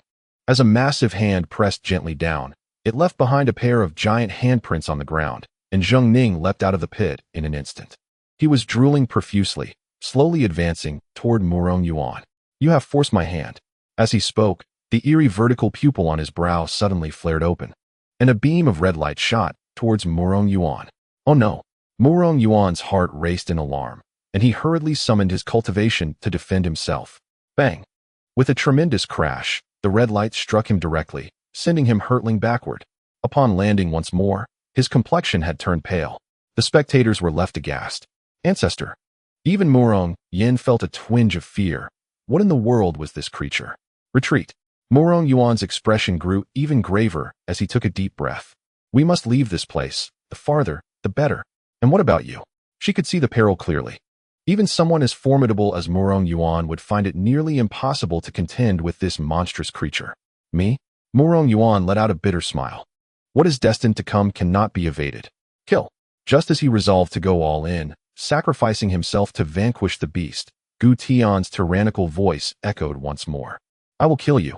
Boom. Boom. At this moment, the demonic energy surrounding him surged even more violently than before. No. Mei Yun gasped in shock. You are no match for him. Father. Guhan also struggled to rise. Quick, come back. Kill. At this juncture, the malevolent force within Gu Tian completely overpowered his reason, and he was unwilling to heed anyone's pleas, his pitch-black eyes fixated fiercely on Zhong Ning. Dare to harm my son. I will take your life. Humph. Upon seeing Gu Tian, Zhong Ning's expression turned to one of deep hatred. It is because of you that I shall kill you. In an instant, the vertical pupil on his forehead fully opened, and a beam of crimson light, far thicker than before, shot towards Gu Tian. Father! Guhan cried out in alarm. This is madness. Mei Yun shook his head internally, ready to intervene. However, the next moment, everyone fell into a state of stupor. That beam of formidable red light, which even Mei Yun dared not underestimate, trembled for a brief moment upon encountering Gu Tian's overwhelming demonic aura, as if it had met its nemesis, flickering twice before vanishing entirely. This, Mei Yun's eyes widened in disbelief. Why? At this moment, even Zhong Ning was dumbfounded. Blinking, he regained some of his rationality. Impossible, he murmured. This is the power of the divine. He was at a loss. Gu Tian, however, was far from bewildered. Bang! With a resounding crash, Gu Tian descended, gripping Zhong Ning's neck tightly and pinning him to the ground. Bang! Bang! In an instant, a torrential barrage of fists rained down. Mei Yun stared at Guhan in astonishment. Is that your father? Yes, Guhan nodded instinctively. Impressive. Mei Yun immediately gave a thumbs up. Truly impressive. Not far away.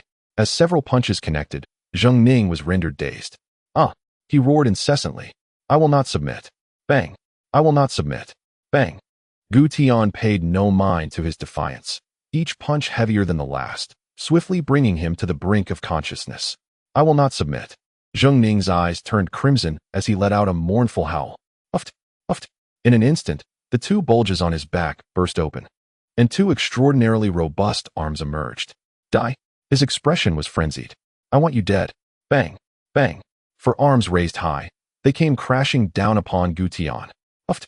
Struck by the violent blow, Gu Tian spat out a mouthful of blood, his complexion paling significantly. Kill. As if oblivious to his injuries, he continued to rain down punches. For a time, the two forsook all mystical arts and fought purely in the most primal manner, fists falling like rain upon each other. It was unclear how long had passed, but both seemed to be reaching their limits. Zhong Ning's eyes gradually lost their luster. His four massive arms no longer exhibited their previous vigor. Gu Tian's complexion, too, was as pale as parchment. However, at this moment, the demonic energy emanating from him was far more formidable than before. Kill! Came another thunderous roar. He swung his fist and struck fiercely at the vertical pupil on Zhong Ning's forehead. A soft sound echoed. In an instant, the vertical pupil shattered, releasing an endless torrent of dense red mist, which was swiftly consumed by the boundless demonic energy, becoming part of him. Boom. In that fleeting moment, the demonic energy surged once more, its power doubling compared to before. In contrast, as Zhong Ning's vertical pupil shattered, the vitality in his eyes rapidly dissipated. His forearms drooped weakly, unable to move a fraction. Swish. At this moment, Gu Tian had absorbed all the red mist, and in a flash, he appeared before Gu Han. Honor, his eyes filled with struggle and anguish. Are you all right?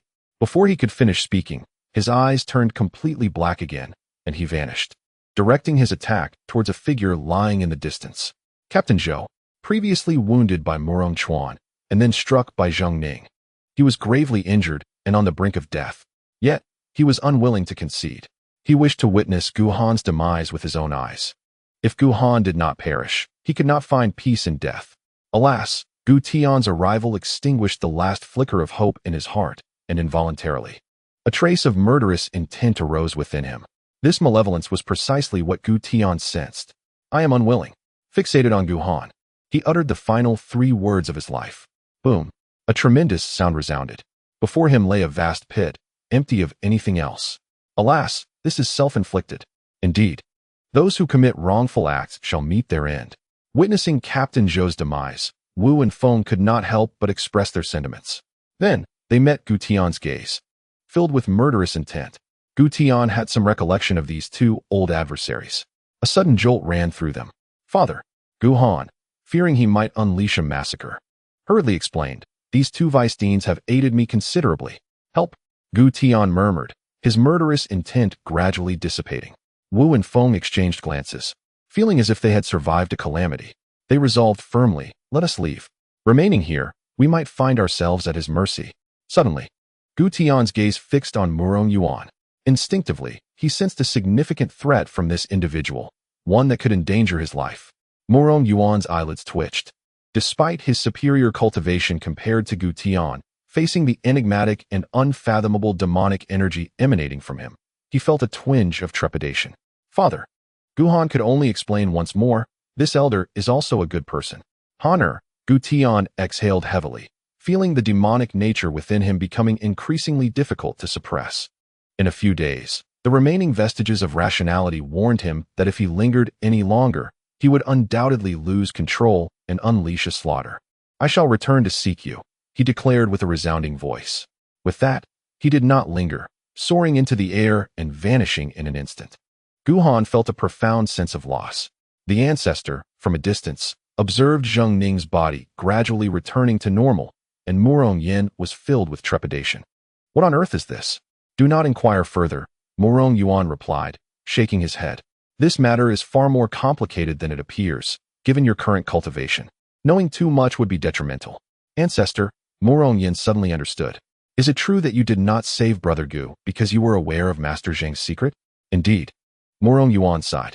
Had it not been for this, given this young man's profound sense of loyalty, I, the ancestor, am not one with a heart of stone. I would never have stood idly by. Yet, I feared that provoking him entirely would bring about grave consequences. At this point, he chuckled again.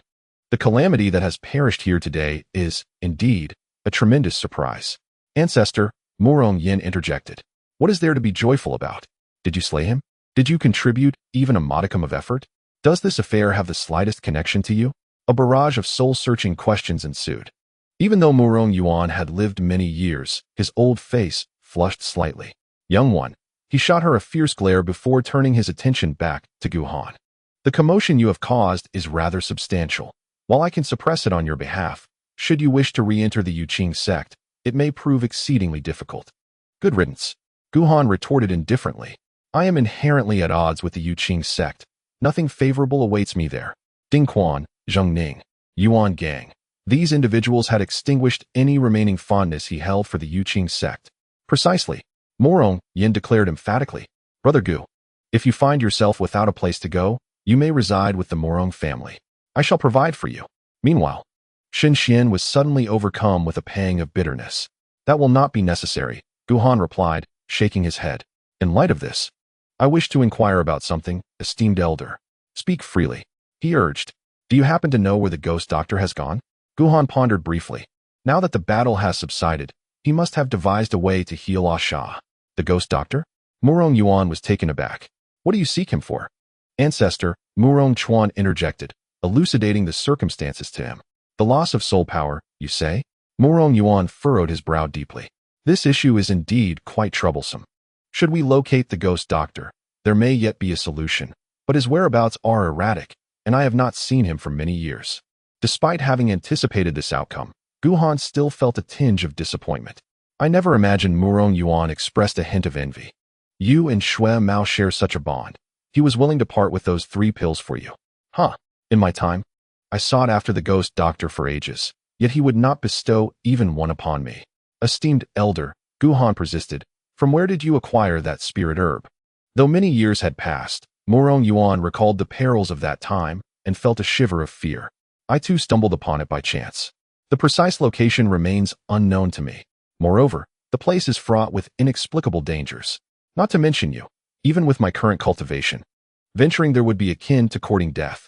The fact that I returned back then was purely a stroke of luck. Young man, do not entertain any misguided thoughts. Although the half-saint herb is precious, your life is far more significant. Half-saint herb? Gu Han was momentarily taken aback. What is that? Brother Gu, Shun Xian elucidated.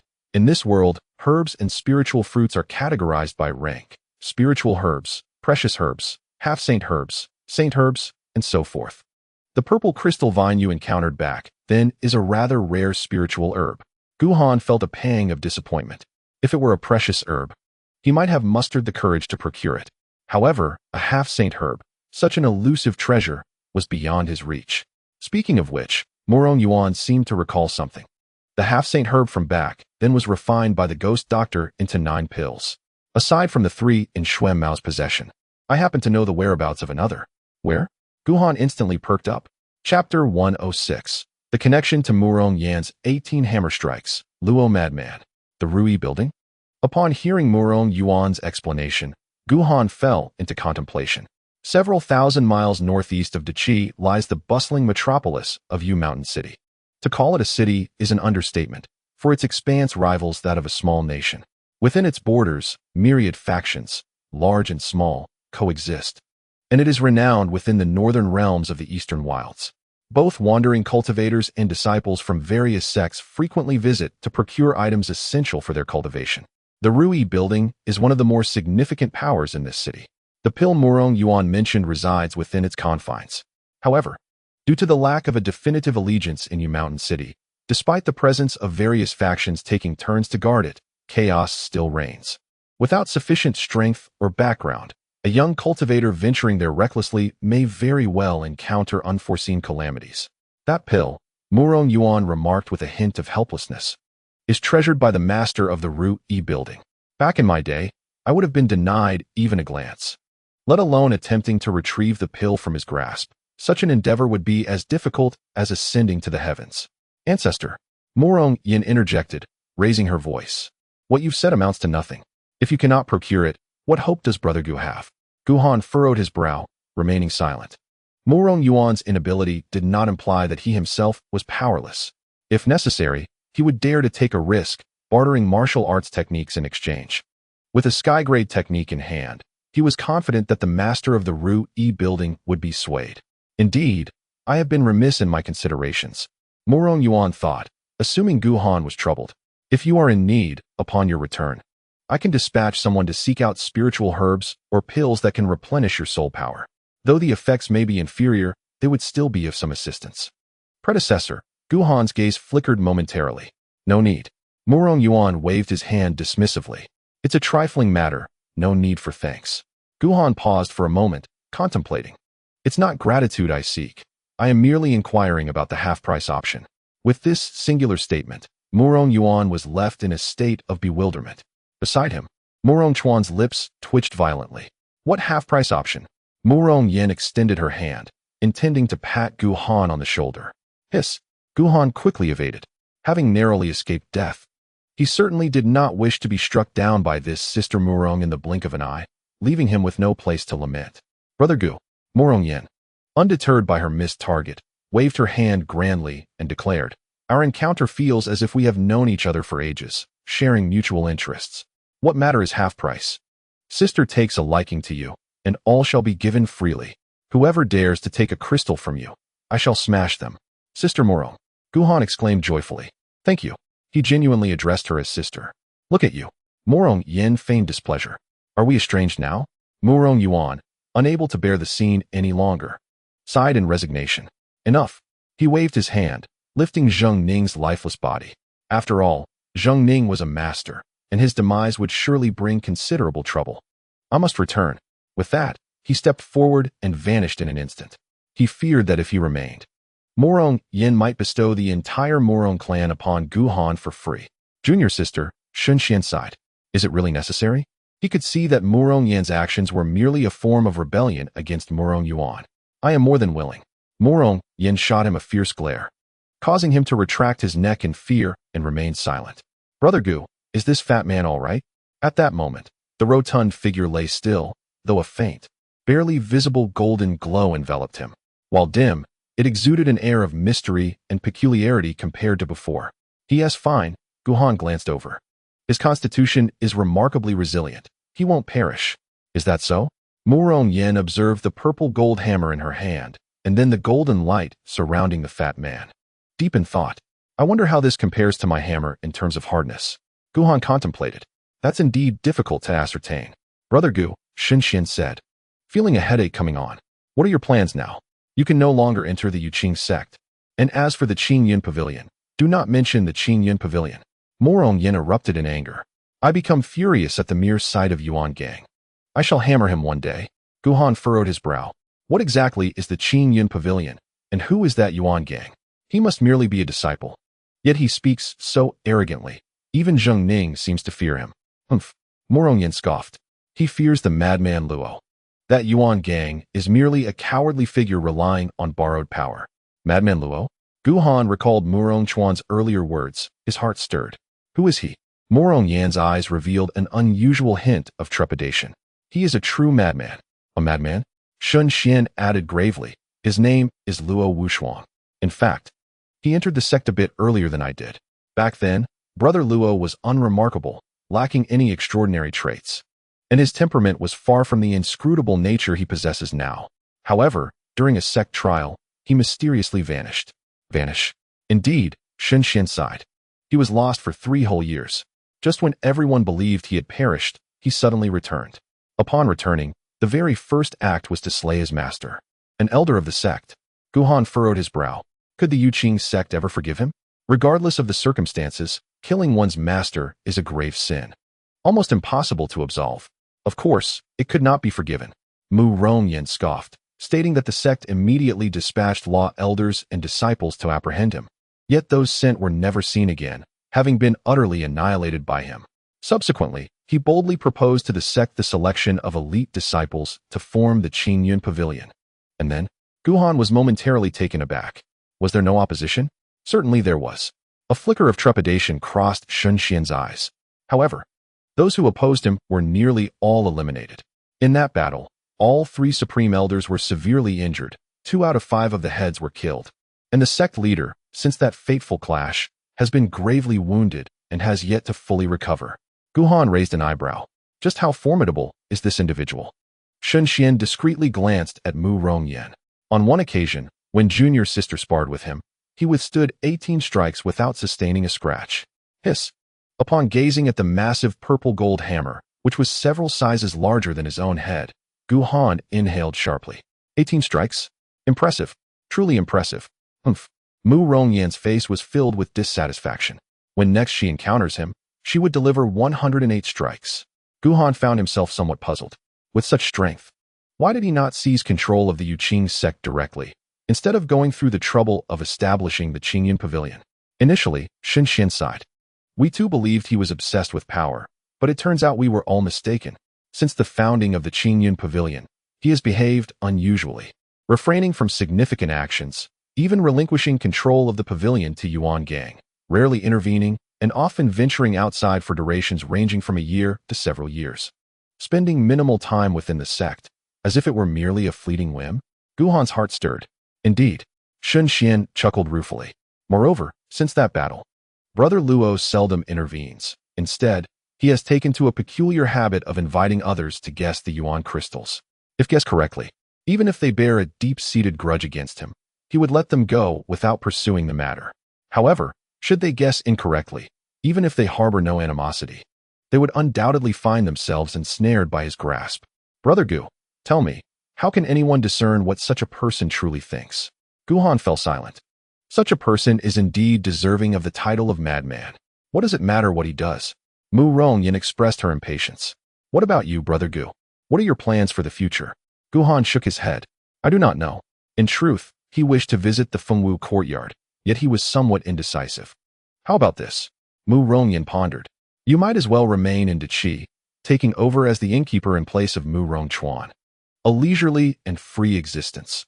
I can guarantee that all proceeds from the inn will belong to you. Young miss. Mu Rongchuan appeared quite awkward at the side. And what about me? You? Mu Rongyan waved her hand dismissively. You will be the deputy. Mu Rongchuan, junior sister. Shun Xian's expression turned serious. The prowess of Brother Gu has been laid bare before us, and given time, he shall undoubtedly achieve great renown in the eastern wilderness. To confine him to the role of a mere steward is not an act of care, but rather a grave insult. Mu Rongchuan fell silent, feeling deeply affronted. Brother. Mu Rongyan's expression darkened as she seized Shun Xian's shoulder. Are you attempting to lecture me? Sister, Shun Xian's face turned pale. Release me, please. With a soft crack. The tension broke. Gu Han exchanged a glance with Mu Rongchuan, their eyelids twitching in unison. It's over, Sister Morong. Gu Han quickly interjected to alleviate the situation. There is no need for such formality. In truth, if you wish to assist me, I have a request. Do not hesitate. Mu Rongyan relinquished her grip on Shun Xian, her chest heaving with fervor. Speak freely.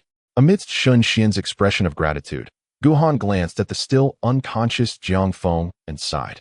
My brother Zhong possesses an extremely cold constitution, and his cultivation method is quite remarkable. If possible, I would like him to join the Yuqing sect. He recalled that Steward Li had long harbored the desire for Jiang Hong to become a disciple of the Yuqing sect. An extremely cold constitution? Shun Xian's eyes sparkled. Indeed, such talent should not be dismissed by the Yuqing sect. As fortune would have it, my master is currently inclined to take on disciples. Why not let him study under my master? As he spoke, he elaborated further, and Gu Han soon realized that Shun Xian's master was, in fact, one of the 5 esteemed leaders of the Yuqing sect. Thank you, Brother Shun, he acknowledged, understanding that Shun Xian was being considerate, finding a suitable place for Jiang Hong. There is no need for such formalities between us. Shun Xian waved his hand dismissively, seizing the opportunity to obscure Mu Rongyan's view and hastily signaled to Gu Han. Cough. It appears my junior brother has sustained serious injuries. With that, he supported Jiang Hong, urging, we must return swiftly to allow our master to examine him and prevent any lingering issues. Brother Shun, Gu Han feigned curiosity. I notice your cultivation technique seems to excel in speed. Why did you not evade just now? Brother Gu, Shun Xian replied with a wry smile, you do not understand. If I were to evade, it would only dishearten my sister. He glanced at Mu Rongyan, his gaze filled with tenderness. My sister's temperament is somewhat tempestuous. I must allow her to vent her feelings. As for this minor injury, if it brings her joy, it is hardly a concern. With those words, he hoisted Jiang Hong onto his back and strode away. Brother. Boom. Boom. Morong Yan's eyes turned red as she hurried after him. Amidst the tremors, their voices could be faintly heard. Brother, I'm sorry. Ah, it is of no consequence. Brother, I promise I will not strike you again. Sister, you made that promise last time. This time, I swear I will not hit you. Really? Yes. As the two departed, Gu Han fell into silence once more. Is it worth it? Morong Chuan approached, raising the seemingly eternal question. Senior, Gu Han retorted. You ask whether the steward would feel joy if he were aware that his final wish had been fulfilled. Morong Chuan remained silent. Thus, Gu Han suddenly chuckled.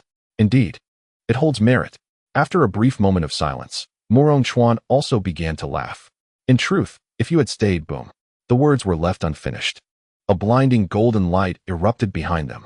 A terrifying aura surged forth, instantly propelling the two men away. Accompanying this was a boisterous roar. Damn it! Where is that scoundrel? The master? Get out here, you fat bastard. If I can't crush you, I, Fat Lord, shall not bear the surname Fu. In the first volume, chapter 107, Fat Lord is named Fu Yulin, and invoking his name carries weight. Gu Han, still recovering from his injuries, was swept away by this overwhelming force, nearly spitting out blood once more. That wretched fatso. Upon hearing that all too familiar voice, he gritted his teeth in loathing. Do you want to kill me? Huh. The fat man finally came to his senses. He then saw Gu Han, whose face was as dark as a pot bottom, Morong Chuan, pale as a ghost, and Wu and Feng trembling in the distance. What is going on? He scratched his head. Where did everyone go? You. Morong Chuan looked at the fat man floating in midair, his face filled with astonishment. How could you? He simply could not comprehend it. Just moments ago, the fat man was merely a practitioner at the Qi circulation realm, yet now he was in the void-crossing realm? No, it was not merely the void-crossing realm. He had a nagging feeling that the fat man was now even stronger than Morong Yuan had been. Resolved?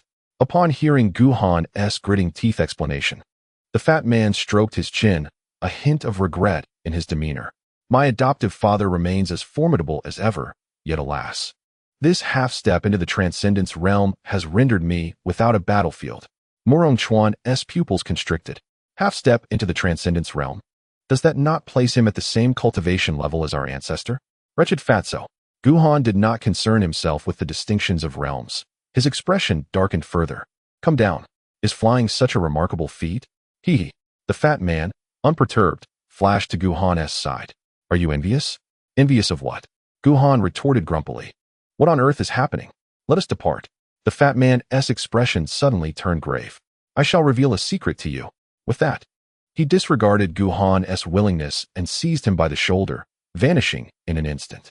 In the distance, Wu and Feng's faces drained of color. Did he just say his surname is Fu?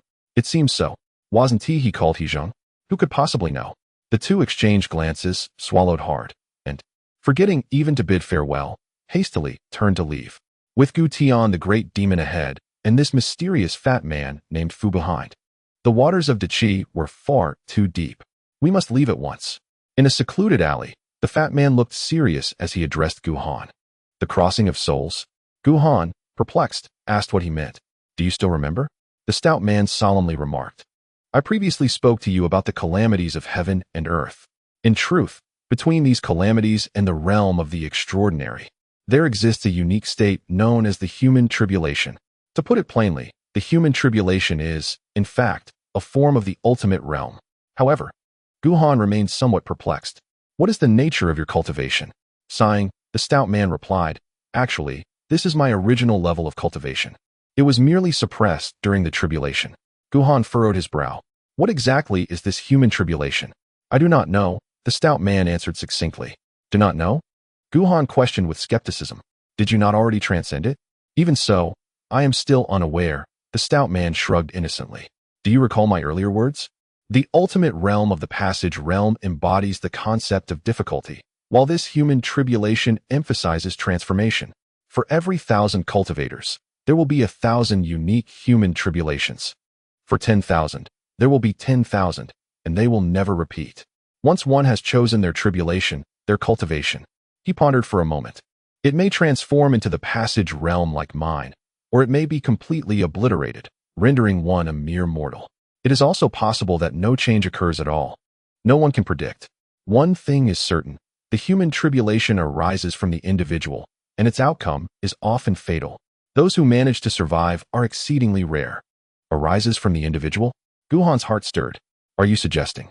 Indeed, the stout man fixed his gaze upon him. You are the human tribulation of this stout master. Me?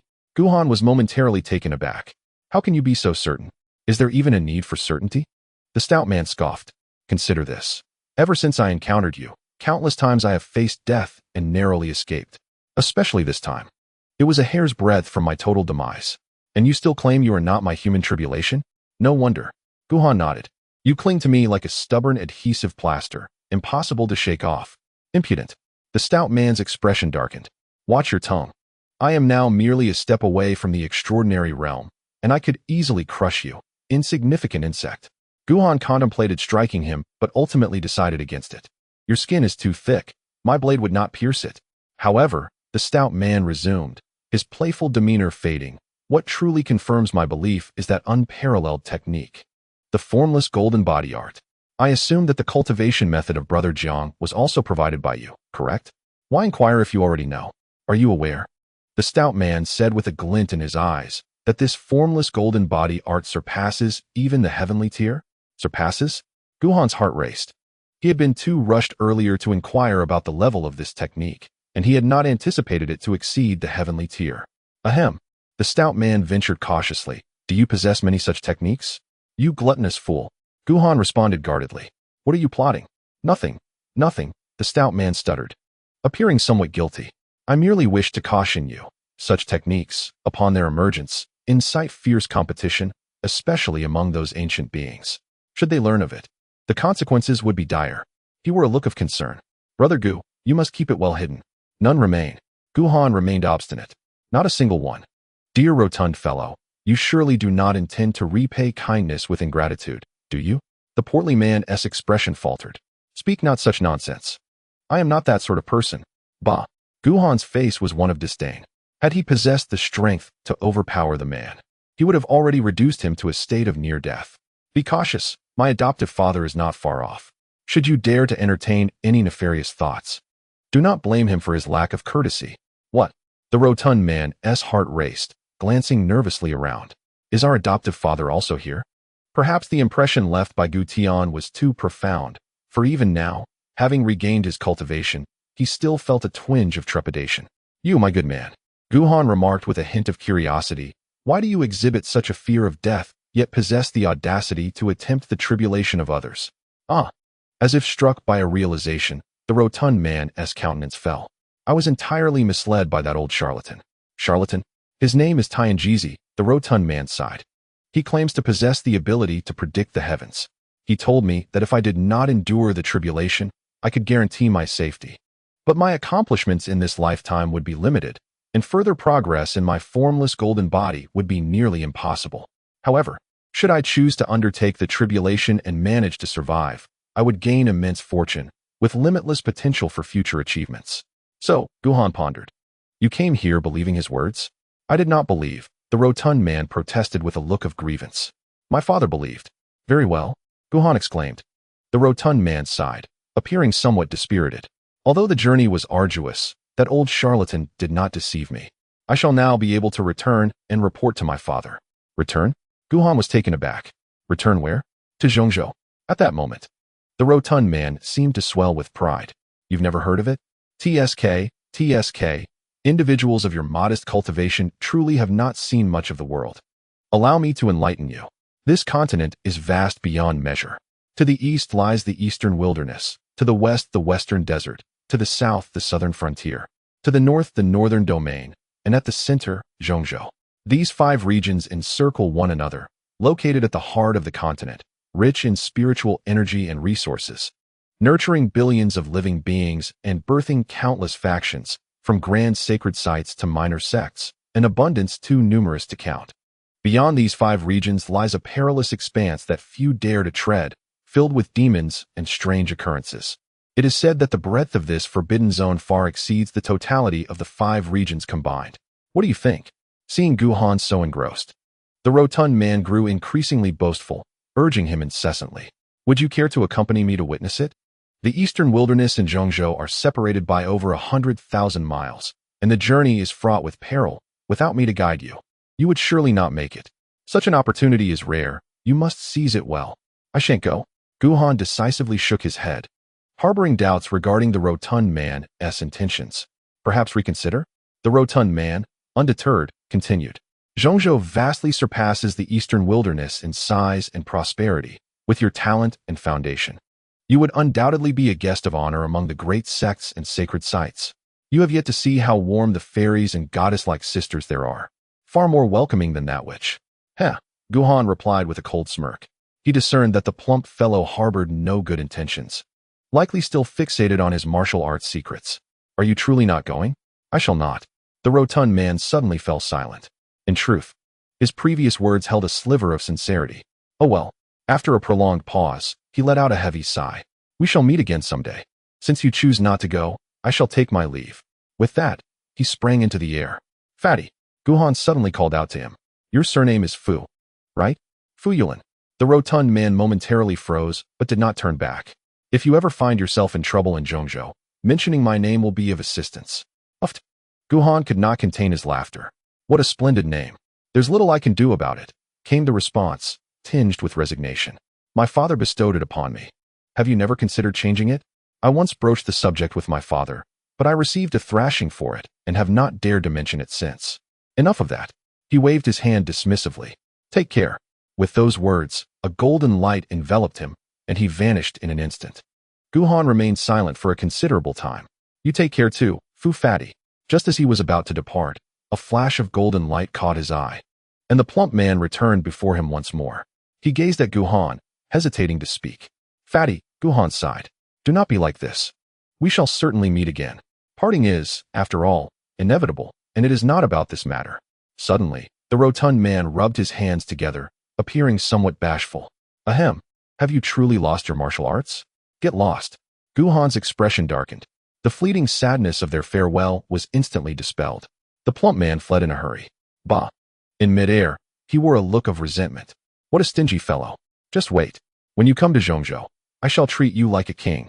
He sped away, cursing under his breath, diving headfirst into the wild forest. Suddenly, as if struck by inspiration, he beamed with delight. Sisters of Zhongzhou, goddesses, tremble. The benevolent Fu is back. Await my grace. However, before he could finish, a sudden uproar erupted below. Mei Yun, do not follow me. Teacher Han, you cannot just stand by and watch us die. Help. I'm on the brink of death myself. Enough, Teacher Han. They are coming after us again. We must flee. Mei, teacher. Listening to the relentless roars of the beasts below, the plump man's expression shifted dramatically. What are those two still doing here? TSK. He sighed in disbelief. Alas, encountering me is a stroke of luck for you.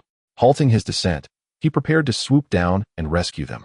Yet, at that very moment, a tantalizing, electrifying voice suddenly pierced the air. Oh, esteemed teachers, what a coincidence. Gulp. The rotund man stiffened, swallowing hard. Sister Sorceress. Chapter 108. Sister Sorceress. I wish you and Brother Gu eternal happiness. The wild forest. Beneath a rather concealed rock face, Han Fu and Mei Yun stood with expressions of vigilance and gravity, scarcely daring to breathe, lest the 3 6th-tier demon beasts in the distance perceive their presence. At that moment, the two were disheveled, their bodies smeared with dust and blood, lacking even a hint of the poise expected of martial academy instructors. Mei Yun, as the roar of the demon beasts faded into the distance, Han Fu let out a long sigh of relief and shot a fierce glare at Mei Yun. When we go out, do not follow me. Mei Yun, looking even more disheveled than Han Fu, let out a bitter laugh. Instructor Han, I didn't provoke them, nor did I antagonize them. Who could have known what madness possessed them to pursue us relentlessly? You cannot blame me for this. Blame you? Han Fu's eyes widened in disbelief. Listen to yourself. Have some dignity. Are you not aware of your own nickname? Regardless, he reiterated sternly, just keep your distance from me. I am not ready to meet my demise just yet. Mei Yun nodded obediently, refraining from further protest. Just then, a voice filled with allure reached their ears. Who? Han Fu's heart leapt in alarm, the hairs on his body standing on end as he fixed his gaze ahead. Stop with your tricks and show yourself. Huh. Mei Yun was taken aback. That voice sounds somewhat familiar. With a delightful giggle, another round of enchanting laughter echoed through the air. Lu Ying's figure gracefully descended before them, her movements a delicate dance, each step imbued with an irresistible charm. Lu Ying? The two exchanged glances. Their expressions a mixture of confusion and concern. She is still alive? They had not seen any sign of Lu Ying previously and had presumed she perished amidst the chaos of the demon beasts. Yet here she stood before them. Teachers, Lu Ying said with a playful smile, did you come specifically to find me? How truly touching. Her tone dripped with sweetness, though she instinctively licked her crimson lips. You. Mei Yun's expression hardened, adopting the authoritative demeanor of an instructor. What decorum is this? As a young lady, one must maintain a certain propriety. Wait. Han Fu's brow furrowed. There is something amiss. Suddenly, a mocking voice echoed from above. Of course, something is amiss. She is not Lu Ying at all. As the words were spoken, a rotund figure leisurely descended from the sky, wearing a cheerful grin while inwardly berating himself. Bah! What is there to fear? What of the enchantress? I am no longer the same person I once was. Today, let her witness the prowess of Master Fu in cherishing the delicate. Han Fu and Mei Yun were left in a state of bewilderment. What had they just witnessed? The chubby lad could actually fly? Little fatty? Upon seeing him, Lu Ying's eyes flashed with surprise. How have you elevated your cultivation so much? Hee hee, the chubby boy replied with a grin that belied his true feelings.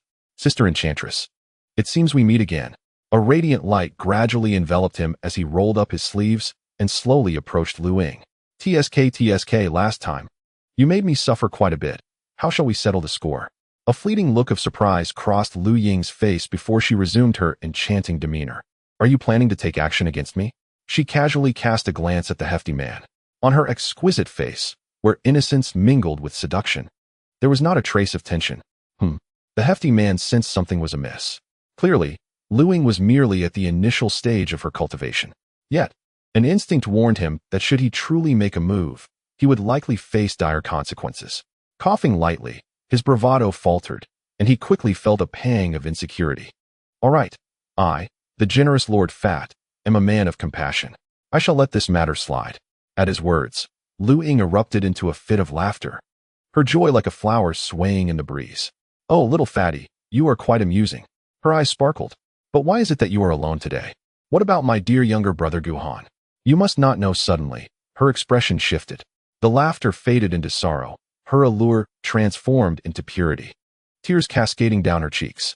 Sister misses him so much. The hefty man silently marveled at her prowess. My brother Gu, he could no longer bear to meet Lu Ying's gaze. Well, I must say, dear sorceress, if you long for brother Gu, you could go see him. You see, he has been thinking of you incessantly, to the point of near madness. Really? Lu Ying's sorrow instantly morphed into joy. He misses me too? Her voice quivered with emotion, and anyone unfamiliar with the situation would surely mistake her for a lovesick maiden, yearning for her unattainable beloved. Indeed, the hefty man asserted with unwavering confidence. It is absolutely true. Since your last parting, brother Gu has been consumed by thoughts of you, longing for nothing more than to see your face again. Her cheeks flushed. Where is he? In the Great Qi. The hefty man blinked, promptly revealing Guhan's whereabouts with remarkable candor. In the royal capital. Wiping away her tears, Lu Ying bit her lip. I must go find him. Once I do, I shall remain by his side for all eternity, never depart. Sister, the hefty man spoke earnestly. I truly believe you and my brother Gu are a match made in heaven. Is that so? Lu Ying's heart brimmed with joy, without sparing another glance at the others. She set her resolute gaze towards the royal capital and began her journey. Sorceress, the hefty man waved hurriedly. May you and brother Gu find happiness. Little fatty. Lu Ying paused, turning back with a charming smile. Given that your words are rather sweet, I shall let this slide this time. As Lu Ying departed, the hefty man let out a silent sigh of relief. He had always found the unpredictable and enigmatic sorceress to be quite a headache. He firmly believed that she must possess hidden strengths. Otherwise, she would not remain so composed in the presence of a formidable opponent at the brink of transcendence. Of course, it was now not he who should be troubled. Brother Gu, he mused with a hint of nostalgia. Fat Master can only assist you up to this point. The rest is in your hands. He felt no pressure whatsoever. Glancing back, he noticed Han Fu and Mei Yun had become utterly dazed. Alas, he shook his head. Since we've crossed paths, let me escort you out. As he spoke, a glimmer of inspiration struck him. Mei Instructor. He cast aside his previous trepidation towards Mei Yun and approached, giving her shoulder a friendly pat. Would you care to accompany me, fat master, on a journey to Zhongzhou? No, Mei Yun instinctively replied. I have no interest. TSK, TSK. The rotund figure shook his head repeatedly. That decision is not solely yours to make. With that, he seized both individuals and soared into the air, his voice brimming with excitement and pride. Old Master Tianji, Fat Master has returned. Moreover, I bring you a splendid gift. At that moment, Gu Han was blissfully unaware that he had been thoroughly sold out by the Fat Master. Departed? Inside the inn. Upon hearing Gu Han's words that the Fat Master had left, he let out a quiet sigh of relief. It is for the best. The Fat Master's origins were mysterious, his strength formidable, and his temperament brash. His presence posed an unstable element for Dachi and even the entire eastern wilderness northern region. By the way, it seems he recalled something. He produced a storage ring and handed it to Gu Han. During this time, Chen Ping had scoured the 10 nations, offering several times the price. Yet he had only managed to procure 2 plants, which, regrettably, might be of lesser efficacy than that fallen. Moreover, the 1 million yuan crystals were running perilously low. Thank you for your efforts, esteemed elder. Gu Han accepted the storage ring, his expression revealing no trace of sorrow. The 2 plants had actually exceeded his expectations. Even if 1 million yuan crystals could only procure 1, he deemed it worthwhile. Rest assured, Morong Chuan sighed internally, with the young lady's orders. The Morong family will certainly spare no effort in assisting you to locate such rare materials. Should we find them, they will be delivered to you at the earliest opportunity. Gu Han remained silent. Even if the Morong family was willing to assist and possessed ample resources, such spiritual items were exceedingly rare, even with ample yuan crystals. It was uncertain how long it would take to locate them. Relying solely on the fallen and these 2 spiritual herbs, Asha would undoubtedly struggle to endure for long. The most prudent course of action leads to Yushan City, Ru E Tower. Regardless of the cost, I must acquire the alchemical pill from the ghost doctor. Esteemed elder. With this thought, he had already resolved to depart. Shortly, Asha and I shall be leaving Dachi. Leaving? Morong Chuan furrowed his brow. So soon? He understood that Gu Han would not linger for long, yet he did not expect him to depart at this very moment. I plan to. Gu Han contemplated. Visit Fengwu Courtyard. He had devised a strategy. The alchemical pill in the hands of the Ru E Tower Master was beyond even Morong Chuan's reach. As an unknown individual, he had even less chance of acquiring it. Perhaps he would not even meet the Master. Even if he did manage to meet her, obtaining the pill would undoubtedly require a significant price. In all likelihood, even the Tianjia technique must be brought forth. Moreover, he is utterly unaware of the character of this Lord of the Rui Tower. If he is as greedy and insatiable as Jiang Hong, with his cultivation level and such a precious treasure in hand, to act recklessly would be akin to courting death. The most prudent course of action would be to bestow upon himself an identity that would instill caution in others. The Fengwu Academy. Becoming the chief disciple there would be an excellent choice. Being on par with the esteemed Yuqing sect. To attain the position of chief disciple would certainly cause others to think twice before harboring any ulterior motives. Fengwu Academy? To his astonishment, the usually composed Morong Chuan suddenly lost his composure upon hearing those 3 words. You intend to go to Fengwu Academy? Indeed, Gu Han replied, puzzled. Is there a problem? How do you know about Fengwu Academy? Morong Chuan inquired, a look of confusion crossing his face. It seems I have not mentioned it to you, have I? He recalled vividly that aside from the Yuqing sect and the Morong family, he had not uttered a single word about other forces in the northern region of the eastern wasteland. I have encountered individuals from there. Encountered them? Morong Chuan raised an eyebrow. How fortuitous that you are aware of their circumstances. I do know, Gu Han replied, further perplexed. They have already clarified everything to me. Morong Chuan regarded him incredulously. And you still wish to go? Yes, Gu Han exclaimed, a hint of longing in his voice. Senior, I feel I am quite suited for that place. And moreover, the Fengwu Academy harbors extraordinary talents, which would greatly benefit my cultivation. Morong Chuan was left in a fog. Extraordinary talents? Do you harbor some misunderstanding regarding that phrase? After a moment's reflection, he resolved to further persuade Gu Han. What about Fengwu Academy? He began but was interrupted by a sudden shift in his expression. The young lady has awakened.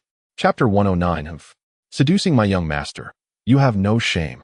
Within the Tianzi room, Asha slowly sat up, yet her demeanor was markedly different, lacking her usual vivacity, and there was a fleeting glimmer of confusion in her eyes.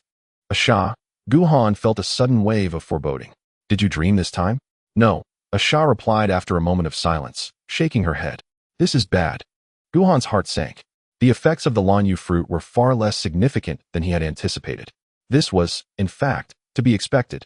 The ghostly physician's elixirs were crafted from a semi-saint herb, while the half-pill derived from the mysterious stone was a rare marvel in the world. Its efficacy naturally far surpassing that of the Lanyu fruit. Asha, Gu Han hastily produced 2 other spiritual herbs. Quick, consume these. Young master. Asha silently accepted the herbs, her eyes suddenly reddening. Master Li has passed away. It seemed that only at this moment did she begin to grasp the weight of her sorrow. Yes, Gu Han gently patted her head. Do not worry. The young master has avenged him. Those who harmed him have not escaped. Young master, Asha's spirits remained somewhat subdued. Am I truly useless? Having caused Master Li's demise and burdened you? It has nothing to do with you. Gu Han gently patted her head and softly said, It is those people who are excessively domineering, much like the members of the Gu family, showing no regard for reason. Young master, are there many unreasonable people? Indeed. Far too many. What shall we do then? Fear not, for the young master wields a sword and shall impart some reason to them. Oh, at this moment, Asha had already consumed the spiritual medicine, yawning repeatedly, her eyelids growing heavy. Young master, I can scarcely lift my eyelids. I am feeling drowsy again. Then sleep. Gu Han chuckled. When you awaken, I shall take you to a place where the best roasted meat in the world awaits. Roasted meat? Asha's eyes momentarily sparkled before she succumbed to a deep slumber.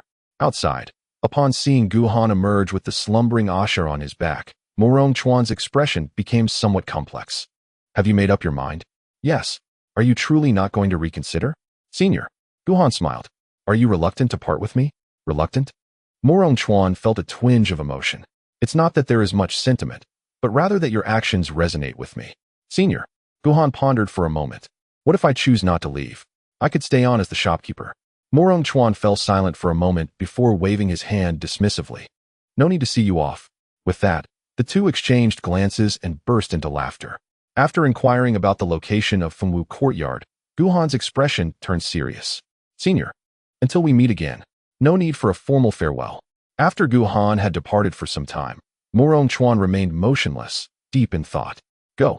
After a lengthy pause, he suddenly spoke.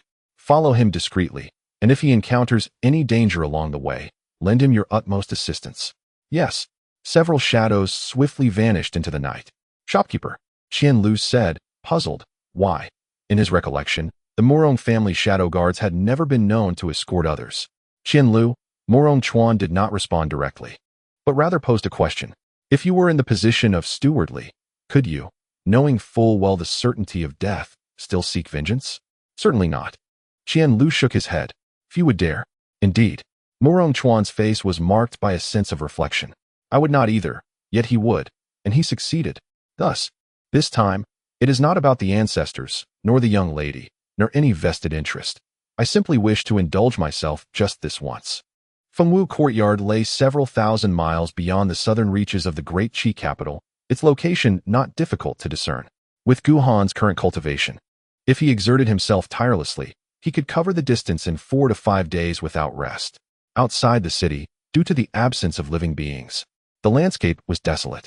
Gu Han cautiously channeled a wisp of spiritual power to protect Asha, propelling himself forward with such swiftness that he nearly transformed into a fleeting shadow, his pace rivaling that of a spirit-profound realm cultivator.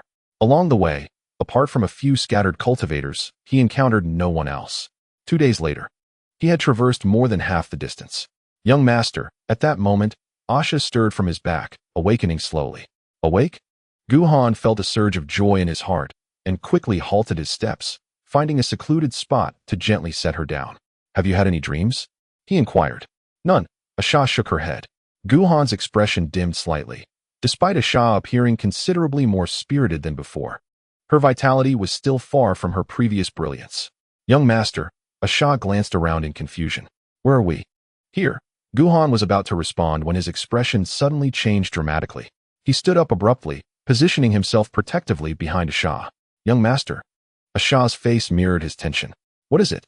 In his memory, Gu Han had never displayed such an anxious demeanor, tense, wary, and even hinting at a trace of imperceptible fear. There they are. The moment the words left his lips, a cacophony of voices erupted from a distance. Chase! Don't let her escape. The vile intent behind the words was palpable. This wretched girl, once we capture her, we shall teach her a severe lesson. Accompanying these malevolent voices was another, filled with panic and the faint tremor of tears. Help me. In an instant, a figure appeared before Gu Han, visibly distressed. With tears streaming down her delicate features, stumbling as she approached. Brother Gu Han. Upon seeing him, she burst into tears, her eyes shining with relief. I finally found you. You must save me. Miss Lu? Asha hesitated momentarily, her confusion evident. The girl bore a resemblance to her, yet she did not seem to be the same person. With a swift motion, Gu Han drew his sword, its blade shimmering ominously, directed at Lu Ying. Halt! Lu Ying froze, overwhelmed with despair. What are you doing? Brother Gu Han, do you have any idea what I've endured to find you? Just then, several figures emerged in pursuit. The leader, gaunt and lecherous, exuded an aura of menace, his cultivation at the 9th level of gathering essence. Run. His eyes glinted with malice. Why have you stopped? Humph. Daring to toy with our elder brother. You must be tired of living. Huh. Beautiful one. With such meager cultivation, you dare roam about? You clearly do not comprehend the perils of the cultivation world. Fear not. We shall soon enlighten her.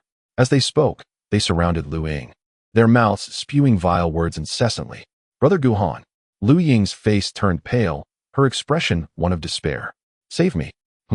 The leader's attention shifted to Gu Han. You are her brother? I don't know her. Gu Han replied, his face impassive. Do as you wish. It has nothing to do with me. Asha, let us depart. With that, he hoisted Asha onto his back, preparing to leave. You. Lu Ying gazed at Gu Han, heartbroken. How cold-hearted you are. That chubby boy said you have been waiting for me, yet I endured so much hardship to find you, and you respond with such indifference. Chubby boy? Gu Han was momentarily taken aback, suddenly realizing. That fatso. How dare he trick me? The next time we meet, I shall make him pay dearly. Enough of this drivel. The leader interjected, visibly irked. If you do not recognize me, then be swift to depart.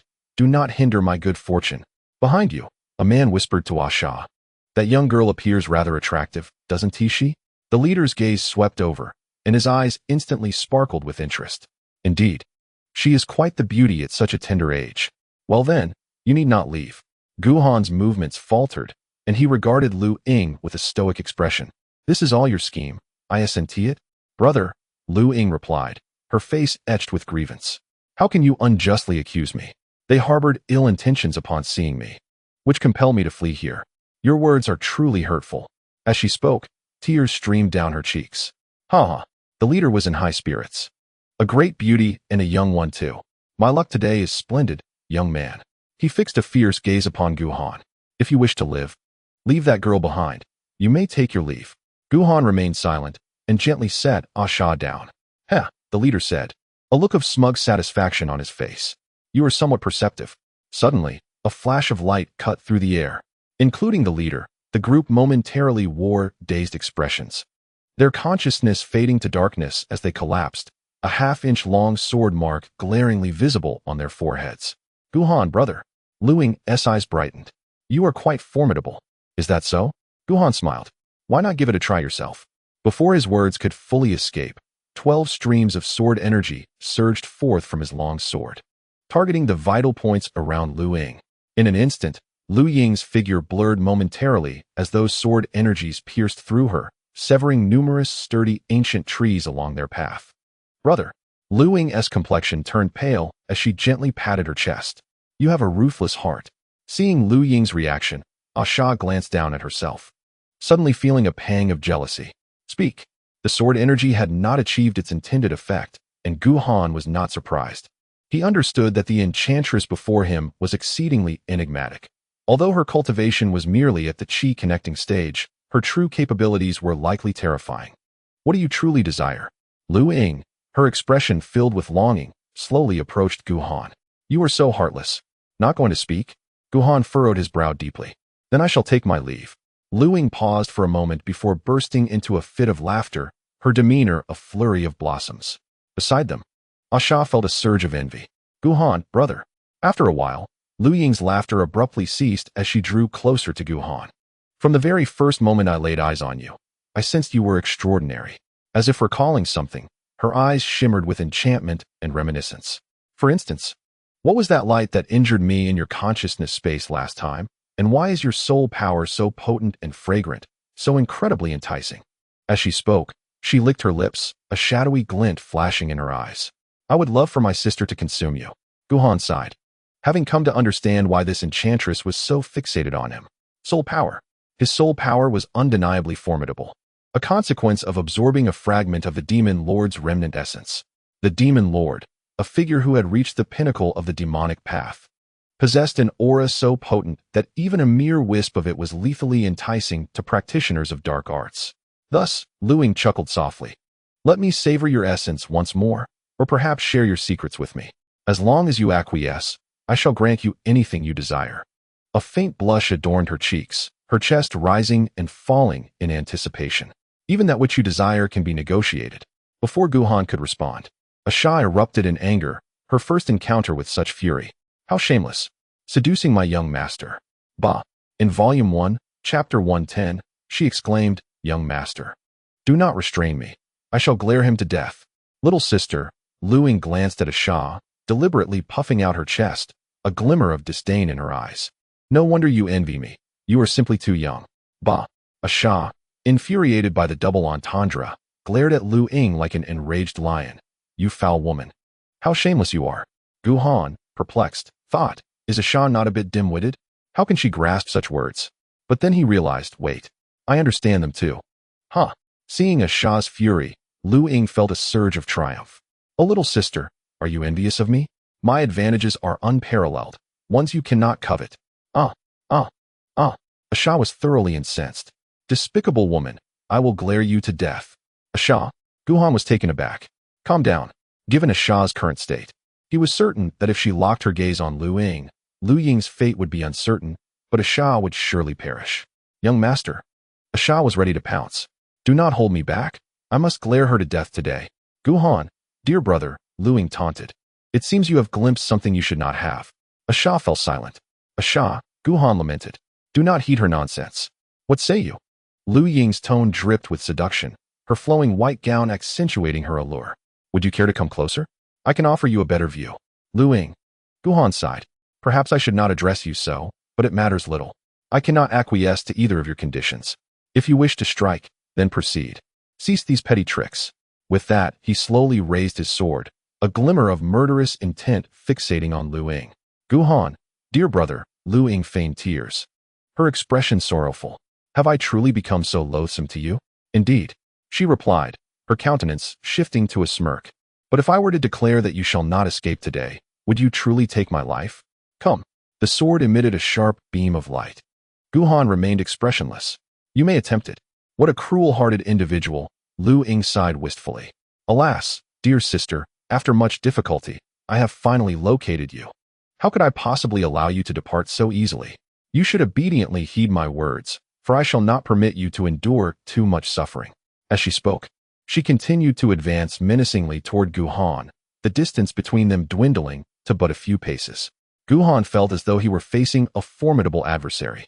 At that very moment, swish, swish, several shadowy figures flitted by, and 6 cloaked figures materialized before Guhan. The Dark Guards. You all. Guhan was momentarily taken aback. How did you come to be here?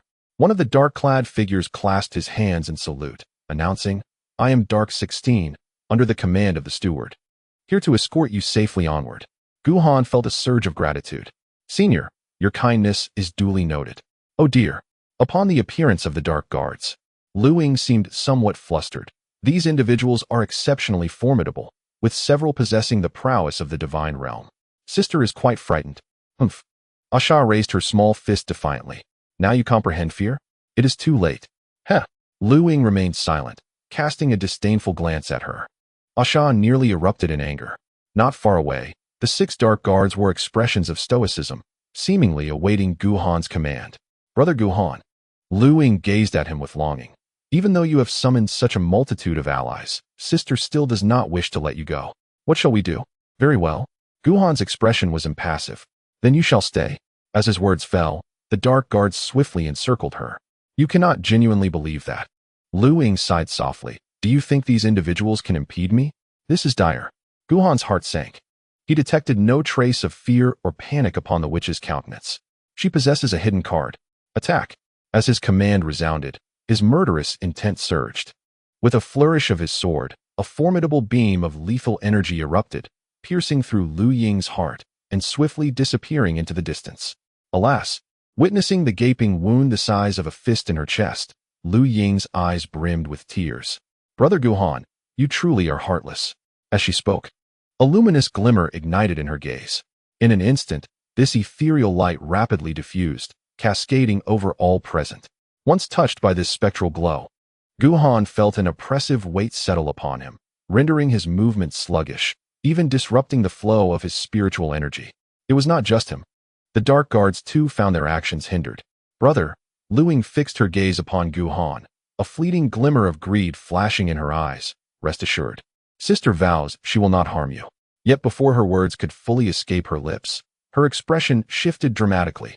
From afar, an overwhelmingly powerful presence, imbued with brutality and murderous intent, approached swiftly. Dare to harm my son.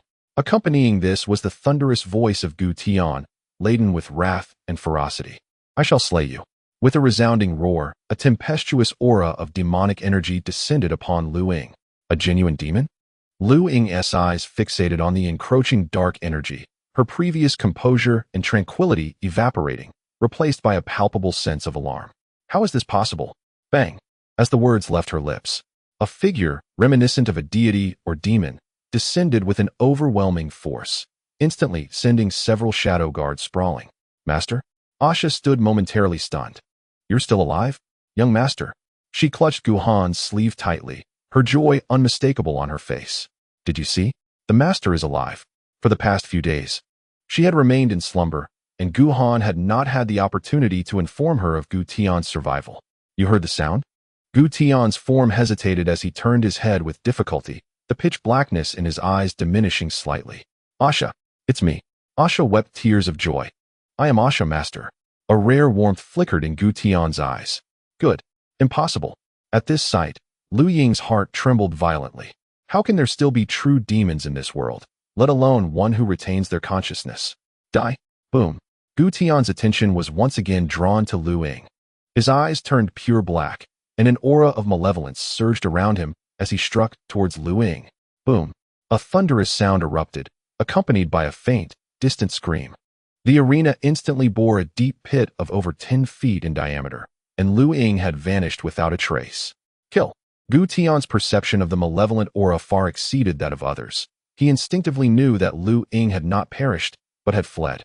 Thunderous roars erupted as his murderous intent surged, enveloping him in malevolence as he soared into the air in pursuit. Young master. Asha stared blankly at Gu Han. The master is incredibly powerful. Indeed. Seeing Gu Tian's arrival, Gu Han's heart finally relaxed. He discerned that Lu Ying was genuinely terrified of Gu Tian. However, akin to Zhong Ning from that day, her fears stemmed not from Gu Tian's cultivation, but from something else entirely. The great freedom heavenly demon arts. Realizing this, he suddenly comprehended. This ultimate method leading directly to the boundless demonic path seemed to subtly restrain beings like Lu Ying. Wonderful. Meanwhile, Asha clenched her small fists. Master. Even though Gu Tian's figure was no longer visible, she continued to shout incessantly. Don't let her escape. This woman is shameless, always trying to seduce the young master. At that moment, several shadow guards approached Gu Han once more. Although Gu Tian had not specifically targeted them, the overwhelming aura of malevolence had still inflicted minor injuries upon them. Gentlemen, Gu Han expressed his sincere apologies. I am truly sorry for today's events. Internally, he silently criticized, my adoptive father's temper seems quite volatile. There's no need for such concern. Dark 16 shook his head. It is our duty. Here. He produced several vials of medicinal pills from his storage ring, crafted by the esteemed Elder Shui, renowned for their remarkable healing properties. Please take these quickly, lest your injuries worsen. Dark 16's expression softened slightly. They were called shadow guards, yet, to put it bluntly, they were merely the death warriors cultivated by the Murong family. As death warriors, few truly cared for their lives. Not to mention someone like Gu Han, who even brought forth the elixirs crafted by the esteemed physician Shui solely for their healing. Here, take it. Gu Han sighed, for otherwise, he would feel an undeniable sense of guilt. Very well. And Shirlu hesitated for a moment before accepting the elixir. At that moment, a realization dawned upon him. Why Murong Chuan was willing to contravene clan rules to ensure their constant presence alongside Gu Han. Your Excellency. He bowed again to Gu Han, his tone still rigid, yet tinged with a subtle hint of gratitude. Please continue your journey. We shall accompany you unwaveringly from here on. With that, he gently waved his hand, and several shadow guards vanished in an instant. Young master. Asha's gaze remained fixed on the direction Gu Tian had departed. The head of the family is truly alive. Indeed. Gu Han smiled, recounting his encounter with Gu Tian in the wilderness forest. Splendid. Asha suddenly burst into laughter. Gu Han affectionately ruffled her hair. Yes, indeed splendid. The two individuals he cherished most were alive. Thinking of this, his resolve to care for Asha intensified. Shall we proceed? Where to? To savor roasted meat. I know a chef whose culinary skills surpass all others. Oh, Asha, however, surprisingly lost interest in the roasted meat. Young master. After a brief silence, she posed a peculiar question. Is she beautiful? What? Gu Han was momentarily taken aback. That woman. Asha's small face was etched with seriousness. She was not mistaken. You indeed stole a glance at something you should not have, and I witnessed it clearly. Do not speak nonsense. Gu Han's face flushed with embarrassment. I swear, I only glanced once, and it was purely by accident. Alas, Asha sighed, lowering her head. Just as she did, her sigh deepened. Silly girl. Gu Han extended his large hand, tousling her hair. What are you thinking about? Young master. Asha suddenly lifted her head, her expression grave and earnest. I have made a decision. Gu Han's heart tightened. What have you decided? In his recollection, Asha rarely displayed such a demeanor. I want to grow up quickly, for the first time in her 14 or 15 years of muddled existence. A sense of urgency blossomed within her heart. Gu Han's temples throbbed with tension. He resolved silently that if this which were to escape Gu Tian's grasp, he would ensure that their next encounter would end with her being cleaved into 8 pieces. Let us go. With a grim expression, he hoisted Asha onto his back and vanished in an instant. In the blink of an eye, 2 more days had passed. At this moment, Gu Han had arrived at the location of Fengwu Courtyard. However, observing the increasingly desolate surroundings, he instinctively halted, a look of bewilderment crossing his face. This cannot be right. Am I lost again? Impossible. I followed the route given by Manager Murong meticulously. Could it be that Manager Murong deceived me? No, that thought was quickly dismissed. Young master. Asha cautiously peeked out her little head. What is the matter? I perceived that Gu Han's complexion was somewhat unappealing. It seemed I had once again fallen into a trap, hadn't I? Just as I pondered this, a faint quarrel reached my ears from a distant location ahead. Gritting my teeth, I hastened towards the source of the sound. Moments later, upon witnessing the scene before me, I came to an abrupt halt, utterly dumbfounded. In the first volume, chapter 111, I am but a humble cook, yet in truth, I am merely a lowly hillock. The ground is overrun with weeds, and shrubs flourish abundantly, rendering the place desolate in its entirety. The spiritual energy here is somewhat richer than elsewhere, yet still exceedingly limited. At first glance, it appears utterly ordinary and unremarkable. The only distinguishing feature is the 2 thatched cottages, constructed with great casualness, nestled halfway up the hillside. At the foot of the mountain, 2 or 3 dozen young individuals stood there in a daze, their expressions blank, including Gu Han. Opposite them stood a burly man, towering like a black tower, with a bone-picking knife tucked into his waist, a broad smile gracing his face. Today, however, he bore no large black pot upon his back. Esteemed guests, he proclaimed with evident satisfaction, welcome to the entrance examination of my Fengwu Academy. Although you all possess remarkable talents and solid foundations, this procedure is unavoidable. Among the crowd, a young man expressed his confusion. Is this truly Fengwu Academy? Indeed it is. The man affirmed with a nod. After a moment's reflection, he bent down and rummaged through the nearby weeds, lifting a dirt-covered stone tablet, 1/3 of which was broken. Behold, is this not it? Gu Han's gaze shifted to the stone tablet, where the 3 characters spelling Fengwu Academy were inscribed in a flamboyant script, exuding a certain charm. A chill ran through his heart. I have been deceived. The crowd also stood in shock. Did they truly believe in this stone tablet? It was clearly a mere ruse. At that moment, the young man's complexion began to pale. This must be the outer courtyard of Fengwu Academy, right? Certainly. Another chimed in. Perhaps if we pass the examination, we shall behold the true inner courtyard. How refined indeed. Instantly, a wave of imagination washed over the group. Even Gu Han felt a slight relief. Yes, the outer courtyard. It must be the outer courtyard. Ah, the man waved his hand dismissively. One simple statement shattered their fantasies. At Fengwu Academy, there has never been a distinction between inner and outer courtyards. The hearts of the crowd sank. Esteemed guests, the man observed their expressions and shook his head. One must not judge merely by appearances. While Fengwu Academy may seem somewhat dilapidated on the surface, its foundation, I assure you, rivals that of the Yuqing sect. Without a hint of disparity, should you manage to pass the examination by a stroke of luck, I shall become your second senior brother. And it is only fitting that I first enlighten you on the circumstances. Wait, Gu Han exclaimed, his eyes widening in disbelief. Aren't you a cook? How have you become the second senior brother? I am indeed a cook, the man replied, seemingly recalling Gu Han and offering a friendly smile. I also double as the second senior brother. Gu Han's heart plummeted. In the Phoenix Wu Yuan, how many individuals are present? A man extended 3 fingers. 30? The one who spoke earlier furrowed his brow in disbelief. Surely, that number is rather meager? No, the man shook his head. 3. Instantly, the crowd erupted in uproar. Only 3 people, and they dare to call it a sect? Indeed, such deception is intolerable. I have journeyed for half a month, without even visiting Qixia Academy. Only to be misled like this? Let us go. I cannot bear to remain in this wretched place for another moment. Amidst the clamor, Gu Han's countenance darkened, and he pulled Asha along, turning to leave. This is it, one of the 2 academies? In comparison to the Daki Martial Academy. This is not just a slight difference, it is a vast chasm.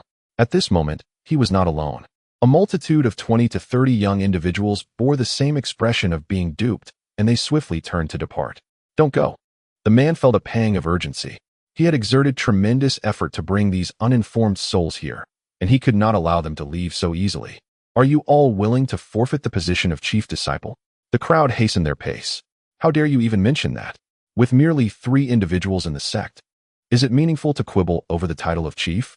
It was then that Gu Han finally comprehended why Murong Chuan's gaze had seemed so peculiar upon hearing of his arrival at the Phoenix Wu Yuan. It felt akin to leaping into a pit of fire. Alas, the man sighed, feeling quite helpless. Well, since we have come this far, upon hearing this, Gu Han's form faltered. Indeed, since we have arrived. To leave now would mean not only wasted effort over the past few days, but also narrowly escaping peril at the hands of a witch. What a loss that would be. At this moment, many shared his sentiment. With a single remark, over half the individuals ultimately chose to remain. In truth, they were all in the same predicament as Gu Han. They had no real choice. Meanwhile, the rest had largely vanished from sight. It is what it is. We are here now. After all, the Phoenix Wu Yuan is one of the 2 academies. With our foundational strength, it would indeed be their honor to have us join. This Phoenix Wu Yuan is destined to achieve great renown in our hands. The crowd engaged in fervent discussions, uttering words they scarcely believed, desperately attempting to console themselves. As for the assessment mentioned by the man, none took it to heart. Given the current state, would there even be an assessment? It was likely merely a formality to uphold what little dignity remained for the Phoenix Wu Yuan. Indeed, a broad smile spread across the man's darkened face. To retain so many individuals has far exceeded his expectations. It seems your discernment in choosing the Phoenix Wu Yuan is commendable. Bah! The crowd expressed disdain. Choose. There was hardly a choice to be made. Stop dawdling. Someone shouted in discontent. Let us commence with this so-called assessment. Quite right. The man nodded. We must act swiftly. I still need to return to prepare the meal. The crowd wore expressions of incredulity. You certainly haven't forgotten your identity as a cook, young master.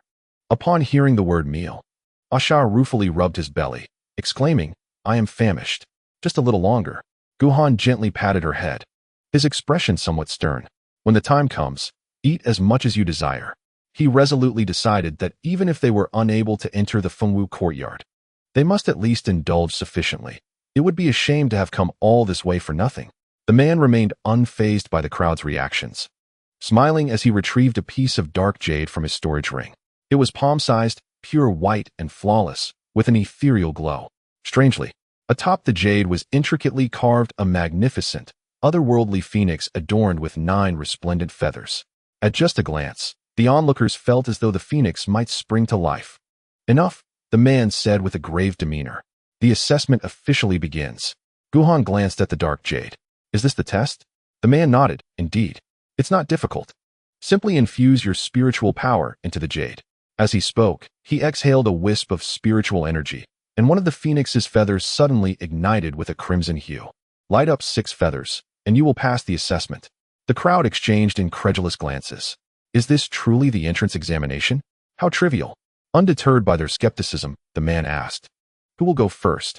I will, proclaimed the young man who had spoken first, stepping forward with a scowl. Allow me. He took the jade, examining it from various angles with an air of indifference. Watch closely. Despite his disdain for the assessment, the crowd instinctively focused on the jade. Buzz. The jade trembled slightly as the young man infused it with his spiritual energy. Yet, there was no response.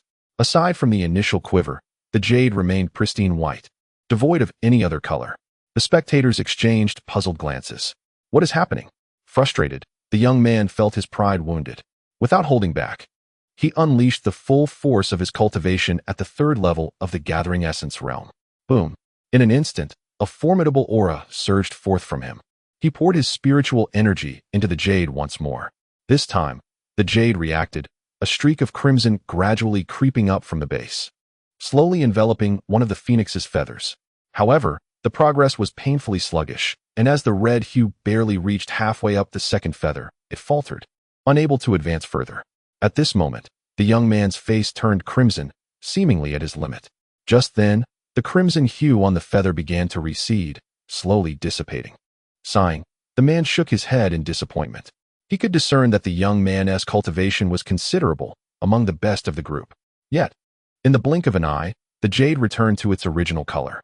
The young man's face flushed with a mix of exhaustion and embarrassment. What a ridiculous thing this is. He felt a pang of embarrassment and raised the mysterious jade, ready to hurl it to the ground. What are you doing? The man's expression changed dramatically as he hurriedly snatched the jade away. This is the treasured artifact of our Fengwu Institute. If you break it, the responsibility will be immense. In his anxiety, his tone grew somewhat stern. Bah! The young man was incensed. What a ridiculous assessment. Now I understand why your Fengwu Institute has no disciples. With such a method of evaluation, who could possibly succeed? It's a wonder you can attract any disciples at all. Catching sight of the peculiar expressions on the faces of the crowd, he felt humiliated and his agitation intensified. What now? The man paid him no mind, casting a sweeping glance. Is there anyone else willing to give it a try? I will. Another individual stepped forward. Compared to the previous contestant, his cultivation was slightly higher, around the 4th level of Gathering Essence. However, the outcome was disheartening, despite his utmost effort. He only managed to ignite the 1st phoenix feather, leaving the 2nd entirely unlit. The earlier contestant immediately fell silent, feeling a sense of balance restored within himself. Not far away, Guhan appeared contemplative, having discerned some underlying principles. This assessment prioritized innate talent and potential over mere cultivation. Alas, the man's expression reflected deeper disappointment. Is there anyone else? I'll go first. Count me in. Surprisingly, the crowd showed no signs of discouragement. Their enthusiasm had significantly increased compared to before. In truth, their thoughts had aligned remarkably. They had abandoned any notions of the Fengwu Institute and solely wished to slap the chef's face. Vigorously, elaborately, they were determined to leave him bruised. Thus, a dozen individuals, eager to strike someone else's face, found themselves instead smacked by the mysterious jade. The sound of slaps echoed, as no one could ignite 6 phoenix feathers. Among them, the best performer managed to ignite only 3 feathers. At that moment, a myriad of emotions swirled within the crowd: despondency, shame, frustration, and unwillingness. Even the man's face mirrored disappointment. Just then, he suddenly noticed Guhan, who had remained silent among the throng. Right, there is still one last chance. He mustered his spirits. Little brother, would you like to give it a go? In truth, although he recognized Guhan's exceptional nature, he held little hope. No one understood better than him how challenging it was to ignite 6 phoenix feathers. A hush fell over the crowd as their gazes converged upon Guhan. After a few glances, many quietly shook their heads. His cultivation appeared to fall short of the Gathering Essence realm. He was surely doomed to fail. Young master, Asha raised her little face. Give it a try. You can definitely do it. Gu Han hesitated. Having learned of the Fengwu Institute's circumstances, he had lost much interest in the assessment. Young master. Asha tugged at his sleeve. Since we're already here. This phrase once again stirred Gu Han's resolve. Since we're here. It would indeed feel like a loss not to try, wouldn't it? Moreover, he intended to linger for a sumptuous barbecue. It was only fitting to show this fellow some respect. Very well. Contemplating this, he reluctantly accepted the dark jade from the man's hand. Little brother. The man feebly encouraged Gu Han. Put in more effort. Virum. Before he could finish his sentence, a surge of liquid spiritual energy had already merged into the jade. In the blink of an eye, the first phoenix feather transformed into a vibrant crimson hue, followed swiftly by the second and third. The speed so astonishing that it left onlookers utterly speechless. Little brother. The man's eyes widened in disbelief. Hurry. More effort. This encouragement came from the depths of his heart. Gu Han pondered briefly. Shall I give it my all? All in. The man's eyes bulged even wider. You haven't exerted your full strength yet? Then do it now. Show me your limits. Boom. Before he could finish speaking, an overwhelming aura erupted from Gu Han. Aside from Asha, the remaining dozen individuals were nearly blown away by this force.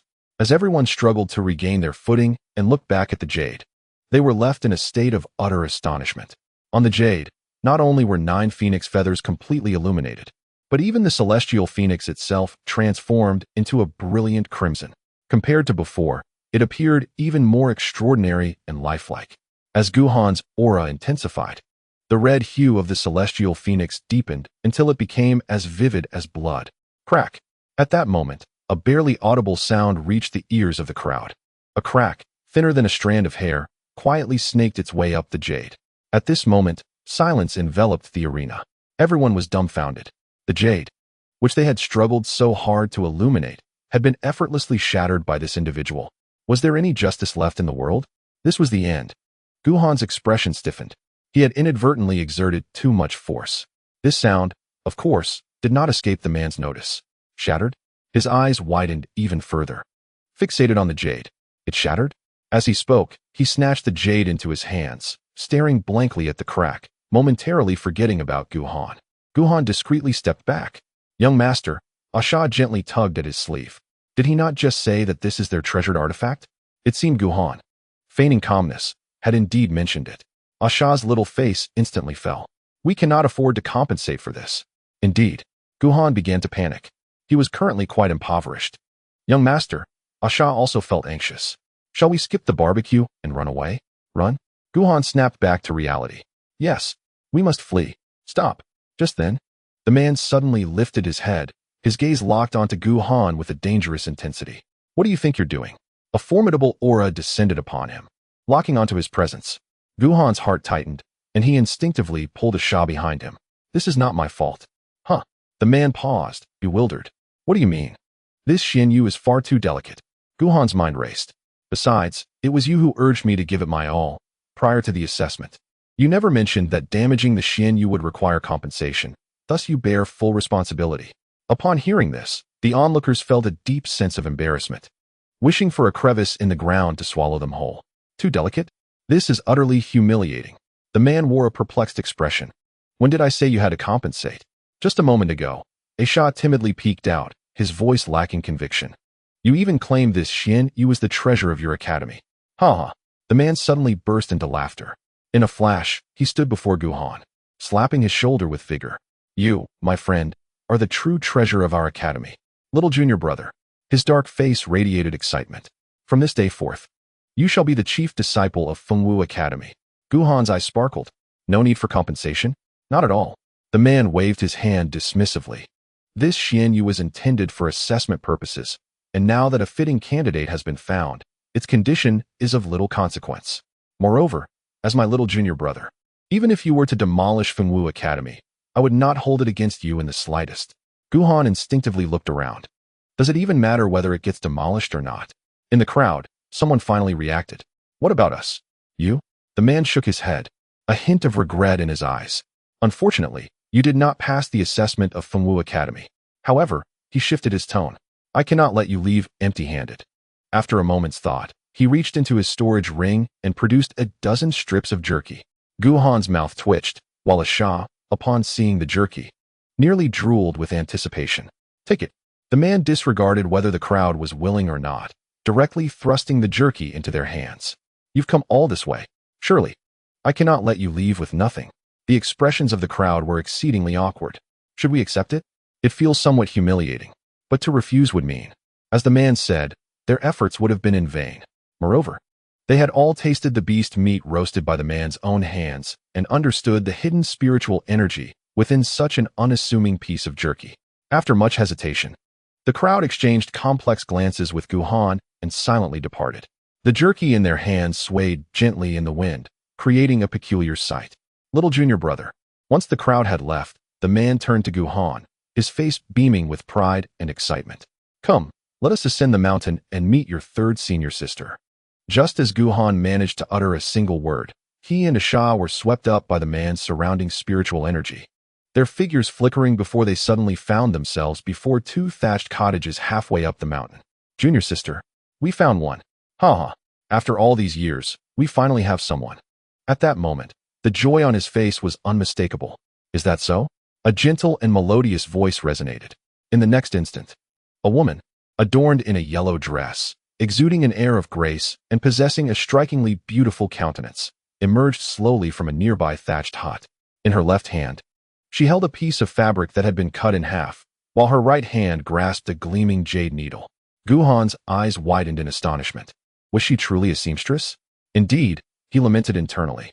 A cook, a seamstress. This Fengwu courtyard was utterly unreliable. Was it truly she? The woman regarded Gu Han with curiosity. It was he. The man opened his palm, excitement evident in his demeanor. Junior sister, look. The woman, clearly taken aback, responded, is it truly shattered? Brother. As she looked at Gu Han again, her eyes shimmered with newfound admiration. You have certainly brought back a treasure. Ha. The man scratched his head, feigning modesty. Just fortunate, merely fortunate. Fortunate? Gu Han's expression darkened. What you mean is pure luck. The young woman smiled gently and turned her attention to Asha. What is your name? I am Asha. Asha. The woman chuckled. Quite delightful. At such a tender age, your spiritual energy is remarkably pure. How rare. Come. The man eagerly pulled Gu Han along and said, this is your third senior sister, Yu Miao, and I am your second senior brother, Zhuang. From this day forth, we are one family. One family. Gu Han was at a loss for words. Isn't this a bit too enthusiastic? After a moment of contemplation, he decided to clarify. Actually, Before he could finish, he was interrupted by Yu Miao. Today, the junior brother has just arrived. You must treat him well. Right. Zhuang smacked his forehead. So absorbed in the assessment, I nearly forgot the main matter. Junior brother, wait here. I shall demonstrate something for you. In Gu Han's stunned gaze, he dashed into another hut and emerged with a large black pot. With a swift gesture, he ignited a flame beneath the pot. Gu Han was utterly speechless. What kind of serious matter was this? He attempted to speak again. The world is vast, but eating is paramount. Zhuang waved his hand dismissively.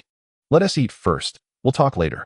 As he spoke, he conjured a clear spiritual spring from his storage ring, followed by several pieces of dried meat, an array of spiritual fruits, herbs, and various unknown powders. Instantly, a fragrant aroma wafted through the air. Just inhaling this scent caused Gu Han's internal spiritual energy to surge several-fold, and that long-forgotten impulse to break through surged once more. Yu Miao glanced at Gu Han. Is junior brother on the verge of a breakthrough? Gu Han could no longer respond. The urge to ascend grew ever stronger. He simply settled into a cross-legged position, gently guiding the spiritual energy within him to coalesce. The gathering Yuan realm signifies the convergence of all elements. It involves uniting the spiritual energy within the meridians and acupoints, opening a spiritual pool at the center of the brow. The stronger the spiritual energy, the broader the pool that is established. An ordinary monk, devoid of extraordinary circumstances, could at best manifest a spirit pool of merely 10 or so Zhong, even with utmost effort. However, Gu Han was not an ordinary monk. With the culmination of his qi condensation stage and the perfection of his aperture opening stage, he was destined to forge an unprecedented spirit pool. At this moment, Gu Han brimmed with anticipation, eager to discover the extent of his limits.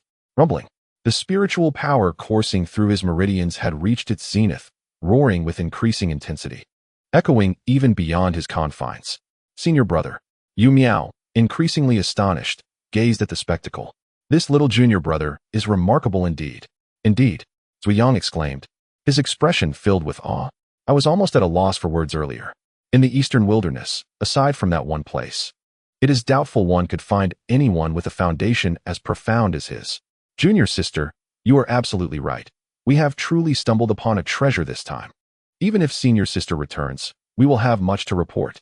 The two exchanged knowing glances, their thoughts in sync. Such talent must not be overlooked. Meanwhile, Asha, oblivious to their conversation, was mesmerized, her eyes fixated on the large black pot, drooling incessantly. Gu Han, wholly absorbed in his breakthrough, was likewise unaware of their dialogue. At this moment, he directed his intent to harness the wildly surging spiritual power within, channeling it straight towards his brow. The creation of a spirit pool was, of course, significantly easier than breaking through the barriers of the apertures. Crack! With a soft sound, a spirit pool, approximately a zhong in diameter, flickered into existence at his brow, existing in a state between reality and illusion. Boom!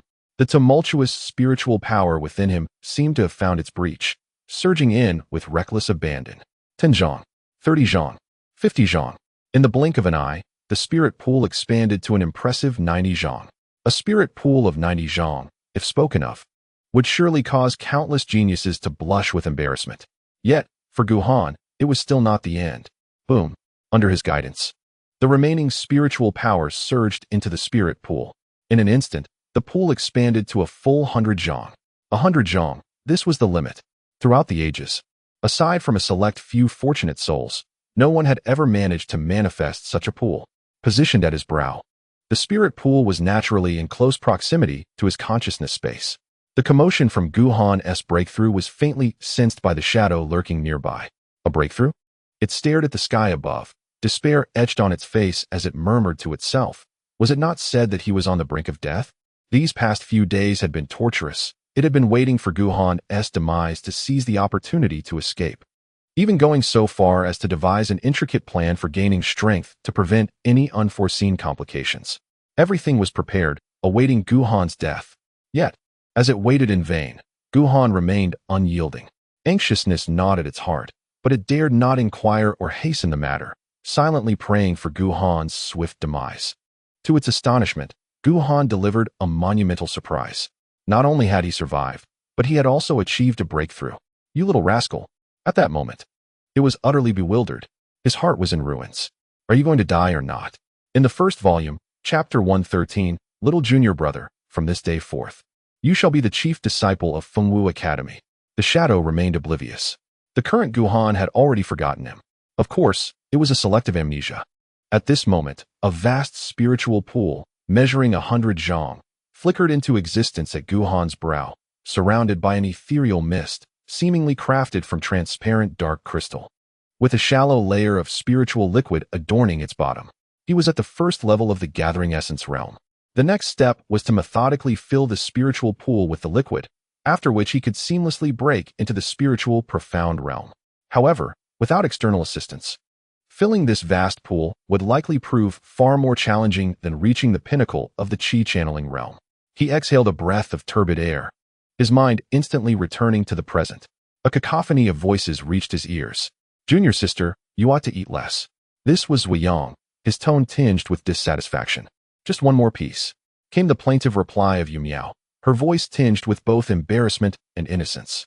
Slowly opening his eyes, the scene before Gu Han caused his lips to twitch involuntarily.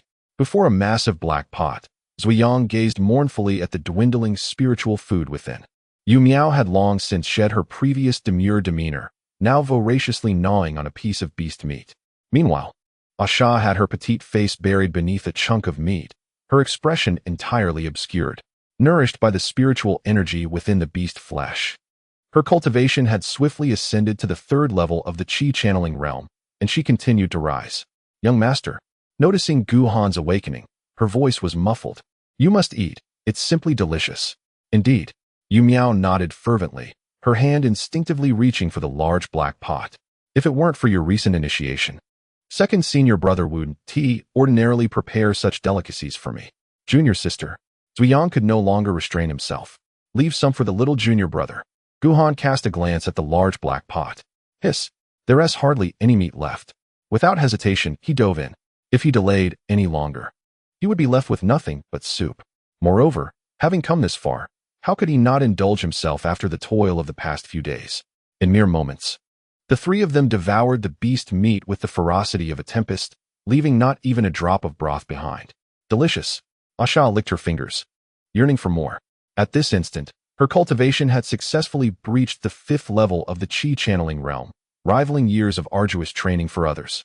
As for Guhan, although he consumed the least, he had already reached the pinnacle of the 1st level of the Gathering Essence realm, just a step away from breaking through. Esteemed friends, having reaped such benefits, I feel quite balanced and satisfied. Thank you for the hospitality. No need for pleasantries. Zhuang waved his hand dismissively. We are family. There's no need for such formalities. Coughing lightly, Guhan suddenly felt a twinge of embarrassment. I have decided not to join Fengwu Academy after all. At his utterance, the atmosphere in the room instantly froze. The smile on Zhuang's face gradually faded. Although Yu Miao still maintained her gentle and graceful demeanor, her gaze had turned somewhat perilous.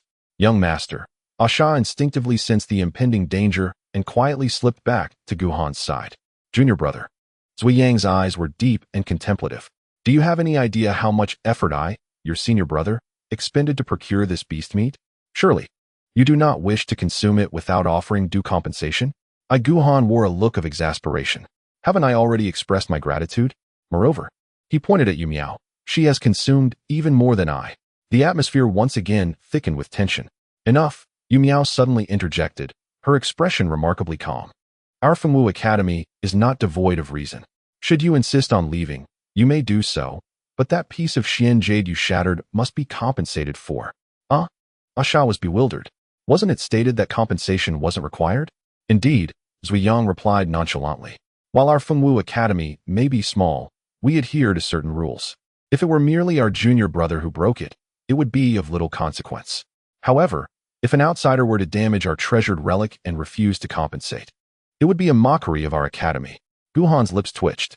Given the current state of Fengwu Academy, do we truly fear becoming a laughingstock? Gentlemen, he sighed. Why must we create unnecessary difficulties? Furthermore, I have never claimed an intention to join Fengwu Academy, nor did I voluntarily undertake the assessment. In truth, he had chosen to join Fengwu Academy solely for the title of Chief Disciple. However, upon his arrival, he realized that this title might not carry more weight than that of an ordinary disciple from Yuqing sect, rendering his pursuit of the elixir nearly futile. Thus, he naturally had no inclination to remain. Despite this, he found the atmosphere of Fengwu Academy quite appealing. It's quite all right. Zhuang waved his hand dismissively. Whether you stay or leave, that is entirely up to you. As he spoke, his hand inadvertently rested on his waist, gently stroking the hilt of his dagger, exuding an unmistakable air of potential aggression.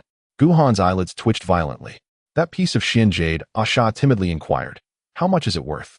Not much, Yu Miao replied, her smile somewhat unsettling. Only a few million spiritual sources. A few million? Asha blinked in disbelief, her mind struggling to comprehend such a sum. Guhan felt a chill run down his spine. He understood all too well that they referred to spiritual sources, not elemental crystals. You are deliberately attempting to extort me. Ha ha. Zhuang had already drawn the sharp blade, skillfully twirling it in his hand, his face adorned with a sincere smile. Whether you compensate or not is entirely your choice. We are not coercing you. Guhan grimaced. You have drawn your weapon, and yet you claim there is no coercion? He realized that escaping today might be utterly impossible. Fine. After a moment of silence, he glanced at Asha, gritted his teeth, and declared, I will remain. But you must agree to one condition. Very well. Zhuang sheathed the dagger, and his tone shifted, brimming with delight. Junior brother, please, do not hesitate to speak. Excellent. Yu Miao swiftly regained her previous gentle and graceful demeanor. After all, we are family. Your affairs are our concerns as well. I am headed to the Rui building. Guhan did not conceal his intentions from them either. He was determined to procure the elixir crafted by the ghostly physician. Naturally, he was reluctant to be coerced by the two, so he decided to toss this formidable dilemma into their laps. The soul deficiency syndrome? Upon hearing Guhan's explanation, the two exchanged glances, a moment of enlightenment washing over them. From the very first sight of Asha, they had sensed something amiss about the young girl. But at that time, Their attention was entirely focused on Gu Han, and they paid little heed. Little did they expect that Asha suffered from such a rare affliction. Young master, Asha's gaze dimmed. I am sorry for causing you trouble again. Do not say that. Gu Han gently patted her head, forcing a smile. Our second senior brother and third senior sister are here. As your junior brother, I cannot face difficulties alone. If they can assist us in resolving this issue, it wouldn't be a problem to stay. To be honest, second senior brother's culinary skills are quite impressive. This left Zhong and the others in an awkward position. Second senior brother shot a troubled glance at Gu Han, while Yu Miao pulled Zhong aside, whispering incessantly, "Will you really give it?" "Of course. But if you let him go, how can the senior sister spare you upon her return?" Sigh. Senior brother and senior sister Gu Han found great amusement in their predicament and called out deliberately, "If it is too troublesome, then perhaps we should let it be?" "Kid." Zhong suddenly turned around, hesitating. "I can help you, but you must first answer me a few questions." Gu Han was taken aback. "Do you truly have a solution?" Initially, he intended to outmaneuver them, but it appeared they might indeed have a way forward. "I ask you." Zuyang's eyes were nearly ablaze. "Have you reached the pinnacle of your cultivation?" "Yes."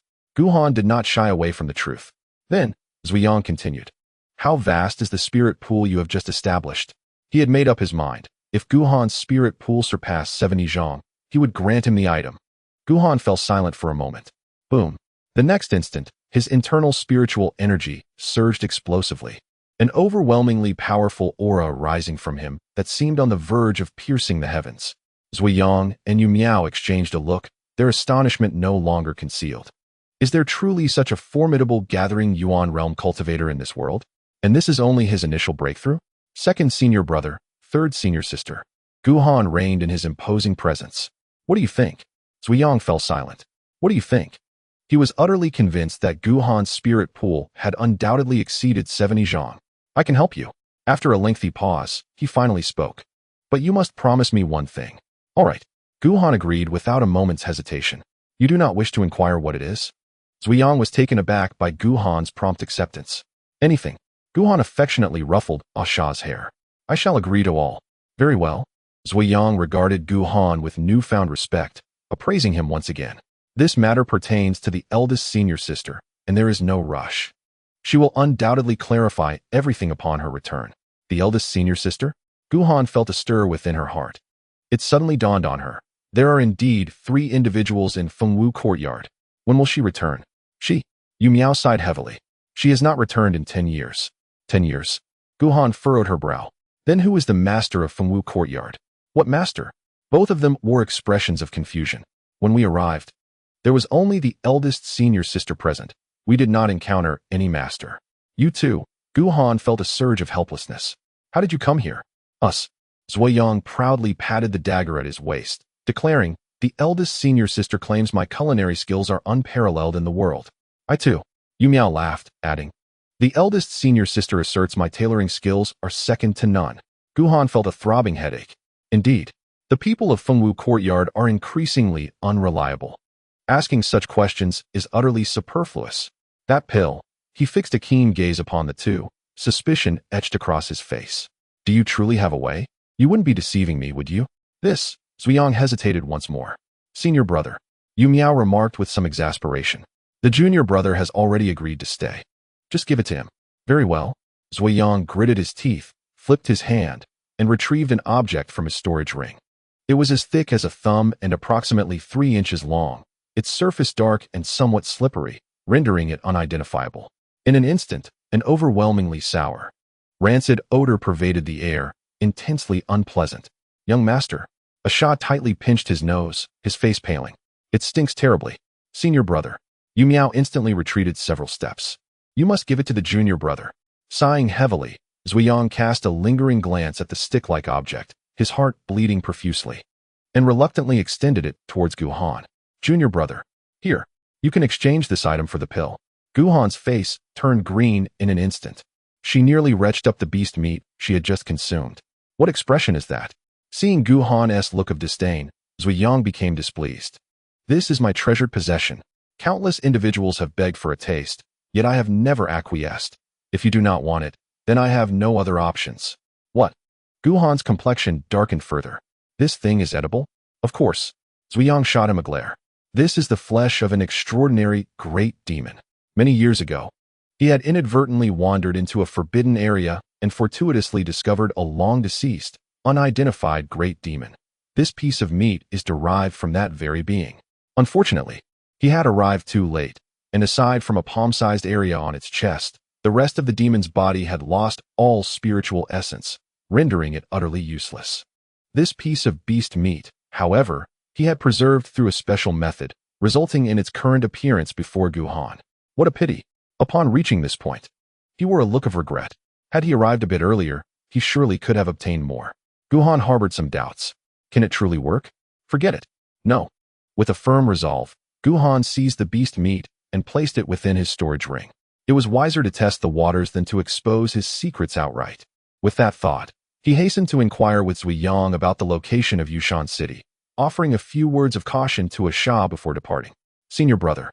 As Guhan left, Yu Miao suddenly spoke. Do you not find this strange? Strange about what?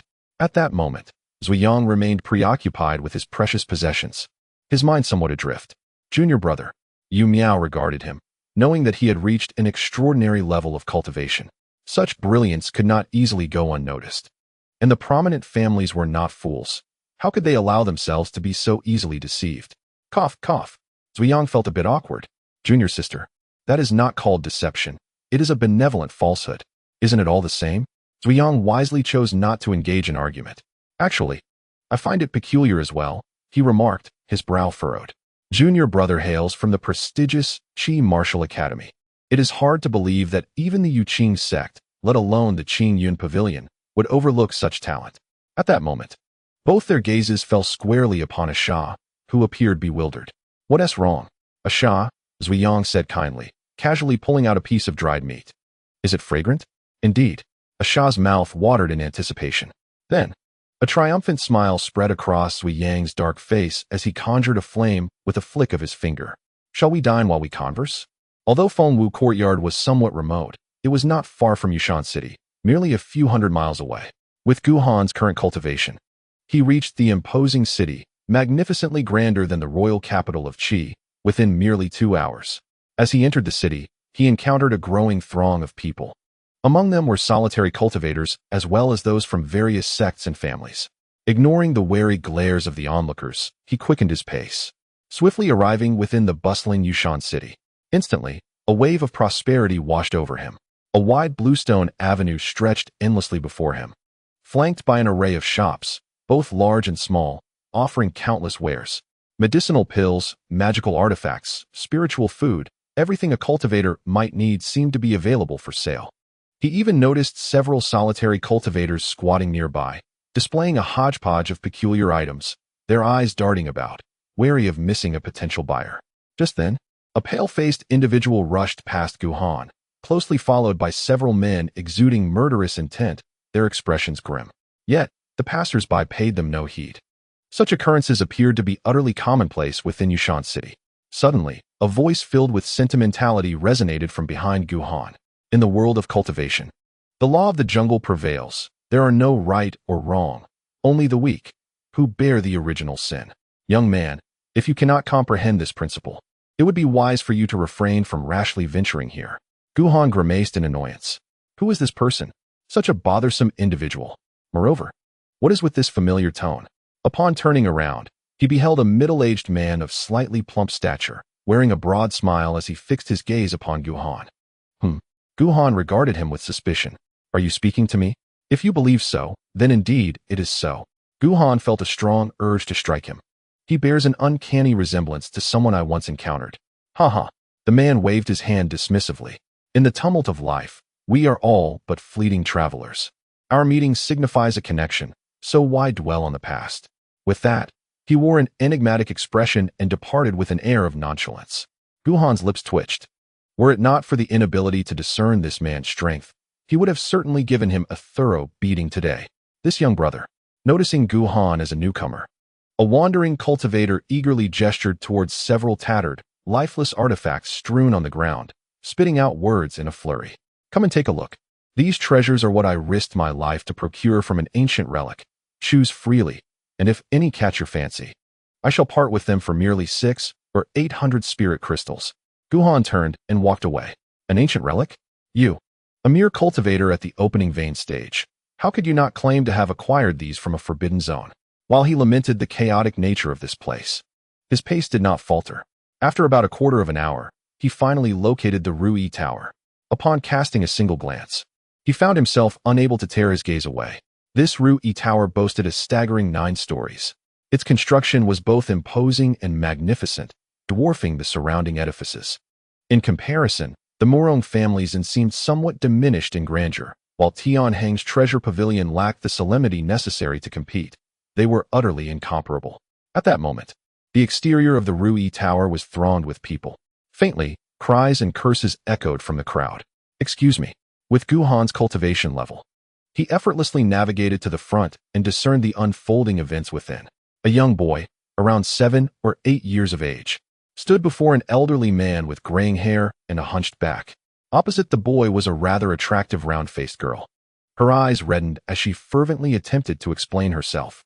I truly came to purchase elixirs. Purchase? The boy, with rosy lips and white teeth, appeared charming, but his words were cruelly venomous. Do you possess the means? His expression was one of utter disdain. What kind of place is Rui Tower that someone of your lowly status could enter? The girl seemed at a loss for words. I have money. Fearing the boy's disbelief, she quickly retrieved over 10 spirit sources from her storage ring. These are all from my brother. Spirit sources? The boy showed no sign of acquiescence, unleashing a barrage of insults. You possess a storage ring? Where did your brother acquire such fine items? Surely, he must have stolen them from your family. No. Upon hearing the boy slander her brother, the girl became visibly distressed. This is all the result of my brother's relentless efforts against the demonic beasts and the tasks he undertook, with no connection to the family. Do not wrongfully accuse him. Young master. Behind the boy, the elder chuckled. The solution is quite simple. Whether she is the thief can be determined by bringing it back to the family for verification. A valid point. The boy's eyes sparkled as he glared at the girl fiercely. Young Lan, whether you are the thief or not is not for you to decide. Hand over the item immediately, or you shall suffer greatly today. No. Yang Lan quickly withdrew her hand. This was given to me by my brother. You cannot take it away. Humph. The boy's face twisted with malice. I see you are feeling guilty. Indeed, the offspring of that wretched woman is also wretched. Yang Fu. Seize her and take her back for punishment according to family rules. Yang Lan hastily retreated. I am now a disciple of the Yuqing sect. Yang Lan. Behind the boy, Yang Fu replied leisurely. The reputation of the Yuqing sect may hold some weight elsewhere, but in front of our Yang family, huh? You all. Yang Lan felt deeply wronged, tears streaming down her face. My brother and I have already left the Yang family. Why can't you let us go? Let go? The boy was unyielding. I simply cannot tolerate that wretched woman, nor can I abide you two wretched beings. If you wish for me to spare you, then you must perish. Outside the Rui pavilion, the crowd murmured among themselves. Sigh, who is this person, and why are they being so cruel? Shoo, lower your voice. This is the young master of the Yang family. We cannot afford to offend him. Which Yang family? Nonsense. Which else could it be but the illustrious Yang family of the 3 prominent clans? Hiss. Someone gasped in shock. Who is that girl? Is she also from the Yang family? Sigh. She is, but I heard her mother was a maid of the Yang family. Back then, cough cough, you understand. I see. The crowd's conversation reached Gu Han's ears. Although he felt some sympathy for Yang Lan's plight, he had no intention of intervening. He was well aware of his own limitations. The status of the chief disciple of Fengwu Courtyard would likely prove to be of little consequence. Moreover, acquiring that pill was of utmost importance. He naturally wished to avoid unnecessary entanglements. He shook his head discreetly. With a step, he entered the main hall, casting a glance before walking towards a steward-like figure. Esteemed guest, the steward greeted him with a smile. What is your command? I came. Just as Guhan began to speak, he was abruptly interrupted by the girl's pleas from outside. Young master, I can offer you the spiritual source and storage ring. Can you allow me to purchase some pills first? Brother Zhong's injury has yet to heal. He is waiting for my return. Before she could finish her sentence, she gasped again. Humph. The boy's irritated voice rang out. Before me. What right do you have to bargain? Stewardly, seize her. Upon hearing this, Guhan suddenly fell silent. Esteemed guest, the steward smiled. Do you have any commands? I shall return shortly. Guhan swiftly departed, heading back outside. As fate would have it, I beheld the young girl, her visage marred by traces of tears. being unceremoniously tugged forward by the elder man. The boy, with an air of arrogance, exhibited a demeanor befitting his self-importance. Wait, Guhan interjected suddenly. I have a few inquiries for her. The boy furrowed his brow, casting a glance at Guhan.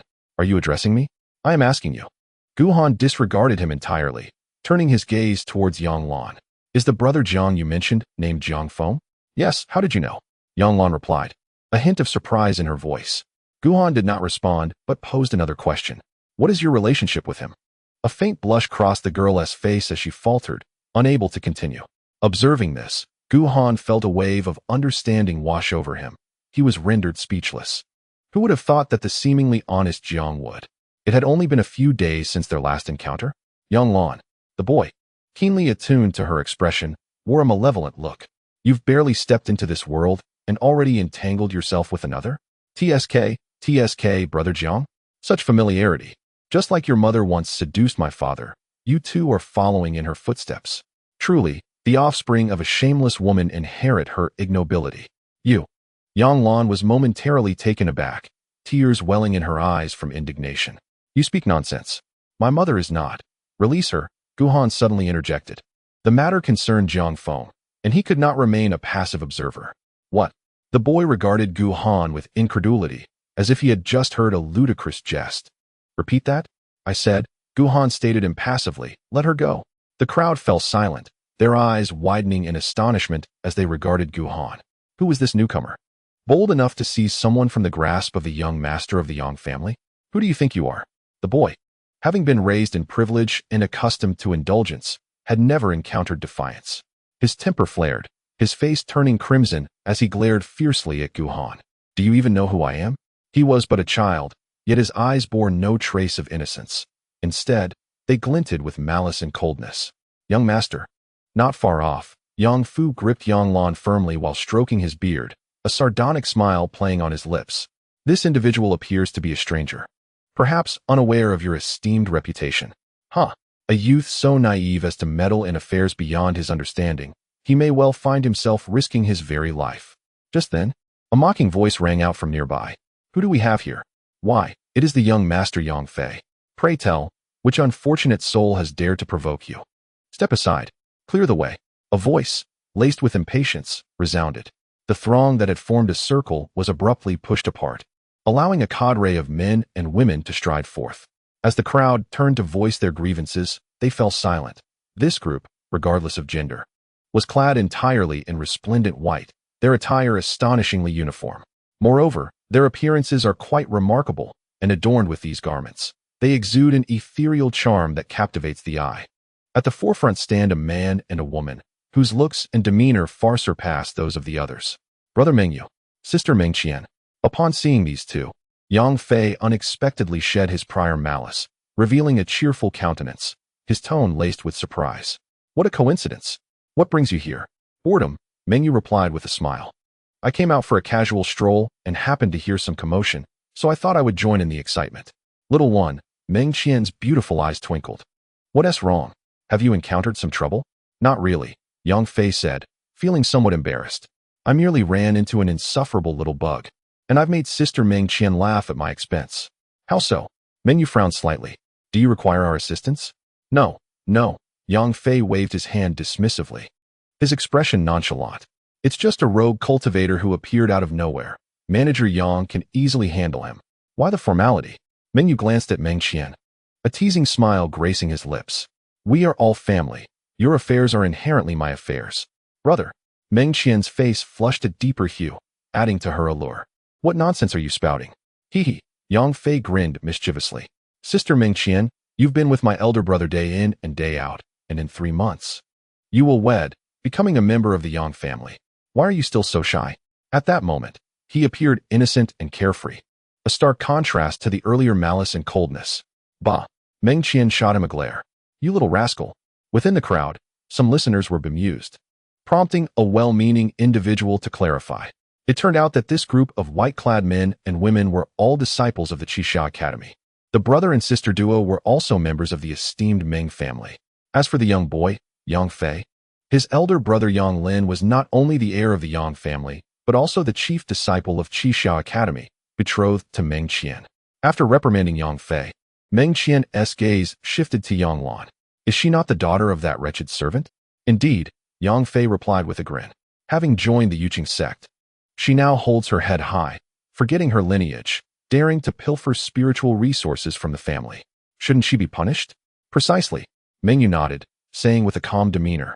Such individuals who cannot distinguish between the legitimate and the illegitimate deserve a proper lesson. Enough of this nonsense. Yang Lan protested, feeling wronged. I've already stated that the spiritual resources were given to me by my brother. You insolent wretch. Meng Qian's expression darkened.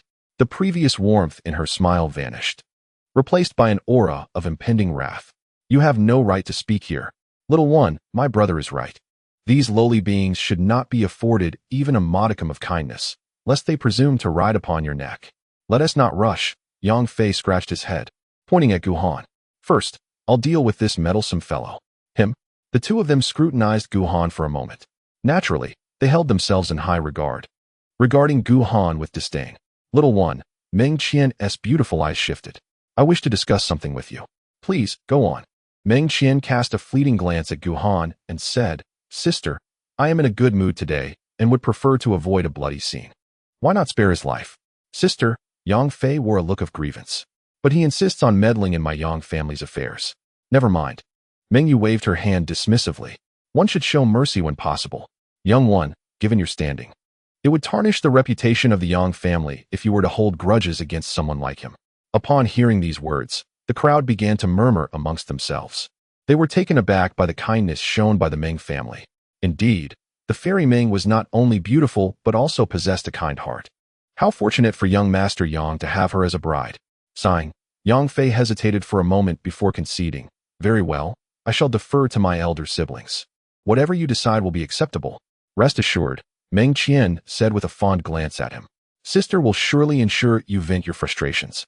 She then shifted her gaze, as if contemplating a trivial matter. What if we were to cripple his cultivation, shatter his limbs, and exile him outside the city, leaving him to fend for himself? What do you think? Gasp. The crowd collectively inhaled sharply. Such a fate would likely be more excruciating than death itself. Who had just declared that Miss Meng was kind-hearted? They now recalled the saying. The heart of a woman can be the most ruthless. Of course, given their status, they could only entertain such thoughts in silence. What a splendid idea. Yang Fei's eyes lit up. Indeed, sister, your wisdom is unparalleled. I cannot believe I did not think of it sooner. As he spoke, he glanced at Gu Han. Today, you have been granted a reprieve. You should thank Sister Meng for her mercy. At that moment, all eyes turned to Gu Han. Some sighed, while others scoffed. So young. He has no idea how deep the waters of your mountain city run. And now, with a mere word, he has forfeited his path of cultivation. Why must it be so? Thank you. Gu Han could clearly hear the crowd's chatter and wore an expression of disbelief. You intend to ruin me, and yet you expect my gratitude? Young man, Meng Yu said, her face devoid of expression. One must recognize the favors bestowed upon them. Were it not for my sister, today you would not merely be crippled. You would have lost your life. Gu Han fell silent. At that moment, he found himself longing for the company of the chubby friend who had always shown him kindness. You brat. Yang Fu's gaze swept over Gu Han. With his cultivation at the second level of Lingxian, he certainly did not regard Gu Han with any seriousness. Shall I first break your hands or your feet? The choice is yours.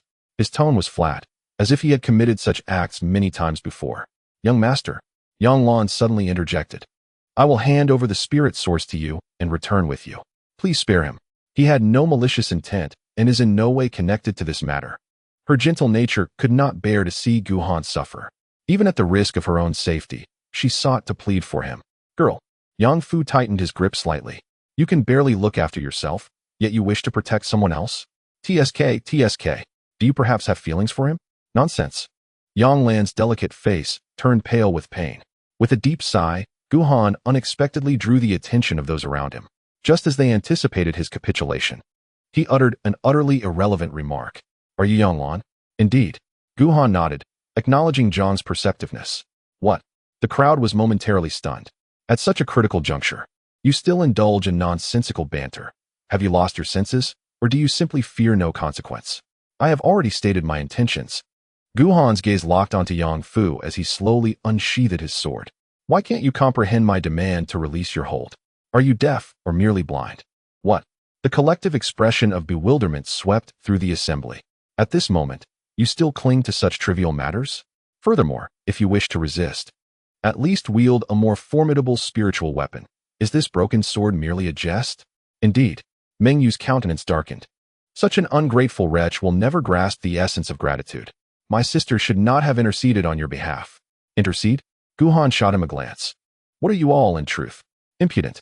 Oblivious to your own peril. To dare insult senior brother Meng. Today, you shall not leave Yu Mountain City. Behind Meng Yu, the disciples of Qixia Academy wore expressions of malice, eager to devour Guhan whole. You little rascal. Meng Qian's expression had soured to its nadir. I retract my earlier statement. This fellow is beyond redemption, and I shall not concern myself with his fate. Whether he lives or dies is of no consequence to me. Very well. Yang Fei fixed his gaze upon Guhan, his prior innocence replaced by malevolence. Manager Yang, seize him. Do not kill him. I wish to take him back and let him understand the gravity of provoking me. Yes. With a resounding acknowledgement, Yang Fu's aura surged, revealing his cultivation at the second level of Ling Xian. Boy, just a moment ago you said.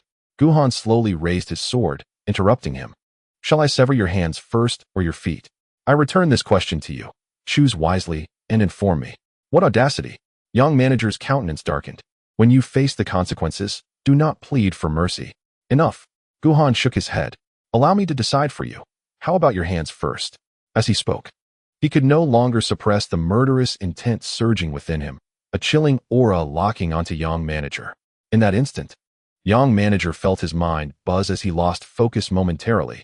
Upon regaining his senses, he found himself encased in a frigid dread, even his cultivation faltering. What is this? But before he could finish his sentence, a flash of light pierced through his vision, followed by a searing pain. He looked down in disbelief, slowly realizing his arms were severed at the shoulders. How is this possible? Just moments ago, he had failed to perceive how Guhan had made his move. Not just him, no one had seen it. At that precise moment, a gasp echoed faintly from the 9th floor of the Rui building. Mississippi. Meanwhile, Guhan maintained his calm demeanor, beckoning the stunned Yang Lan. Come here. Oh, Yang Lan approached Guhan like a marionette. What of Brother Zhong's injuries? He paused for a moment. What about it? Yang Lan instinctively replied. He is much better now. Only some lingering injuries that require gradual recuperation. So, do you know Brother Jiang? Yes, Guhan nodded. He is my friend. Friend, Yang Lan pondered over the word, and suddenly her eyes widened in realization. You must be Guhan, right? Brother Zhong mentioned that apart from the late Steward Li, he has no other family. You are his only friend. He owes you a debt of gratitude that he can never repay in this lifetime. Guhan was left speechless. Even such a secret was revealed. This only confirmed his suspicions regarding the relationship between Jiang Feng and Yang Lan. What a cursed case of infatuation. He silently cursed. At that moment, the others gradually began to comprehend the situation. Yang Fei glared at the severely wounded manager Yang, filled with malice. You dare to harm my people. You are doomed. No one in the entire northern wilderness can save you. If you wish to cripple me, I shall return the favor. If you seek to sever my limbs, I will do the same to you. It is only fair, is it not? Guhan cast a glance at him, raising his sword once more. His murderous intent firmly fixed on Manager Yang. Having dealt with his hands, it was now time to address his feet. Volume 1, Chapter 116. Just a child? I apologize, but it is precisely this phrase that vexes me. Within Fengwu Courtyard, Asha had already recounted his experiences with Guhan during this period. Savoring the piece of beast meat he was gnawing on. Opposite them, Zuyang and Yu Miao remained silent, rebuilding after destruction. After a while, Zuyang sighed. I never expected that our junior brother's journey would be so richly intricate. Had it been anyone else, they might have died 10 times over. But our junior brother has repeatedly turned peril into safety. Arriving at this point is indeed no small feat. Even more remarkable was Yu Miao, who was equally moved. He is loyal and principled, steadfastly holding to his morals. Brother, it seems we have truly stumbled upon a treasure. Indeed, Zuyang chuckled. It is my good fortune this time. Such a gem is rare to encounter. Yu Miao shot him a glance. Aren't you worried about that piece of meat? Worried about what? Zuyang waved his hand dismissively. Even if it were 10 or 100 pieces, it would be worth it to gain such a junior brother. As he spoke, he slowly rose, cleaning the large black pot before slinging it over his shoulder once more. Brother, Yu Miao paused. Where are you going? To take a stroll in the wild forest, Zui Yang waved his hand. Perhaps fortune will smile upon me, and I might discover something valuable. Brother, Yu Miao understood his intent and felt a tinge of concern. Such soul-nurturing herbs, even if one is lucky enough to find them, will surely grow in the deepest parts. Do not worry, Zui Yang reassured, patting the dagger at his waist. While I may not be adept at killing, slaying beasts is within my capabilities. Besides, we were the ones who initially concealed the matter. It is only fair that we take responsibility for our junior brother. We cannot simply watch him toil outside while we, as seniors, do nothing. That would be utterly unreasonable. I understand. Yu Miao also slowly rose, a smile gracing her lips. The remaining fire silkworm silk from crafting the phoenix battle skirt for her senior sister was ample. With a few additional materials, she resolved to create a fine garment for her junior brother. Though our Fengwu courtyard may be modest, he is, after all, the chief disciple, and when he ventures out, he represents our dignity. We cannot allow him to be looked down upon.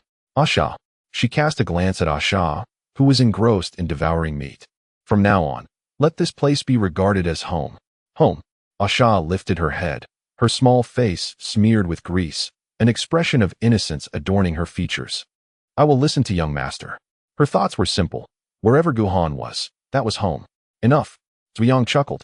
Before departing, I shall take a moment to check on the junior brother, lest he be ensnared by that old scoundrel.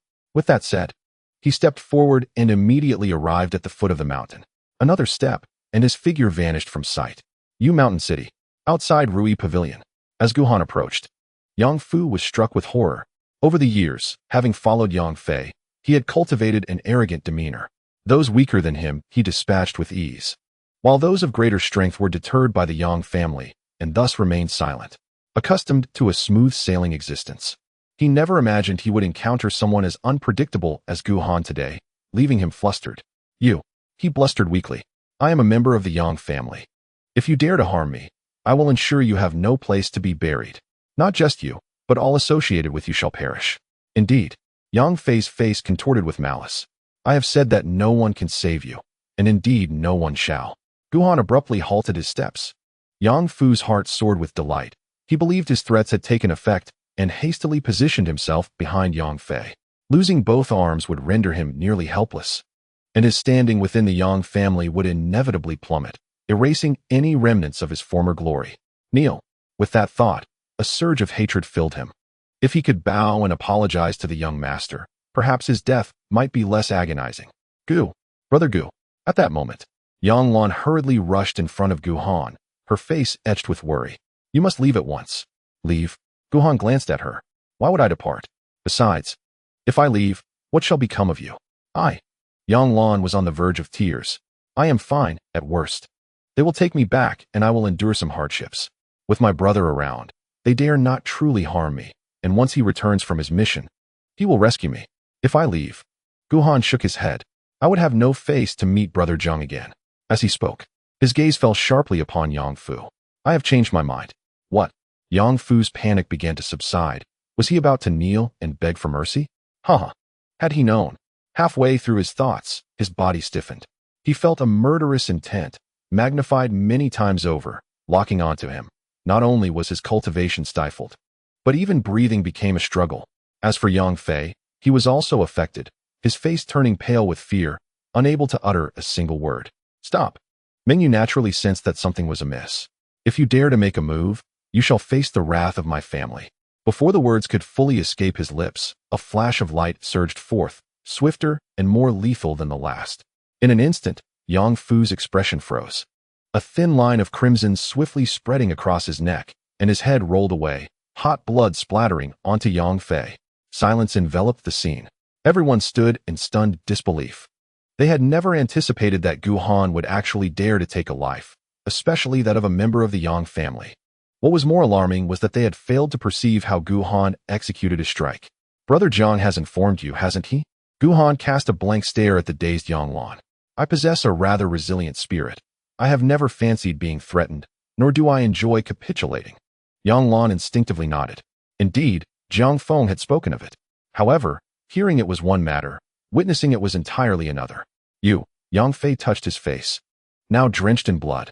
His body trembled violently, half from fear and half from rage. You dare to kill my people. You. He suddenly raised his head. His face contorted in a grotesque expression, blood enhancing his terrifying visage. You dare to kill my people. These words were nearly crushed between his teeth as he spat them out. Firstly, Gu Han, with an impassive demeanor, slowly approached him. I have already taken a life. Uttering such words now carries no weight. Secondly, his brows furrowed slightly. In your eyes, if you wish for my demise, am I to kneel and beg for your mercy? Have you ever considered that I possess a second option? With a sudden burst of speed, he appeared before Yang Fei in an instant. If you wish to kill me, be prepared for the possibility of being killed in return. With a swift motion, he seized Yang Fei by the collar, lifting him off the ground. Have you been a young master for too long, rendering your mind dull? Such a simple truth, and yet you fail to comprehend it? Hold. Stop this. Not far away. Mei Yun and Meng Qian's expressions shifted dramatically. They had never imagined that Gu Han would be so reckless as to directly confront Yang Fei. It was too late to intervene now. A chill swept through their hearts. Yang Fu's death was inconsequential, a mere servant whose demise would only tarnish Yang family's reputation, with no one truly caring for his fate. But Yang Fei was different. He was the younger brother of Yang Lin, the biological child of the head of the Yang family. Should he perish at Gu Han's hands, it would undoubtedly be a grave matter. Release him. At this moment, Meng Qian began to panic, her tone stripped of its earlier composure. Release him, and I shall spare you. Continue speaking. Gu Han tightened his grip slightly. Your tone disgusts me. The more you say, the quicker his demise shall come. Meng Qian fell silent, realizing that her proud identity, status, and background meant nothing before Gu Han. Brother. She turned to Meng Yu. Urgency etched across her face. You must think of a way. She understood all too well. If Yang Fei were to die, his engagement with Yang Lin is destined to become mere illusion. You dare lay a hand on me. At this moment, Yang Fei's small face turned crimson as he struggled desperately. My brother is the young master of the Yang family. He is also the foremost disciple of Qixia Academy. If you harm me, he will not spare you. Foremost disciple? Gu Han remained expressionless. Is that truly impressive? Am I not also a foremost disciple? Have I ever boasted about it? The crowd was momentarily taken aback. They recalled that only Yuqing sect and Qixia Academy had the title of foremost disciple. Yet Gu Han evidently did not belong to either. So from whence did this title originate? Speak. Meng Yu clasped his hands behind his back and inhaled deeply. What exactly do you intend to do? In secret, however, he produced a communication jade talisman and sent out several messages. Did I not say so? Gu Han cast a curious glance at him. If he seeks to kill me, then I shall reciprocate. He tightened his grip once more. Yang Fei's little face had turned a deep shade of purple, unable to utter another word. Stop. Meng Yu's expression changed dramatically. You can ask for anything from me. As long as you do not take his life, everything can be negotiated. You. Meng Qian's face turned pale. How can you be so cruel? He is just a child. Gu Han fell silent again. The crowd exchanged glances. Ultimately, Yang Fei was merely a child of 7 or 8 years. It was only due to his prior actions that his age was instinctively overlooked. Indeed, seeing Gu Han halt his actions, Meng Yu hastily added, You have avenged yourself against Yang Fu. Surely that should suffice. Why continue to hold a child accountable? He is so young. How can he comprehend his actions? His behavior is merely the result of youthful mischief. Clinging to a child is beneath your dignity. A child? The crowd secretly scoffed. Malicious, ruthless, vicious, cunning. These descriptors need not even be mentioned. Every word Yang Fei uttered and every deed he committed had nothing to do with youthful mischief. Under the watchful eyes of the crowd, Gu Han slowly raised his palm. Slap. The sharp sound echoed. He delivered a resounding slap. Yang Fei's face swelled grotesquely, and a mouthful of blood mixed with teeth erupted from his lips. For reasons unknown, Gu Han fixed his gaze on Meng Yu, his expression devoid of emotion. I particularly despise that statement. Volume 1, Chapter 117. Dare to bully my little junior? I shall establish some rules for you. Silence ensued. Witnessing the once arrogant Yang Fei reduced to such a pitiful state, the crowd felt a mix of shock and a hint of schadenfreude. Background. Status. Apologies. Encountering this reckless fiend renders those factors irrelevant. You, seeing Yang Fei, nearly beaten to the brink of unconsciousness, Meng Qian's eyes brimmed with disbelief and horror. What have you done? How could you inflict such brutal harm on a child? Enough. Meng Yu's expression turned grave. You have harmed him. However, it is too late. Upon hearing Meng Qian's words, Gu Han remained impassive and raised his hands once more. No. Meng Yu's eyes widened in terror. Ultimately, Yang Fei possesses merely the cultivation of the opening veins realm. To endure another slap from Gu Han could very well jeopardize his life. Speak with civility. Smack. Another resounding slap echoed through the air. In an instant, the other side of Yang Fei's face swelled grotesquely, accompanied by the expulsion of another tooth. How dare you? The pain jolted him awake, only for him to succumb once more to the excruciating agony, his breath weak and dwindling, barely clinging to life. 2 slaps had siphoned off a significant portion of his vitality. I swear. Meng Qian's once beautiful visage contorted with malice, her tone laced with venom. I shall ensure he meets his demise. Silence. Meng Yu suddenly turned around. Do you wish for Yang Fei to perish?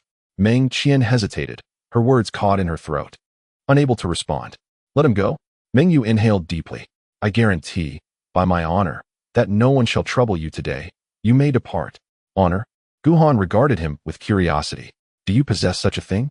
Meng Yu's voice faltered, then erupted in fury. What exactly do you want? Leave first. Gu Han shot a glance at Yang Lan. Remember, be more vigilant in the future. Should there be a next time, your fortune may not favor you again. Especially when encountering me. Yang Lan shook her head. I cannot leave.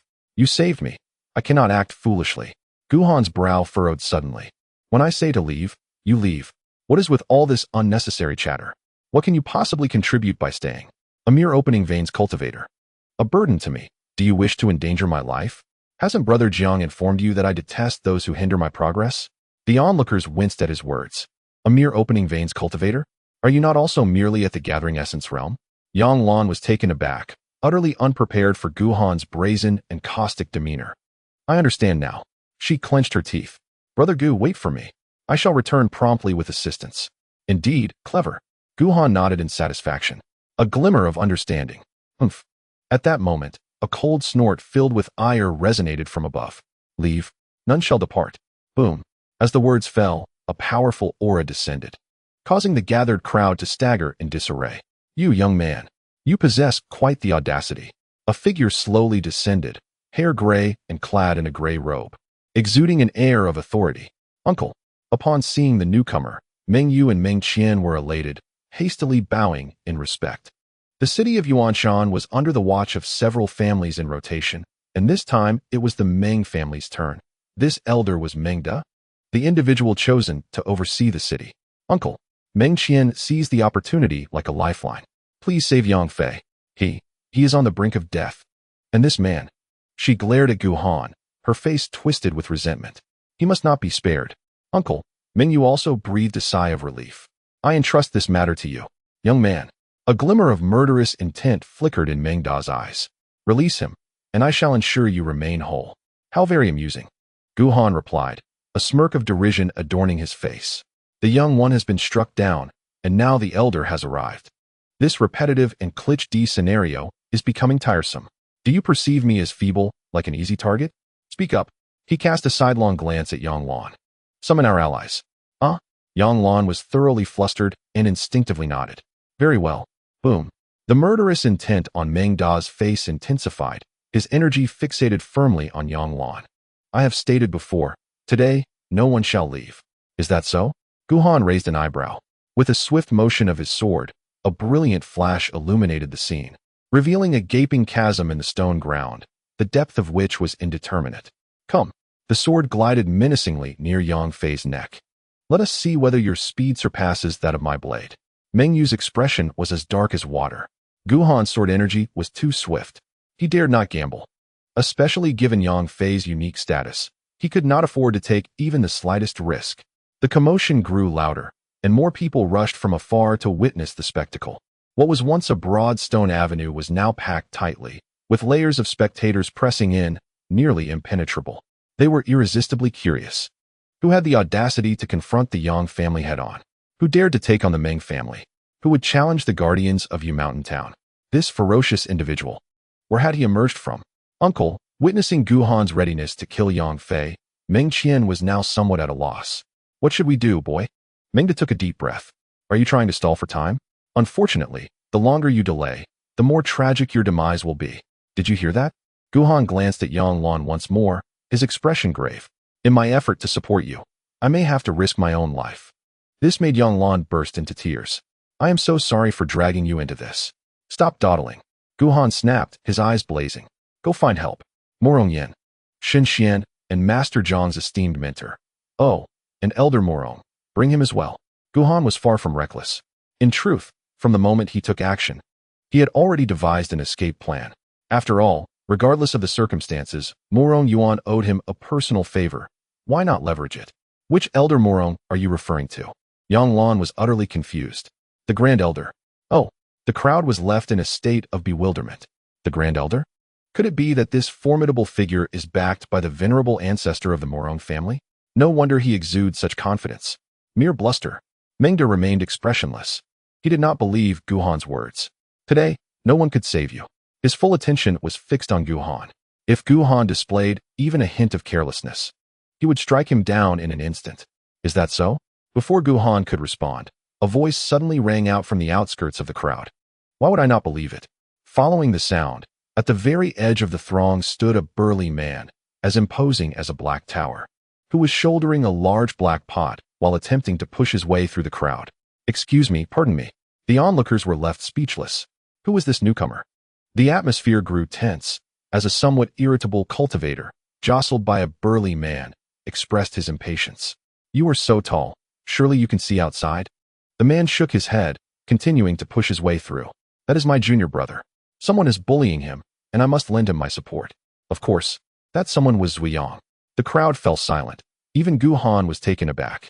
Second senior brother? As Zhong approached, Gu Han finally regained his composure, astonished.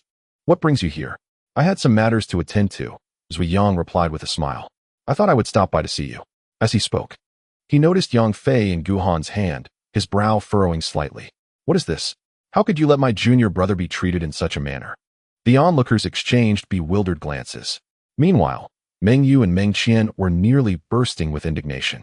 They had indeed intended to bully Gu Han, but to their surprise, he had proven far too formidable, turning the tables on them instead. Now, hearing Zhuang's words, they felt utterly wronged. Junior brother, Zhuang continued, casting another glance at Gu Han, you must not act so recklessly next time. On the way here, he had gathered enough information to understand the situation. Senior brother, Gu Han replied, somewhat helplessly, this girl is closely associated with one of my brothers. I couldn't just stand by, and besides, I had my own ways of dealing with them. Zhuang pondered for a moment. You mean Senior Murong, correct? He is indeed a good person, but as your senior brother, it is my duty to intervene when you are being bullied. Seeking help from others is simply unacceptable. Gu Han was taken aback, sensing a subtle change in Zhuang compared to before.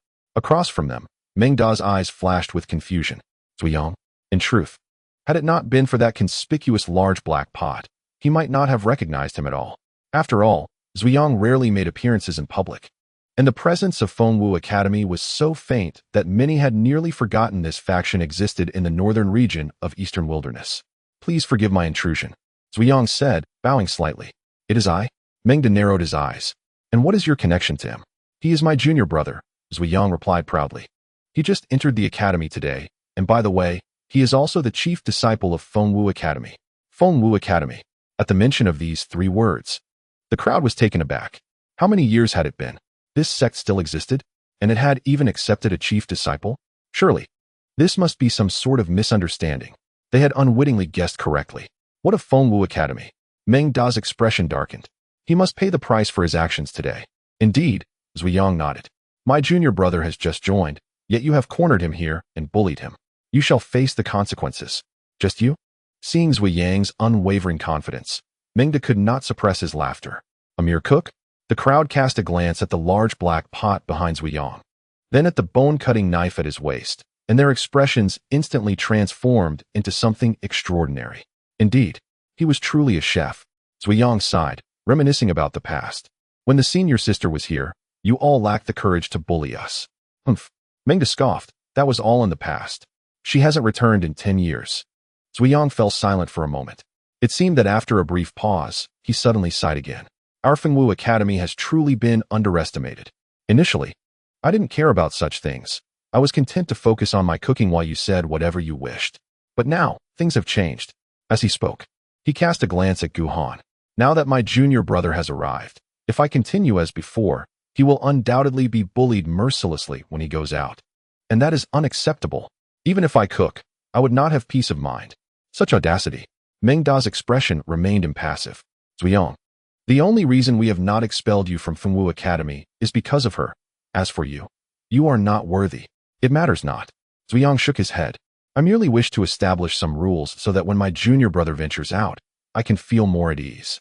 Why not start with you, brother? Gu Han furrowed his brow. Can you even defeat him? I do not know. Do not know? Zhuang pondered. Back when the senior sister was still present, confrontations were handled by her while he merely tended to the cooking. And after she left, I continued to cook, of course. Gu Han felt exasperated. Let it be, brother. I appreciate your goodwill, but perhaps I should invite Elder Murong instead. No need. Zhuang shook his head. Although I rarely engage in fights and am uncertain about how to brawl, I have slain many demonic beasts over the years. I presume. He touched the sharp bone knife at his waist. Killing a person and a demonic beast are not fundamentally different. Clang.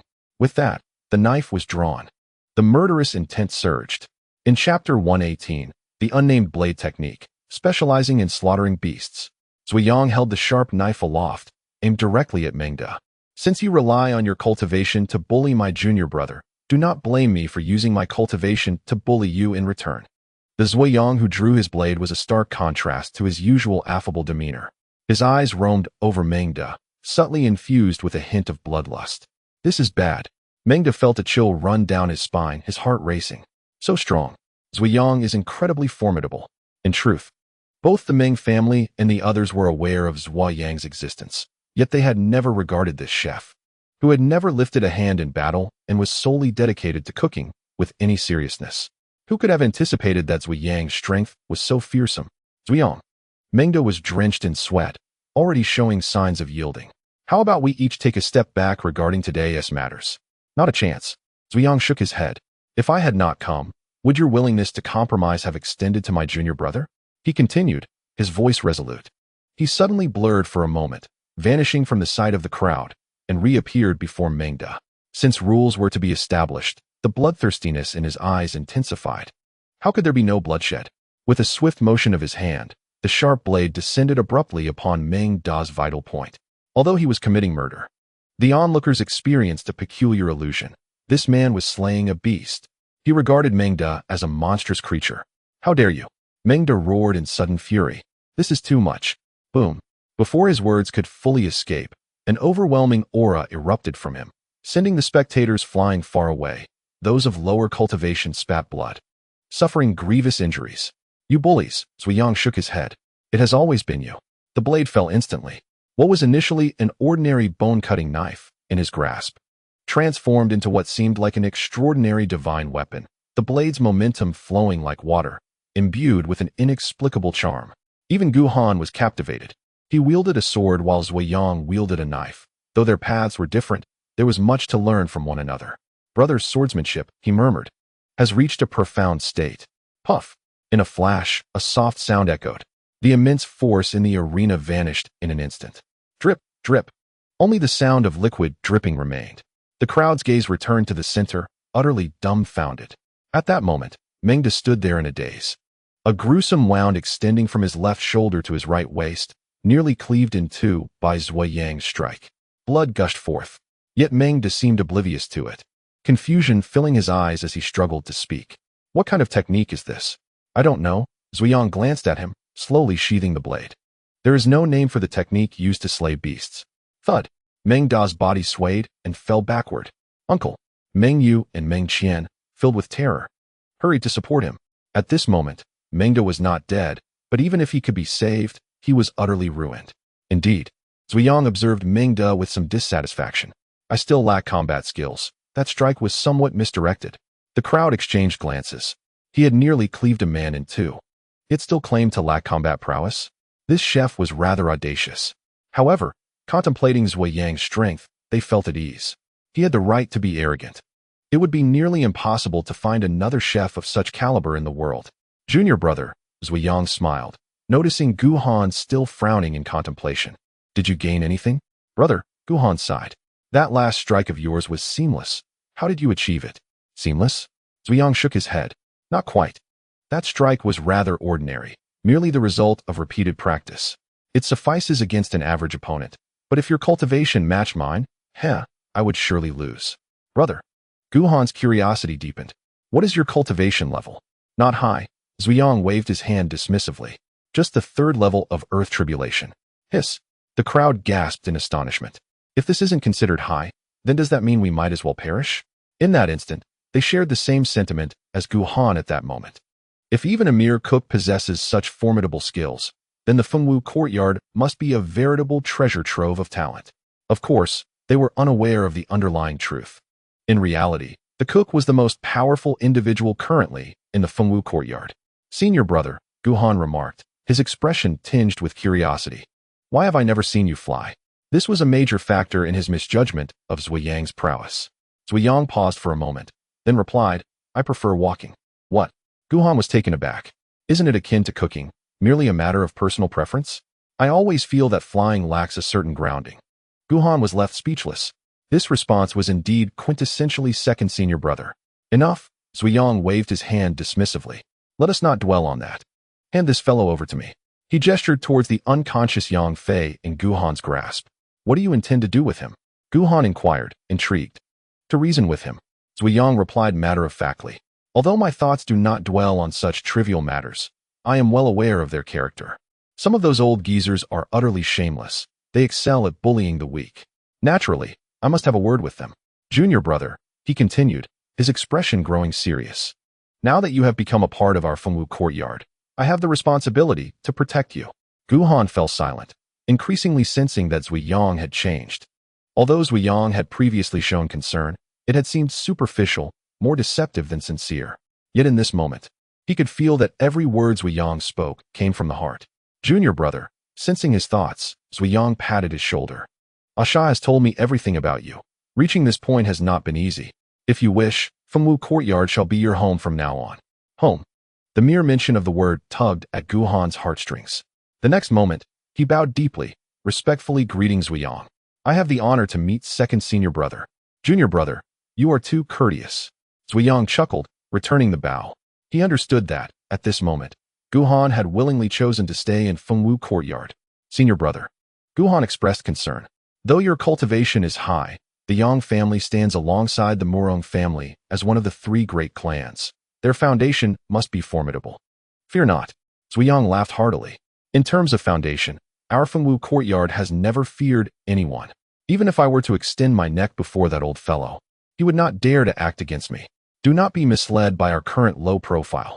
It is merely a matter of me and your third senior sister being discreet, and does not reflect our true strength.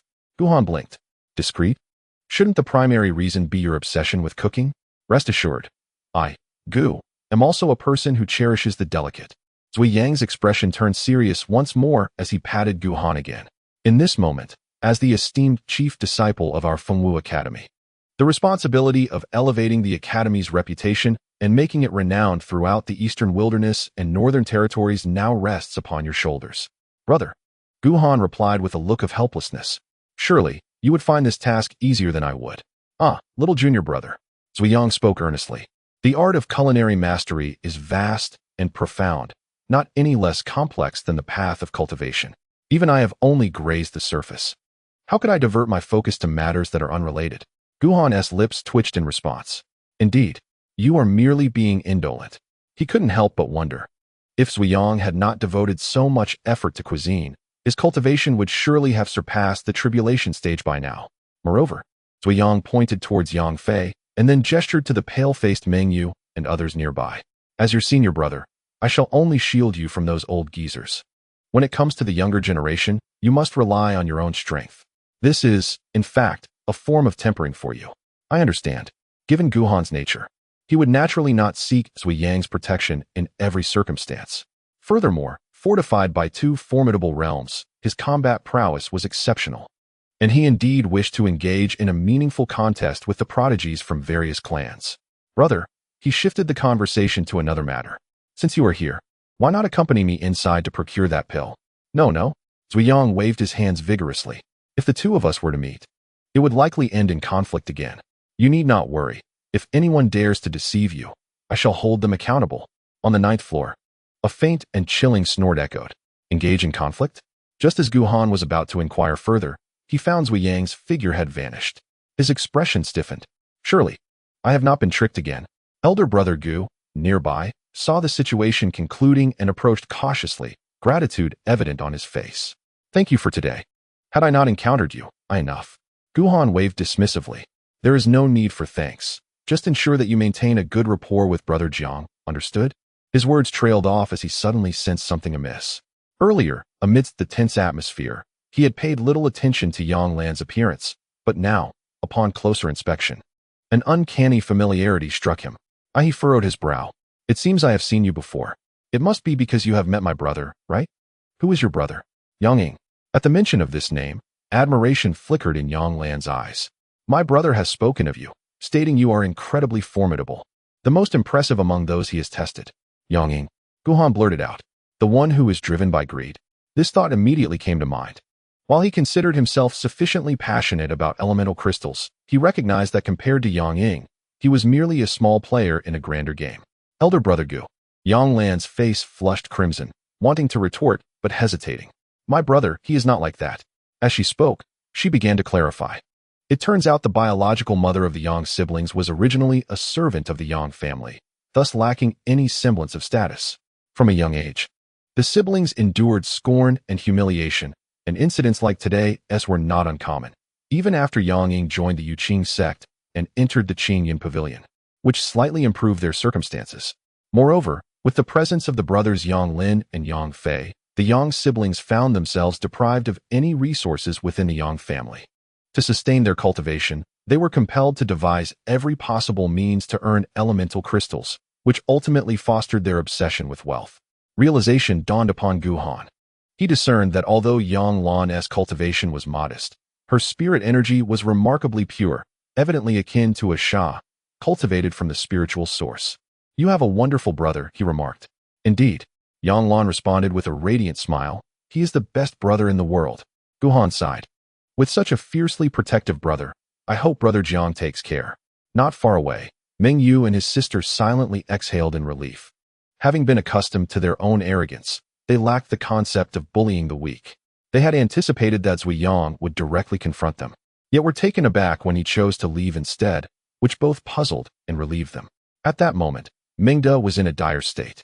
With more breath escaping than entering, should he remain untreated, he would likely succumb. Recognizing this, the siblings lost any desire to linger. Of course, habitually, they exchanged a few empty threats as they departed. The humiliation of today shall be repaid. Meng Yu glared at Gu Han. You may count on it. Meng Qian added vehemently. Brother Yang Lin will definitely not spare you. The onlookers regarded them as if they were fools. What audacity did they possess to provoke others in such a state? It was unclear whether they were arrogant or simply foolish. Brother, Meng Qian remained oblivious. Let us go. Suddenly, a figure materialized before them. Gu Han, leaving? He said expressionlessly. Did I permit you to depart? Meng Qian's face paled. What do you intend to do? I warn you, if you harm me, the Meng family will not let you off. Protect Meng Shimi. Stop him. In an instant, the disciples of the Qixia Academy surged forward, encircling Gu Han. Just a mere gathering Yuan realm. Gu Han furrowed his brow. You dare to impede me? Aside from Meng Yu, who was at the first level of the Ling Xian realm, the rest of the Qixia Academy disciples, including Meng Qian, were merely at the 5th or 6th level of the gathering Yuan realm.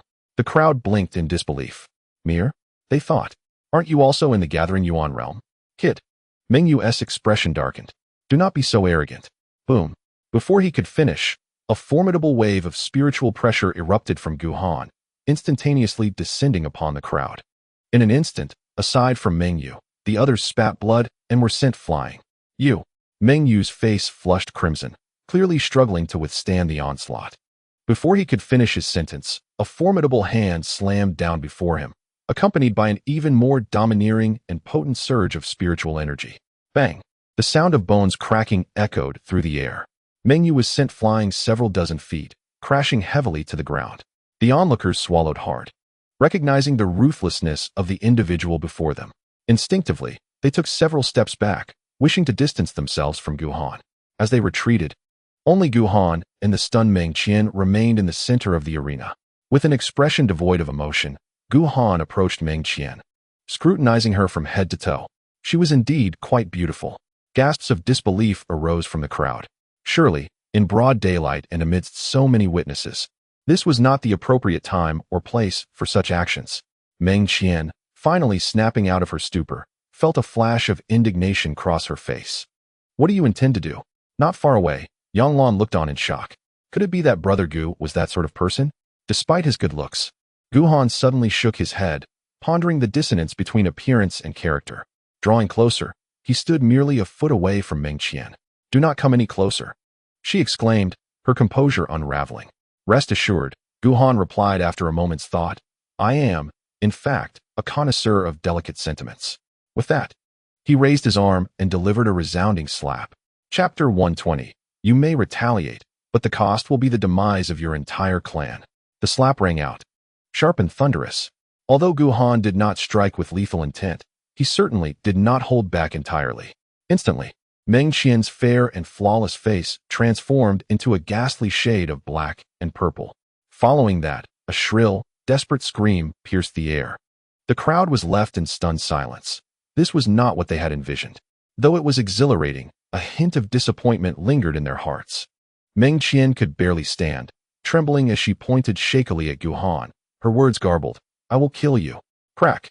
Gu Han swiftly retaliated with another slap, this time employing a third of his cultivation power. In an instant, Meng Qian's body spun through the air, severely injured and unconscious by the time she landed. Mere feet away from Meng Yu, silence enveloped the scene, the atmosphere palpably strange. The onlookers exchanged glances, their eyelids twitching. Were they perhaps misinterpreting the concept of cherishing delicate sentiments? Gu Han, however, paid no heed to their thoughts. Having vented his frustrations, he felt considerably lighter in spirit. Brother Gu, Yang Lan exclaimed, her eyes wide. So you merely wished to teach her a lesson? What else did you think? Gu Han replied, his face darkening. Nothing. Nothing at all. Yang Lan stammered, her expression slightly awkward. Brother Gu, you truly are formidable. You will undoubtedly succeed in the competition for the Secret Realm quota. The Secret Realm quota? Gu Han was taken aback. What is that? Huh. Yang Lan was equally surprised. Aren't you the top disciple of Fengwu Academy? How could you not know? Gu Han could only respond with a look of exasperation. Indeed, the culinary skills of the second brother are utterly unreliable. The secret realms are semi-independent spaces that exist alongside our world, some as small as a few dozen zhong, while others rival the size of a small world. The most commonplace secret realms possess a concentration of spiritual energy several times greater than that of the outside world. Such abundant spiritual energy naturally gives rise to countless spiritual materials and precious medicines, and in some extraordinary secret realms, one might even encounter semi-holy and holy medicines. Thus, secret realms stand as one of the most coveted opportunities for cultivators in this world. Within the northern region of the Eastern Wilderness, aside from the Fengwu Academy, the other 5 families each control a small secret realm. This is precisely what has laid the foundation for their formidable strength. After listening to Yang Lan's explanation, Gu Han felt a wave of helplessness wash over him. Indeed, the decline of Fengwu Academy is not solely due to Zui Yang's laziness. Their fundamental capabilities fall significantly short in comparison. Furthermore, Yang Lan continued, in the northern region of the Eastern Wilderness, there exists a large secret realm jointly overseen by the 5 families. It opens once every 5 years, during which each family selects their most outstanding disciples to enter and seek fortune. I heard from my brother that a single entry into this realm is worth several years of arduous cultivation in the outside world. Several years? Gu Han's eyes lit up. It sounds like an exceptional place. Indeed, Yang Lan's face was filled with envy. Every few years, several prodigies, much like you, emerge from various families and sections. The qualification battle for this secret realm is specifically arranged for them, as long as they can demonstrate their potential, even if their strength is temporarily insufficient. They will be granted special permission to enter. Is that so? Gu Han pondered thoughtfully. When does this qualification battle commence? In 1 month, Yang Lan mused. The location will be within the Yuqing sect, and all families and sects will send representatives. Once the competition concludes, the secret realm will be opened, and the victors will enter alongside their senior brothers and sisters. Absolutely. I must go? Guhan resolved immediately, having cultivated 2 extreme realms. Whether in liquid spiritual power or the 5 hidden acupoints, while his strength far exceeded that of his peers, the difficulty of breaking through was exponentially greater. The resources required to ascend from the 1st to the 9th layer of the Gathering Yuan realm would be an astronomical sum. If he were to follow a gradual path, the prospect of entering the spirit profound realm seemed distant indeed. Of course, the primary reason remained his dire financial situation. I must inform Brother Jiang. With that thought, his determination to venture into the secret realm solidified further. In a month, I shall visit the Yuqing sect to see him, and you as well. In the future, refrain from wandering outside. The Yang family lacks integrity. Yang Lan was keenly aware of her own circumstances. After hastily purchasing some medicinal herbs for recuperation, she bid farewell to Guhan. At this moment, seeing that the excitement had dissipated, the onlookers gradually dispersed. Mei Yun and the others had also been carried away by that group of disciples from the Qixia Academy, though they could not recall when it had happened. Naturally, having learned from past experiences, they would never dare to speak boldly again. With matters concluded, Guhan re-entered the Rui building. Welcome, esteemed guest. The steward greeted him once more with a smile. What orders may I fulfill? Elixirs, magical artifacts, martial arts, divine abilities, whatever a guest desires, I, at the Rui Pavilion, possess it all. The owner, Guhan, speaks directly. Is the master present? Indeed, I wish to meet him. The steward hesitated for a moment. Please wait a moment. I shall report this. With that, he turned and ascended the stairs. Guhan felt a wave of relief wash over him. Finally, he was free from the disdainful glares of others. In truth, had it been anyone else, the steward would have outright refused. However, having observed the recent events, he recognized Guhan's unique status and dared not make a unilateral decision. As one of the 3 prominent families, the Yang clan's territory was vast, nearly rivaling that of a small nation. At the heart of this territory lay the ancestral hall, where the clan leader, Yang Xiong, was engaged in discussions with several elders regarding the opening of a secret realm. One elder furrowed his brow, exclaiming, "The Yuqing sect has grown increasingly powerful. Indeed, if this continues, it will be challenging for our families to maintain a foothold in the northern wilderness. I have heard that the Yuqing sect has recruited an exceptionally talented young prodigy. Alas, it seems to be the will of heaven." The assembly murmured in concern, their brows furrowed. Yet Yang Xiong remained composed. With our alliance with the Meng family and the support of the Qixia Academy, we need not fear the Yuqing sect. As he spoke, a hint of pride flickered in his eyes. If the Yuqing sect has its prodigies, so too does the Yang family possess its unicorns. Indeed, our young master is a true genius. The Qingyun Pavilion may claim to be a gathering of talents, but can they truly compare to our young master? Fortunately, a voice of relief broke through the discussions. That Luo Wushuang is unpredictable and never interferes in our disputes. Otherwise, none would be able to withstand him. At this remark, the room fell into a sudden silence. Luo Wushuang was not merely a figure of the Yuqing sect. To all in the northern wilderness, he was a taboo. Master. Just then, a panicked voice rang out from outside. This is bad. What is causing such alarm? Yang Xiong's expression darkened. A young servant stumbled in, breathless, exclaiming, "The young master is in grave danger." What? Yang Xiong leapt to his feet. Outside, Zuyang stood quietly, his eyes half closed, still bearing the weight of a large black pot on his back, holding the nearly lifeless Yang Fei. Beside him lay several members of the Yang family, gravely wounded and on the brink of death. The surrounding clan members and servants stared at Zuyang, their expressions filled with horror. Just then, more than a dozen figures descended from the sky. It was Yang Xiong and his entourage. "Zuyang, what have you done to Fei?" Upon witnessing the horrific scene before him, Yang Xiong was about to demand an explanation when he suddenly noticed the pitiful state of Yang Fei in Zuyang's hands. In an instant, his eyes turned red with fury, and a murderous intent surged within him. "Was it you?" Zuyang did not respond. Instead, he deftly drew a bone-cutting knife from his waist. "I have come to establish rules for you," he declared. "Though the Phoenix Grove is usually discreet, that does not grant you the right to bully us." With that proclamation, the power of the 3rd realm of the Earth Tribulation surged forth instantaneously. What?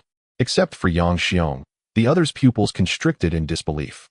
Like Mengda, they could hardly fathom that this seemingly unremarkable chef, who merely occupied himself with cooking, possessed such formidable cultivation.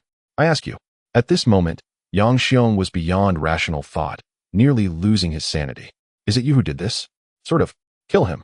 The murderous intent within Yang Xiong erupted fully. Kill him for me. Stop. Suddenly, an authoritative voice rang out.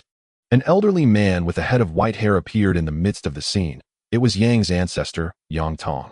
Ancestor. The crowd hurriedly offered their respects. Why? Yang Xiong's face was filled with reluctance. Ancestor, look at what he has done to Fair. He absolutely cannot be spared. Silence.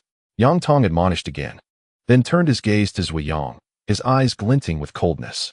Earth Tribulation Realm? Indeed. I never imagined we had been deceived by you for so many years. Not deception. Zhuang shook his head. I merely enjoyed cooking. As for this matter, Yang Tong did not press further. Give me an explanation, or you shall perish here today.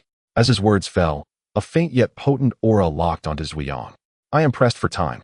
Zhuang seemed unfazed. I cannot be bothered to explain. You may investigate on your own. Furthermore, I have stated that I am here to establish rules for you. Rules? Yang Tong's eyes narrowed instantly. With your Earth Tribulation Realm, you lack the qualification. Then, Zhuang smiled. What of my senior sister? Does she possess such qualifications? Her? Yang Tong fell momentarily silent. She has been gone for 10 years. She shall return, Zhuang stated earnestly. In no more than 6 months. Or perhaps just a few months, she will undoubtedly come back. You may kill me or annihilate the Phoenix Grove. I cannot oppose you, so do as you wish. Of course, the cost will be quite simple. Your entire Yang clan will accompany me in death. Upon hearing Zhuang's words, Yang Tong fell into contemplation. After a pause, he spoke again. Leave. Ancestor. Yang Xiong felt a surge of bitterness. Do not trust his words. That woman has been gone for so long. She will surely not return. Say one more word. Yang Tong's expression remained impassive, and I shall strip you of your position as clan leader. Yang Xiong's countenance turned pale, and he dared not speak further. Before departing, Zhuang sheathed the sharp knife back at his waist. Now, allow me to convey my rules. Inside the Rui building. In just a moment, the steward returned.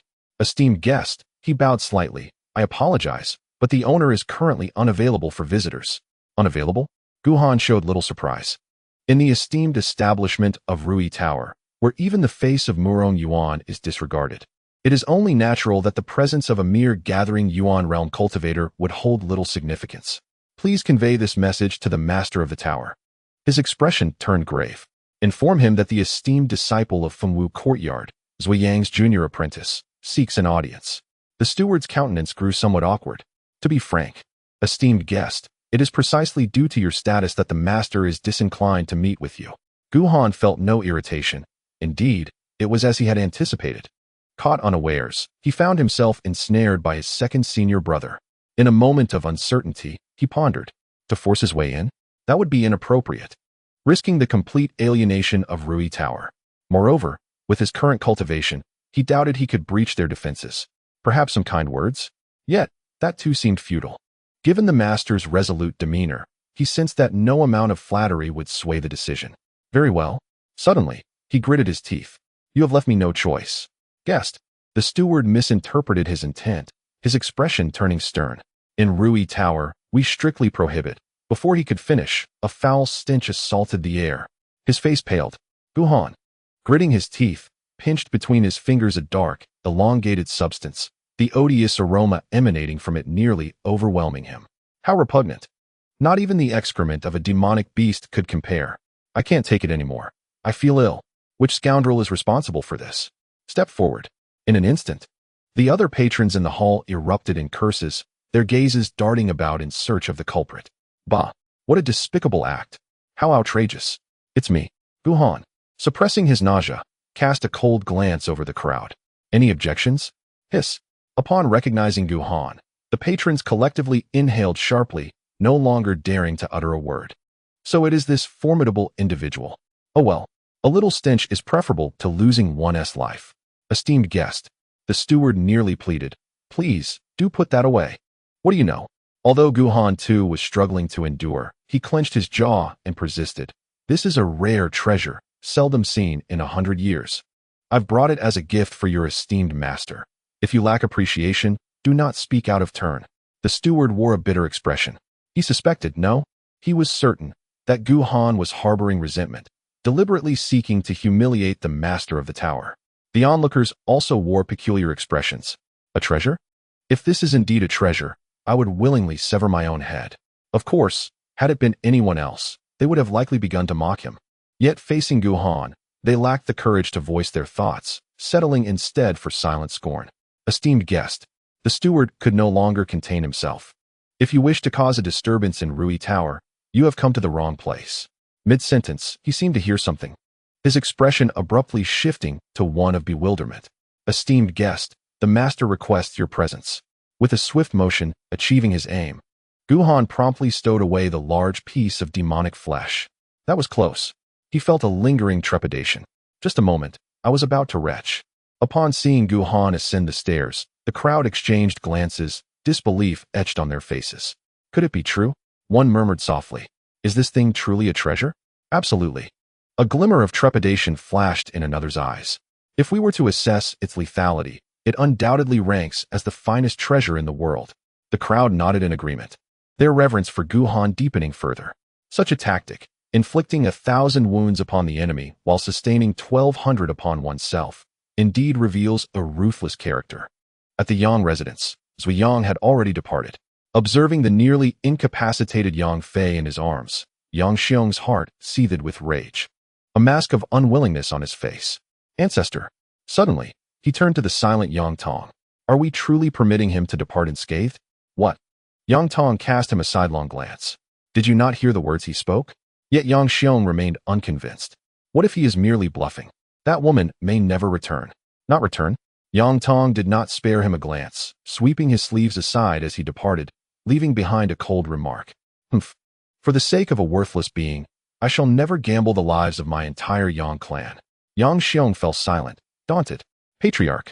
After a prolonged silence, an elder cautiously spoke. We must investigate this matter. Yang Xiong's eyes blazed crimson. We must uncover the truth of what transpired. Feier is still but a child. And yet that man dealt such a vicious blow. How could I possibly let him go unpunished? Patriarch. The elder's heart raced. But Zuyang just ordered us not to act. I shall refrain from action. Yang Xiong ground his teeth in frustration. But that does not mean others cannot act. Are you suggesting? Humph. A murderous glint surged in Yang Xiong's eyes. I shall avenge this grievance without fail. At this moment, Zuyang had already left the Yang residence, blissfully unaware of Yang Xiong's thoughts. Next, he muttered to himself, it is time for the Meng clan, followed by Qixia courtyard, and then Yuqing sect. As for the Moron clan, let it be, they are not too bad, and besides, my junior brother has a good relationship with them. He sighed suddenly. It seems everything relies on the prestige of the elder sister. I, as the second elder brother, feel somewhat diminished. Perhaps he scratched his head. I might as well break through a barrier while I'm at it. Within Rui Tower, under the guidance of the steward, Gu Han ascended to the 9th floor. Distinguished guest, he arrived before a quaint and elegant quiet chamber, where the steward halted. Please, the master awaits you inside. Thank you. Gu Han cupped his hands in acknowledgement and stepped inside. The furnishings within the quiet chamber were remarkably simple, consisting solely of a table and a chair, with nothing else in sight. By the window stood a middle-aged man in a blue robe, his back turned toward him, seemingly admiring the scenery below. For some inexplicable reason, although the man's appearance was unremarkable, Gu Han felt an odd sensation stir within him upon their first encounter. Young man. At that moment, the man spoke slowly, his voice imbued with a metallic resonance. You possess quite the audacity. Senior, upon hearing his words, Gu Han's sense of peculiarity intensified. What do you refer to? Which matter? The man chuckled. It seems you are aware of the impropriety of revealing that item in public. There is no alternative. Gu Han sighed in resignation. Since you refuse to meet with me, I am left with no choice but to resort to this approach. Ha ha. The man chuckled once more. I am not a rigid individual. Speak. What is it that compels you to seek my presence? I desire the elixir of the ghost physician. Gu Han stated forthrightly. Pardon? The man's tone shifted abruptly. What did you say? That elixir. Gu Han inhaled deeply. It holds significant value for me. Young man. The man suddenly let out a cold laugh. Since you are familiar with the ghost physician, you must comprehend the immense worth of this elixir. Do you truly believe that as a mere practitioner in the gathering origin realm, You can seize such a treasure from my hands? Even if Murong Yuan and his companions were to unite, they would stand no chance. Senior, Gu Han shook his head. I am determined to acquire that elixir. Did Zui Yang not inform you? The man's voice grew even colder. Do I have some sort of grievance with him? It has been mentioned. Though I am not a petty individual, my enmity with him does not entangle you. Yet it does not grant you the audacity to be presumptuous before me. Senior, Gu Han sighed. The mere act of presenting that item serves to demonstrate my sincerity. What sincerity? There is no need for further tests, Senior. Gu Han fixed his gaze upon him. If I am not mistaken, that item must hold great importance for you. Otherwise, you would not have agreed to meet with me. I am willing to exchange it for the elixir. Is that so? Suddenly, the man pivoted sharply. Upon glimpsing his visage, Gu Han instantly comprehended the source of the peculiar sensation that had gripped him. The man's appearance bore no glaring differences from an ordinary person, save for the delicate silver scales the size of a thumb at his temples, and his irises radiated a striking golden hue. These minor distinctions imbued him with an air of otherworldliness. A member of the demon race, though I have never encountered one. The term flashed through Gu Han's mind in an instant. Have you discerned it? As if divining Gu Han's thoughts, the man did not shy away, stating, strictly speaking, I possess a trace of demon blood. I am indeed not of pure human lineage. Gu Han suddenly understood, realizing the nature of the grievance between Zui Yang and this man. Though he could not ascertain how many demonic beasts Zui Yang had slain and consumed, it was evident that the number would not be trivial. This grievance, no, it could hardly be termed a mere grievance. This was a blood feud. In a flash. Upon this realization, he was drenched in cold sweat. Have I unwittingly delivered myself to my doom? Indeed, I have been thoroughly ensnared by my second senior brother. Do not be alarmed. The man, perceiving Gu Han's trepidation, waved his hand dismissively. My enmity with him is a separate matter, unrelated to this. Moreover, even the true demon race would never regard those beasts that act purely on instinct, without having transformed, as kin. Gu Han quietly exhaled a sigh of relief. I have heard. The man swiftly changed the subject. Have you just joined the Fengwu Academy? Indeed, Gu Han replied. The man pondered for a moment. Is it true that you went to the Fengwu Academy because of that large demon meat? Senior, Gu Han said with a hint of helplessness. I was actually deceived by my second senior brother. Deceived? Yes, Gu Han exclaimed with a sense of disbelief. Who would have thought that one of the two great academies, a formidable force in the northern region of the eastern wilderness, would consist of merely a cook and a tailor? I see. The man raised an eyebrow, seemingly recalling something. That certainly resembles the usual antics of Zui Yang. Indeed, Gu Han nodded in agreement. My second senior brother can be quite the trickster. After a brief silence, the man shifted the topic once more. I observed your recent actions clearly. Although your cultivation is low in the northern region of the eastern wilderness, and indeed across the entire eastern wilderness, based solely on your foundation and innate talent, you could be deemed a remarkable individual. Moreover, your sword technique appears to be inherently designed for slaughter. Senior, Gu Han said warily, even if I were to give you my sword technique, what would you desire it for? The man chuckled lightly. No matter how formidable a divine ability or secret art may be, if it does not resonate with oneself, it is akin to a mere trinket. However, I do have a suggestion. Would you care to hear it? A suggestion? Gu Han was taken aback. What suggestion? A talent such as yours should not be buried within the Fengwu Academy. That would be a shame. The man's gaze was piercing as he fixed his eyes on Gu Han. Abandon the Fengwu Academy. I shall find you a place for cultivation that surpasses the Fengwu Academy, the northern region of the eastern wilderness, and even all the sects and forces throughout the eastern wilderness. What do you say? Will you consider it? Senior. Gu Han furrowed his brow slightly.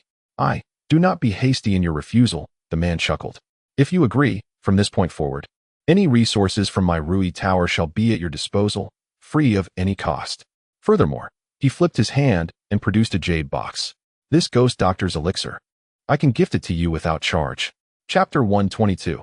Junior brother, our Fengwu Academy is not impoverished at all. Gu Han fell silent.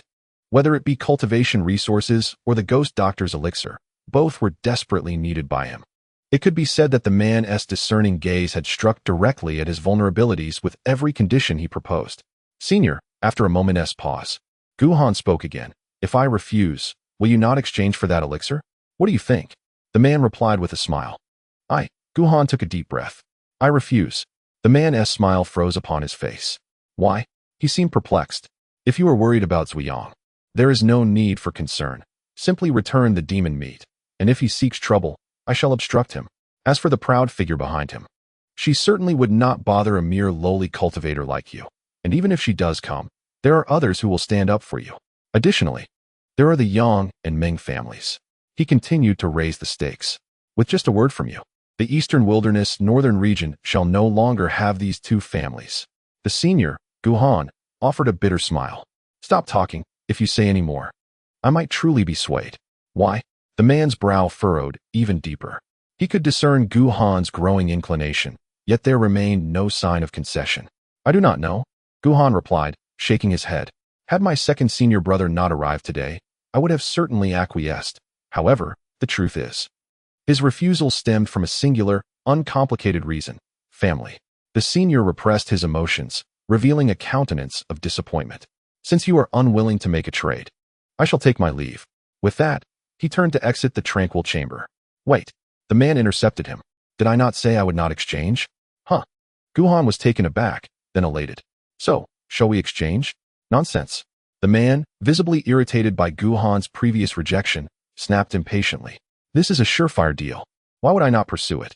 Enough of this chatter. Bring forth the item, lest I change my mind.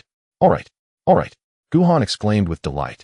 He even found that the large piece of monster meat no longer seemed so foul-smelling as he eagerly presented it, exchanging it for the jade box from the man's hands.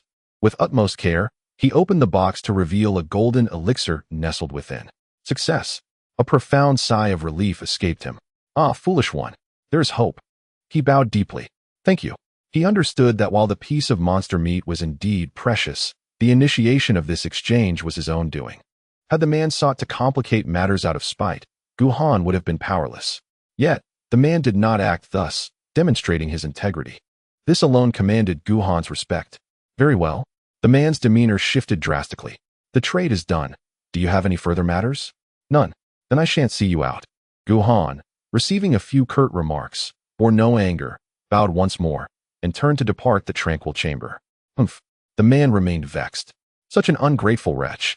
Just then, a mocking voice echoed from outside. The ruthless path gives rise to the emotional multitude. While it is true that most individuals in this world resort to unscrupulous means, there are indeed a select few whose profound sentiments cannot be easily swayed. Wei Fong. This time, you have miscalculated. Jiang Xian. Wei Fong's expression darkened. Can you not amend your obnoxious habits? I cannot. As he spoke, a portly middle-aged man sauntered in. After all these years, I have developed quite the loquacious habit. If I were to change, I would no longer be myself. Huh. The man shot him a sidelong glance. To cling to life, you would even exploit your own juniors. You are indeed cold-blooded and selfish to the utmost degree. Say what you will. Jiang Xian, unperturbed, took a seat. Without me, where would he be? Everything he has is because of me. What I desire, he must naturally return to me. Speak plainly. Wei Fong's expression was one of disdain. What do you want from me? Jiang Xian's demeanor grew serious. You owe me a favor, do you not? Indeed. I demand repayment.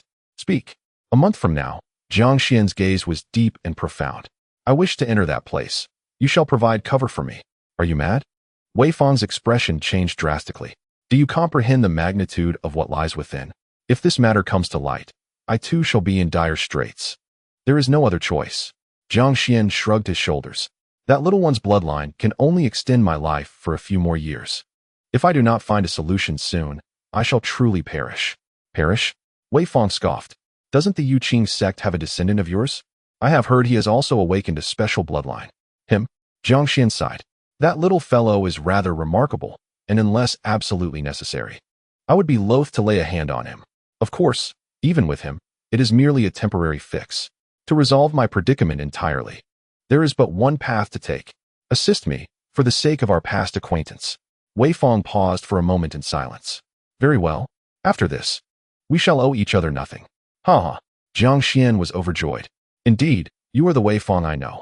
Let it be decided then. I shall prepare some items to ensure absolute success. Should you fail, Wei Fong's expression was devoid of emotion. Not just I. The entire northern region of the eastern wilderness will face calamity.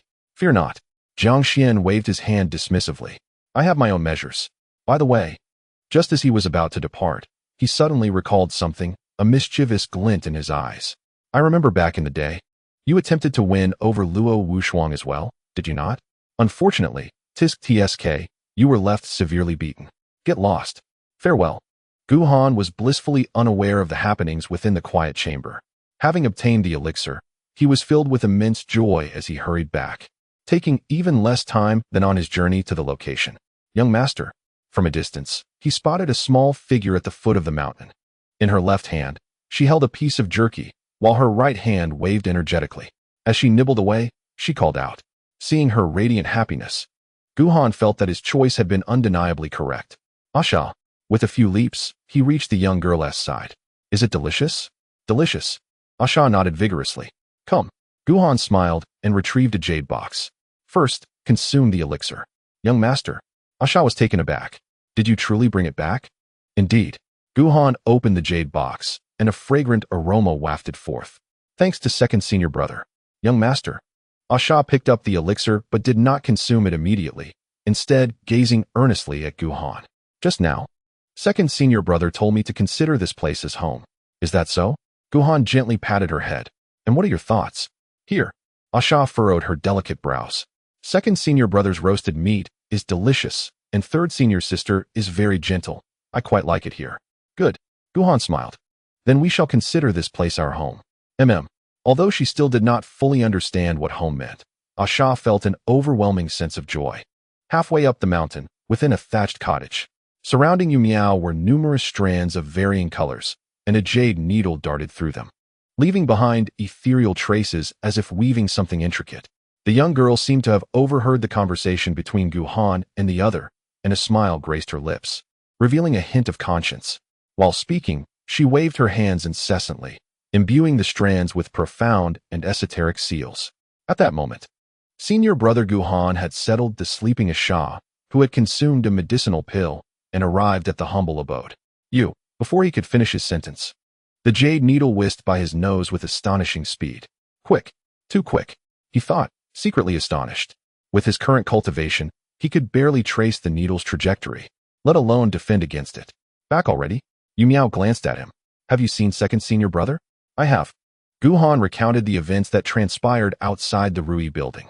The young family? Yu Miao's brows furrowed slightly. Did they bully you? To be precise, Gu Han pondered briefly. They attempted to bully me, but ended up being outsmarted by me. Excellent. Yu Miao nodded in satisfaction.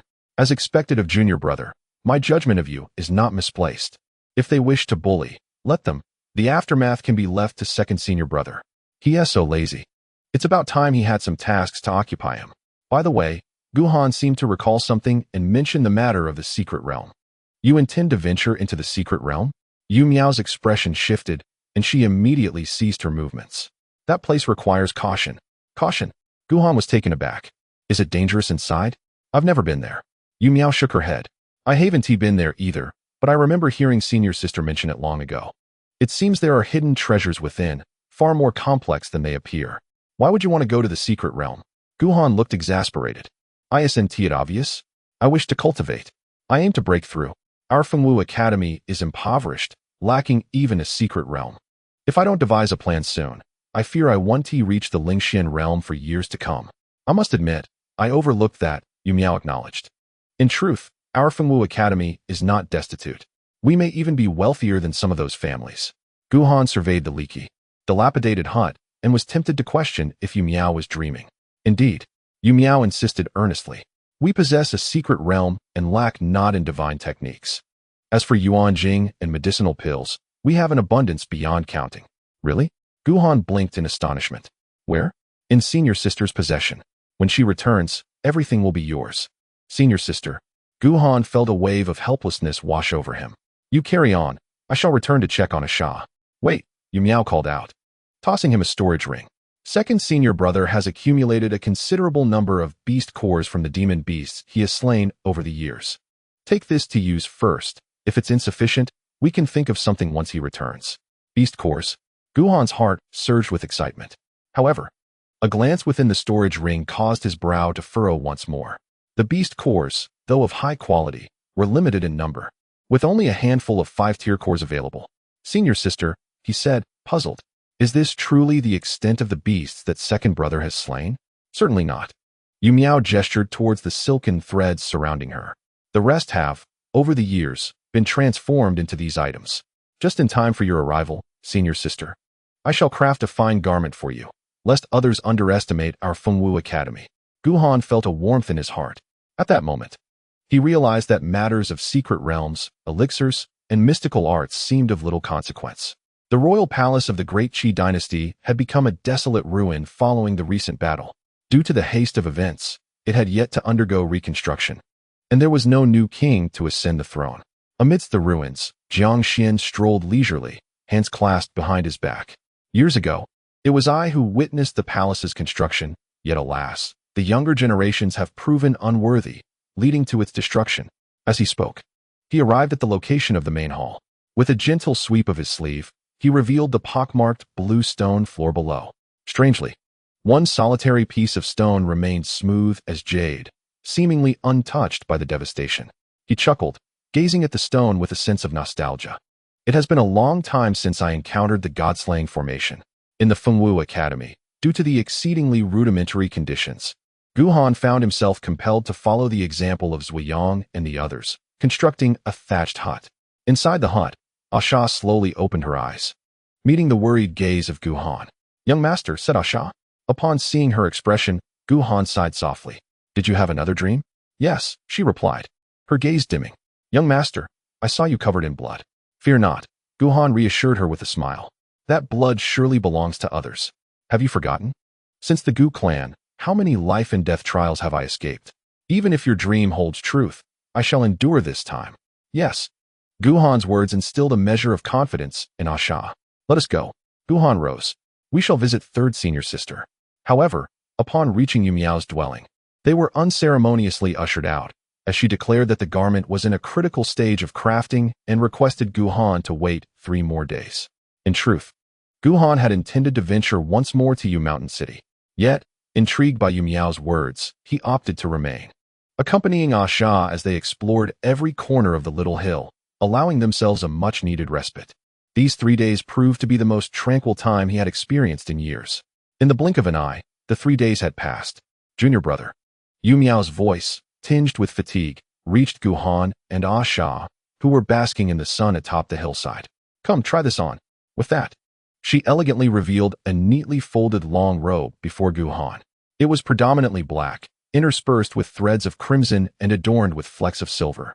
At just a glance, Gu Han found himself unable to look away. "How beautiful!" exclaimed Asha, her eyes wide with wonder as she reached out to touch the fabric, which felt incredibly smooth and exuded a hint of warmth. "Little girl," Yu Miao chuckled softly, "do not envy.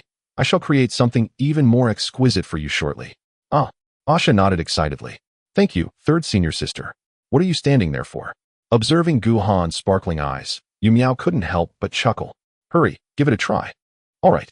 Gu Han, already possessing a rather handsome visage, appeared even more gallant in the sudden donning of the dark robe.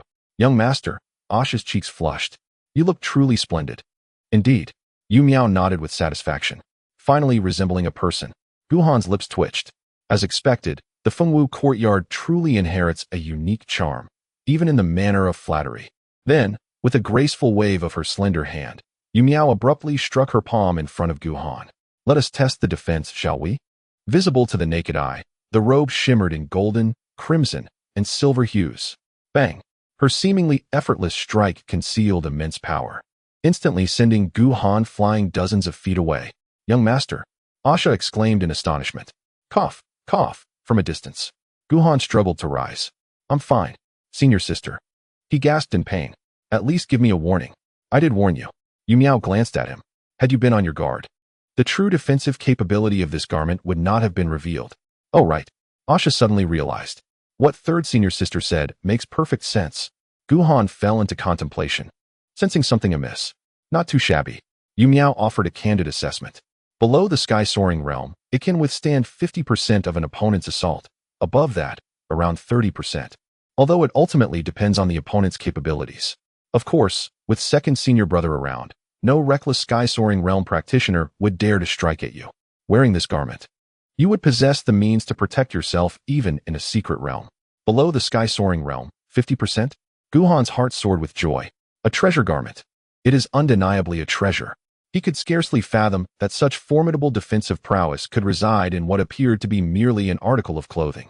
Senior sister. He bowed solemnly. Thank you. He understood that with this treasure garment, he could potentially alter the tide of battle in critical moments. Family.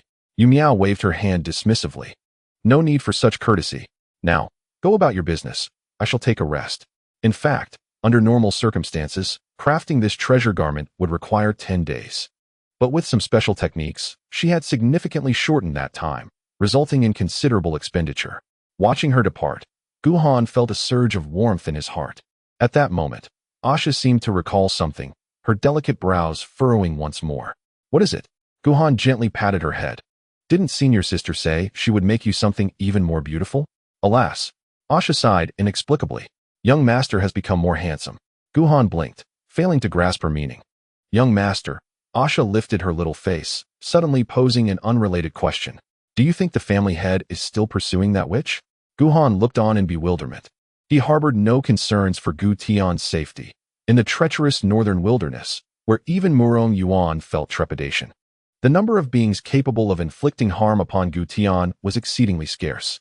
In truth, he suspected that Gu Tian had lost his way, with his soul power replenished. Asha had undeniably become much more astute. Keep it up, she murmured softly. Master, you must succeed. Young master has become even more handsome. You mustn't allow that shameless woman to seduce him again. Is she so impressive?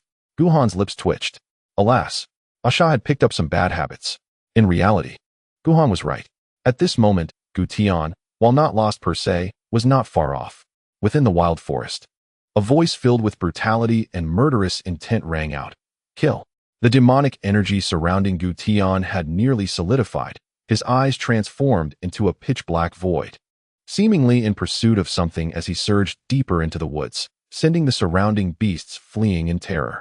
After a brief moment, beneath an ancient tree, a figure slowly emerged. It was none other than the witch, Lu Ying. Thank goodness, she sighed, patting her chest, still shaken. This lady possesses a few tricks and narrowly escaped calamity. She scoffed lightly. Who would have thought that Gu Tian survived and embarked upon the path of true darkness? Guhan, dear brother, I imagine this is related to you, isn't it? With a chuckle, she continued, you possess far too many secrets. Just wait. I am not one to easily let go. In the wilderness, Guhan moved with haste, his destination undoubtedly still Yueshan City. That pill had granted him a 3-month reprieve. During this time, he needed to devise a new strategy. Unbeknownst to him, he had already traversed more than half the distance. Suddenly, his progress faltered, and his brow furrowed deeply. Someone was approaching. His keen instincts allowed him to discern the presence of 5 auras swiftly closing in on him. Without a moment's hesitation, he grasped his sword firmly.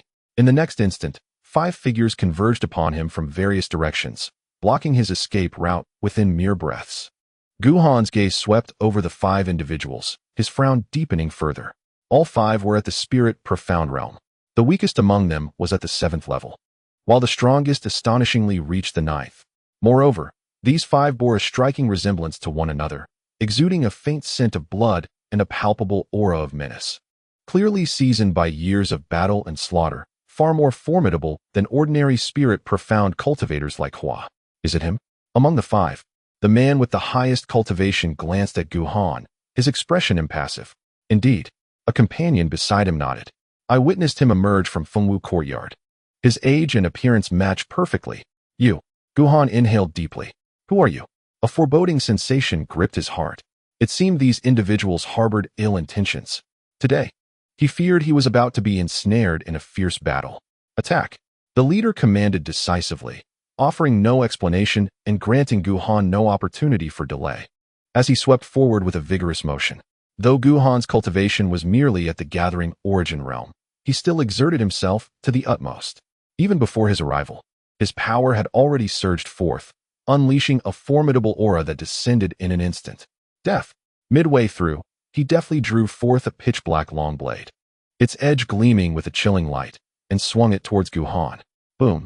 In that fleeting moment, Guhan also sprang into action. Thunderous roars echoed as, under the enhancement of 2 extreme realms, his internal spiritual energy surged to its peak, resonating with the sound of wind and thunder. Compared to his opponent, though his total spiritual energy was slightly inferior, it possessed an even more tyrannical force. To kill me? A glint of murderous intent flickered in his eyes. In your dreams. With his initial strike, he gave it his all. These 5 individuals were no ordinary fighters. Should he hold back, it would undoubtedly lead to his demise. Swish. With a flick of his long sword, a sword radiance several inches long suddenly manifested at the broken tip. A killing strike. In the blink of an eye, the blade and sword collided. Clang. A crisp sound rang out as the mid-grade treasured long knife in the opponent's hand was instantly cleaved in two, the cut remarkably smooth. Kill. Gu Han shouted fiercely, his sword accelerating by another third. This is bad. The man, disregarding the pain for his treasured sword, felt Gu Han's murderous intent lock onto him, causing his form to stiffen instantaneously. Yet, his combat experience was exceedingly rich, ignoring the damage to his meridians. He nearly doubled the speed of his spiritual energy's flow, his aura radiating brilliantly, allowing him a brief moment of clarity to narrowly evade the fatal strike. Uft! A splash of fresh blood fell. The long sword pierced through his chest. Bang! Bang! Just then, the attacks from the remaining individuals also descended upon Gu Han. Although his treasured armor mitigated half of the onslaught, he was still shaken, his face paling as he staggered a few steps, once again standing firm with his sword. Brother, one called out. Are you all right? I'm fine. The leader glanced at the wound on his chest, breaking into a cold sweat. Had he not acted decisively, that sword would have pierced his heart. Carelessness. He fixed his gaze on Gu Han, his expression grave. This lad is no simpleton. In truth, with his cultivation at the 9th level of the spiritual profound realm and his combat experience, his actual combat power was even one notch above Gu Han's. Yet, he had not anticipated that Gu Han's broken sword would be so sharp, and that the killing strike would be so overwhelming. It was due to a moment of inattention that he fell victim to Gu Han's blade. Opposite him, Gu Han felt a tinge of disappointment. His intent had been to eliminate the strongest opponent with a thunderous strike before they could react, and then seek an opportunity to escape. However, he had not expected the tenacity of his adversaries to far exceed his expectations. In fact, for the 5 of them, Gu Han's performance could only be described as astonishing. A gathering origin realm cultivator, nearly slaying a spiritual profound 9th level cultivator with a single sword. Who would believe such a tale? Speak. At this moment, Gu Han had subtly deduced something. Who sent you here? Kid. Among the 5, a lean man let out a cold laugh, remarking that if death was imminent, what was the point of knowing so much? It would be far better to play the fool. Old Fourth. The leader's brow furrowed deeply. Have you forgotten the rules? No more nonsense. Get to it. Give it your all. This young man is exceedingly peculiar. We must eliminate him swiftly to prevent further complications. And keep an eye on his sword. Understood. The man licked his lips and, with a flash of movement, charged towards Gu Han once more, wielding a long-handled battle axe, a formidable weapon. To kill me? A surge of murderous intent welled up within Gu Han, intensifying compared to before. Such an act would cost him dearly. With a swift motion, he swept his long sword, unleashing over 10 strands of powerful sword energy directed at the man's vital points, while a thread of killing intent firmly locked onto his figure. Behind him, a whistling sound faintly approached. It was the renewed assault of the other 4. Desperate, Gu Han gritted his teeth, accelerating his speed. Even at the risk of grave injury, he had to take down at least one of them. Otherwise, he would surely be worn down and perish here. What madness! Sword energy. A lethal combination. The man felt a cold sweat break out on his back, a shroud of impending death enveloping his heart. In terms of temperament, cultivation, and decisiveness, he was no match for his elder brother. He tried to twist his body, but it became increasingly difficult to defend himself. With a series of soft thuds, several bloody holes appeared on his body. Elder brother. As Gu Han's sword drew closer, panic surged through him. Save me. Quickly. The leader's voice carried a hint of urgency. Kill him. Save Old Fourth. But it was too late. With another sound, the man's head was severed, falling victim to Gu Han's lethal sword. Old Fourth. Fourth brother. The remaining 3 were filled with rage and despair. They had grown up together, trained together, and killed together, sharing an unbreakable bond. With one of their own slain by Gu Han, sorrow flooded their hearts, and they forgot about any bounty on him. Slay him. Kill him. Avenge fourth brother. Let him die? In the blink of an eye, The four were within mere feet of Gu Han. There was no time to evade. Even with protective gear, enduring their onslaught would leave Gu Han gravely wounded, making retaliation nearly impossible. Damn it, he cursed inwardly. His eyes bloodshot, determination igniting within him. I will risk it all. Boom. His vital essence surged and boiled within. A crimson mist seeping from his pores as he prepared to unleash the blood spirit technique once more. Suddenly, a monumental shift occurred. Bang! A tremendous sound erupted as a long spear emerged from the side. With a fierce shake, the spear released an overwhelming aura, momentarily halting the four's assault. An opportunity. Gu Han's heart raced with renewed hope. Without pausing to discern the identity of the newcomer, he swiftly extricated himself from the fray. A thunderous clash resonated as the spear met the onslaught of four adversaries. With a sudden recoil, the spear's wielder retreated, joining Gu Han. It's you? Gu Han finally recognized the figure before him, clad in black attire, bearing a stern countenance. It was none other than Yang Ying, who had tested him that day. Indeed, Yang Ying replied tersely. What brings you here? This. Yang Ying twirled his spear. We shall discuss it later. Meanwhile, the four opponents wore grim expressions. Utterly taken aback by the unexpected appearance of Yang Ying just as they were about to seize victory. They had not anticipated his presence until he had already made his move. In truth, not only were they oblivious, Gu Han had also failed to notice him, likely due to his complete focus on the battle. You are. The leader of the opposing group furrowed his brow, scrutinizing Yang Ying. A sudden realization dawning upon him. The shadow? Indeed, Yang Ying affirmed without hesitation. The leader's expression darkened. You are here for the bounty. Bounty? Gu Han felt a chill run down his spine, instinctively distancing himself from Yang Ying. What bounty? Rest assured, Yang Ying said, unusually verbose. I harbor no ill intentions.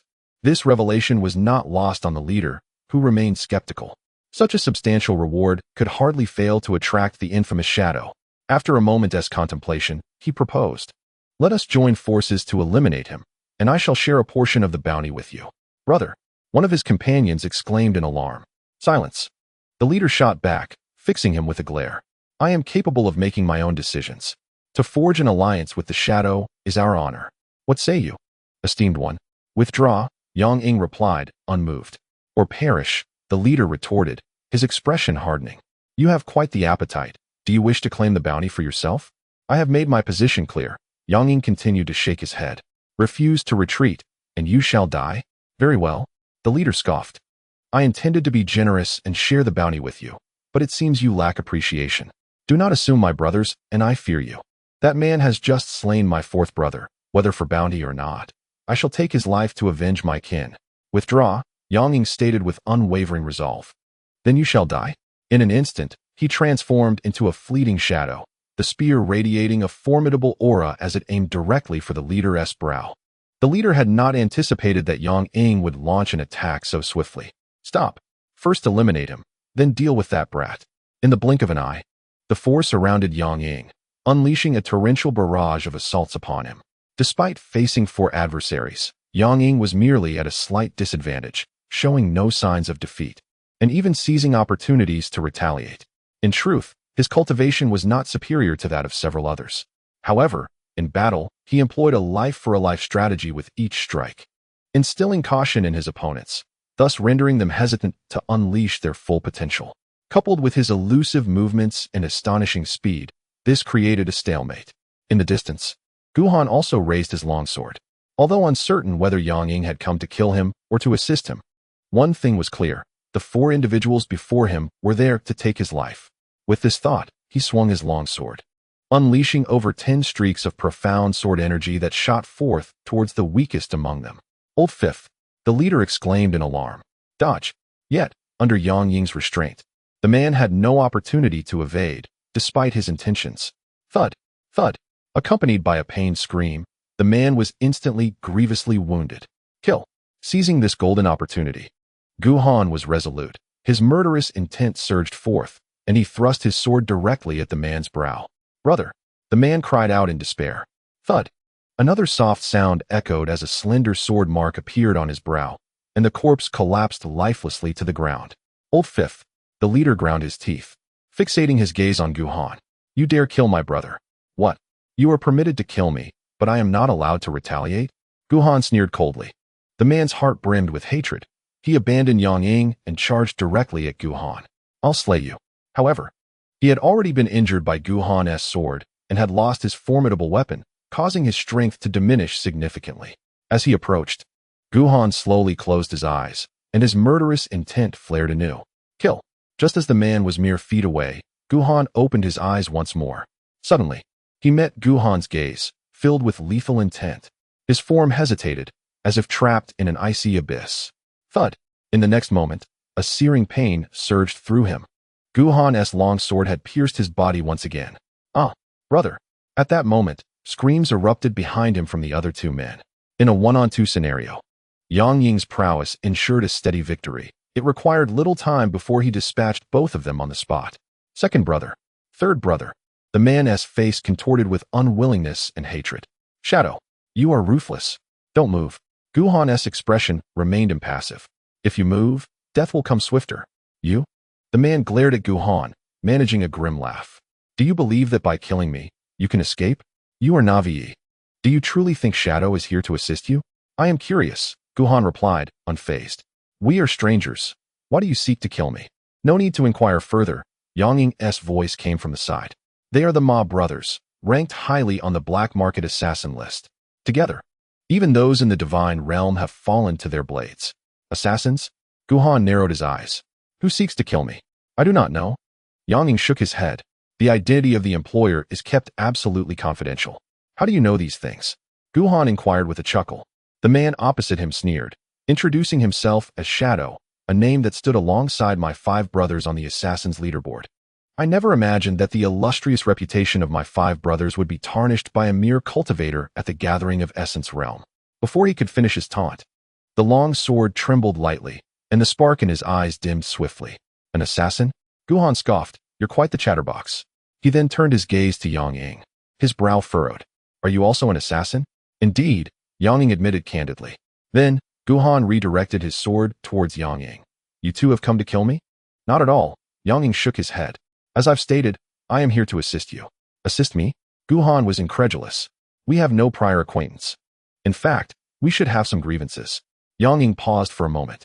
You saved my sister, hence I am here to save you. His nature was one of reluctance to elaborate, but in his heart, Yang Lan held immense significance, prompting him to explain. Yang Lan. Guhan's eyes widened in realization. You've met her? Yes, Yang Ying nodded. I just returned from a mission yesterday. She spoke of the events that transpired, and upon seeing your name on the bounty list, I rushed over. He hesitated briefly before continuing. Thank you. Without you, my sister would have suffered greatly. No need for gratitude, Guhan replied, visibly relaxing as he lowered his sword. My assistance to her has nothing to do with you. If you genuinely wish to aid me today, then we are even. Though he had lowered his sword, his vigilance remained intact. I find it quite intriguing, he scrutinized Yang Ying. With your prowess and your affiliation with the Qingyun sect, how could you allow the Yang family to treat you so poorly? It was evident to him that today Yang Ying was significantly stronger than the one who had undergone the trial before him. Either he had concealed his strength, or he had encountered fortuitous opportunities that had greatly enhanced his cultivation. I have no friends, Yang Ying explained, surprisingly open with his thoughts. The members of the Qingyun sect each pursue their own paths, and senior brother Yuan would not offend the Yang family on my behalf. His tone was calm, yet tinged with a hint of sorrow and helplessness. I understand, Guhan sighed. Damn the Qingyun sect. I'm glad I didn't join that day. Yang Ying fell silent, and the atmosphere grew tense. After a prolonged silence, Guhan could no longer bear it. Aren't you leaving? Yes, Yang Ying's gaze flickered. You go ahead, I'll wait a moment. I'm not in a hurry either, Guhan admitted awkwardly. For a time, the two stood in a stalemate once more. Eventually, they could no longer restrain themselves. Exchanging glances, they moved in unison. Treasure, as if sharing a silent understanding. Yang Ying approached the two he had slain, while Guhan set his sights on the leader and the 4th member of the 5. The two individuals moved with remarkable speed, akin to flowing water. However, when it came to technique, Yang Ying exhibited a greater level of proficiency, suggesting that such endeavors were not unfamiliar to her. Guhan watched in awe and curiously inquired, Are you quite impoverished? Indeed, Yang Ying replied, casting a surprised glance at Guhan. I am indeed quite poor. Are you as well? Isn't it obvious? Guhan sighed dramatically. Have you heard of the Fengwu Academy? I am their chief disciple, yet I am so destitute that I lack even the elemental crystals needed for cultivation. Yang Ying's eyes reflected a newfound sympathy. Gu Han fell silent, hastily inspecting their storage rings. Upon doing so, he nearly burst into laughter, the shadow of the attempted assassination lifting significantly. We've struck gold. The combined contents of the 2 storage rings revealed over 3 million elemental crystals. This did not even account for the magical artifacts, elixirs, and various materials. Across from him, a hint of a smile appeared on Yang Ying's face, clearly pleased with their bountiful haul. However, after their initial excitement, both instinctively turned their gaze toward the corpse of the 5th man. This man, Gu Han stated earnestly, I killed. I know, Yang Ying replied, her tone revealing her unwillingness to concede. But I restrained him. Otherwise, you would not have been so untroubled. Therefore, I deserve my share. Your greed is astonishing. Gu Han retorted disdainfully. Does your sister know that you covet such a trivial amount of elemental crystals? Yang Ying shot him a puzzled look. We are both in the same boat. How can you criticize me? What shall we do then? Gu Han questioned, a sense of helplessness washing over him. We can't possibly split it, can we? That would be absurd. Actually, that sounds like a splendid idea, Yang Ying replied, surprising Gu Han with her straightforwardness. She began to calculate seriously, stating, I restrained him, earning 3/10 of the credit, while you killed him, claiming 7/10. In this regard, she picked up the 5th man's storage ring. Inside were 937, 652 elemental crystals, 3 top-grade spiritual artifacts, 1 mid-grade treasure, and 3 vials of true essence elixirs, alongside 7 4th-tier beast cores. Gu Han's eyes widened in disbelief. This individual must be of the highest caliber. Yang Ying paid him no mind, listing all the items meticulously, even accounting for the storage ring itself, based on market value. If we convert all these items to elemental crystals, plus the original amount, we arrive at a total of 389 crystals. If I allocate you 70%, that amounts to her swift calculations astounded Gu Han. 144,172 crystals. Pausing briefly, she added, as for the remaining third of a crystal, I can round that up for you. Rounding up? Gu Han was momentarily taken aback. Here, she said, tossing him a storage ring. This ring is worth 50,000 crystals. After deducting that, there remain 139,173 crystals. Count them. Gu Han instinctively glanced inside, and to his astonishment, he found it indeed accurate. At that moment, his gaze toward Yang Ying transformed entirely. He was utterly impressed. He had never been so thoroughly convinced before. And what about that third of a crystal? Why don't you simply cut it open? He remarked, a look of deep contemplation on his face. Do you not have any friends? Yang Ying chose to ignore him, turning away to leave. After a moment, Gu Han took several deep breaths, striving to calm his turbulent emotions. What is my bounty? He inquired. A substantial amount. Yang Ying hesitated in his stride. 2 million crystals, surpassing the worth of an average master of the divine realm. 2 million. Gu Han gasped in astonishment. Not out of fear for the enormity of his bounty, but rather in disbelief that Yang Ying could resist such a tremendous temptation, refraining from taking action against him. At that moment, he was finally convinced that Yang Ying was indeed there to assist him. By the way, Yang Ying seemed to recall something, pausing in his steps. That bounty remains in effect. These 5 are merely the first batch, and more will inevitably follow. I understand. Gu Han nodded. It appears that those who wish to kill me will not escape the grasp of those 2 families. Yang Ying remained silent, clearly aware of this conclusion as well. It's disheartening to think about. Gu Han shook his head and asked, are there no bounties from the black market concerning the 2 families? There are. Yang Ying nodded. Many indeed. He emphasized the last 2 words deliberately. Given the nature of the Yang and Meng families, they had undoubtedly offended numerous individuals, resulting in many who wished for their demise. I see, Gu Han pondered. Is there still a bounty? Yes. Yang Ying paused momentarily. Few dare to take it on. Hence there are many bounties concerning the 2 families. Haha, fearing retaliation, I understand. Gu Han said, I shall take my leave. Wait. Gu Han suddenly called out to him. Brother Yang, you must be quite impoverished, yes? Indeed. Do you wish to acquire wealth? I do. Then, Gu Han suddenly broke into a grin. I have a lucrative opportunity for you. Would you care to listen?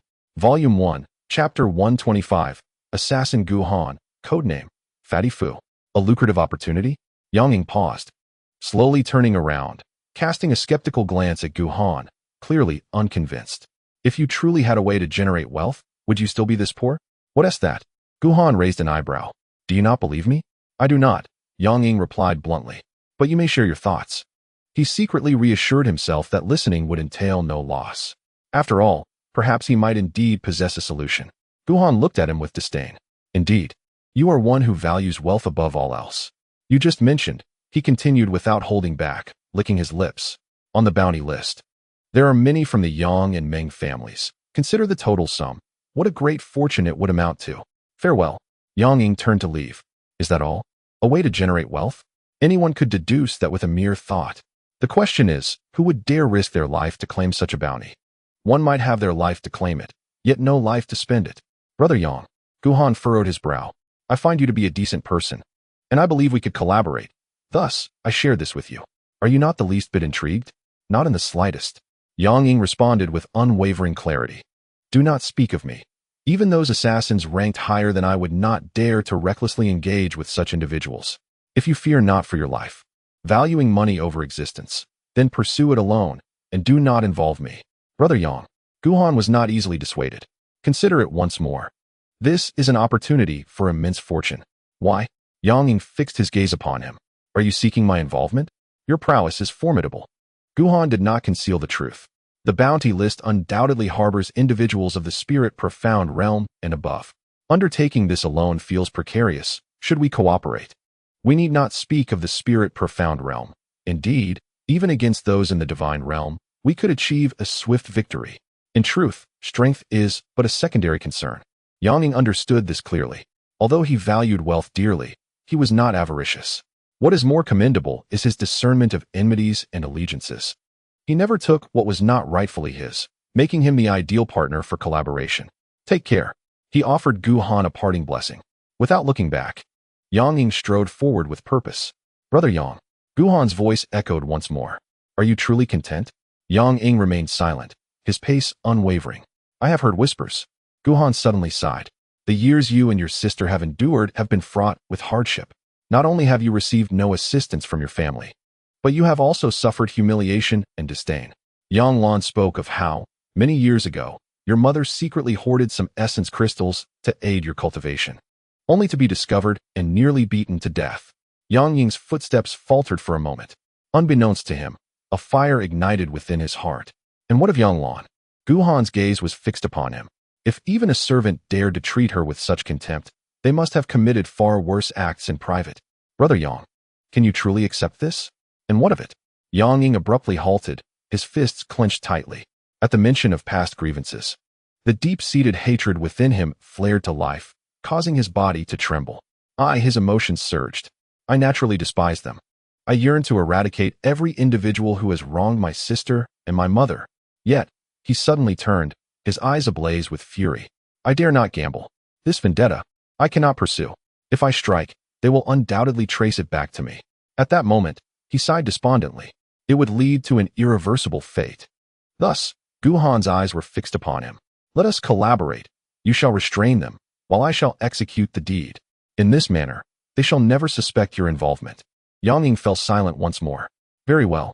Gu Han's expression was one of regret. If you choose not to agree, I shall not press you. I will devise another plan.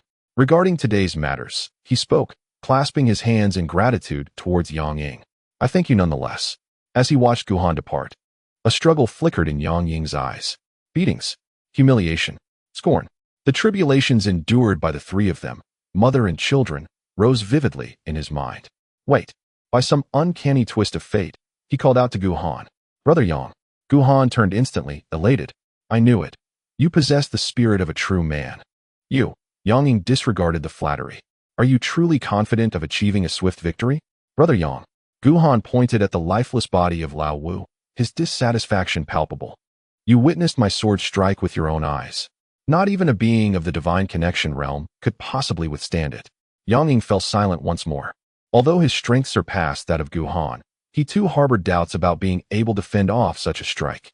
It seemed I had exhausted every ounce of my strength before he uttered a mere 3 words. Agreed. Splendid. Gu Han's expression brightened. So, who shall we begin with? Wait a moment. Yang Ying inhaled deeply. I first need to take you somewhere. Where to? The black market. What for? To claim a bounty. You naturally must possess the identity of an assassin. Over 1,000 miles from Yu Mountain City lies a desolate and secluded valley rarely trodden by human feet. Put this on, Yang Ying said, handing Gu Han a voluminous black cloak and a silver mask. This will shield you from prying eyes. As he spoke, he donned a similar attire. Gu Han attempted to sense the aura around him and indeed discovered that Yang Ying's presence had become obscure and indistinct. Remarkable. Without hesitation, he adorned himself with the cloak and mask. Remember, Yang Ying hesitated for a moment. After you have used it, you must return it to me. Gu Han complied. Under Yang Ying's guidance, they circled several times before halting at an inconspicuous cave entrance. After verifying their identities with the cloaked figures stationed there, Yang Ying led Gu Han inside. After traversing a narrow, winding stone staircase, they emerged into an expansive hall. Numerous figures clad in black cloaks and silver masks moved about, maintaining a cautious distance from one another. Come, Yang Ying seemed accustomed to this environment as he led Gu Han down a side passage. At the end of the passage stood a cavern measuring roughly 10 feet in diameter, where a cloaked figure stood still. Enter, the figure instructed. Is it really necessary? Gu Han expressed his discontent. It's just a matter of earning some coin. Must it be so formal? In this collaboration, Yang Ying shook his head. The condition is that my identity remains undisclosed. Seeing his earnestness, Gu Han conceded with a resigned shake of his head and stepped into the cave. Inside the cavern, the cloaked figure slowly turned. You wish to become an assassin? Gu Han found himself momentarily speechless. Having entered, what do you think? Indeed. The figure nodded. Your cultivation level? First stage of gathering yuan. Codename? Gu Han fell into contemplation. He recalled that Yang Ying had a shadowy alias. It seemed this was a tradition in the assassin world. Fatty Fu. A sudden spark of inspiration struck him as he uttered the moniker that would, for countless years to come, provoke ire and frustration in the plump figure's heart. The cloaked figure was visibly taken aback, clearly not expecting such a peculiar codename. Very well. He shook his head subtly and tossed over a jade token. Channel your aura into this. As he infused a strand of his essence into the token, Gu Han found his own information materializing before him. Codename, Fatty Fu. Rank, lower C. Authority, low level. Task count, 0. And that was all there was to it. Gu Han understood immediately. This must be related to that authorization. However, he is indifferent. As an assassin, he possesses no interest whatsoever. His sole focus lies on the bounties placed upon the Yang and Meng families. All right. Stepping out of the cave, he patted Yang Ying's shoulder. Shall we commence now? It's time. Yang Ying promptly produced another jade token.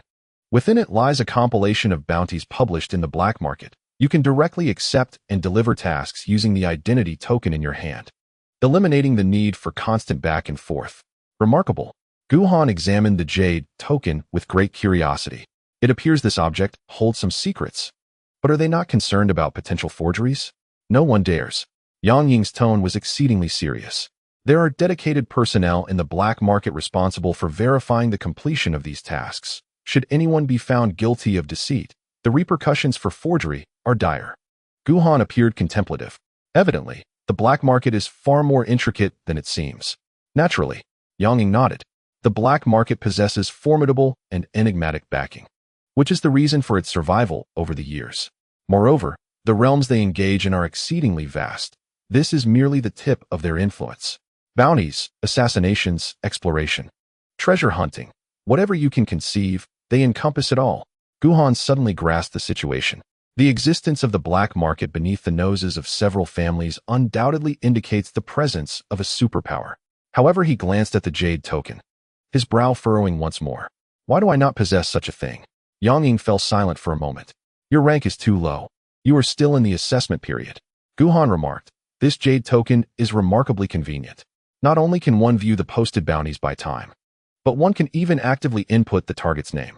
After merely a glance, Gu Han discovered his own bounty, 2 in total. One was worth 1 million crystal. It stood out starkly amidst the pile of rewards, which were merely a few tens of thousands of crystal. Stingy, he scoffed. Is my life only worth 2 million? Not surprising. Yang Ying shook his head. They are unaware of your true strength. Search for them. Gu Han handed the jade token to him. Let's identify the members of both families and then take action. Understood. Yang Ying did not hesitate. Yang Wei, the steward of the Yang family, possesses an 8th level of qi condensation with a bounty of 200,000. Yang Yu, a branch family member, is at the 3rd level of qi gathering with a bounty of 300,000. Jiang Hong, a direct descendant, is at the 9th level of qi gathering with a bounty of 500,000. He resided for quite a while. Merely among the Yang family members, there were as many as 40 or 50 individuals with bounties. Furthermore, many bore more than one bounty. The total bounty amount exceeded 18 million. As for the Ming family's situation, it was roughly similar to that of the Yang family, also comprising over 40 individuals, with approximately equivalent bounty amounts. Combined, the two families had bounties totaling 3 to 4,000 million crystal. This bounty sum is several times greater than the total of the other 3 families combined. This illustrates just how much animosity these two families generate. Brother Yang. Guhan's eyes sparkled. We are about to strike it rich. It is not that simple. Yang Ying shook his head. In this scenario, there are individuals with whom we have no opportunity to engage, and others whose prowess is so formidable that even our combined efforts may fall short. I have just calculated that, collectively, we can ensure absolute certainty with 62 individuals, each possessing a compelling motive for their demise. Their total bounty amounts to an astonishing 21,600,000 crystals. Brother Yang. Guhan gazed at him as if he were a precious treasure. I believe we could explore a deeper collaboration in the future. He was utterly unprepared for this.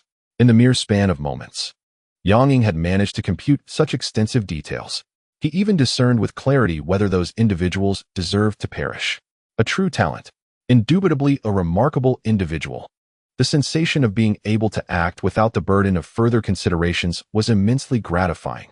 In fact, he subtly entertained the notion of perhaps incurring a slight loss, allocating a greater share of the crystals to Yang Ying to ensure a long-term partnership. Speak your mind. He was invigorated. Which shall we target first? Yang Wei. Having reached this juncture, Yang Ying harbored no lingering hesitation. He was the overseer of the mine, distanced from the Yang family, and of insignificant status. Eliminating him would create minimal commotion, affording us ample time to pursue our next target.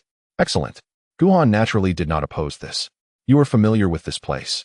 We shall proceed as you suggest. The Yang family mine. Attack. The corpulent Yang Wei surveyed the several mine slaves suspended before him, a wicked grin spreading across his face. Dare to slack off? Strike them. Mercy, Overseer Yang. The mine slaves pleaded incessantly. We truly cannot endure any longer. We merely rested for a moment. You are magnanimous. Release us, and we shall never dare again. Dare? Yang Wei chuckled ominously. You certainly will not dare now. Strike them until death. Yes. His subordinates, well aware of Yang Wei's disposition, hesitated not, their whips crackling through the air. Amidst the cries of agony, Yang Wei finally returned to his quarters, thoroughly satisfied. Ha. Rubbing his storage ring, he felt elated. This month, he had covertly intercepted several precious ores, yielding a tidy profit. Brother Yang. Suddenly, a chilling voice emerged from behind him. This person truly deserves to die? Who? A tremor coursed through Yang Wei's heart as he turned. Then he beheld a flash of light,